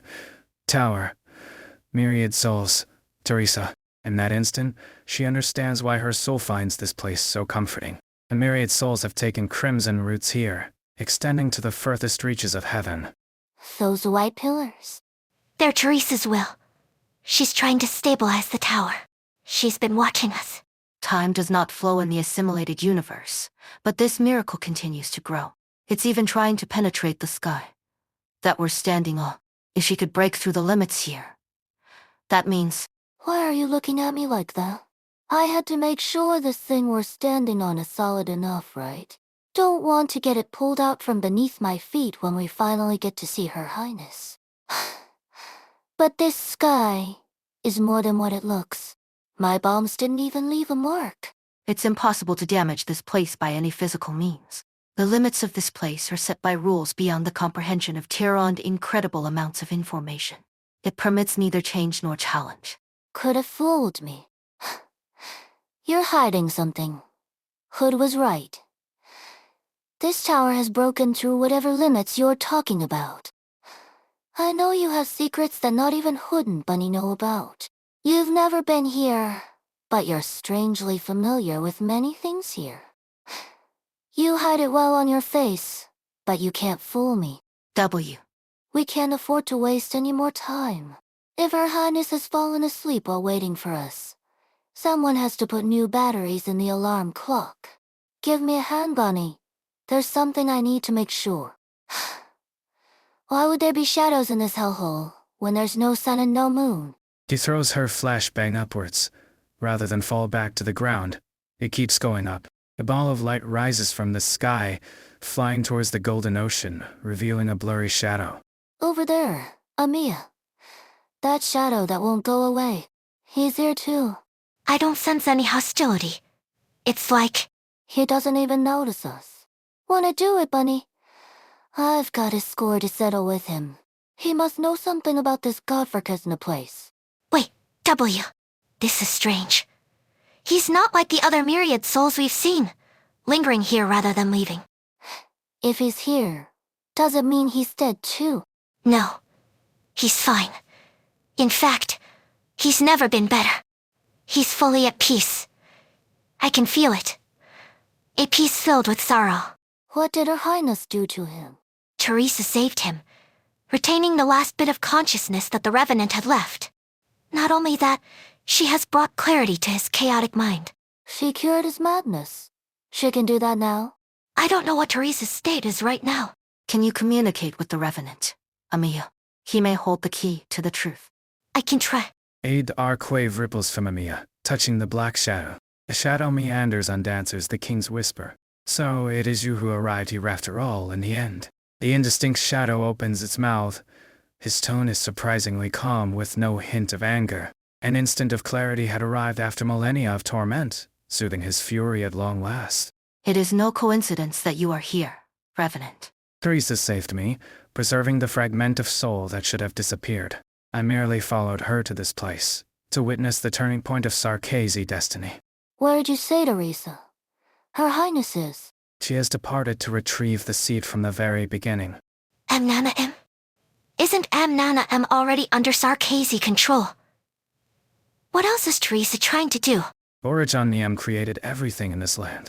It has been utilized in many ways, but no one has truly mastered it. Except Her Highness. She said she would steal the fire from the source of all suffering. Our curse will become the weapon that reshapes our lives. An immaculate garden for the Sarkazi. After all we've been through, I think you know what this means, Doctor. The vision of Teresa. Theirs goes beyond the limits of all knowledge on Terra. There are no more questions. Kaltsid gazes at you silently. You have been through too much together. So you can talk normally after all. Not just all that crap about suffering. I was human once. I had raged against many things in my long existence. The invasion of the ancients, the betrayal of the Sancte, the fall of Cosdell. and my rejection by the myriad souls. Until I came here, and learned the true nature of the myriad souls, all I feel now is sorrow. And you stopped making sense again. Did you not see the myriad souls on the Golden Ocean? All Sarkazi struggle against the injustice of fate their entire lives. There is no release, even in death. A myriad souls are only broken fragments of information that linger in this space, imprisoned in another manner by another will. But Her Highness said she would purge purgatory and bring salvation to all Sarkazi. You seem to be able to communicate with this old guy called Sit. Why don't you translate what he's saying? Is Teresa already able to modify the information within Origin Nia? This was her promise. Teresa keeps her promises. Finally. Teresa. What did you say? Where is she? Shadow? How could I cast a shadow when there is no light? No. This is not my shadow. Amiya looks down and sees the striding white silhouette through the sky that she is standing on. Sky. And beyond sky. Teresa and Amiya reflections of each other. Amiya hears a whisper. She looks up and Teresa's standing by her side. She takes Amaya's hand. Damn, the battlefield. It's changing again. Vina! The ground. It's rumbling. Stay at your post, Hannah. Don't get distracted. That thing above the shard just released some strange form of energy. If the size of Kings fails... Remain alert. Allied Command is reporting at least 7 coordinates where sudden changes in terrain have occurred. 3 assault ships belonging to the Duke of Abercorn reported destroyed. Communications were lost with 2 force recon units under the Duke of Ashworth. Order all units to stop attacking Hilsina. Scatter to the sides, or we'll be swallowed by the waves of Origin Nia. Got it. Everyone's moving. And we've got another really bad news. Looks like someone's sitting on that empty throne in the Natchzera camp. The Natchzera King is back. The fog. It's getting thicker. The Sarkazi are striking back. Hor, you unbagged Pi coordinate operations with Allied Command. You're more familiar with the Army's commands. The other units will support us. Lose this pass, and we'll lose all the ground that we took. Roger. I'll help. I'm getting used to dealing with this stuff. Captain, look. The Glorious. It's crystallizing quickly. The Sarkazi are besieging it. The Duke of Castor is still on the ship. Victoria can't afford to lose another Duke in battle. The sound of electrical static. Then the same voice is heard over all communications channels on the Victorian side. Attention all soldiers of the Alliance. This is the Duke of Castor, in command of the Glorious. You see as I do how the Sarkazi tyrant has torn our motherland apart. And malice and barbarism of our foe merely serves to strengthen our resolve to defend our country. As long as our ships and soldiers, BZZT, as long as we all do our duty. This is the resolve of Parliament and every citizen, Duke or commoner, general or soldier. BZZT. I focalize the broken bow of the Glorious once more.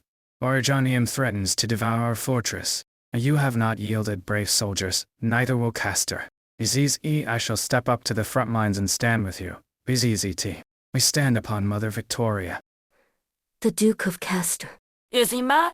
The Steam Knight went mad a long time ago, Hannah. Did I see that right? Did the Steam Knight just smash into the Glorious? No. He smashed into the almost crystallized stone of the sword and size of Kings. What is he trying to do?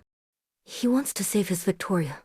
Even the frightened soldiers in the rear heard the unusual sound from the Glorious. The armor patrols the stone of the sword, trampling every Sarkazi who attempts to approach it. He could contain the spread of Origin Nia. Victoria. He roars. He smashes the ground, but there is nothing he could do to stop the Origin Neum from swallowing the realm blade. And so he charged at its foe, towards the Glorious devoured by Origin Neum. Origin Neum crystals shatter. The shocks, ends the size of Kings flying, landing at Vina's feet, before countless eyes wide with astonishment. Vina pulls out the sword that had been with her for so long.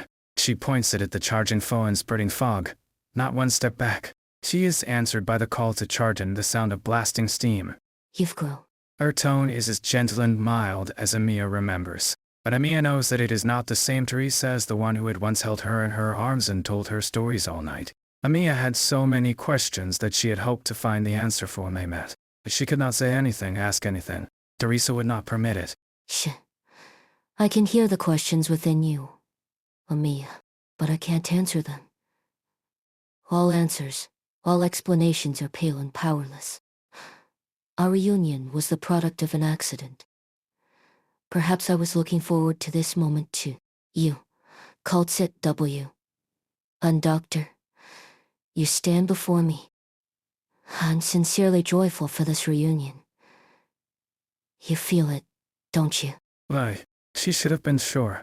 She should not hesitate. A one before her could not possibly be Teresa. Why then, does she look exactly the same as Teresa, not just in her appearance, but also in her expression, her eyes, and the emotions? You're not. You're not. Teresa. Do you truly think that, Amiya? The Teresa I know would never do something like this. Your Highness? Damn. I came here thinking I had it thought through, but I couldn't find any words other than Your Highness before that face. You remember me. There's no greater honor I've won in my entire career as a merc. I would have ran up to hug you, if circumstances were any different. But you don't know. And you don't need to know how many times I've said goodbye to you already. This might sound sentimental, but you were special to me like no one ever was. You showed a wandering mercenary sights that she never thought she would see. So, the only way I can repay you is by putting you to rest. Is that so? You still call me Your Highness. You still remember that I'm the King of Sarkaz-e. Then the only thing for me to do is to protect the Sarkaz-e. What did Teresa just do? Amiya turns around to see that everything has changed. The white pillar has grown at a breathtaking rate. The immeasurable tower of infinity now falls at breakneck pace. Only the place that she stands upon. Only around Teresa is there eternal peace and silence. This tower is beautiful, Amiya.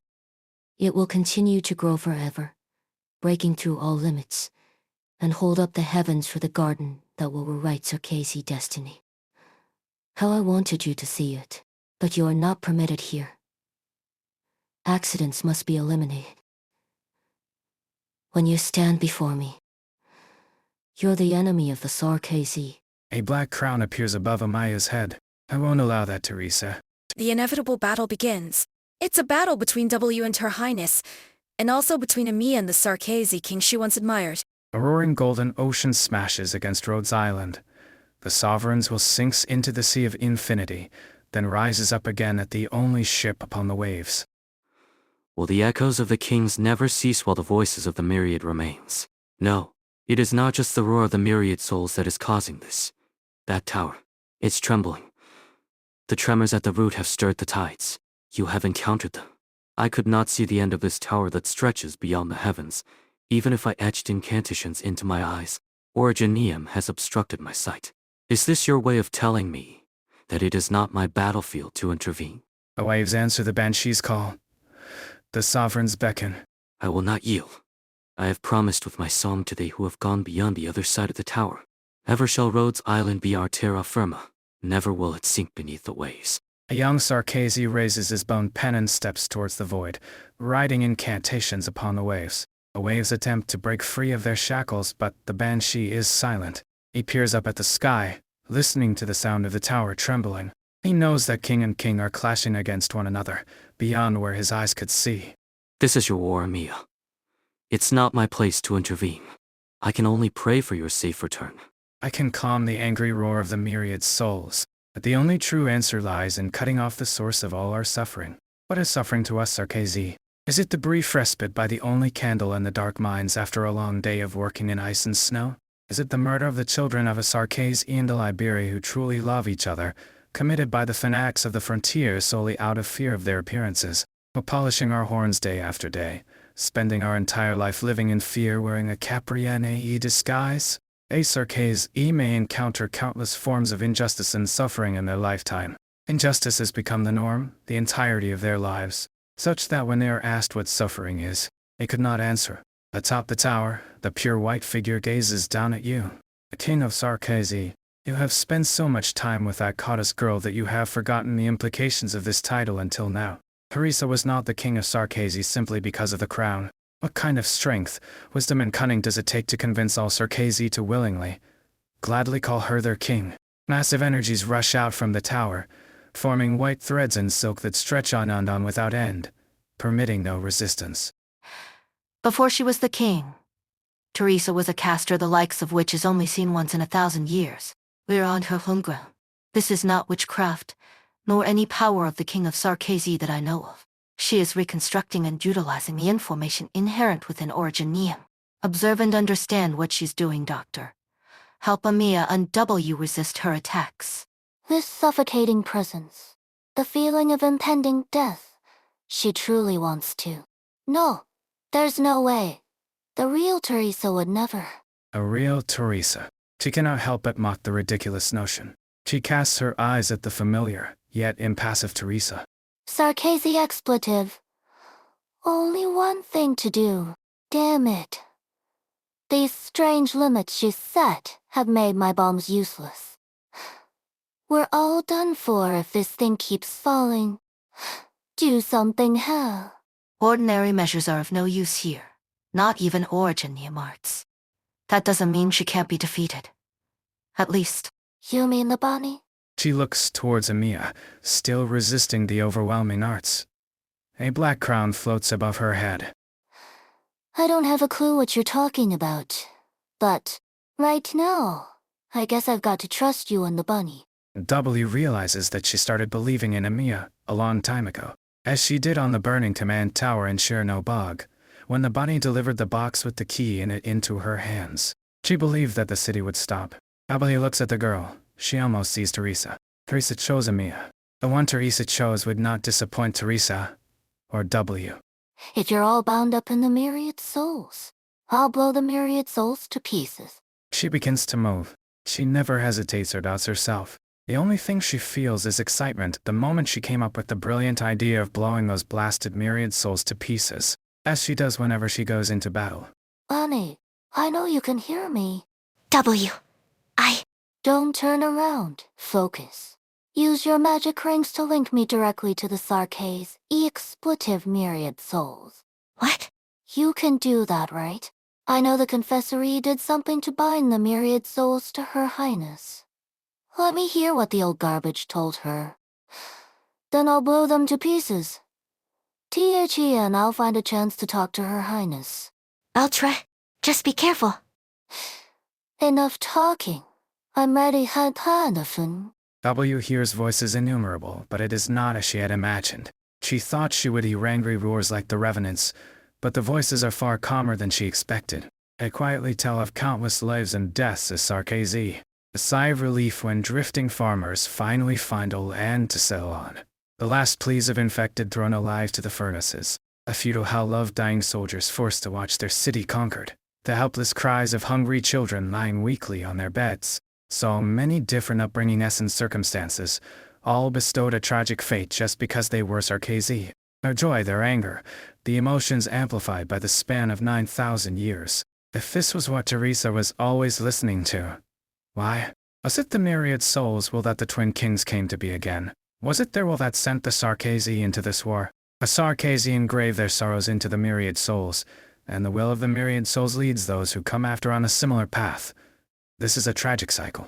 Hate ignites hate. Sorrow reflects sorrow. Is that all? W feels like she is being swept along by a rapid current. Her life is also amongst the voices of the myriad souls. I will detonate things and defend things. I will destroy things and direct things. Our living, breathing people, W. I don't need you to tell me, Ines. Ho Dur taught me the difference between people and things. Yes, W has seen all that the myriad souls speak of. No one knows the life of the Sarkazi better than she does. She has seen plenty, from the scar market of Kosdel to the ships of Babel, from the ruins of Cherno Bog to the battlefields of Londinium. She has never contemplated the meaning within, for what she must do is far from complicated. Each shelter against wind and drain. Light a fire, build a tent. Enemies in the way. Shell them, bomb them, whatever it takes. It was never the murmur of the myriad souls that kept her going, but the tiny speck of light ahead. W keeps searching, and finally finds the voice that she wanted the most. All of you deserve to live. Yes, you two. I remember you, mercenary. I gave you the code named W, didn't they? Your Highness, we meet again. Whether you're the real one or not, I don't exactly have a choice, do I? Now I remember why you captivated me. A king of Sarkazi, yet so unlike the Sarkazi. You showed me that the Sarkazi need not be miserable. So, Let's forget the myriad souls for a while. W. No need to shout, Bunny. I know you're there. You were peeking into my memory, weren't you? If Ines was still around, she would have left. But no time to think about that. Maybe I can't barge into a fight between kings of Sarkazi, but I can break Her Highness free from the interference of the myriad souls. W can feel her connection with the myriad souls with the help of Amaya's arts. Emotions converge before her, emotions that belong to her. Regret, anger, relief. The black crown magnifies her emotions. She recalls her past, savoring her experiences. Coming face to face with my entire life. Interesting. Is extracting myself from the myriad souls the only way to get it to quiet down? The emotions take shape, and she grabs the colorful object in her hand. It is her emotions, the experiences of her entire life. Intangible threads stretch from the self to the chaos in the distance, the myriad souls. Is this what you deal with all the time? Little bunny, what you see is probably much better than this. Her Highness, she looked at me like this. Once, didn't she? Thanks, Amia. W points her gun at the myriad souls. Watch, Bunny. Watch how my present's gonna surprise Her Highness. You attacked the myriad souls directly. No one has ever managed to interrupt their voices. I'm surprised at what you have achieved. Amia, W. But why does Teresa look completely unaffected? Your Highness. She stops. Teresa sees her, and she sees Teresa's expression. Maybe. I see what you're thinking, W. You believe that the will of the myriad souls has warped my judgment. Pretty much. Not that I sympathize with the Victorians. I just don't think your original goal was to help theirs is make this Originium that turns all of Terra on its head.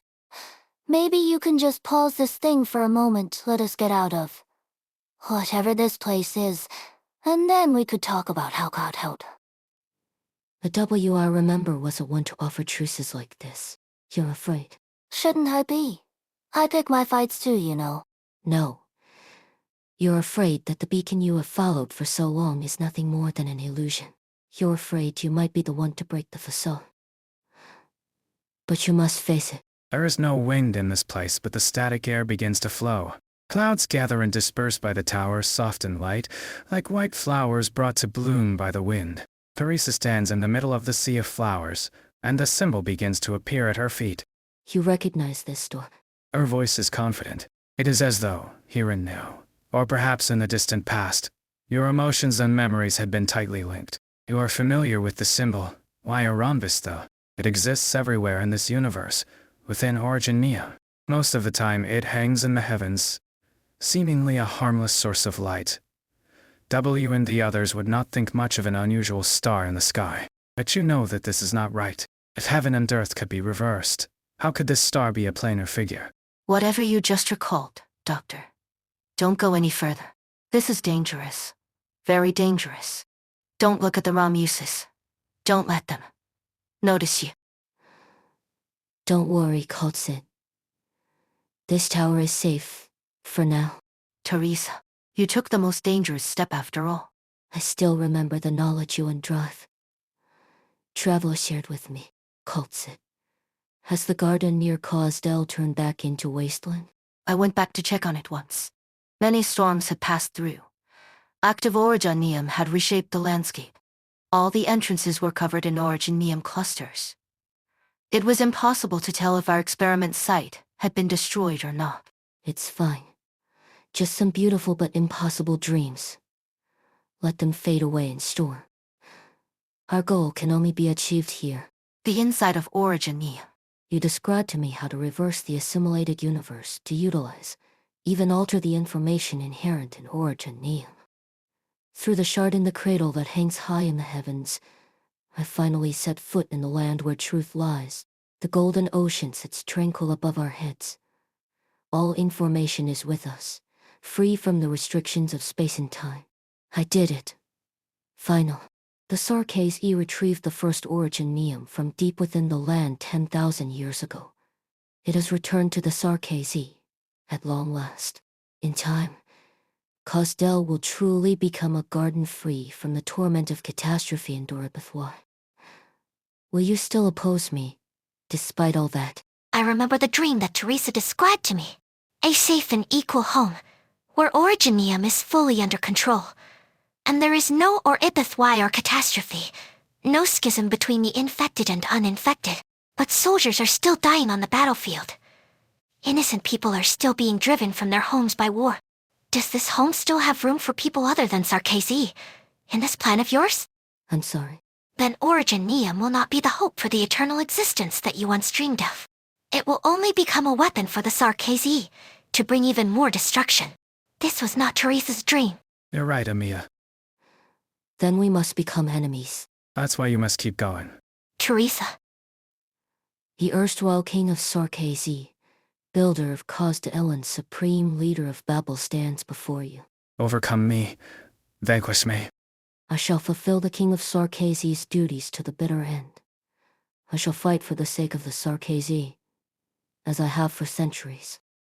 All who stand before me, all who try to stop me, are the enemy of the Sarkazi. All those dreams and promises that I could not fulfill, you can. No, this is not your will.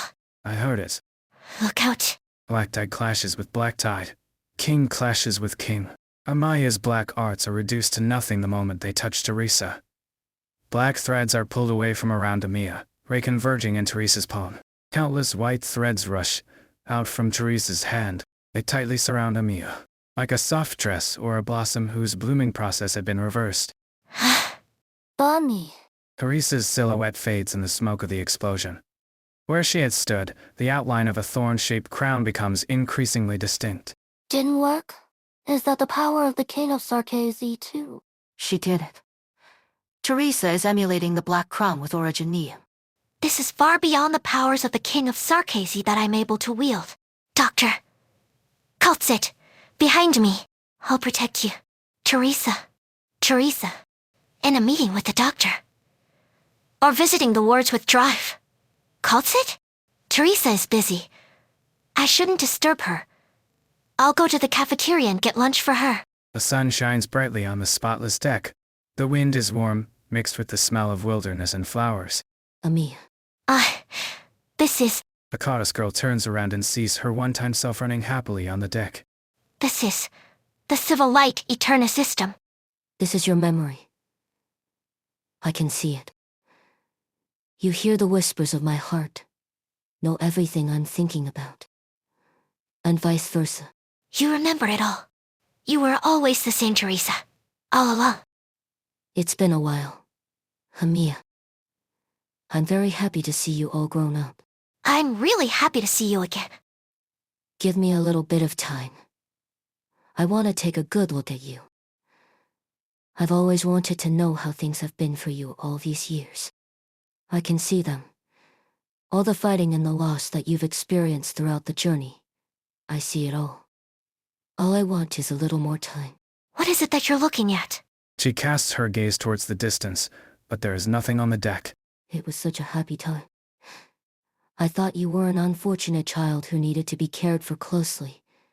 But it was you brought so much comfort to Rhodes Island. It took me a long time to realize that meeting you was the luckiest thing in my life. But... why me? Let's go out for a walk, shall we?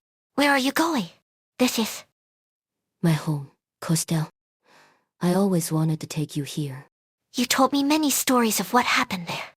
But Babel never made it back to Cosdell. There was no need for questions. Amiya feels Teresa's every choice, every struggle. I understand that war now. You had no choice. We have already made a choice when we say, there is no choice. I had to choose the path that was better for Sarkazi. This race has been through too much hardship. Every step it takes is heavy and labored. If Sarkazi needed someone to show them a new path, she would take up the banner first. If the price of Sarkazi unity was the death of their king, she would be the one to step up. The protector is inevitably also the persecutor. Amiya, as we gain, so do we take away? The Teresa I knew always chose the path of peace. That's what Babel and Rhodes Island are for, isn't it? Babel exists because of all of you. The watchman who carries the burden of civilization. The sage who holds the key, The genius mercenary who gains free will, and the innocent child compassionate for all life. And Logos mantra, Scout, Ace, countless souls that shine so bright.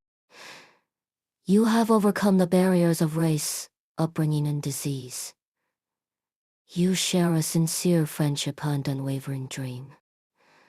Through the tribulations of war and the obstacle of reality, you continue to stand together and stand by me.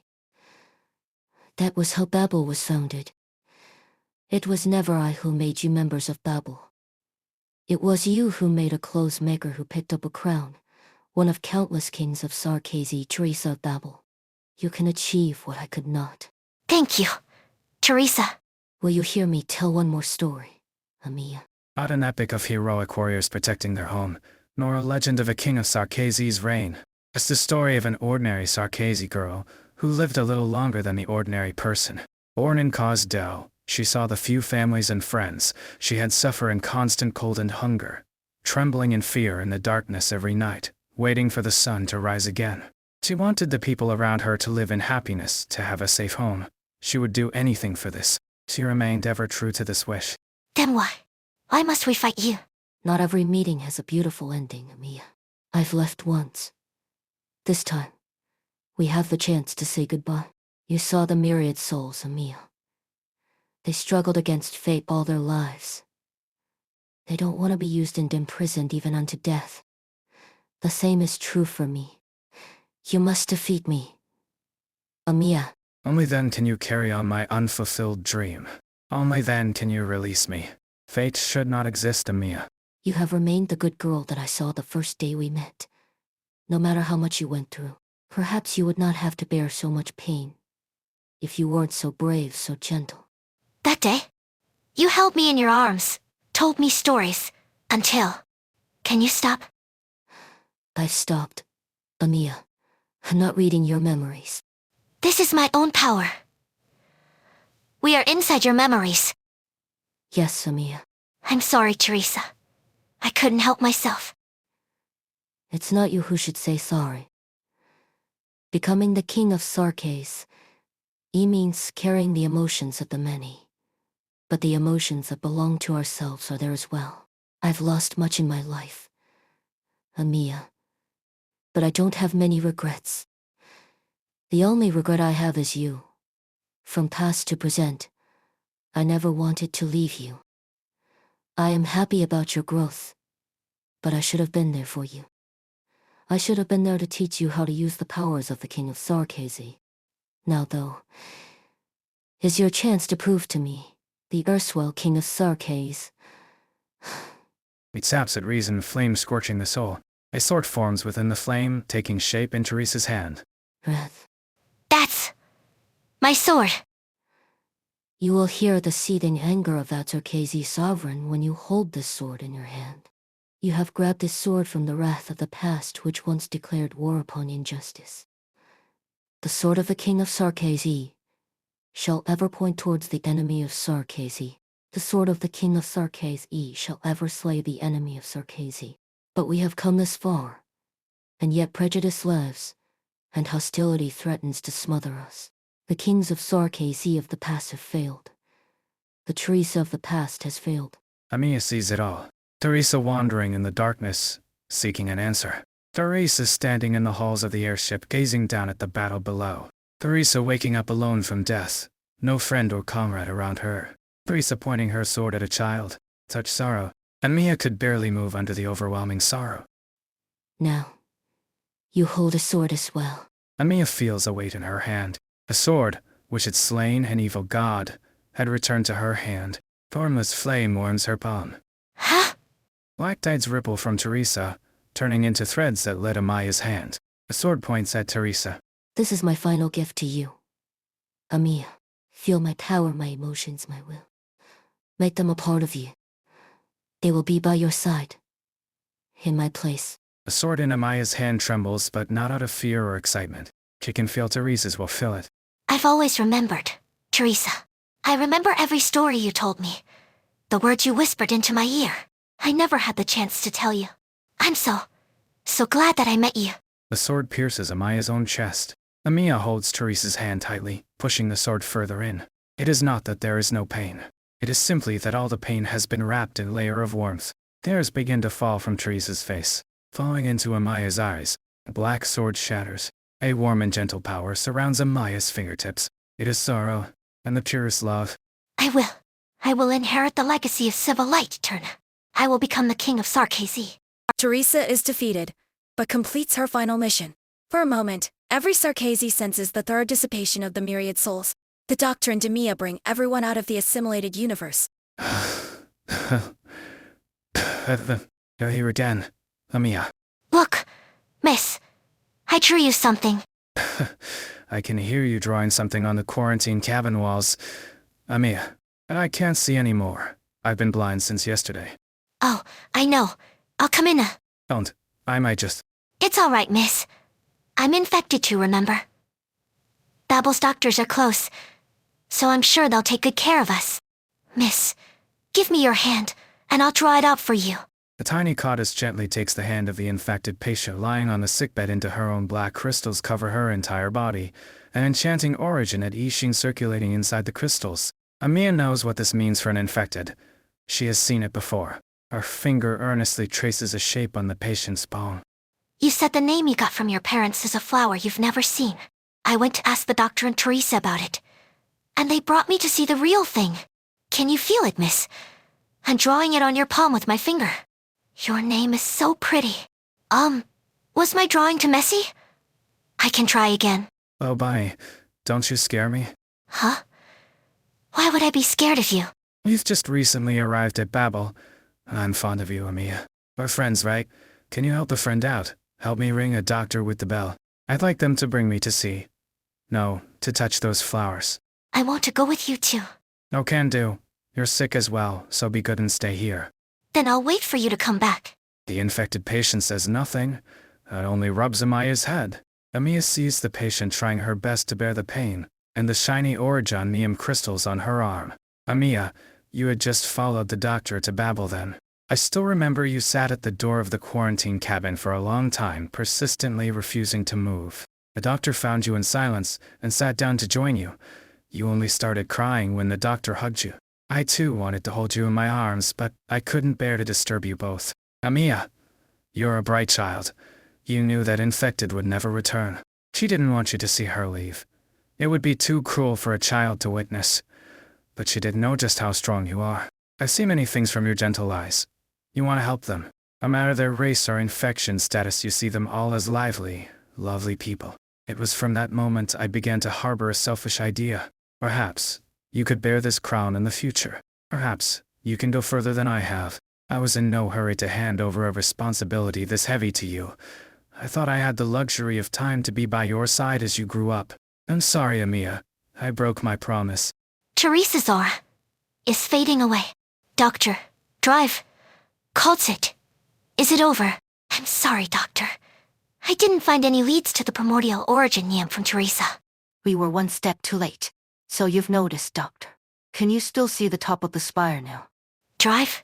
Calls it. Aren't we standing on? I'm afraid the dust isn't going to settle so easily. These threads are such an eyesore. There she is. Bunny, help me out. Everyone's saying she's gone, but I have to see it for myself. Pink white threads flick out like branches, attaching and growing on the white pillars. They land on the red roots, wrapping, twisting, eventually covering this tower of infinity completely. Amaya, I'm not going to regret like I did back then again. At the very least, I hope this time. I know. The same goes for us. Amaya walks to the silk-wrapped roots, gently touching the soft matter. Sparks of flame drop from the hem of her skirt, leaving clusters of fire in her path. The flames under her do not extinguish easily, but spread to the threads. They continue to climb, replacing the fractured white threads as they wrap around the only tower standing between land and sky. Threads flutter and fall to the floor. They quickly cover the roots like a garden in bloom by wind, with flames burning within. Teresa sits among the flower-like flames, leaning on the roots as she looks at the golden ocean in the sky coming to a calm. Amaya, you're so much stronger than I imagined. How warm these flames are. Flames that burn away all decay. You've really done it, Amaya. Well, Since that's done, come over. Closer. Teresa, we... A sausage. I know what you're thinking in that little mind of yours. Look at the ocean above our heads. The waves we made are calming down. Soon we'll leave. Some wishes shouldn't be voiced out loud, because they'll only leave more sorrow behind. No, Teresa. I don't want to leave any more regrets. We all wish you can stay. Even if I'll let you all down again. Isn't it more important to have the people I care about know how I feel? That's what the doctor taught me. Smiles, you've truly grown up, Amiya. I'll always be with you, Amiya. As I promised you. Origin Neum no longer contains the slightest bit of my own information.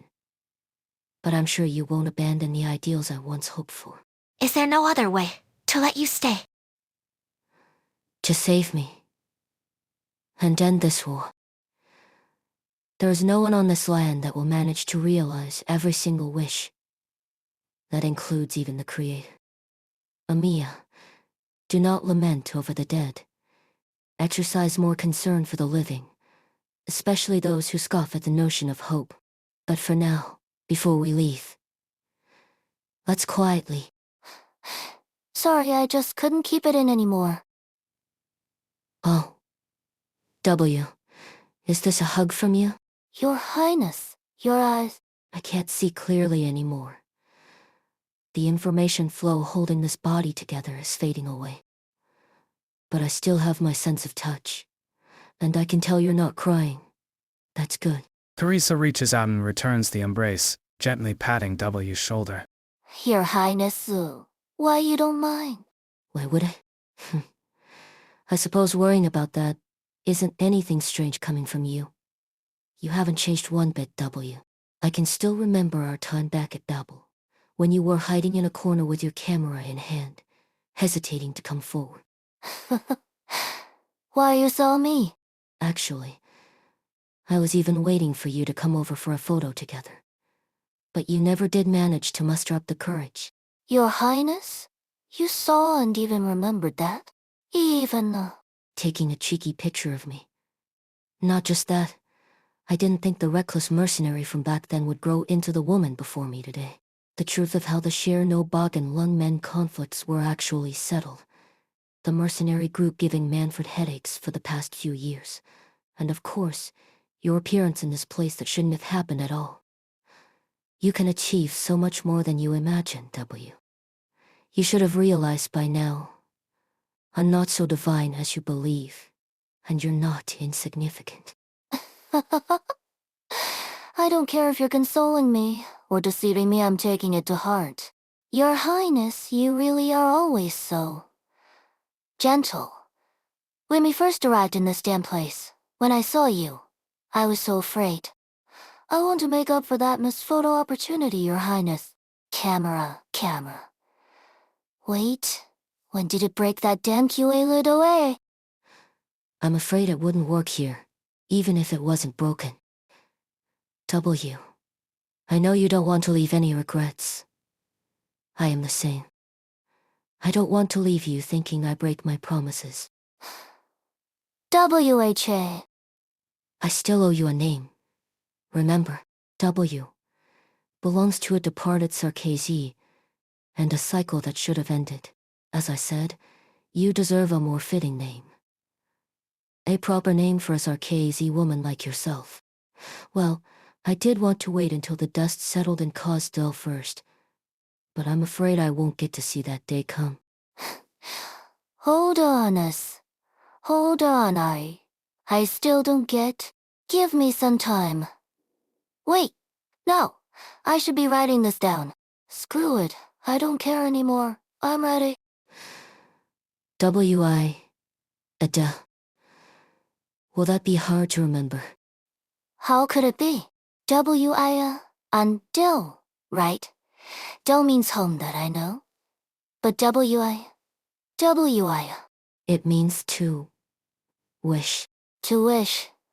For a home? Yes. Cosdell's destiny, could you witness it? In my stead.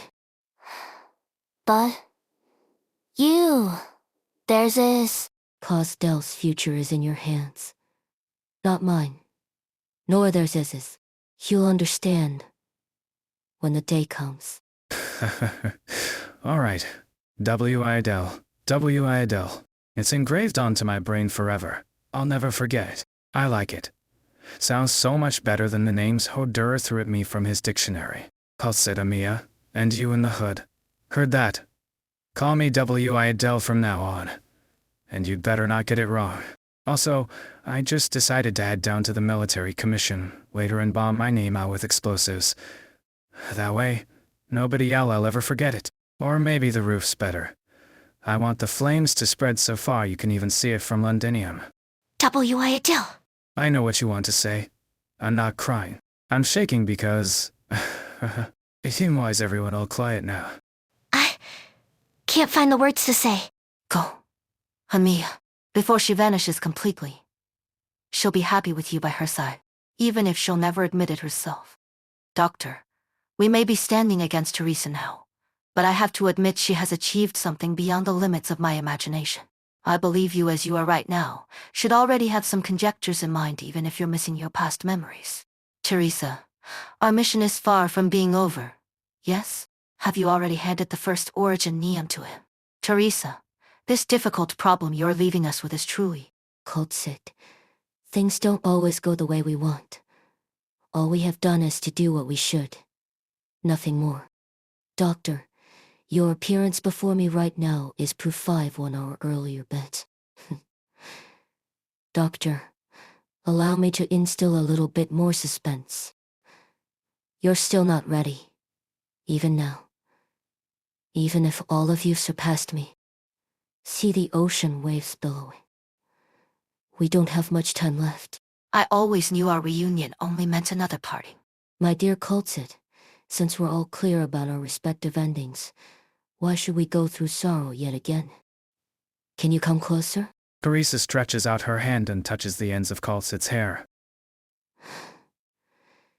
Here you are. I hope my staunch and strong Coltsit isn't shedding any tears this time either. You're always like this.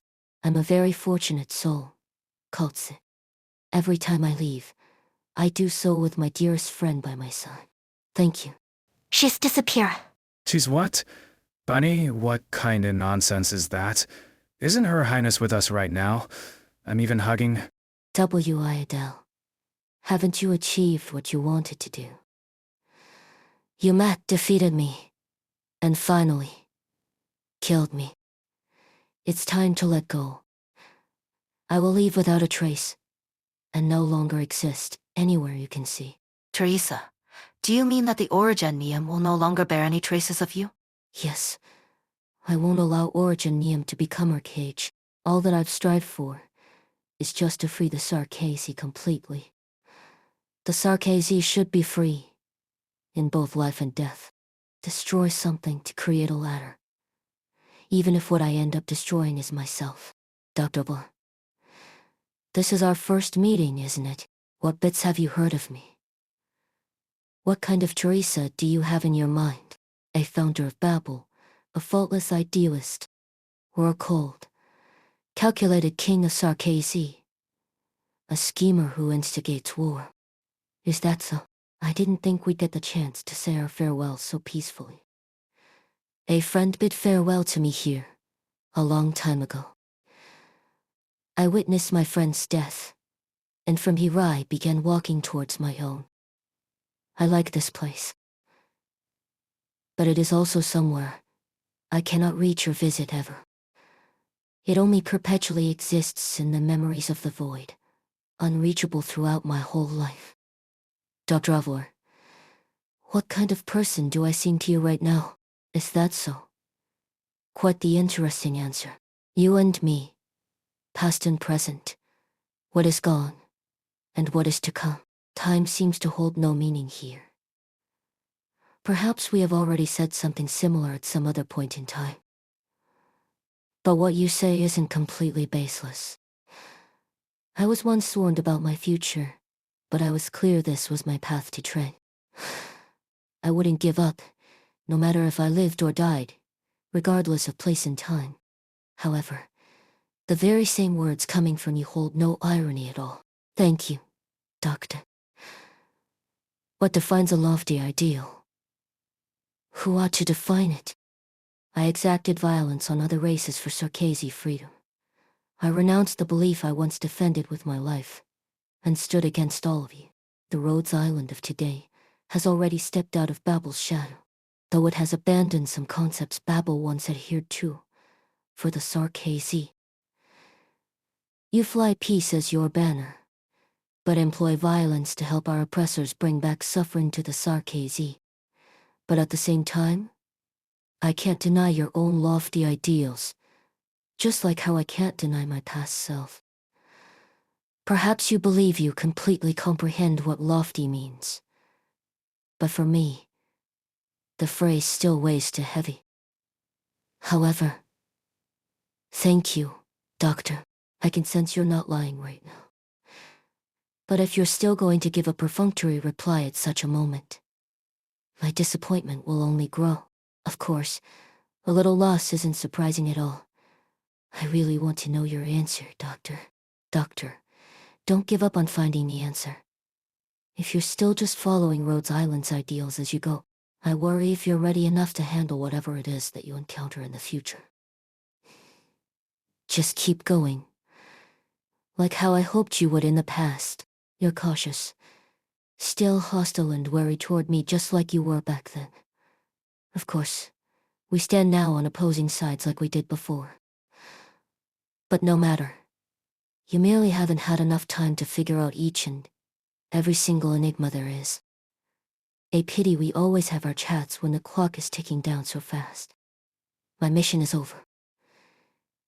Many years ago, you and Kaltsit pushed the door open for me to a wider world. But I was already a sovereign to the Sarkazi. I bear their suffering, their fate. My ideals and vision may transcend that sky of nothingness, but the weight of reality still pulled me back down to earth. I was already convinced back then that the person who could change the Sarkazi, or even the future of Terra itself, was absolutely not me. It has never been me. A close friend, whom I trust the most, already predicted this end. Doctor, give me your hand.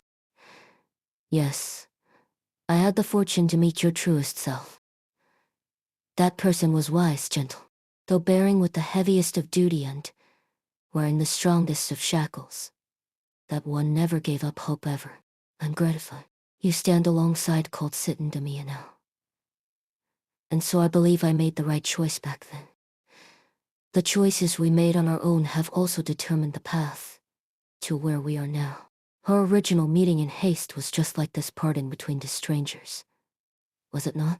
Resentment. What?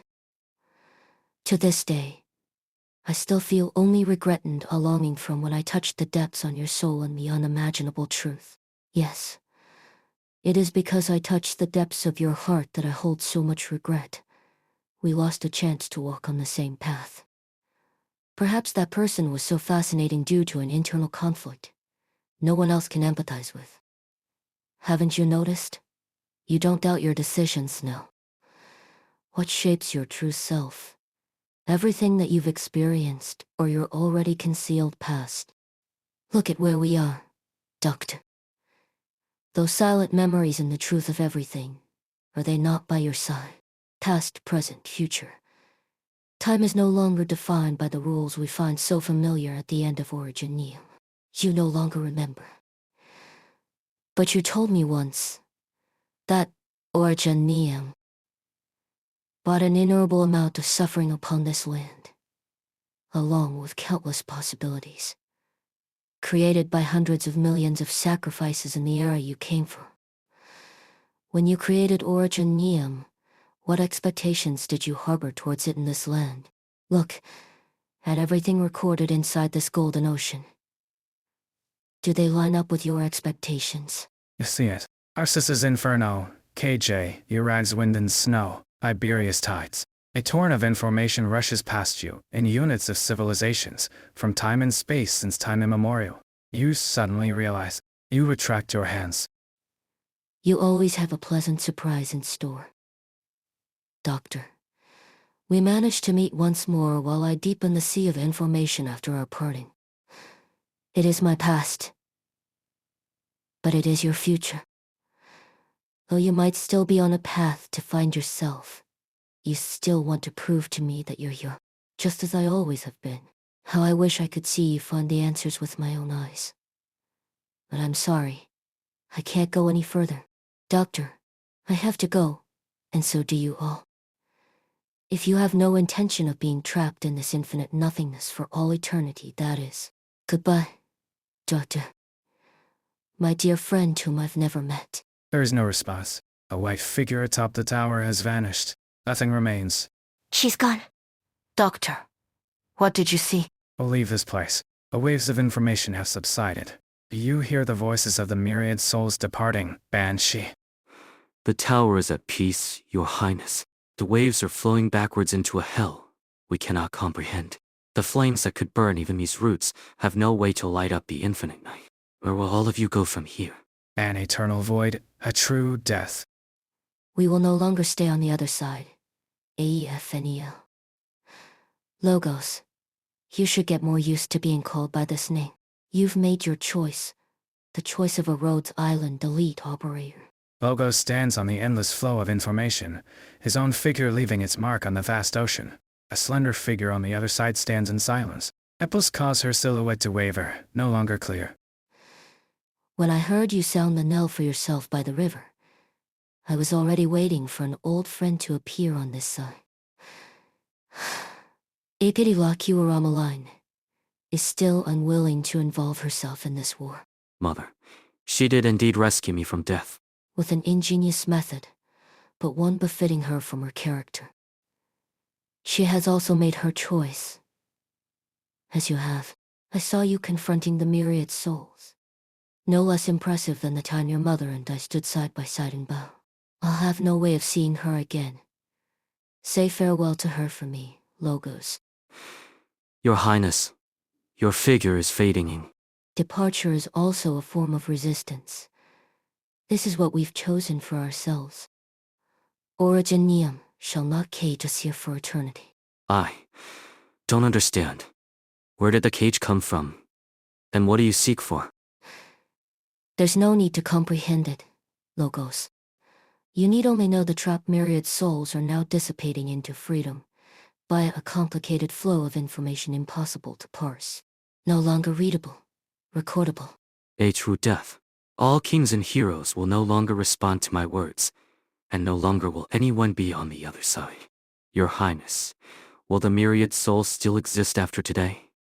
Will there be ferrymen with an array on torches lighting up the other side? No more. Then where will our kin go when they leave us? I don't know. I'm afraid it's too late for me to find that answer. I've walked to the end, and the truth of civilization lies before me in fog. There is no way for me to touch it, but it does not mean the rest of you cannot cross it. Your Highness. Chuckalive just unloaded the burden of worrying for the future. What the myriad souls care about is only the Sarkazi. From death comes new life. You understand the inevitability of fate, but you have yet to clearly perceive the truth of death. The myriad souls are no longer our shackles, and Originium will no longer be the sin we bear. Logos, our departure also serves as our liberation. No longer will there be prolonged indignant murmuring for a myriad years, nor an unforgettable legacy of suffering to be inherited. For the first time we have a future that can be changed. For the first time we have the right to choose? Hiss. Huff. No surrendering here, only death. Why, you don't have to kill me. Just look at the bloody crystals on my body. And my comrades. They haven't appeared from the fog. I can't live on I don't want to die. The mercenary's blade stops right before it makes contact with the dying soldier. He looks toward the sky and feels something leaving. The impatience to kill gradually fades away from inside him. GAH, did I imagine that? Sobs. The Sarkazi will no longer need to live for the shackles of history. He will live simply for survival. Resist against suffering the exact same way as everyone else does on this land. No, my Bolivyar. Caught you. Careful, Paprika. Thanks. Why you can put me down now, Ines? We'll find a way to rescue Mia and the rest. So don't panic. Your life is worth more than these few balls of yarn. But my Nana gave them to me before I left home. Huh. Wait, did you feel that, Ines? Feel what? A pounding in the depths of your soul. I was concentrating on the skeleton. I need to make sure it stays somewhere safe, somewhere no one can locate or affect it. Paprika, what did it feel like exactly? And will it affect any future plans? I can't say. But, from everyone's faces, it seems like it wasn't just me. You're crying? You're right. But What about you? Me? The same as every other Sarkazi. Depart, dissipate, die. Please continue accompanying Rhodes Island on their path. There's no need to doubt your decision. Thank you, Logos. Your Highness, perhaps you may share my doubts on whether the myriad soul's departure will truly allow us to bid farewell to the past. The other side will be bare. But where will the plague of death from this battlefield send the souls of our kin to? Your Highness, I will witness our end in your stead. The ferry is no more, so I shall guide the souls. If they have nowhere to go, I shall be their boat. My voice will set the torches on the other side of flame, and I hereby vow only when I no longer hear the roaring of my kin on the other side. When our compatriots can rest in peace on this land, will the knell cease to ring. Ripples from on the golden water as the myriad souls respond. Kings and heroes, regular spirits or resentful wraiths, they leave with haste. Traces of the Sarkazi existing within Originium dissipate. Now, please allow me to send both you and the myriad souls off. An elegy sounds from his lips as he readies to walk over the water. A young banshee sends the myriad souls off. Leave, Patriarch. She is gone. Amnanayam has bloomed. Destiny already in our hands. She honored her vow.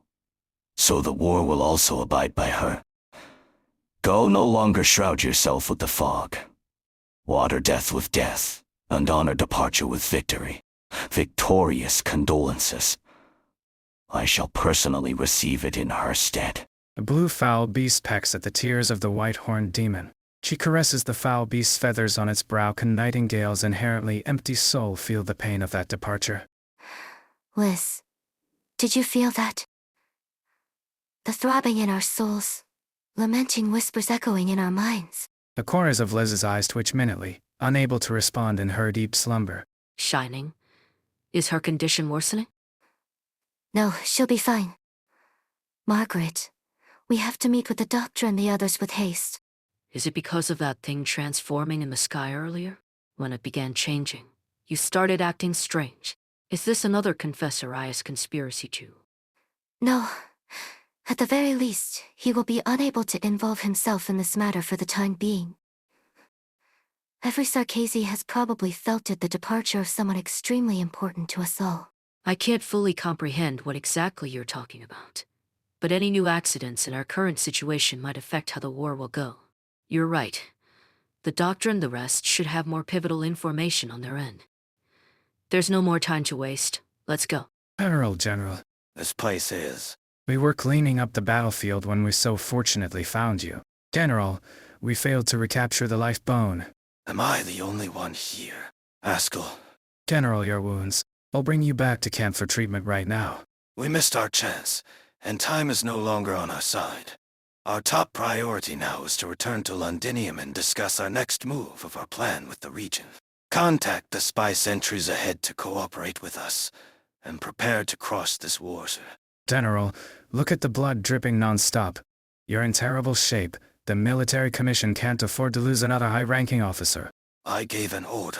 This is for the remaining living Sarkazi. Yes, sir. What happened? Impossible. This feeling. Your Highness, is this the price you spoke of for the Sarkazi's future? From today onwards, there will be no trace of your existence anywhere, even within Originium. The gods are the arrogant being professing to be the creator. Will you see them at the end of your path, Teresa? After I felt you brushing past me, your voice has turned harder to hear. All I hear now from the void surrounding me is muffled, vapid noise. The path ahead is clear, and it's time for everything to end. Teresa, can you still hear my voice? Again. Yours, the newborns and the dying ones. Here, we can hear the voice of every Sarkazi. The souls are stranded in an ocean of unconsciousness, shouting our names before they drown as they await guidance. In a present no longer recorded anywhere in time, the name we respond to the most is Teresa. I can hear the raging rumbling from skeletons that fell from the sea of stars into the ice field 10,000 years ago. Unknown, dreadful, terrifying. They have ended the oppression that was branded into our blood from that time onward. No, we have yet to do so. We questioned ourselves. Did our resistance hold any meaning then? The future will prove it to us. And what about now?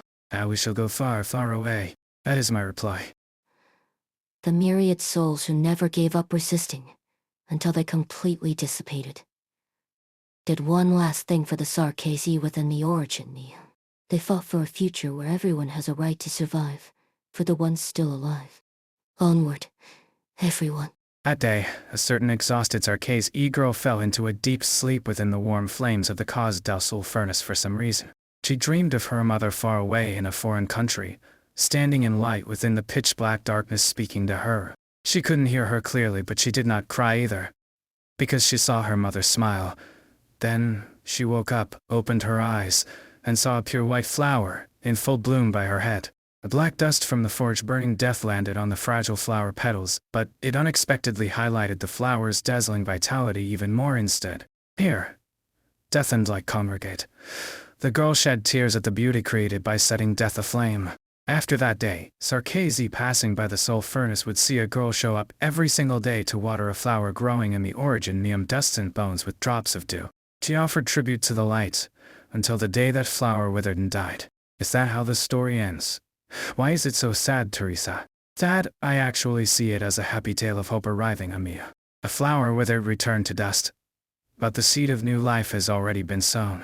Did the Revenant get left behind? No, the myriad souls never took in Revenant tests, even if he regather his thoughts. His intrinsically originium influenced self cannot be reversed or changed, so he was never to depart with the myriad souls. Though Her Highness never planned to take him away from here either? I have no way of knowing. So it's not like Her Highness can't lie. I didn't expect you to end up in my hands, old fossil. There's no reason to harm him anymore. W. I told you to call me W. Adele. Relax, Bunny. I'm not going to smash him to bits. I'm just taking him away with me. He already died once. So it's not hard to guess why Her Highness let him remain here. Up till her death, she always craved for the Sarkazi to unite. So her plan for the Revenant test is super simple. If first live like people, well, even if he no longer looks anything like one, you don't have to set everything on fire. Your mission ended a long time ago, so leave the rest to more capable people. Like me, for example. Bah, just stay in this weapon for the time being, yeah. Do you still remember the story about the puppet, Amia?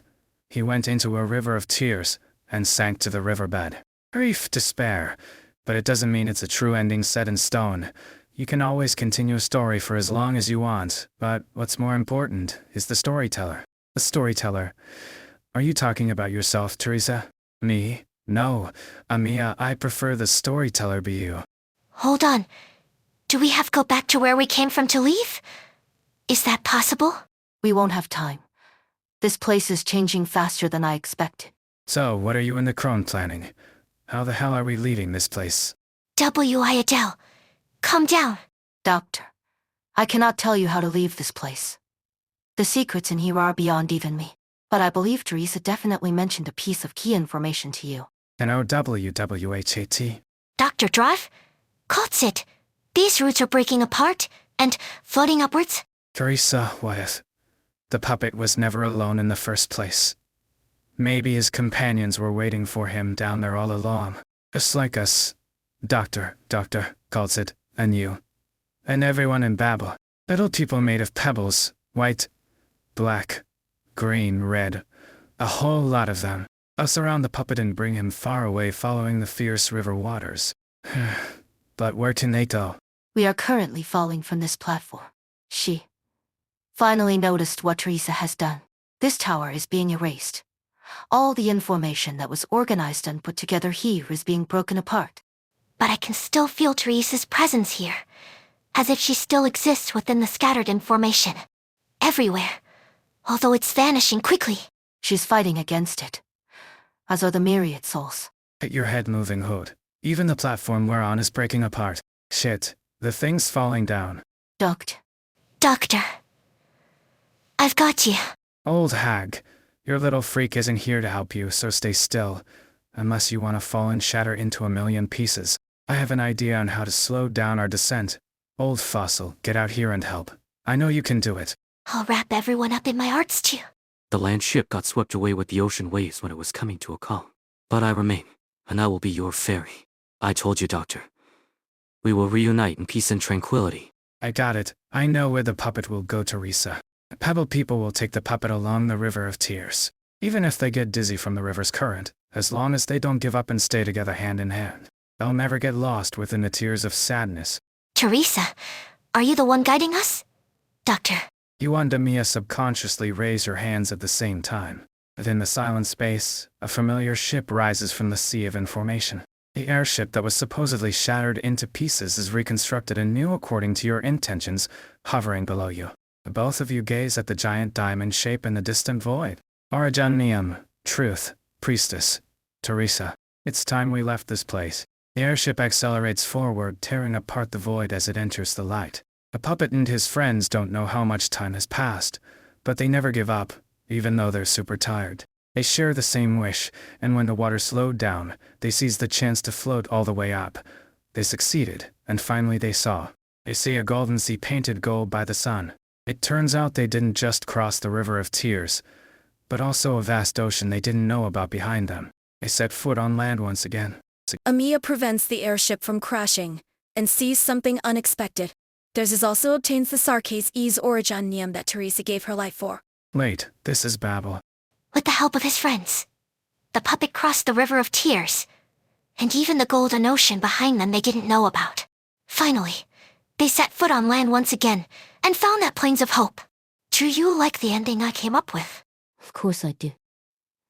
The puppet's friends, that's my favorite part of your story. But how did the story actually end, Teresa? Teresa, I can't recall ever having this conversation with Teresa, but I've dreamed of it happening countless times. It meant the story would finally get an ending it never had, and that the storyteller never left. I want to tell her I already have the power to change how the story ends. The question I wasn't able to answer back then, and the answer I found. I am willing and able to bear this crown. Metal matter, full like feather. There's no way we can stabilize this huge-ass thing. We'll end up a smear on the ground at this rate. Time to get to work, ancestor. I am trying. Regaining control of this ship is no easy feat. Quit pretending. How were you so good at it when you were working for the military commission? Insolence. Treat your elders with more respect. Young Sarkase. We have to brace ourselves for the impact from the airship's emergency landing. Montri TR, protect the doctor and Amiya. Our Dalsit. They need me. Amiya, the puppet's friends never gave up on him, no matter how they suffered. Whenever the puppet needs them, they'll show up, catch him, and walk him through his troubles together. That's what I wish for too. I hope I'll always be there whenever you need me. She's looking at me, Teresa. But what we go through, things don't always go our way. Some of the little puppet's friends will get lost while on their journey. But their collective memories will accompany their little puppet friend to the end. Amiya, I will always be with you all, regardless of what form I take. Teresa, are you leaving? What are you saying, Amiya? I left long ago. What? You're not Teresa. Amiya, the memories in your dreams are warm, but you should wake up now. Return to your companions, Amiya. They need you. Your journeys have yet to end. How did I end up here? I just left the assimilated universe. I remember the airship returning to our familiar sky, originium crystals covering the entire ship receding like the tide. This is the most I can do with my incantations. I'm afraid there's no way to absorb all the impact force. I'm trying my best here. One more time, old coot. Montri TR. Everyone needs me. What can I even do now? Believe in your strength, Amiya. I will help you. Every inch of the gigantic ship vibrates in a metallic shudder. The airship's speed of descent slows down once more. She uses everything Teresa has taught her with all her strength to prop up the monstrously huge vessel. A warm power like a murmur from her dreams encircles Amiya. She feels as if that person who left has returned, hugging her. Teresa. I'm here. Amiya has never experienced a feeling like this. A civil light Eterna's power enveloping her, abundant and warm. Is this an illusion? Or is she still dreaming? Teresa. Is that really you? Hold on, Amiya. You have to believe in your comrades and your own strength too. We'll descend slowly. Every Sarkazi on the battlefield raises their head, as if sensing a familiar aura. A silhouette of a supposedly dead king of Sarkazi appears in the radiance. With a sigh, they no longer see her. Only a gentle caught us with a similar form to the person they were expecting to see. We landed safely, I guess. Was that old thing actually useful, or... Honey, why do you look like... Idel. What about me?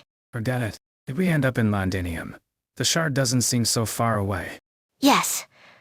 The airship is a huge target. So the Sarkazi stationed within the city will soon come looking for us. We'll have to evacuate as quickly as we can. I have something better in mind. Teresa. No, you're not. I'm the only one who can see you, right? Yes. Others can see me as well, only if you wish it so. Just who are you? A promise. Teresa promised to stay by your side and watch you grow up. Teresa is gone forever, but she left a program inside the crown I manifested in this form because of your emotions. A promise.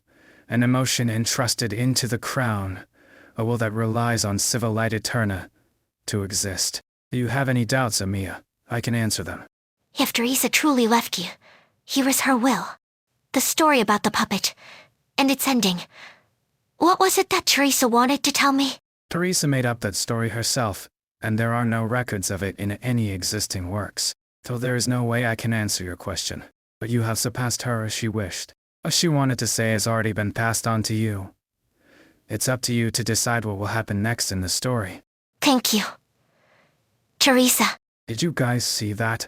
The Sarkazi airship fell from the sky. The clouds they're scattering. A Sarkazi can't control the storm anymore. Amiya and the doctor did. No matter how short or long this moment of safety lasts, we must seize the opportunity. Capture Silver Rock Bluffs and advance toward the city walls. Route the Sarkazi. Today, the second time, we witnessed her departure. A great king of Sarkazi, a true hero. She initiated an unprecedented grand undertaking for the Sarkazi, and we are witnesses and participants. From the royal court camps to the war council, and to the military commission of today. We will never fall as long as war still goes on. We have already wrested enough victories for the Sarkazi over the past millennia. He looks up at the dreadful scene in the sky with only reverence. The Victorians zealously chase after the phantom of victory, while never understanding of why we crave war in the first place. From death comes new life. This war has sated me. The 106th Assault Artillery Brigade has successfully regrouped with the 2nd and 8th Battalions of the Duke of Normandy's Grenadier Regiments. 9th Battalion Armored Corps and the Exemplars have seized control of Hill 92. Anti-witchcraft cannons back online. The range communication has been restored.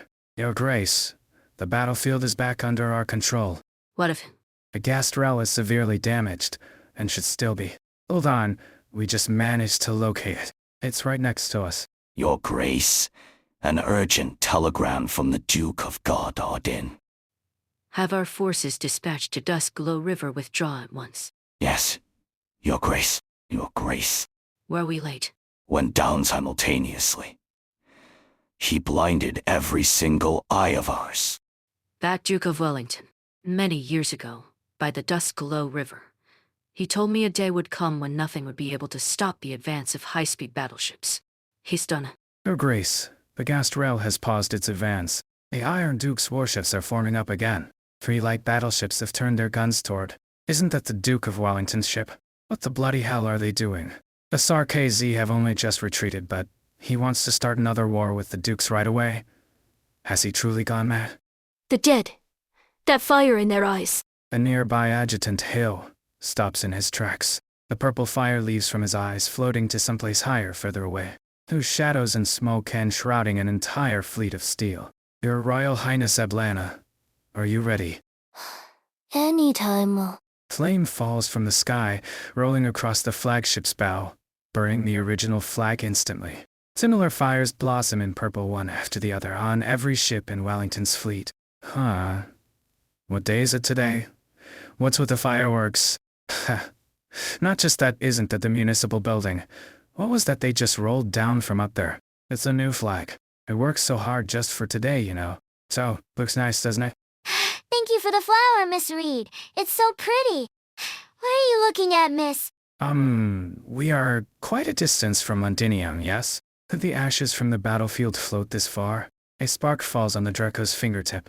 A fleeting purple fades, leaving only a speck of dull gray ash. It's hot. Terra, after a century we finally raise our flag once more on this land. We have proved our strength to the Sarkazi and the Victorians. No one will be able to stop us to scorn us. Terraness, my people, they shall become a force that can control the war and shape the land. We shall let everyone see the coming of a new age. The Draco raises her hand, smiling at the land. Every Terran flag flutters in unison. A rich purple coalesces under the clouds. Finally, it stands against the crimson storm and the still flickering golden light. He really has no intention of letting us breathe. Wellington, do you truly hate Victoria? Or... Your Grace, an urgent telegram from the Duke of Gododin and the Duke of Normandy, as well as the Duke of Fife. Let them sit in their anxiety for a while. Back then, we joined hands to confine this warmonger into a duke's attire. Now we have no choice but to suffer the consequences of our actions. Go. Fetch the proposal locked away in the first drawer, on the right side of my desk. I wrote it myself. Before I came to Londinium. Will the Iron Duke be willing to restart negotiations? No, that's not it. Victoria will no longer have an Iron Duke in future, but Castor may perhaps find a new powerful ally. By forging an alliance with Wellington at this time. This is in our best interests. He knows I will make this choice. He and King Guy Ill's descendant. Treat war and death like their bargaining chips. We must recognize Terra's independence, if we don't wish to go to war onto fronts at this critical juncture. Our soldiers and people will be furious once they find out about Wellington's betrayal. They won't accept our choice so easily either. Indeed. But what if the people have always longed for a hero that descends from the heavens to guide them? The Duke casts her gaze toward the battlefield below. The soldiers are excitedly chanting a name in the wake of their fresh, decisive victory. Exemplars. She certainly doesn't resemble her father, other than her golden hair.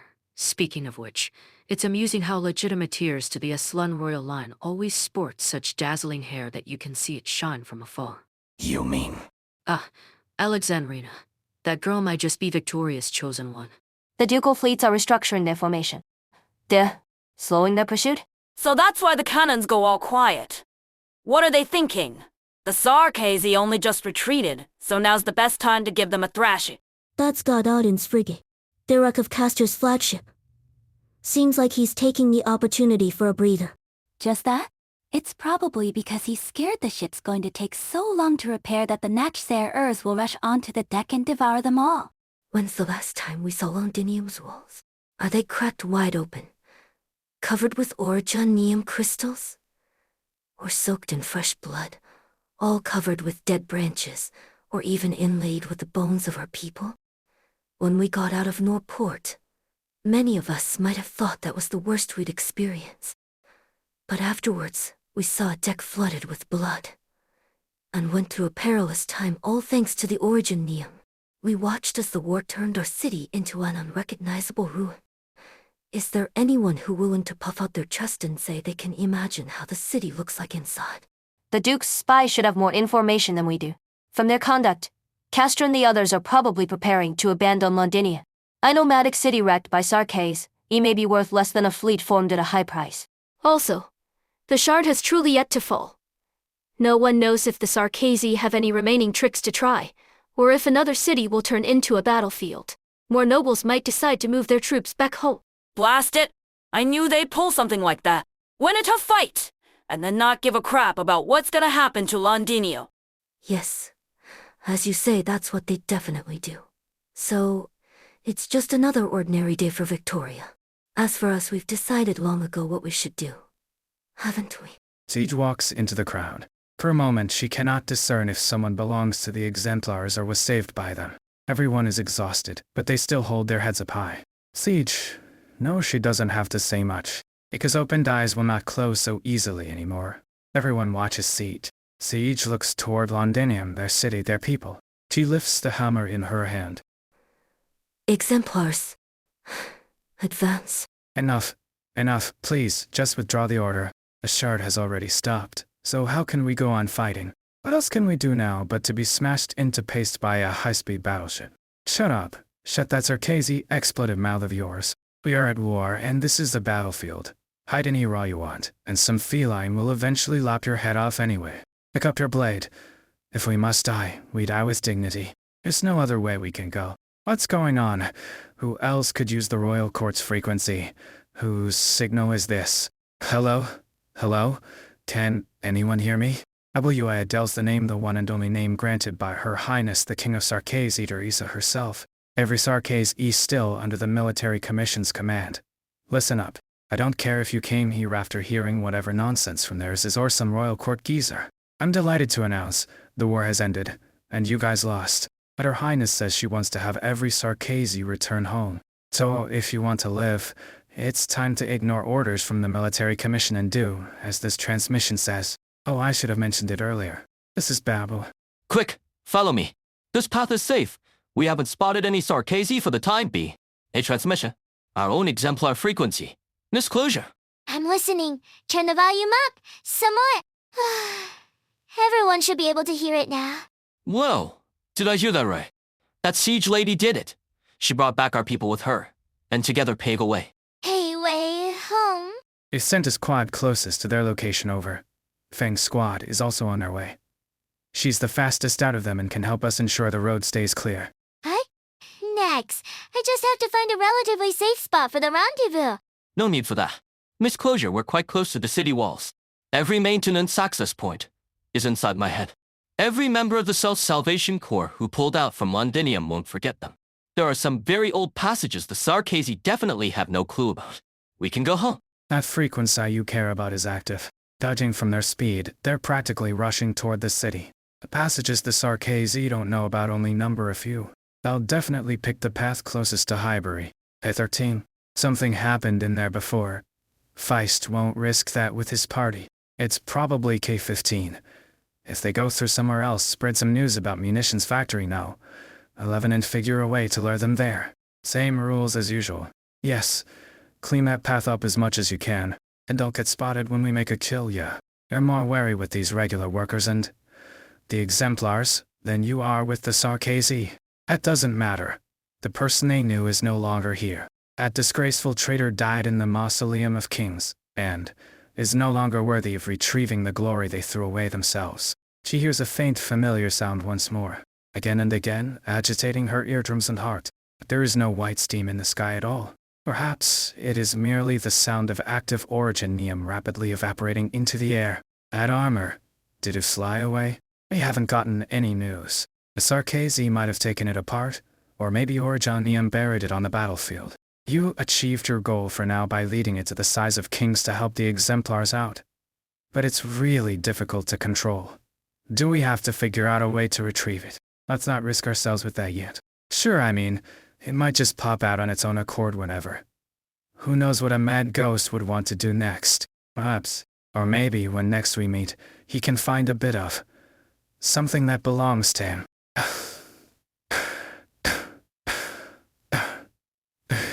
You know just how rare it is to find protective gear able to cope with high levels of originium in Londinium nowadays. But your price is just too. We have a lot of people in our community who needs these, so can't you just cut it down? You just told me your wife and child have stones growing on them, and they can't bear with the pain. I'll be frank. Me too. Every night it gets so bloody painful I can't catch a wink. I suspect the same goes for everyone in this city. These wretched crystals are growing wantonly on everybody. Not to mention those devils anxiously running amok now. So, listen well. My price is fairer than fair. You're worried for your health, but I have to plan for my future. Columbia's private sanatoriums don't come cheap. I know a director there who's a cunning scoundrel, and I only hope he doesn't con me out of my coin. I also have to pay my servants, my chef. What's going on? Mr. Hall, there currently. Have the Sarkazi found us? Hurry, get moving. And push out those paupers still clinging around our doorway to buy some time.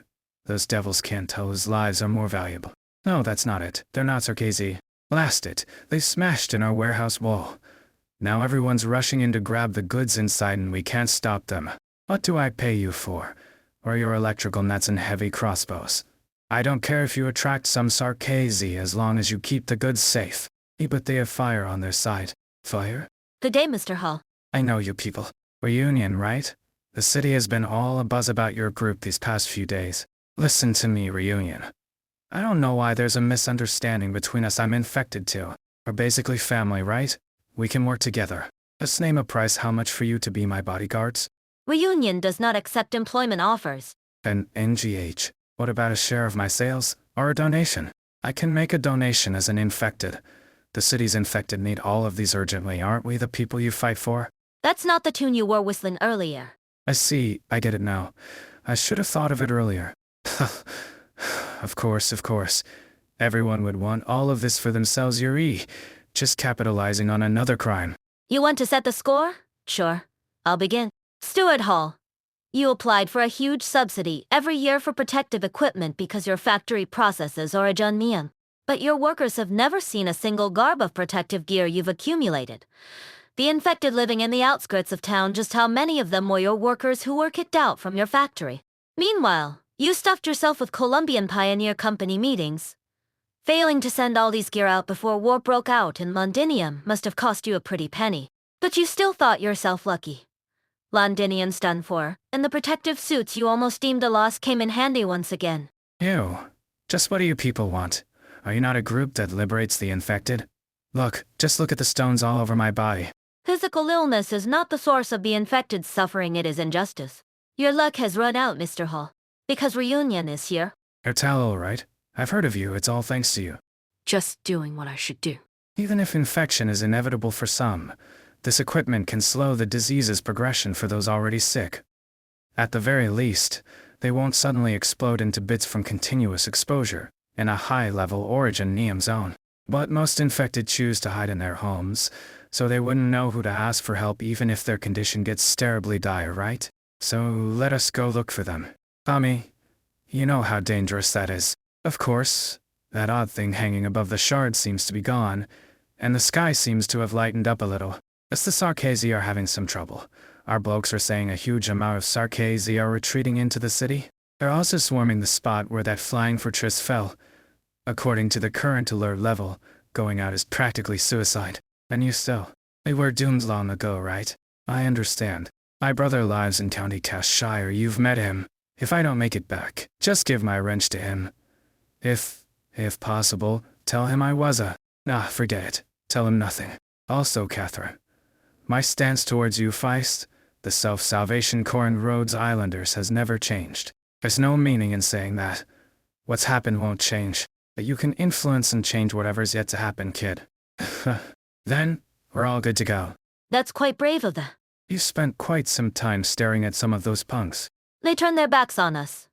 Reunion nearly collapsed because of traitors. These few fellas didn't shake things up too much. Is there anyone who has never been confused in their life? We have our own rules. There are other places that could use your help. But you'll go over anyway, right? Save your strength. Avoid combat. Go get some suits from Percival and keep yourself safe. How did you know? Oh, forget it. Thanks. That went smoothly. Quite a number recognized you and your fire towel. I already put the shackles back on. If only they could see my flames as hope. Now we have a literal city of infected. Can you find a shadow of your former ideals in it? Only rubble and truant everywhere I look. Even we infected live in our vastly different lives. We suffer from the same disease, but never the same kind of suffering. This is why Reunion has to be here. If the infected are born from injustice, then we will stand against all injustice. They're finally back. Are you hurt, child? The Sarkazi didn't spot you, did they? Thank you for letting me stay here. I brought some food back with me. How are you feeling today? There's more stones, but it's fine. It doesn't hurt. An old lady like me never had much long to live anyway. But a group came by while you were gone. They're good people. They gave me a checkup, and I asked them to come back in a bit to examine you too. A checkup?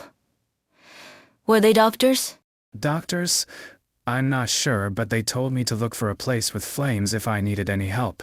Flames? Oh, you're back. This girl has helped me so much. She's infected too, so take her with you for an examination. So it's you? It's been a long time, Chen. The artisans who carved the giant statues here many years ago never could have imagined the guards of the royal mausoleum collapse into rubble due to the Sarkazi, instead of standing for eternity together with Victoria. For an amputee skeleton emerges from deep underground, landing with a few lucky survivors. Innis, where are we? It's too quiet. We're not on a battlefield. Innis? Innis, Hodur is awake. Paprika. Where are we? We're Innis and W. What's become of the battlefield now? Cough cough, did they recapture the lifebone already? We're currently underground with many stone giants. Innis, W went with the others. Wait, hold on. That's too many questions at once. You recovered quicker than I thought. I thought he'd be more ruthless with you. What of him? Who knows? Escalon might have already killed him. Don't give me that look. It's good for us if he's really dead. But Innis... Paprika, now's not the time. Currently, we've stopped the lifebone in the Mausoleum of Kings. W followed the doctor and the others to stop the airship, but we don't know how they're doing. The Mausoleum of Kings? Are you sure you're sure? I recognize the Steen Knight's equipment. There's also plenty of Sarkazi remains here. So if my hunch is right... This is where the Steen Knights were surrounded and killed back then. Any other clues? I did find something. Take a look. This is clothing? Found it on a relatively intact Sarkazi skeleton. I thought it might jog your memories. There's a word embroidered in the lining. Surely? Hodur. Did you know them? Hodur shakes his head. There aren't many Sarkazi with names. And there's no anybody involved in the slaughter here was ordinary.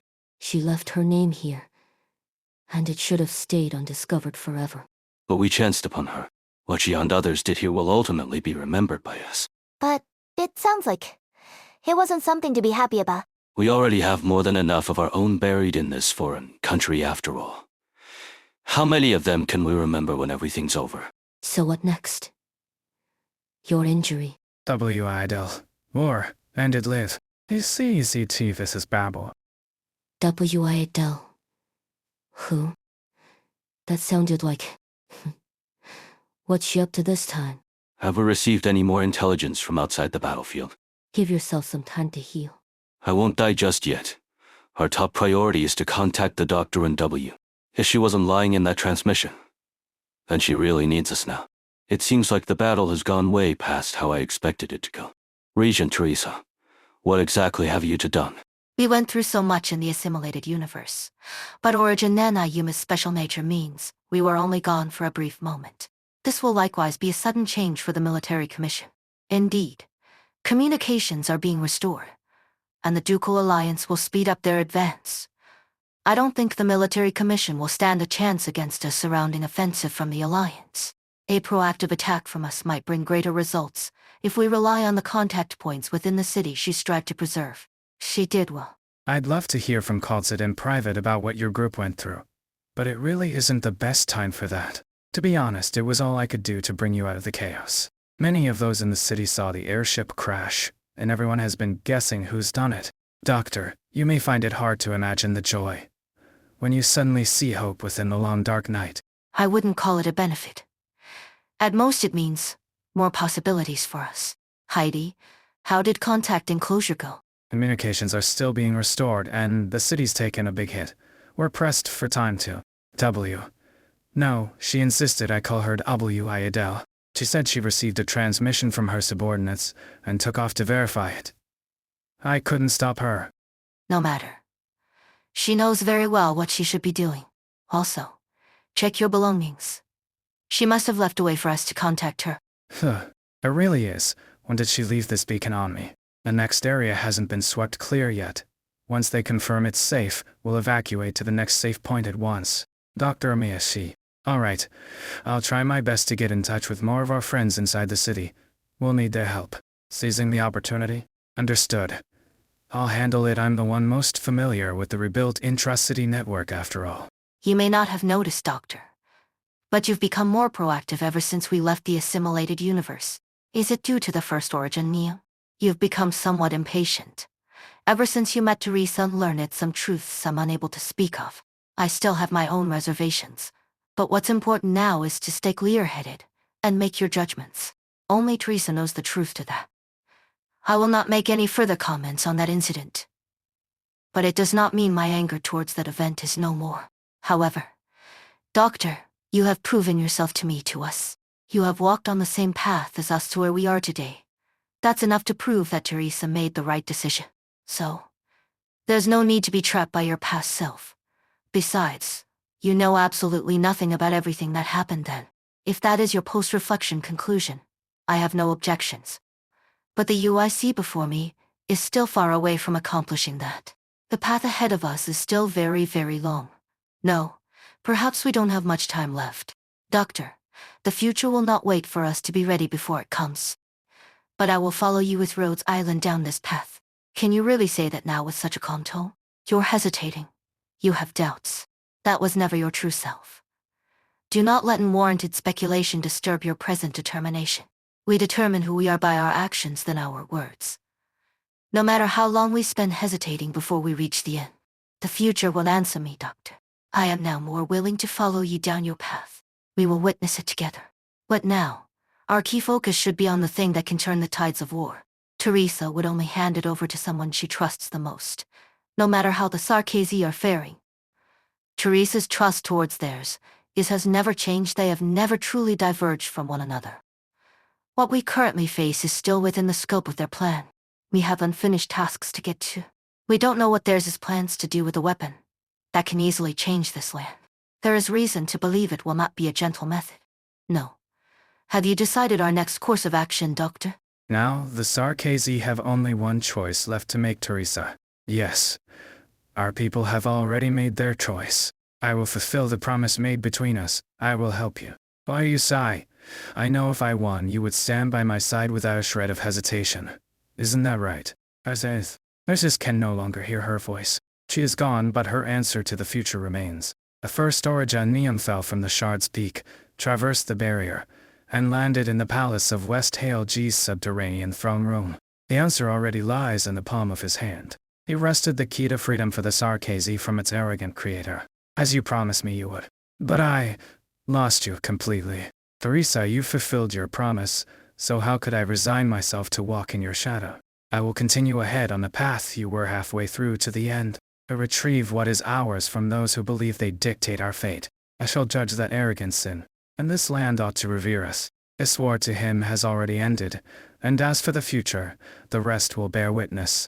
He ignores the ancient seat of Victorian kings caked in dust, and steps into an unknowable darkness. Teresa has already opened for him the door to the truth. He looks forward to what he'll find beyond that door, who will be there to welcome him.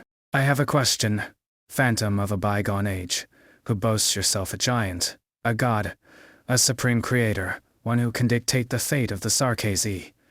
Are you truly the only one of your kind? The past and the future. Teresa catches a glimpse of the answer to life in the origin and Miss Sea of information. This is an eternal journey, one that promises to never end. A myriad souls have long since fallen into silence, their forms nearly worn away by the ravages of time. Only their king still moves forward, for the sake of them all. Teresa has no intention of stopping. She had traveled to the depths of civil light Eterna several times in the past. But this time, her wanderings are slightly different. She no longer stops to draw from the vast sea of knowledge within. She is merely here to see. To use her own eyes for one last time, to see the peoples and affairs of the lands. To see what happens, or perhaps what has not yet happened. So, in the end, she managed to make it this far. Now what should I praise Her Highness for? Her stubbornness or her incredible talents? Forget it. No matter if I scold her or praise her, the myriad souls wouldn't be able to hear it. Let us put the situation in Victoria aside for the moment. There's isn't easy Salem will sort out that mess. Next we have the military commission's spies all stuffed into Wasserland spires. They're itching to pit the goats and cats against one another as soon as they can, also that they avert their eyes from Cosdell. Keep your threads tidy, damn you. Remember, we too will be scurrying out of here forthwith. That boastful sheep isn't likely to tolerate us lurking about underneath her nose any longer. You'd best make haste on your work in Cosdell. Ermengarde, if theirs as plan does not completely succeed, the armies of Victoria, no, Lithuania and the other nations of the Corps will immediately march on Cosdell. We must inherit the legacy of Babel and protect that city. We must not let what happened 200 years ago repeat itself once more. Wait, did that thread just move?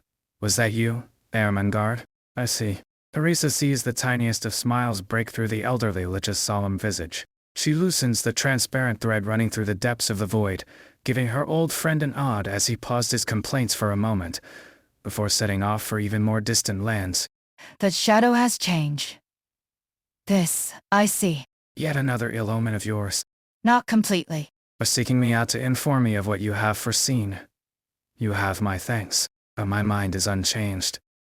The taint that the demons bring with them is spreading, and if all we do is move south over and over again, Sammy is doomed to be drowned in that filth. Even if everything I see pertaining to your future ends in tragedy? I always knew it will. As early as the time I became a snow priest. No, ever since I was born on this ice field, ever since I became a Sami warrior, I knew what my end would be. I do not fear death. I also do not fear the demons stealing my body, turning me into an enemy that sows corruption with every step. There will be younger warriors following in my footsteps, heading for the furthest reaches of the north. If by some misfortune we were to meet, they will use their bows and staves to cleanse my body of its stains. A will to protect Sammy will not so easily die out. It is thanks to this that I do not consider this outcome a tragedy. If that is the case then, good fortune to you, Expeditioner. Please, take this. A Fuldertau? A parting gift. I have heard that most of the Cyclops clans have decided to leave Sammy, but you have chosen to stay behind. There was a prophecy about the survival of this land. I must make it manifest. Sammy will thank you for your many years of toil, Sir KZ. You have shared your foresight with me, so I in turn will grant you a sound I have heard. A horn resounds across the ice field.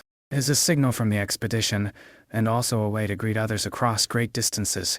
Perhaps this Cyclops will not return to Cosdell, for this frozen land is already her home. Teresa's gaze overlaps with Argis's. She looks at the wondrous pattern inscribed upon the wood given to her by the snow priests. Axlum, flora and fauna, flourish and fall. Last ye ever long. Found it. It's definitely near. Watch your step. My calculations can't be wrong. We're standing on the greatest archaeological discovery in Colombia. No, in all the nations. So how should we go about digging a hole as fast as possible? I'd like to send myself down there alongside some energy cables. Miriam won't be happy. He would definitely prefer we explore and excavate with more care. But who asked him to go north and never return? The engineering section's in charge of this. My crew already began work before I notified you. Very good. Would you mind if I'm the first one down? Oh, you rarely ever use incantations during your work. I have to make sure that people around me don't go fainting at the sight of some Sarkazy parlor tricks. I should probably give you the whole safety procedure spiel, Control, but I doubt you're in any mind to listen. The military and the Mainlanders will be here soon. Whatever you're hoping to find, you need to make it quick. I will. Before my eyes are blinded by the shroud of death, I must see all that I wish to see. Teresa sees. I moves forward once more by a stitch. She can feel this place reject her. She thinks back many years ago, to the first time she drew near to the heart of the Rhodes Island landship alongside Calcit. This place is similar, a place she has never set foot upon. Divine residence. That cute little being has just left, but then in comes another intruder. Oh, perhaps not. Within those ripples of data tagging along behind you, I sense something familiar to me. Perhaps you're like me, someone left behind in the past, a spirit with no choice but to struggle through an age not of your own. What has kept you going on your long sojourn? Perhaps a feeble, dim hope like mine, or perhaps the cherished memories of kin you cannot see any longer. Take care around my lance, Doctor. Calcit. It may tear your paper skin. No matter. There is nothing below the surface of the sea worthy of your attention at this point in time. What is it that you have fixed your gaze upon? A few memories, that's all. I once believed that GI was far removed from the land, that the problems it faced were of a different kind to ours. But perhaps I might not have been completely correct. I am surprised to see you question yourself. I merely do not wish to arrive late a second time. If the ocean's troubles are not so independent of the land's, then the threats that we face may intersect with one another. This would be a situation worse than our prior worst-case scenarios. Luckily, we have the opportunity to seize the initiative before the crisis detonates. I hope that you can keep that level of confidence when you accompany me on my return to GIR. The ones I trust are the hunters. Glad I... A most amusing pretense. The abyssal hunters had emerged from the seafloor onto dry land, and now they prepare to return.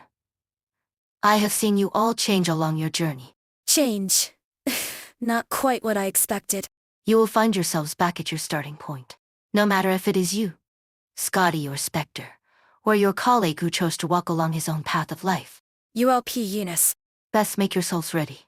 When the time comes, you will find yourselves with different perspectives on GIR, on the sea and the land, and on the calamities that we must face together.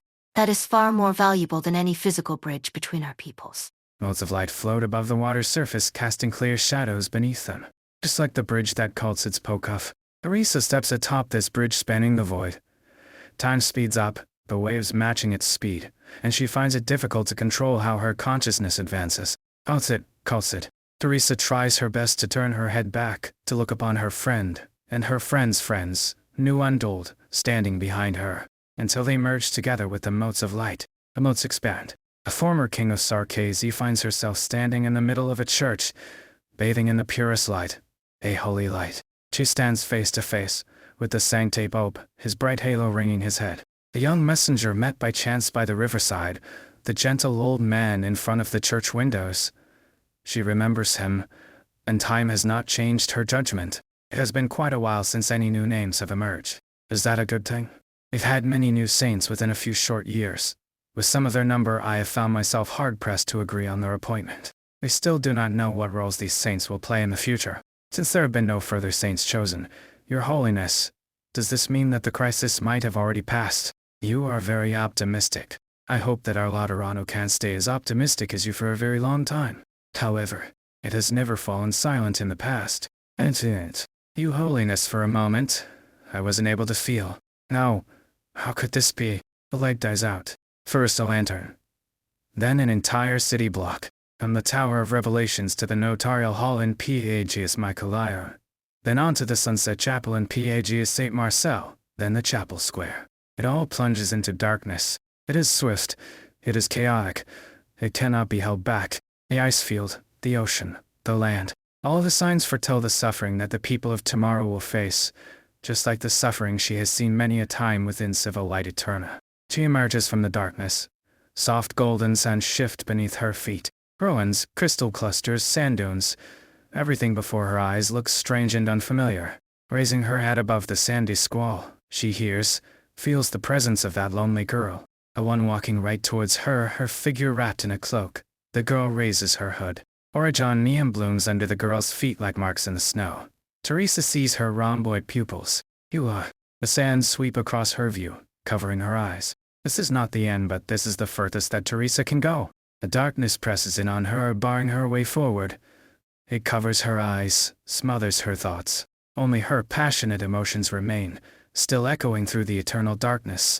She once held countless questions as she walked upon her journey, but once she reached her end, all that she desired was a simple answer.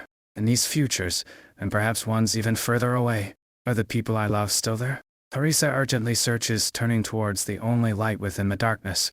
She has found the answer.